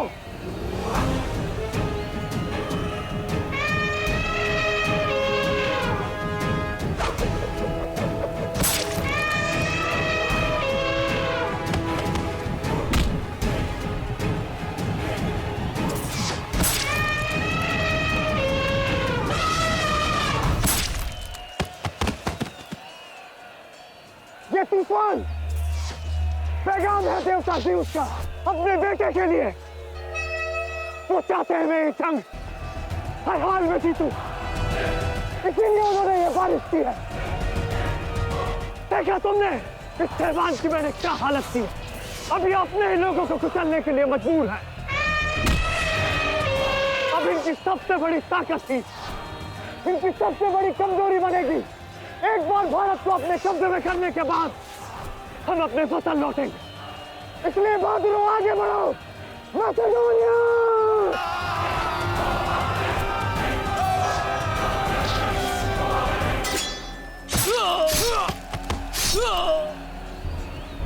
यदि अलेक्जेंडर जीत गया तो हमारे साथ क्या करेगा?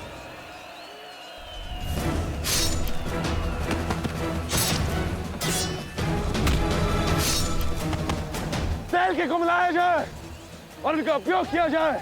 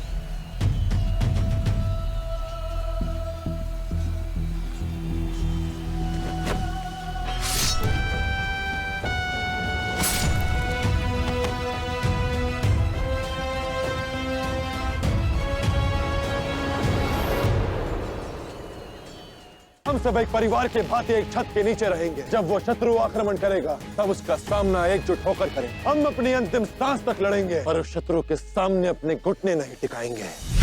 तोड़ दो ये दरवाजा और पोरस को मेरे सामने हाजिर करो, मगर ख्याल रहे मुझे उसकी कटी हुई लाश नहीं, उसका झुका हुआ सर चाहिए।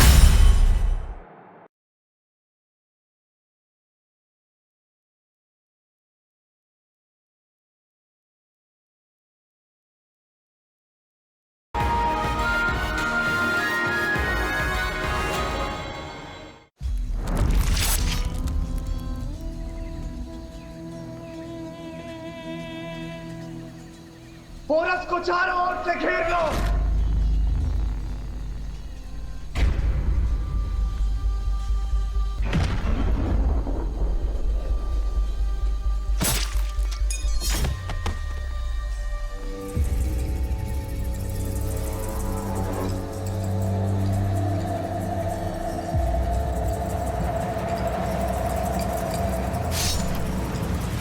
पुरु के पिता हैं, हम भी कोई काम अधूरा नहीं छोड़ते।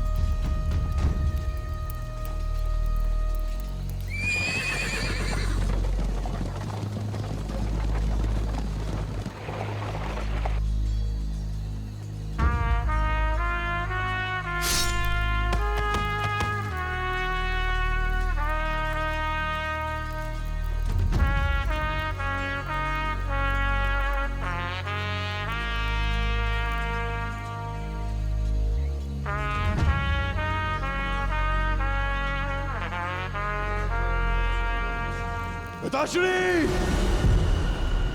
नहीं,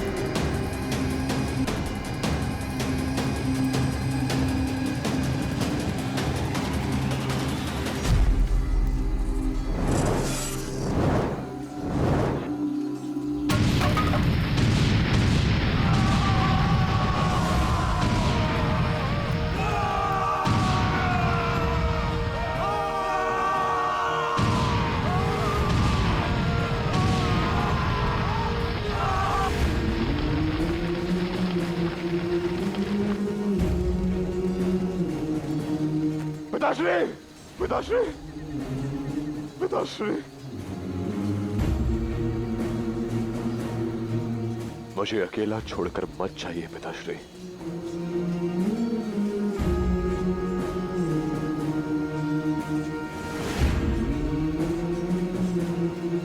जाना ही होगा पुरु, स्वतंत्रता का महायज्ञ है, आहुति तो देनी ही होगी। तुम्हारी माँ हमारी प्रतीक्षा कर रही है पुत्र। जानते हो पुरु, ऐसे ही एक विस्फोट ने तुम्हारी माँ और हमें एक साथ लाया था। ये युद्ध हमारे हित में नहीं है पौरवराज। क्या इसका कोई हल नहीं है? एक ही है, हमारा विवाह प्रस्ताव। और आज ऐसा ही विस्फोट हमें फिर से उससे मिलाने का माध्यम बना।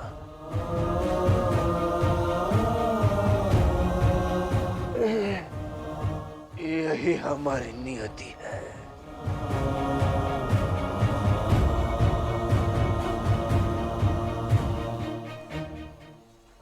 गर्व है कि ईश्वर ने हमें तुम जैसा पुत्र दिया। जो वचन हमने तुम्हारी मां को दिया था, अब तुम्हें पूरा करना होगा पुरु। कभी मत सोचना कि तुम अकेले हो। हम तुम्हारे साथ नहीं, तुम्हारी मां और हम सदैव तुम्हारे साथ है। हमारा प्रेम और आशीर्वाद सदा तुम्हारे साथ है।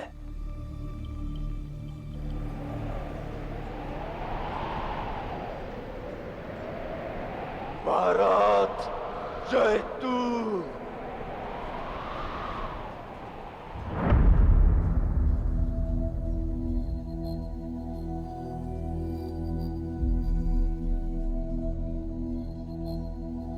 पिताश्री, पिताश्री, नहीं, नहीं पिताश्री।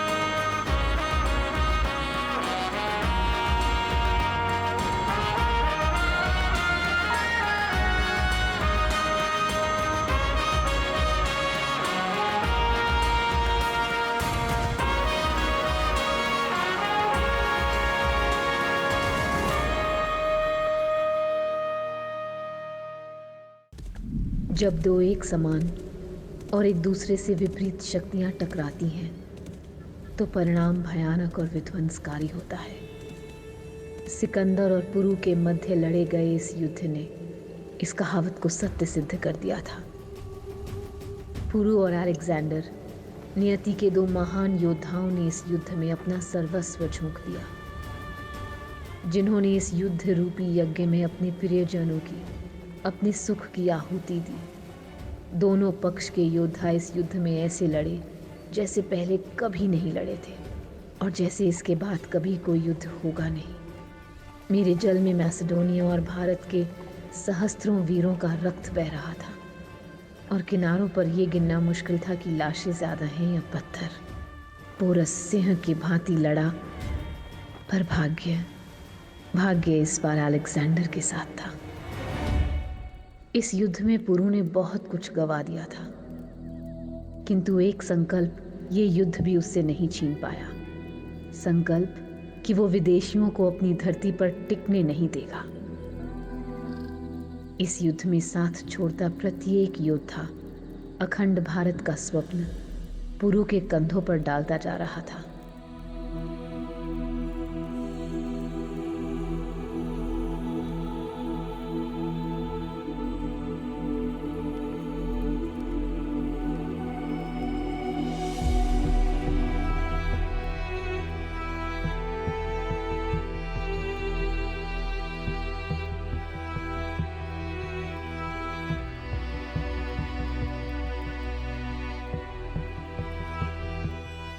आप दोनों केवल मेरे भाई और मेरे पिता ही नहीं, मेरी दो शक्तिशाली भुजाएं हैं। मैं जानता हूं कि अब आप दोनों मेरे साथ नहीं, किंतु मैं ये भी जानता हूं कि आप दोनों की दृष्टि इस आस पर बैठी है कि कब मैं अखंड भारत का स्वप्न साकार करूंगा, कब मैं भारत को एक करूंगा।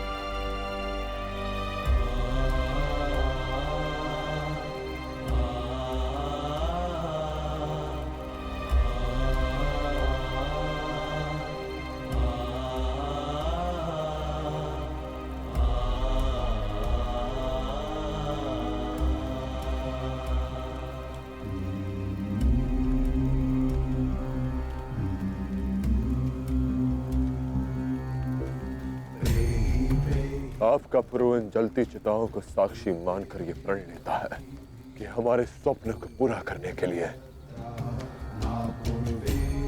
मैं सारे प्रयास करता रहूंगा।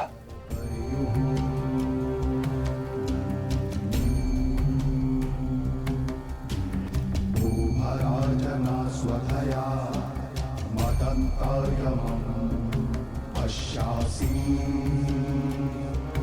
वरुणं च देवं। हमें गर्व है कि ईश्वर ने हमें तुम जैसा पुत्र दिया। जो वचन हमने तुम्हारी मां को दिया था, अब तुम्हें पूरा करना होगा पुरु।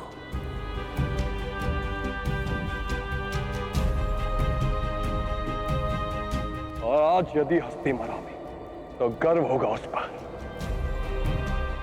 उसके बाबा को, उसके भाई को। जैसे सिंह आक्रमण करने से पहले 4 कदम पीछे हट पाए, इकट्ठा कर अपनी शक्ति और सिंह का मुखौटा पहले अलेक्जेंडर को अनुभव करवा के तुम असली सिंह हो। हमारे प्रियजनों का बलिदान व्यर्थ नहीं जाना चाहिए आचार्य। हम उन्हें उत्तर अवश्य देंगे।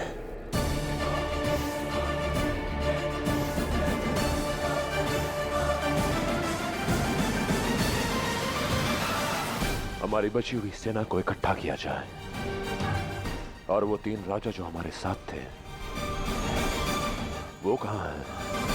खुशामदीद।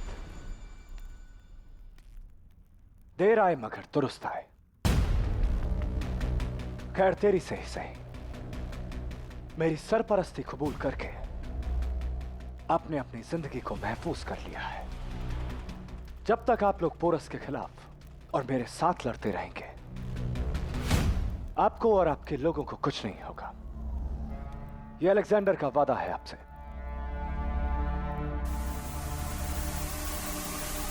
अब देखना यह दिलचस्प होगा कि पोरस का अगला कदम क्या होगा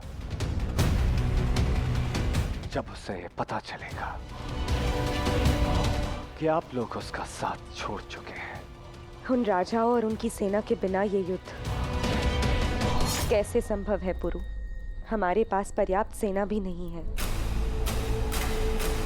आचार्य, लगभग कितने सैनिक बचे हैं हमारे पास? 400-500 सैनिक।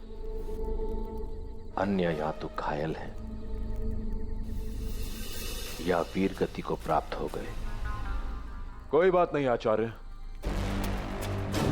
हम लड़ेंगे, किंतु उससे पहले एक महत्वपूर्ण कार्य शेष है। आज से पूरी प्रजा एक राष्ट्र की भांति नहीं, एक परिवार के भांति एक ही छत के नीचे रहेगी, और वो भी तब तक जब तक ये युद्ध समाप्त ना हो जाए।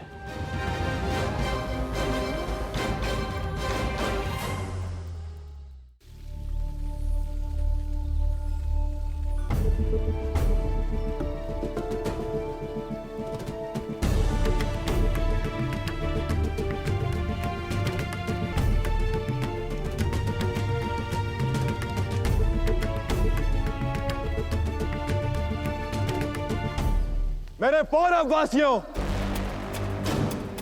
बचपन से सुनता आ रहा हूं कि एक राजा का मेरुदंड उसकी प्रजा होती है। आपके इसी साहस और विश्वास ने यह सिद्ध कर दिया है। यह कथन उचित है। एक चट्टान के भांति अधिक होकर आप सब मेरे साथ खड़े रहे, मेरा सहयोग किया, मेरा साथ दिया। किंतु आज मैं चाहता हूं कि मेरा पूरा दंड, मेरी पूरी प्रजा एकजुट होकर एक मुट्ठी की भांति मेरे साथ रहे, क्योंकि जो परीक्षा हमारे सामने है वो हमारे जीवन की सबसे बड़ी परीक्षा है। हम सब एक परिवार के भांति एक छत के नीचे रहेंगे, और जब वो शत्रु आक्रमण करेगा तब उसका सामना एकजुट होकर करेंगे। मैं मानता हूं कि संख्या में हम उनसे कम हैं, उनकी गिनती हजारों और लाखों में है, किंतु ये बात हमारे मनोबल को नहीं तोड़ सकती, क्योंकि हमारा साहस उनसे कहीं अधिक है। वो जानते हैं कि जब एक भारतीय क्रोधित हो जाए तो वो क्या क्या कर सकता है। हम अपनी अंतिम सांस तक लड़ेंगे, पर उस शत्रु के सामने अपने घुटने नहीं टिकाएंगे।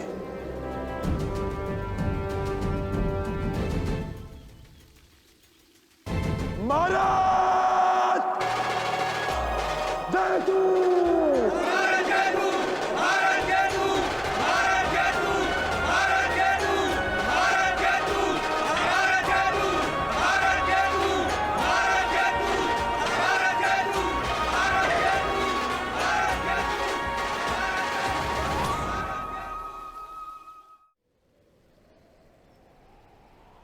पुरु, क्या सोच रहे हो? मेरी पूरी प्रजा को, आपको, लाची को मुझसे कई आशाएं हैं, और उन आशाओं के बीच में मैं अकेला रह गया हूं। किसने कहा कि तुम अकेले हो पुरु?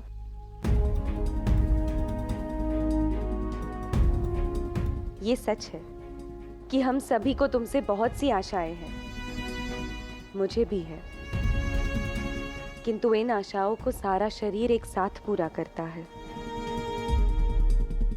और तुम्हारे शरीर का वामांग, तुम्हारी लाची, इस युद्ध में तुम्हारे साथ लड़ेगी।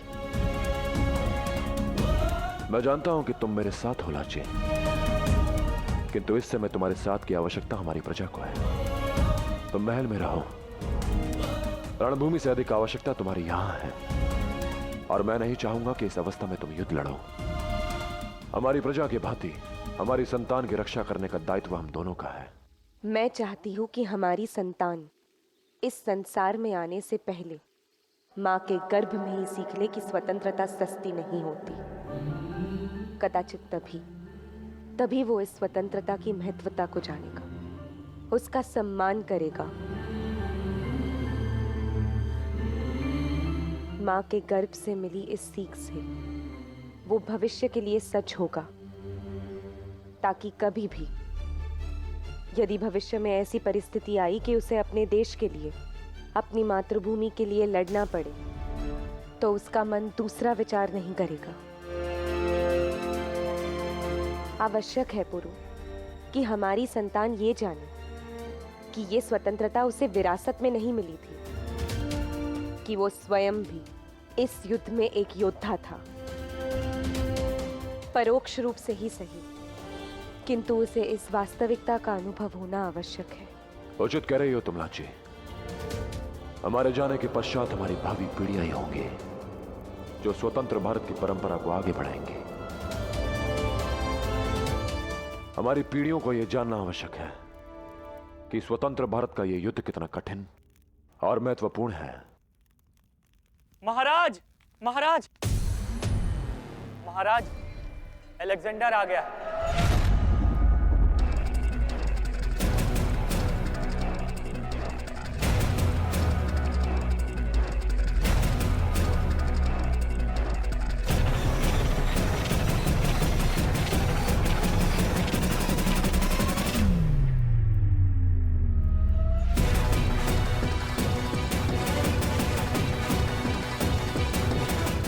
तोड़ दो ये दरवाजा और पोरस को मेरे सामने हाजिर करो। मगर ख्याल रहे, मुझे पोरस जिंदा चाहिए। मुझे उसकी कटी हुई लाश नहीं, उसका झुका हुआ सर चाहिए।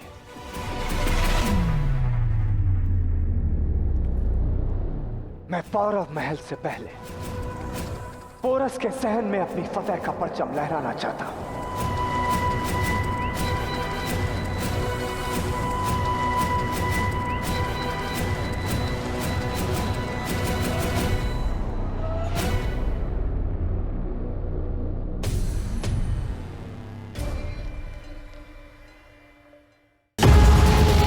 मुझे मेरी हार स्वीकार करवाना असंभव होगा तुम्हारे लिए, और मेरा सर काटने के पश्चात भी मेरे पैरों को तुम्हारी पेड़ियों में जकड़ा जा सके। ये असंभव होगा। तो बताओ पोरस, तुम्हारे साथ क्या सलूक किया जाए? जैसे एक राजा दूसरे राजा के साथ व्यवहार करता है।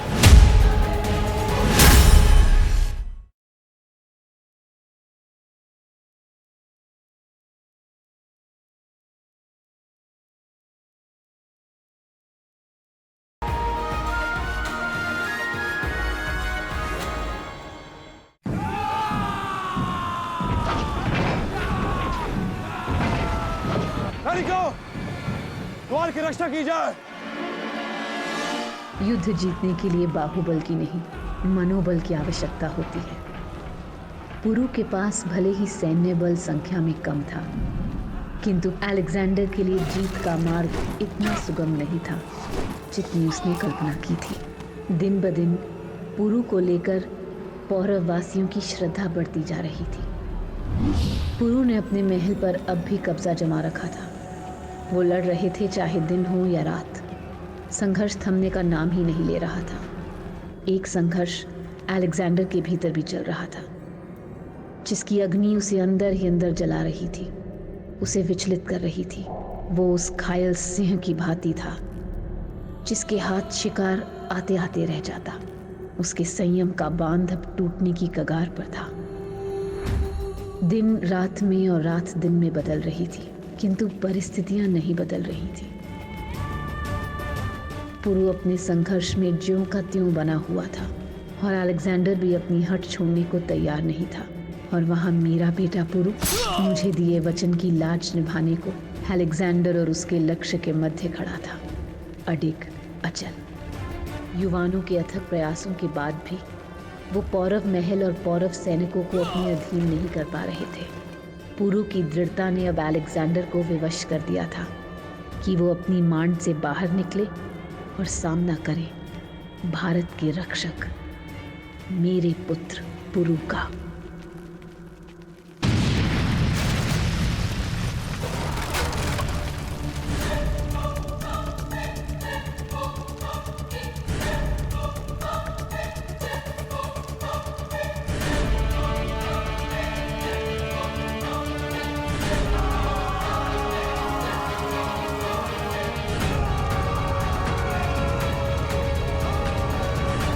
एक दूसरे का प्रारब्ध लेकर जन्मे पुरु और अलेक्जेंडर अपने अंतिम युद्ध के लिए आमने सामने थे। ये युद्ध था दो सोचों का और दाव पर थी भारत की स्वतंत्रता।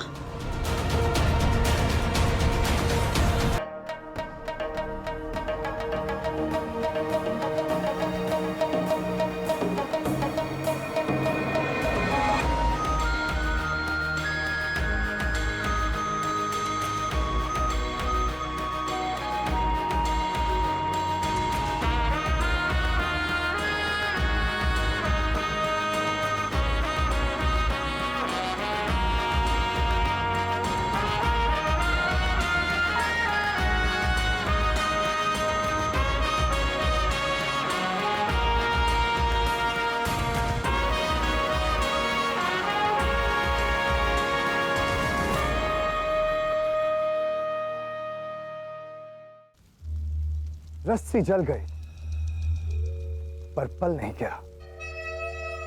मैंने तुमसे तुम्हारा मुल्क छीन लिया। तुम्हारा ये महल इस वक्त मेरे कब्जे में है और फिर भी तुम मुझे ललकार रहे हो। ऐसा भी क्या गुरूर पोरस? ये अहंकार नहीं है अलेक्जेंडर। इस भावना को हम भारतीय देश प्रेम के नाम से जानते हैं, जो हमारे हृदय में धड़कन बनकर दौड़ती है, जो हमें बल और साहस देती है अपनी मातृभूमि की रक्षा करने का। हो सकता है कि तुम मुझसे मेरा महल छीन लो, मेरा सिंहासन, मेरा शासन छीन लो, पर मेरी मातृभूमि के प्रति मेरा प्रेम, मेरी सोच, मेरे विचार, मेरा आदर, उसे तुम कभी नहीं छीन पाओगे। मुझे मार भी दोगे पर मेरी सोच को कभी नहीं मार सकोगे। तुम्हारी सोच को मारना था पोरस, इसलिए इतना इंतजार किया। तुम्हें तो मैं कब का मार सकता था, लेकिन आज तुम्हारी सोच मेरे सामने झुकेगी। और तुम ये कबूलोगे कि भारत वालों के जज्बे ने अलेक्जेंडर के सामने अपना दम तोड़ दिया। तो ठीक है अलेक्जेंडर, आज का ये युद्ध केवल तुम्हारे और मेरे मध्य होगा। देखते हैं कि तुम्हारा नाम झूठा है या मेरा साहस, तुम्हारे षड्यंत्र की जीत होती है या मेरी सोच की। आज का ये दिन पूरा संसार याद रखेगा कि जो अलेक्जेंडर पूरा संसार जीत कर आया, उसे इस गुरु ने भारत से खाली हाथ लौटाया।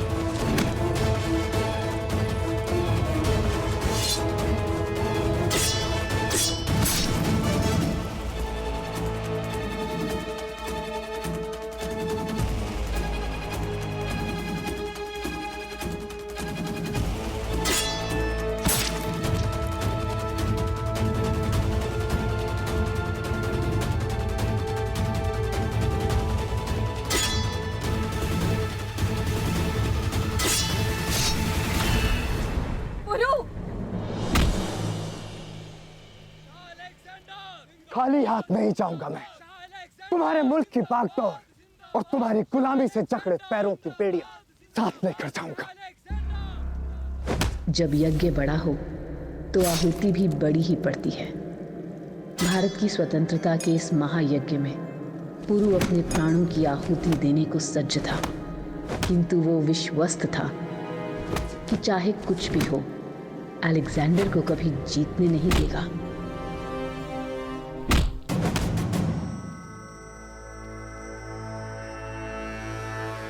अपनी हार कबूल कर लो पोरस, तुम्हें बख्श दूंगा। वहां देखो अलेक्जेंडर, वहां मेरी पत्नी की गर्भ में मेरी संतान पल रही है, जो इस युद्ध की साक्षी होगी। उसके लिए मेरी अर्थी का भार अधिक सरल होगा, बजाय इस अपराध बोध के कि उसके पिता शत्रु के समक्ष झुक गए, जिनके कंधों पर देश की रक्षा का भार है।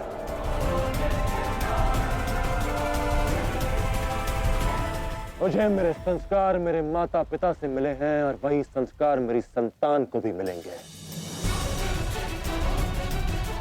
भले ही जन्म लेने के पश्चात मेरी संतान के सर पर मेरा हाथ ना हो, पर गर्व होगा उसे कि उसके पिता के ये हाथ मातृभूमि की रक्षा में कभी थके नहीं, कभी रुके नहीं, कभी थमे नहीं।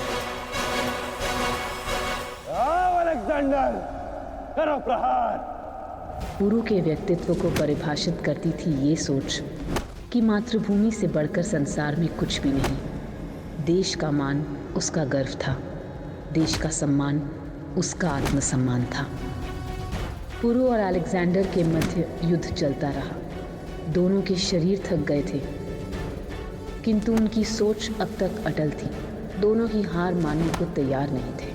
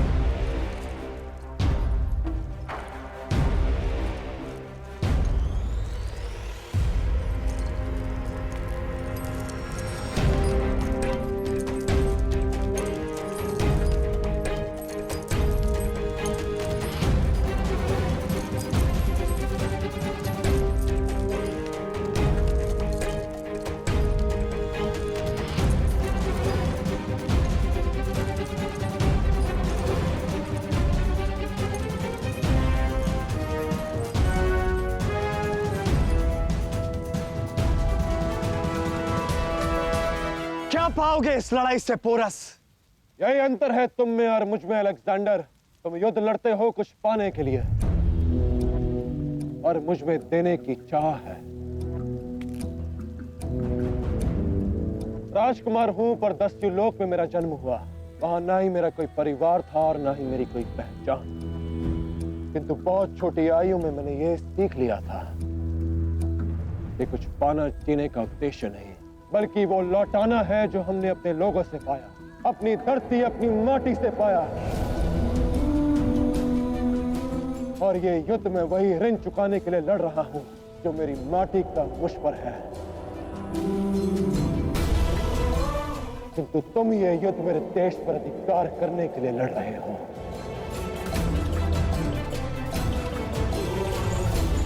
मुझे मेरी हार स्वीकार करवाना असंभव होगा तुम्हारे लिए, और मेरा सर काटने के पश्चात भी मेरे पैरों को तुम्हारी बेड़ियों में जकड़ा जा सके, ये असंभव होगा।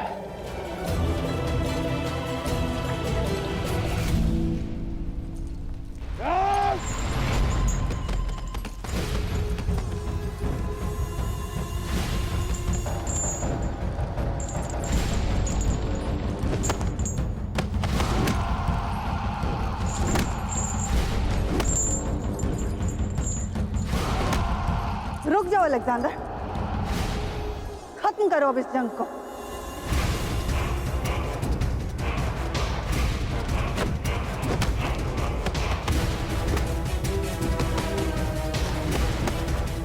तो आज तुम्हारी जिंदगी का फैसला दुनिया का खुदा अलेक्जेंडर करेगा। स्वयं को ईश्वर मानने से ईश्वर नहीं बन जाओगे अलेक्जेंडर। किसकी मृत्यु कब होगी इसका निर्णय मृत्यु स्वयं लेती है। पुरु हो या अलेक्जेंडर, राजा हो या रंक, ये मृत्यु पक्षपात नहीं करती। और आज ये पुरु मर भी गया तब भी शान से मरेगा। इसी माटी में जन्मा हूं, इसी माटी में मिल जाऊंगा। और तुम सब कुछ पाकर भी इस संसार से खाली हाथ लौटोगे, क्योंकि तुम मेरी सोच को कभी नहीं मार सकोगे। मेरे ये लोग मेरी सोच को जीवित रखेंगे और यही सोच अखंड भारत के स्वप्न को पूरा करेगी।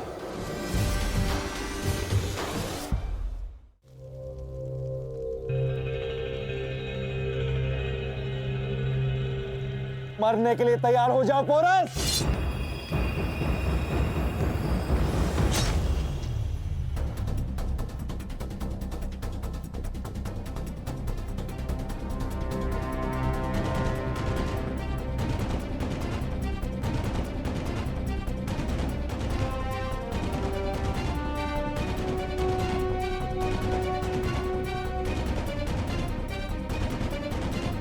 आज तुमने मुझे ऐसा सोचने पर मजबूर कर दिया पोरस, जैसा मैंने आज तक नहीं सोचा।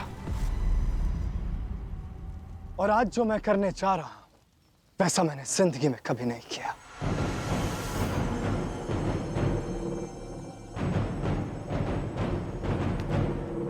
तो बताओ पोरस, तुम्हारे साथ क्या सलूक किया जाए? जैसे एक राजा दूसरे राजा के साथ व्यवहार करता है। तो फिर मेरे सामने झुका राजा क्या करेगा? तो फिर से अपनी सेना बनाऊंगा और तुम्हें खदेड़ने का प्रयास करूंगा।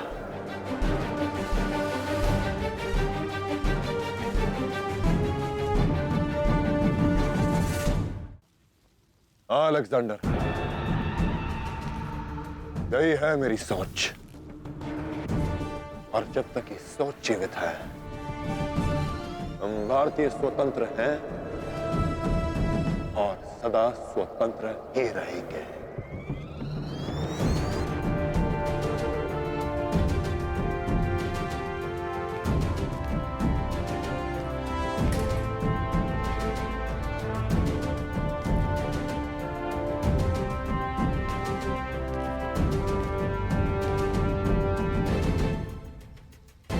ये शमशीर मेरे साथ मेरी पहली जंग से है पोरस, जब मेरी उम्र महज 16 साल थी। और तब से इस शमशीर के साए में मैंने दुनिया के हर मुल्क को लिया। इसके सामने या तो सिर झुक गए या कट गए, पर इस बार की बात कुछ अलग है पोरस।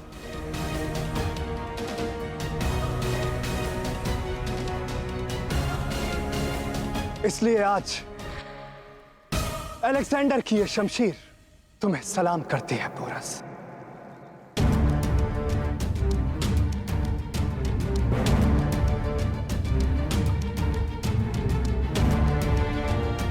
हाँ पोरस, मैंने महज एक मोर्चा जीता है, असली जंग तुमने फतेह की है। सही कहा था तुमने,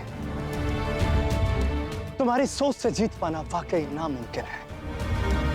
वो सोच जिसने मेरी सोच बदलने पर मुझे मजबूर कर दिया।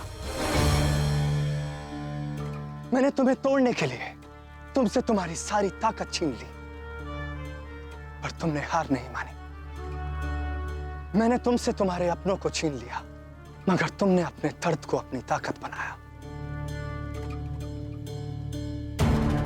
मैं जंग जीतने के लिए खिड़ता गया, लेकिन तुम अपने मादरे वतन की हिफाजत के लिए ऊपर और ऊपर उठते गए।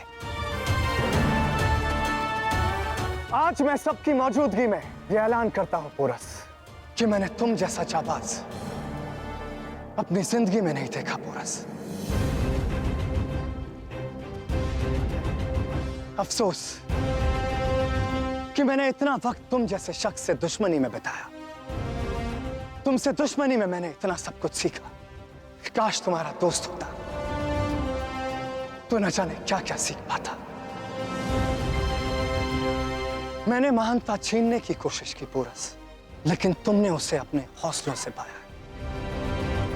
इसलिए जब तक दुनिया में अलेक्जेंडर का नाम लिया जाएगा, तब तक पोरस का नाम इज्जत से लिया जाएगा।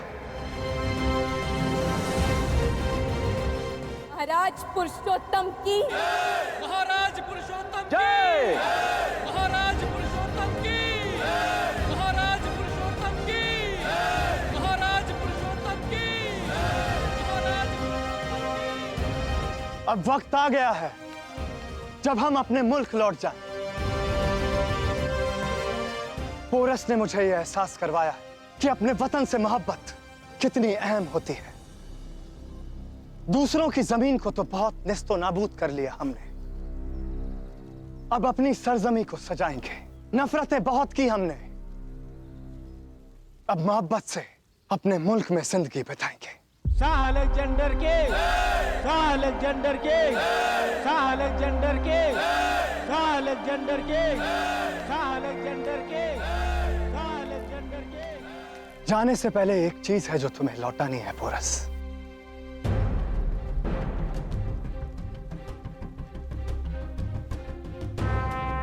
एक अतिथि को भेंट दे रहा हूं और एक शत्रु को परास्त करके उससे वापस छीन लूंगा। तुम्हारी फतेह की निशानी कबूल करो पोरस।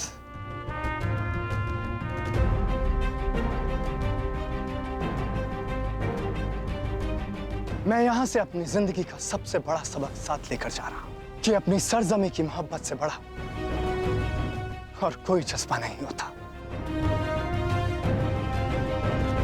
और अपने साथ लेकर जा रहा हूं तुम्हारे जैसे अजीम शाह की दोस्ती की दौलत।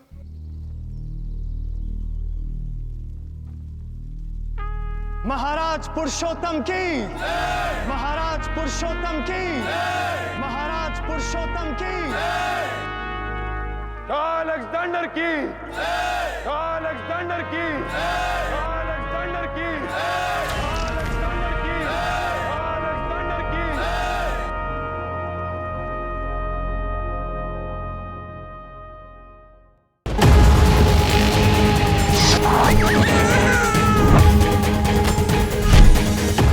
मुझसे प्रतिशोध लेने के लिए मेरी संतान को ढाल बनाया तुमने। आक्रमण! लाची, लाची।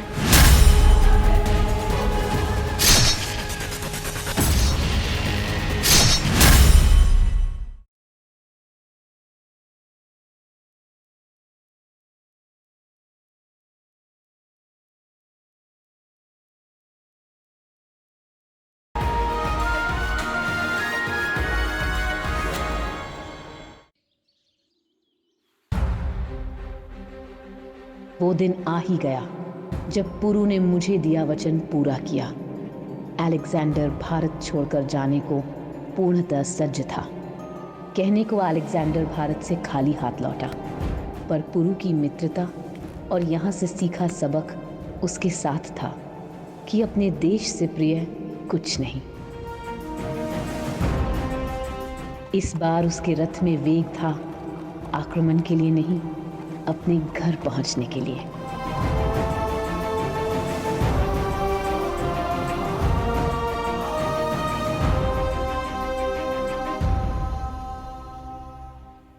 ओलंपिया पहले मैसेडोनिया के लिए निकली ताकि अलेक्जेंडर के स्वागत की तैयारियां कर सके।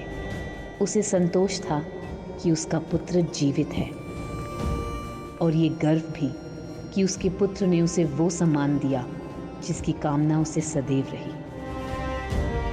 वहाँ ओलंपिया अलेक्जेंडर के स्वागत की तैयारियां कर रही थी और अलेक्जेंडर का कारवां बेबीलोनिया तक पहुंच चुका था।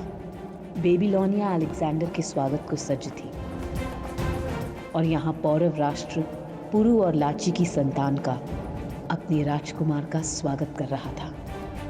कुछ लोगों के लिए ये समाचार उनके घावों पर नमक छिड़कने जैसा था,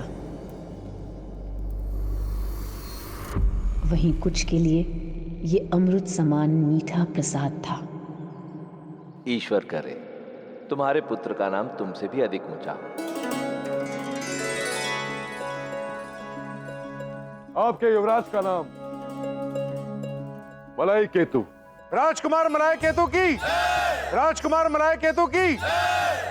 मलय पर्वत यानी वो जो अडिग है और सबसे ऊंचा है। आपका युवराज अपने पिता के भांति देश की रक्षा के लिए सदैव अडिग होगा और वो अपने पिता का नाम पर्वत से भी ऊंचा करेगा। राजकुमार मलाय केतु की। यहाँ पौरव राष्ट्र को उनका उत्तराधिकारी प्राप्त हुआ और कुछ वर्षों बाद बेबीलोनिया में अलेक्जेंडर को ये शुभ समाचार प्राप्त हुआ कि शीघ्र ही मैसेडोनिया को भी उनका उत्तराधिकारी मिलने वाला है। मैं अपने बेटे से मिलने के लिए बेकरार हूँ रॉक्सी। मैं उसके कदमों में दुनिया की तमाम खुशियाँ रख दूंगा। और मुझे दोनों जहान की खुशियाँ मिल गई हैं। आपका बेटा आपकी ही तरह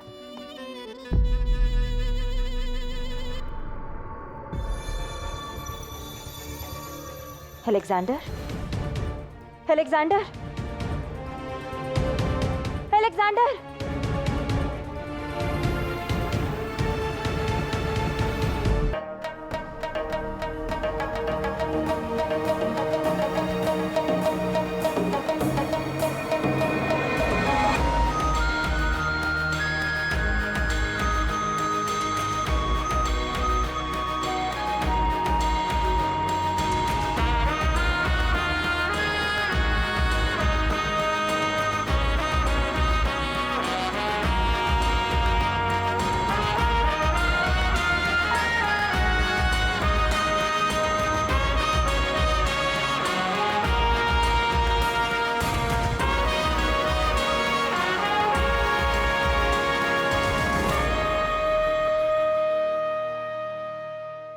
मैं चाहता हूं कि तुम ये सुनिश्चित करो कि राष्ट्र का कोई भी व्यक्ति भूखा ना रहे। क्या हुआ लाची?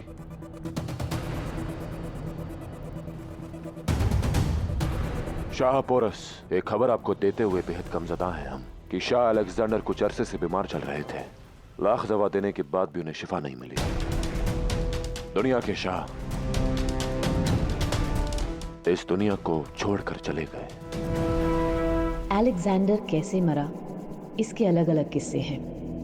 कोई कहता है कि दुश्मनों ने उसे धीमा जहर दिया, कोई मानता है कि अधिक मदिरा ने उसके शरीर को कमज़ोर कर दिया, तो कोई कहता है कि विषैले मच्छर काटने से उसे ज्वर चढ़ा। कारण जो भी हो, पर अलेक्जेंडर का अंत बुरा भी था। अपनी जन्मभूमि मैसेडोनिया और ख्वाब भारत, दोनों की ज़मीन उसे नसीब नहीं हुई। पर महान लोग मरने से पहले कुछ विरासतें छोड़ जाते हैं आने वाली पीढ़ियों के लिए। अलेक्जेंडर ने दुनिया से बहुत कुछ छीना, पर जाते जाते 3 नायाब सीखें दे गया, अपनी आखिरी 3 इच्छाओं के रूप में। मेरी पहली ख्वाहिश है कि मेरे जनाजे को मेरे हकीम कंधा दे, ताकि पूरी दुनिया को यह एहसास हो ताउम्र खुद को दुनिया का खुदा मानने वाला, दुनिया फतेह करने वाला अलेक्जेंडर मौत को नहीं हरा। दुनिया भर के बेहतरीन और आला दर्जे के हकीम मुझे जिंदगी का एक और लम्हा नसीब नहीं करवा, क्योंकि जिंदगी की सबसे बड़ी सच्चाई मौत है। उससे कोई नहीं भाग सकता। इसलिए जिंदगी जीना कभी गुरूर मत कर। मेरी दूसरी ख्वाहिश ये है कि उस रास्ते पर मेरी सारी दौलत बिछा दी जाए जहां से मेरा जनाजा निकलेगा, क्योंकि आज मैंने महसूस किया कि जिंदगी के कीमती पल गवा के जो बेशकीमती दौलत और हीरे जवाहरात मैंने जमा किए हैं, उनकी औकात रास्ते में बिखरे धूल के जितने हैं, जिनसे ना ही मैं जिंदगी का एक और पल खरीद सकता और ना ही मौत के बाद का रास्ता आसान कर सकता हूं। मेरी आखिरी ख्वाहिश है मेरे जनाजे में मेरे हाथों की हथेली खुली रखी जाए, मेरे कफन के बाहर लटका दी जाए, ताकि दुनिया ये देख सके कि जो अलेक्जेंडर पूरी दुनिया को अपनी मुट्ठी में किया, जाते वक्त उसकी मुट्ठी खाली। सारी दुनिया की जमीन जीतने के बाद दफन होने के लिए बस 6 हाथ जमीन ही मिली। मेरी ये ख्वाहिशें वो सीख हैं जो मुझे मेरे अजीज दोस्त पोरस ने सिखाई कि फकीर हो या शहंशाह, दुनिया में खाली हाथ आता है और खाली हाथ चला जाता है। कुछ रह जाता है तो उसके किस्से।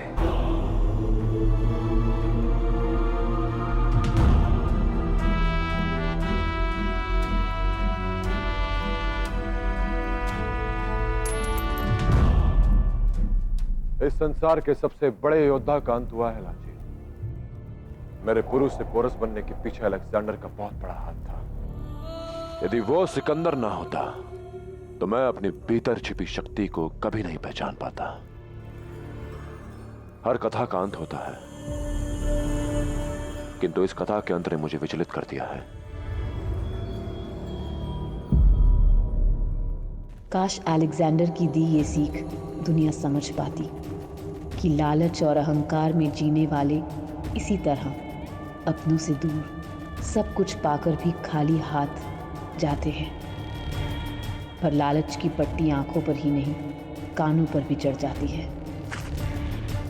लालची को ना हित दिखाई देता है न सुनाई, और अलेक्जेंडर की मृत्यु के बाद यही लोग किसी को एक रात पौरव राष्ट्र ले आया।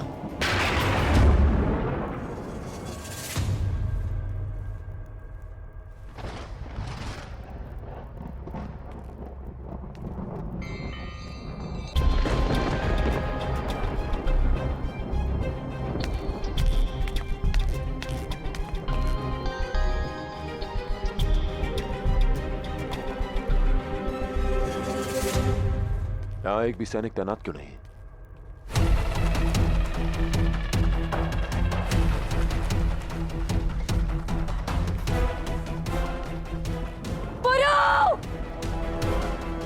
लाची,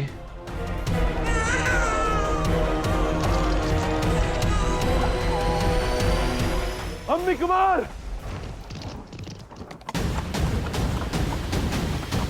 मेरी संतान ने क्या बिगाड़ा है तुम्हारा? तुम्ही ने कहा था ना पुरो कि पिता के कर्मों का दंड उसकी संतान भुगतती है। तुमने मुझसे मेरा सब कुछ छीना, अब बारी तुम्हारी है। मैं तुमसे तुम्हारा सब कुछ छीन लूंगा। तुम्हारे वंश को मिटाकर वो प्राप्त करूंगा जिस पर मेरा अधिकार है।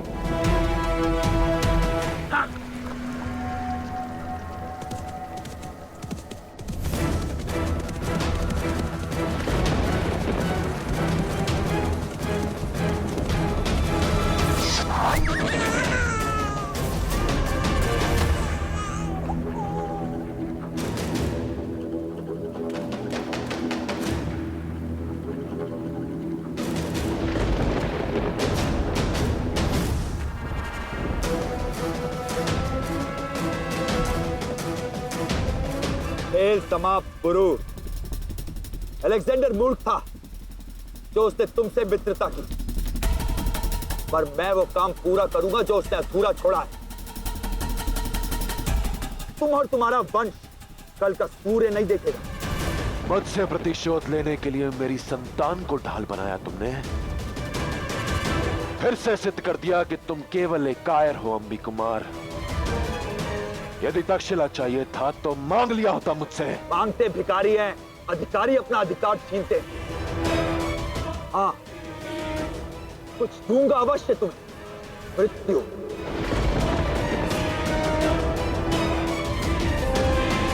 आक्रमण!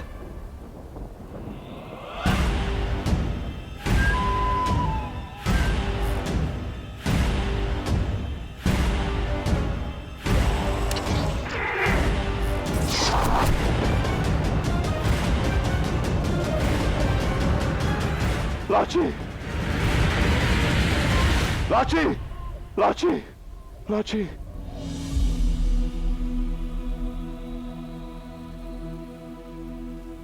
क्यों लाची? वचन पुरु।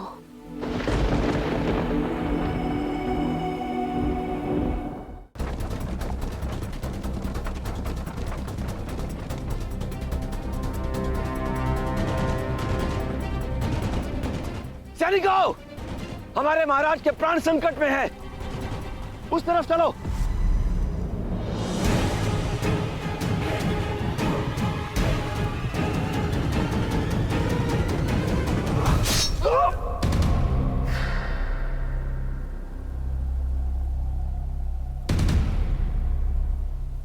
अम्बी कुमार!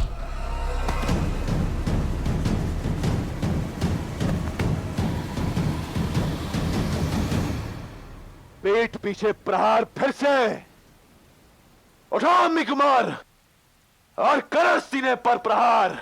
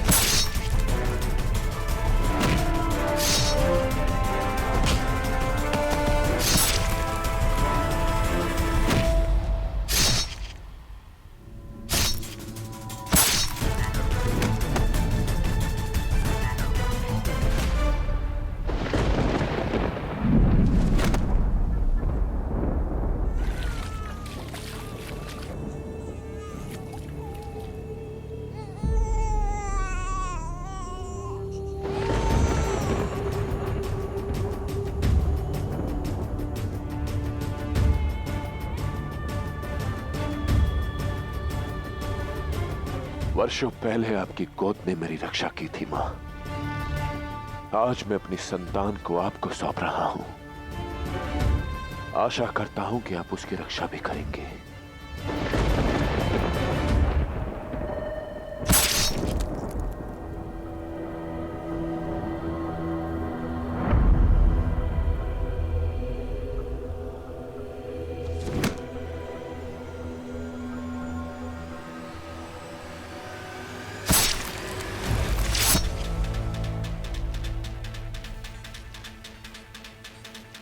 और फिर भारत पर कब्जा करूंगा और तेरी लाश पर से गुजर के भारत को झुकाऊंगा।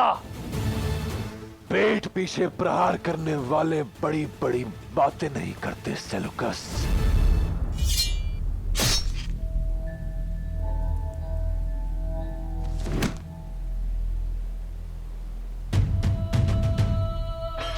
देख रहे हो पुरु, जिस झेलम को मां कहते हो उसने भी तुम्हारा साथ छोड़ दिया। तुम्हारी संतान की रक्षा करने में विफल रही वो। अब अपने राष्ट्र और अपनी संतान दोनों को खोने की पीड़ा सहते मरना तुम्हारा असली प्रारब्ध है।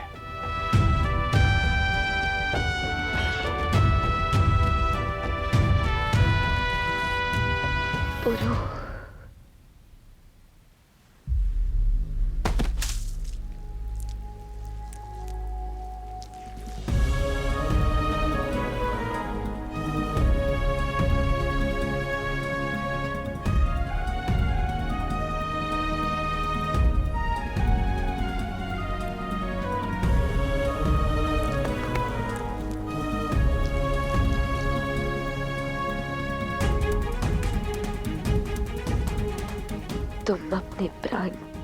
नहीं त्यागोगे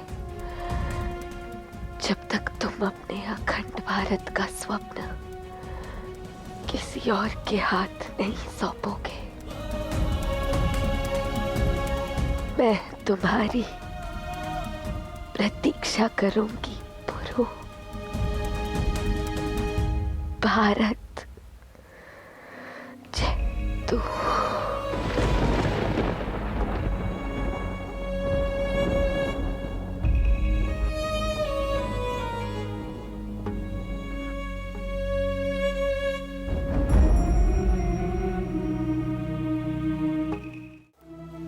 मुझे दुख इस बात का नहीं कि मेरा समय समाप्त हुआ।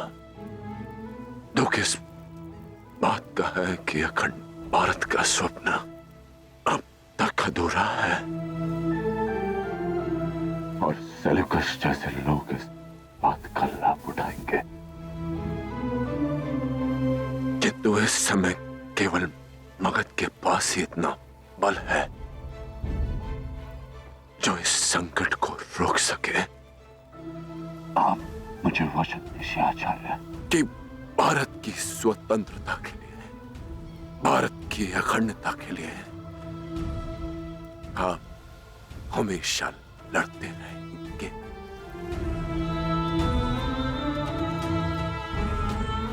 वचन दीजिए अखंड भारत की रचना में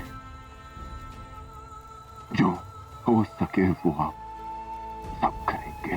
हाँ पुरु, मैं तुम्हें वचन देता हूं कि मैं भारत को अखंड रखने के लिए हर संभव प्रयास करूंगा। अब मैं निश्चिंत होकर मर सकता हूं। भारत जय तू, भारत जय तू। पुरु,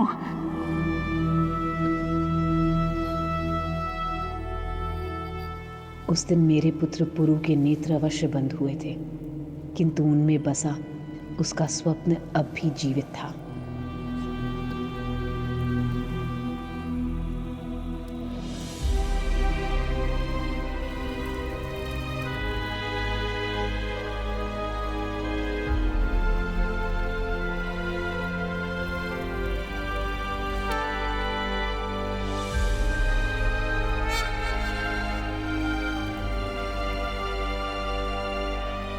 मैं आचार्य विष्णुगुप्त चाणक्य तुम्हारी चिता को साक्षी मानकर ये प्रण लेता हूं पूरा कि अखंड भारत के निर्माण के लिए हर संभव प्रयास करूंगा। तुम्हारे जीवन का सूर्य भले ही अस्त हो गया हो पूरा, परंतु मैं तुम्हारी सोच को कभी अस्त नहीं होने दूंगा। पुरु के सोच की मशाल अब आचार्य चाणक्य के हाथों में थी। जो ढूंढ रही थी वो बलशाली भुजा जो भारत के भीतर की सारी सीमाएं तोड़कर उसे एक कर दे। कुछ यात्राएं समाप्त नहीं होती, विराम लेती हैं आगे बढ़ने के लिए, और मेरी धरा को भी प्रतीक्षा थी भारत के इतिहास के इस नए अध्याय की।